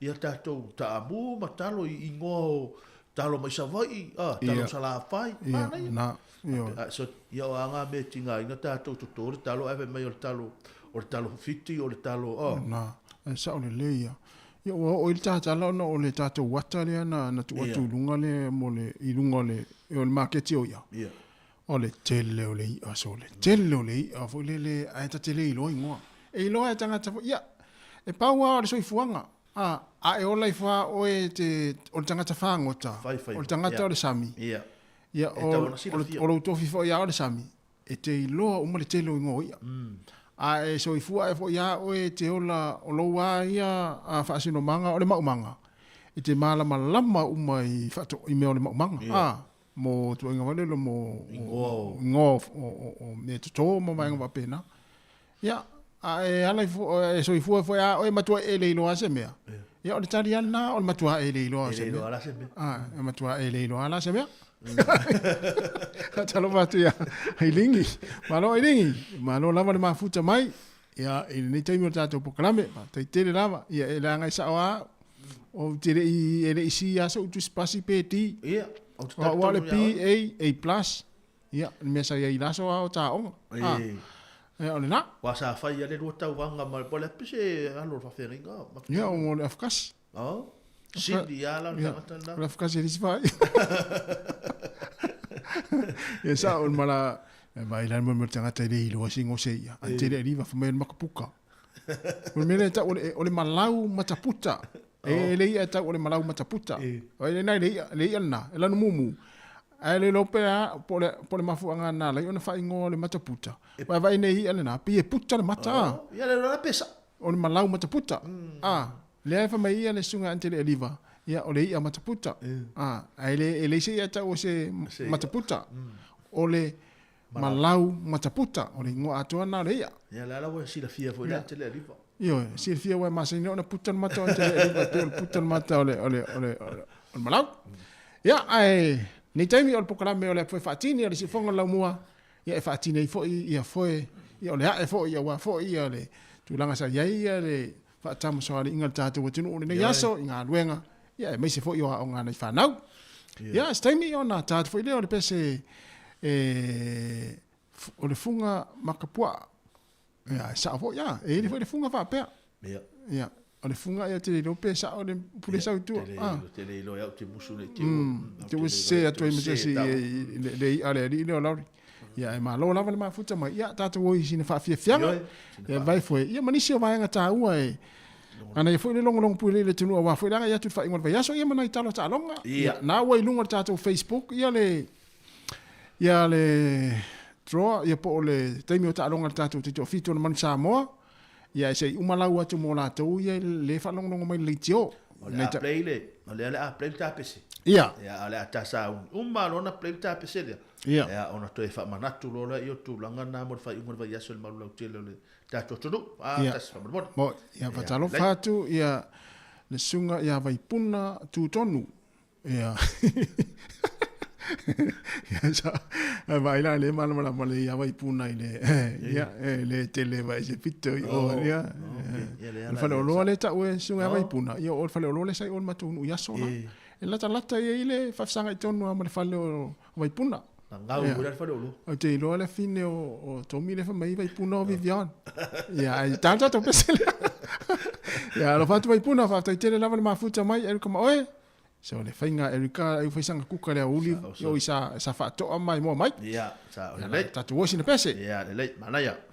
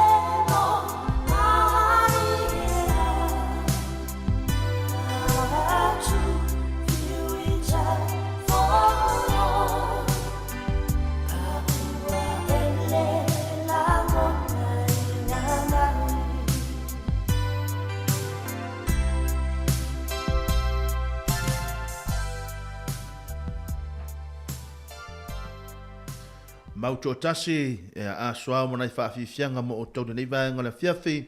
Ia ina u tolu nei minute o te ele a 45 tau tona unanga le tātou ana leo. Ia le tasi onu tesi ma le tasi wha mo e pei o na ele nei vaenga le aso māloro ngā rue. Māloro tau a tai māloro sa i malo te lo le tātou tono. Ia māloro fo tasi lo sa. Ioe, māloro Jerry. Ia ole o tātou anga ia tue fo i le tau whai unga fo le tātou pukalame le tūlai lima i le fiafi nei.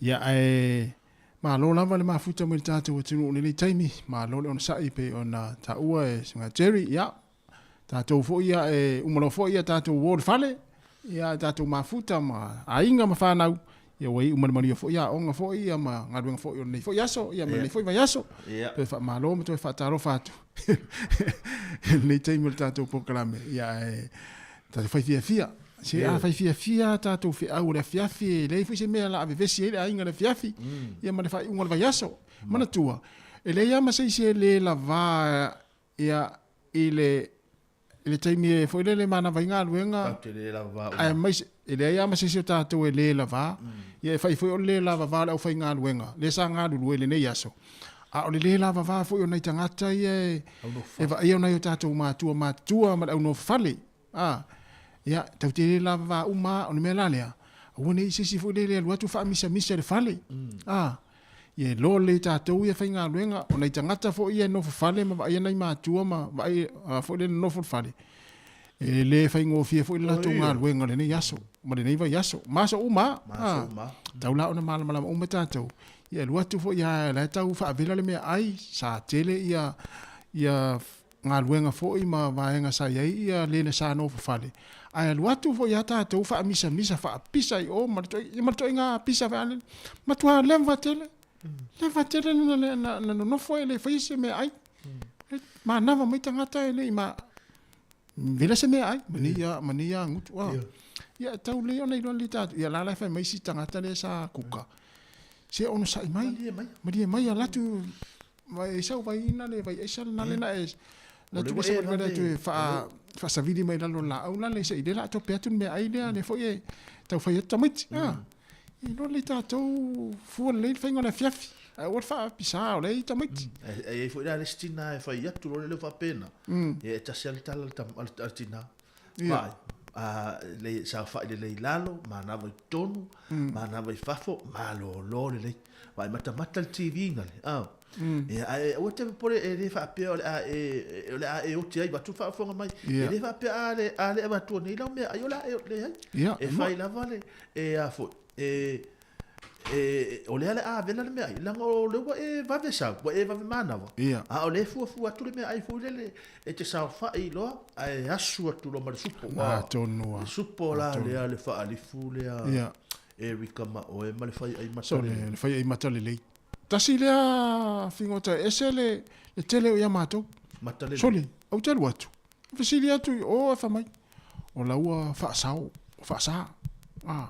pe wui esele o fia ya sola te fai matale le le mele fai ngol matale le ale la ua fa i lo mai Erika ma oe ma naia te le ko tamana lea o le fai nga sa o nga lea aua nei fa di fuar saka aua nei fa di fuar saka pe fai matale le e se le pa le ni o kuka Erika ma o le fiafi to e mau ai foi mal so fu malo loina Erika mo e asu ane ni pu se ni pu mata le se fai mata le se lua a sai fa fo na ta mo le yo mata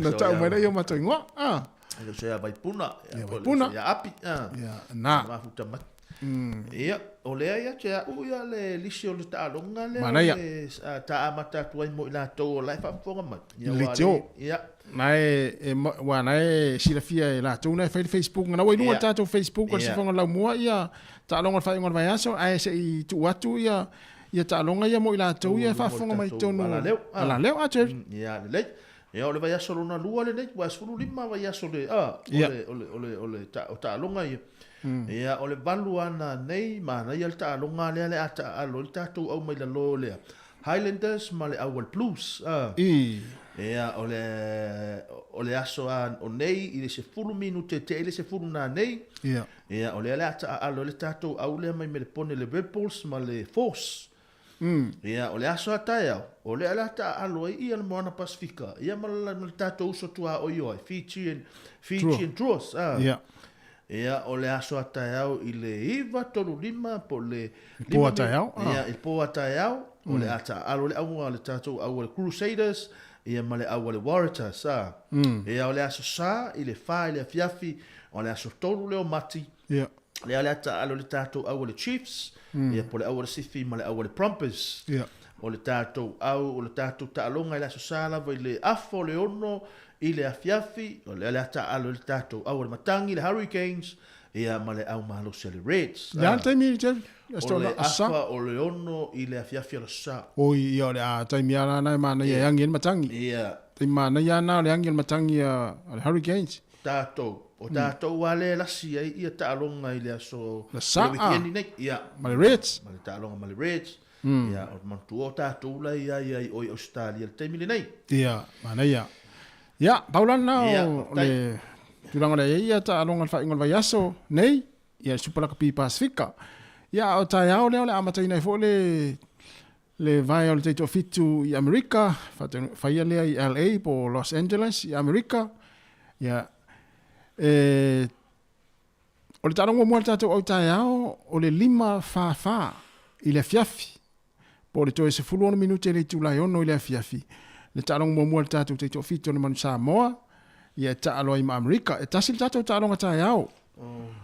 O le sia tatou taalonga lona lua o le aso sa i le toe 2 minute le tūlai valu le tai au le aso sa. Taimi New Zealand. Ia taimi nā na ufai o fui o lotu. Ia o le tatou taalonga muli o le tatou taalonga ma New Zealand. Na e fatunina i le aso sa i le fitu lima valu. Ia po le toe 2 minute le tūlai valu tatou taalonga New Zealand i le sa.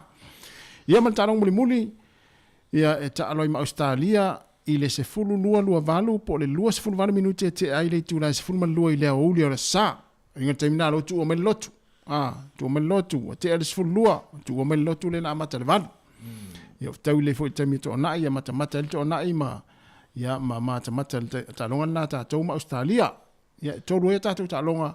Ia ona va ailo le pe au tātou lunga o le valu pito i lunga. Ia, po le altu langa la ele tau mwhainga tātou au te tō fitu. Ia, e tātou ona sai matatalo, tāpuai. Ia, i alo fo i o le tātou o tinu, ele ngata i Supalaka Pi. Ia, ma sose ta alonga lava, e o ili liki, le fuela a matafo ili liki la tau. Ia, ma le tātou te tō fitu o le manu Samoa, tātou tāpuai, ia ma tātou te talo. Ia, hi umane manuia tau mwhainga alo, mta mwhaina o le tātou tinu, sose ta alonga lava. Le fo i ele tamisanga le whatau nui nai au kilani. Pia au kilani le whatau nui tamisanga fo le lalo luas full tausanga. Le ai le taronga le manu Samoa. Oi, lalo luas full ana 20 leo no ta alo full tatu au. Alo luas full tausanga le manu Samoa. Ia olo ia foi male au fiti, male au tonga, ia na Pasifika. Ia na talonga na lo fata nuina. Ia lo no winga tele talonga o le fa ingol va yaso. Ia male tele la foi talonga pe ona me foi Sabrina ia le lo fa o per kirkiti. Luas full ova. Le ai le talonga 5 aso o ma luas full ova manu malo o mani ia Australia i talonga i tolu. Ia. Ia ale ala o fanga solo i talonga ia tai 5 aso. Ia pe ole aso lona lua nei. Ia pe on ta o ta tu telefon. Ia ma le tele la voice talonga. O i foi o afu in talonga la ta alo nei fa ingon le vai aso. Ia manu ia talonga la fenga i mautou. Ia ma foi lele ma awal ta alo lele ta alo pa e pisa i tono manai ia ma ia tapua ia le foi la tapua ta longa fa nau au foi fe foi lele fusu ia le te fai le le tamana wala to fusu di ma fusu ma fo fai ngata longa ai tu pe to ngata longa na sa ta lo ita to ya sola e na na fa pa ta tel fusu anga ai la veisi la to ita per fusu anga le sinu una na fusu ia angi lo le sia li o le sinu ule wangi walu le ato ai fetaui mai stanga tale nu o la sau le ato ia pe lua le tolu ia nu e vai ai fe sile to itanga tale nu po fe ta moye ai fa mai sau e vatu se ma vai ma me sau e vatu e ma sau e vatu la tonu ia awal to fa to ngata alo na ia manu ia foi ta longa le anga ia to ia alo mtam fa na o tatu tu so se ta longa lava ia i fa ingo ne vai asa te lo va so te nei lita so ma mata Ia. ta longa ta to ma tintina sa fa no te lo si la file le no on fo le muli ale na sa ta no polo ta to ia ia au fa le to ia au fa pe la u la tu e lo le fi la tv Ia. pe e to o tangata la to i lalo ale ne ia ta longa la mai mau fo la tv Ia. o to sa fa ile le lalo fa me ta la mato ai ne va sa fa ile lalo ai la kapi ia o to ata i rola Ia. ia o to fi ai ia la ia ora fo ile le winga la fomtala ia ia ta to mata no fo le ta pua i ma la fo tu langa la ia ta lo na mata va su temne to i mana na ia ta longa pa le tonu fo ia ta to ia ai tu ala lo la va ia ta to ala le ia mata no fo le ia ole ale tali ole atu na mai fo le nei vai aso ia o fo le tua ia fo ne ta to walom fa na ta alo ia na atu sana o le pu we no fo en pu le lo to te ta longa a o bia ora o ma fa ora wa pe ta lo ti lo ti vi lapis ia lo mana te ono lo te mana te mai se tv a fa pe pe ia lo se se a wala le la to fa yesu e mai se tv me foi le ta to fa no ta le la kapia so la ia a wala mai ma fu me nga ia a te ro te sa na fu le na ma fu na le au lunga le ma lunga le la kapia ono ma vale tu le atu la kapia e se ame alu ai ha ora ia pisa i o italo ngale fa ya fa tu fo ia ona o me ala na o fa pia la nga lo te lo ele o sa uta le ni la kapia me ala na o fa pia le ta tia pel ta lo nga yo ta lo tanga ta la la kapia lo no winga na o la to wala la te lo ma e lo fo ya na o le to ulu fu ata ulu o to le mo le tau me lo ulu moto la kapia ia ore pisa le no ta lo fo la kapia ya malo lava le ma futa mal tatu tu ya ole o to 4 minute na su 5 minute on tana le tula lima ya na ia le to tele vo statu taimi a chevi ya em fai fo io na aventa tu familianga mo ina to la tu fatsia sa kala meter fai piponga e wale te tai misi va ngal na tatu pokala me ya ilas fraile ya ole tatu familia ya ila to a fai po fo ile ne fo va yaso ya e familia tu ya ia o tau aso fia i la so ata iao, ia po le aso sa, o le atu fatsia i sakramita le whaipoiponga. Ia manuia tele ia ainga fau, ma ia whaavai le atua, ia ma lofa leisi leisi, ia ma ia onasa ia fo ia fita ma whenga tau leo lang, manuia ia aso fia i la so ata iao, la tau le a whaipoipo, ma tu fatsia i sakramita le whaipoiponga.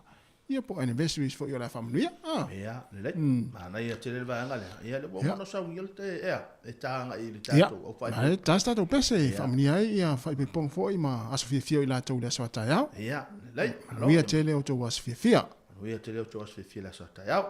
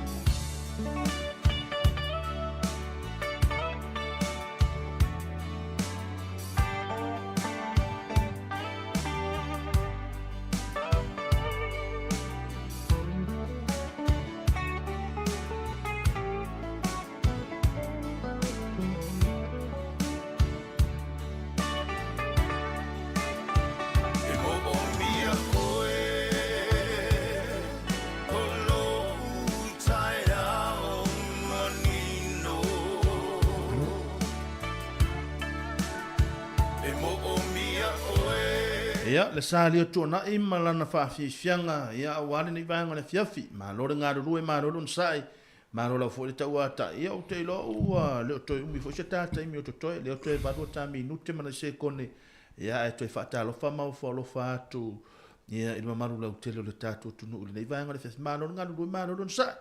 Ioe, ia, mo ili lei Jerry o le ua lam whae uli tatu tau tua le yaso, e mai ele tulai 5, ia o ele whaafsiri, ma ia o le sunga le sālia tua na i leo suinu pese lea Amelia te vanga. Ioe, ia o le pese na, ia mesi fo ia, al tatu o tunu ule mafuta me le taimi, ia wam, i umale manuia le tatu tau tua le yaso whaaftai mo lau tau tapua inga, ia lau tau tatalo, ia mesi fo ia o le nga i soro o le tatu o tinu i ngā luenga i lea whalewhai ngā luenga, ma lea whalewhai ngā luenga. O tiu te fwoi ma whaiva sa whianga i lea tinu ule nei vai so atoa, ia, ma lo le whai o le whaiva, wha ma lo fwoi le tāpuai, ma le tatalo i mātua, ia, ma le au no whale, na i tamā, ma na i tina mātua, ia, meise fwoi o au na le atua i lea o whaangaloina la fwoi, ia le tatu tau tua i le aso, ma le aso, ia, lea wai umale manuia i le tatu au nanga fwoi o le nei fwoi vai aso, ia, mule atua i le mātua whaaftai tele lava sa moa, ona e taruai o le ua mai al tātou tautua. Ia, e mātou te whaaftai atua i lene. Ia so, ia e whaamaru lua tu foi o se upu foi wa sara foi la ngangana, ia i ngangana le au whai ngā luenga, ia i lene wa iaso. Mai lama le aso ngafua e pa ia mai lene iaso, asfareile, ia mātou te whaamaru lua tu sa moa whaamangalo so mātou whaale tonu, ia e poto lava le tautai a le atoa ia atu i le vaa. Ia le melea whaamangalo so mātou tautua, ai alofa te lea tu mo le tātou atinu, manuia fo i le anga i atu, ia i whai ungo le neiva yaso, ia meise la sāpati o lo lumanai, ia on tātou toi wheilo ei lea i lea songa fua le vai asa fau, pe a pule alofa le tua e taita i atu lo toi soi fua lau ni leia, meise fo i o se ola lau whai ngā luenga se i tu lau, on tātou toi wheilo ei lea i lungo pe a unga ngalo le ea le tautua, le si fonga lau mua, le tasi ono tesi ma le tasi wha mo, ia e mai le whiongare li pule, ia meise fo i o lau whai ngā luenga, ia le si fonga lau mua, ma tato ofisa au tū, 5 matasi mani Kevin i pori rua i Wellington, ma tau te whaato whawha so i fua atu lei taimi, ma ia whaamanuia tere lava le atua, ia i lo tato atu nuu, wha so i fua ia.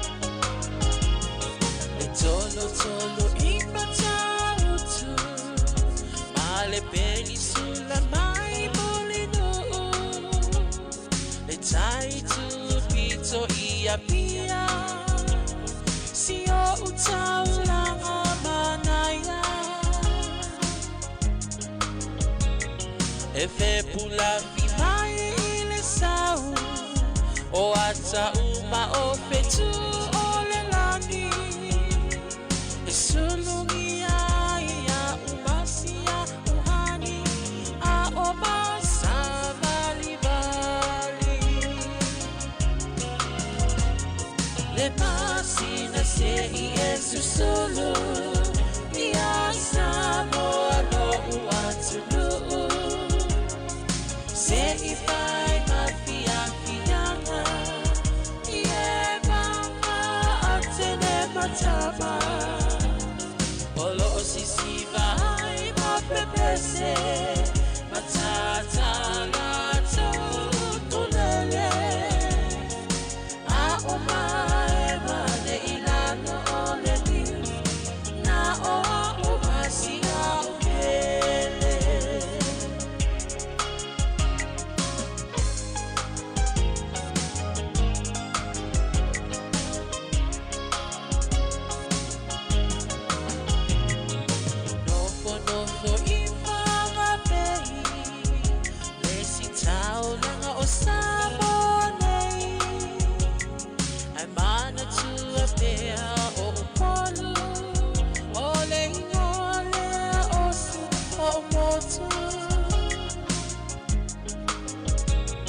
Ele mafai nama ona ngalo le tafe mali o vai singano lo ono fono fo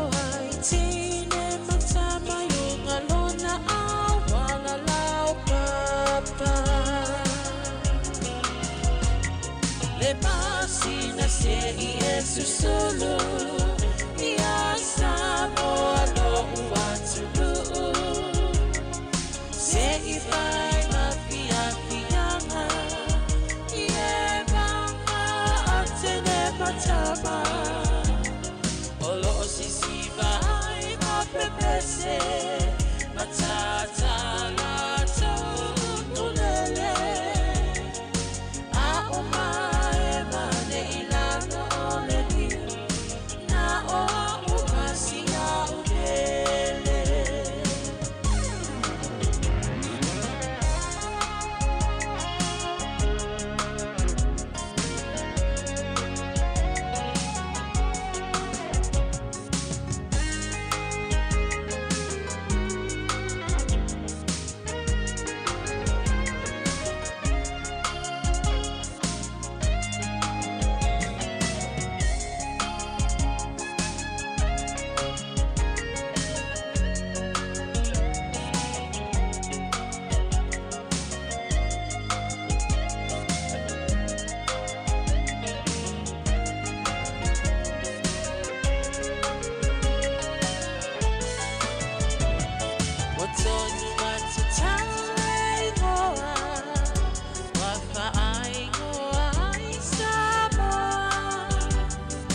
Yeah.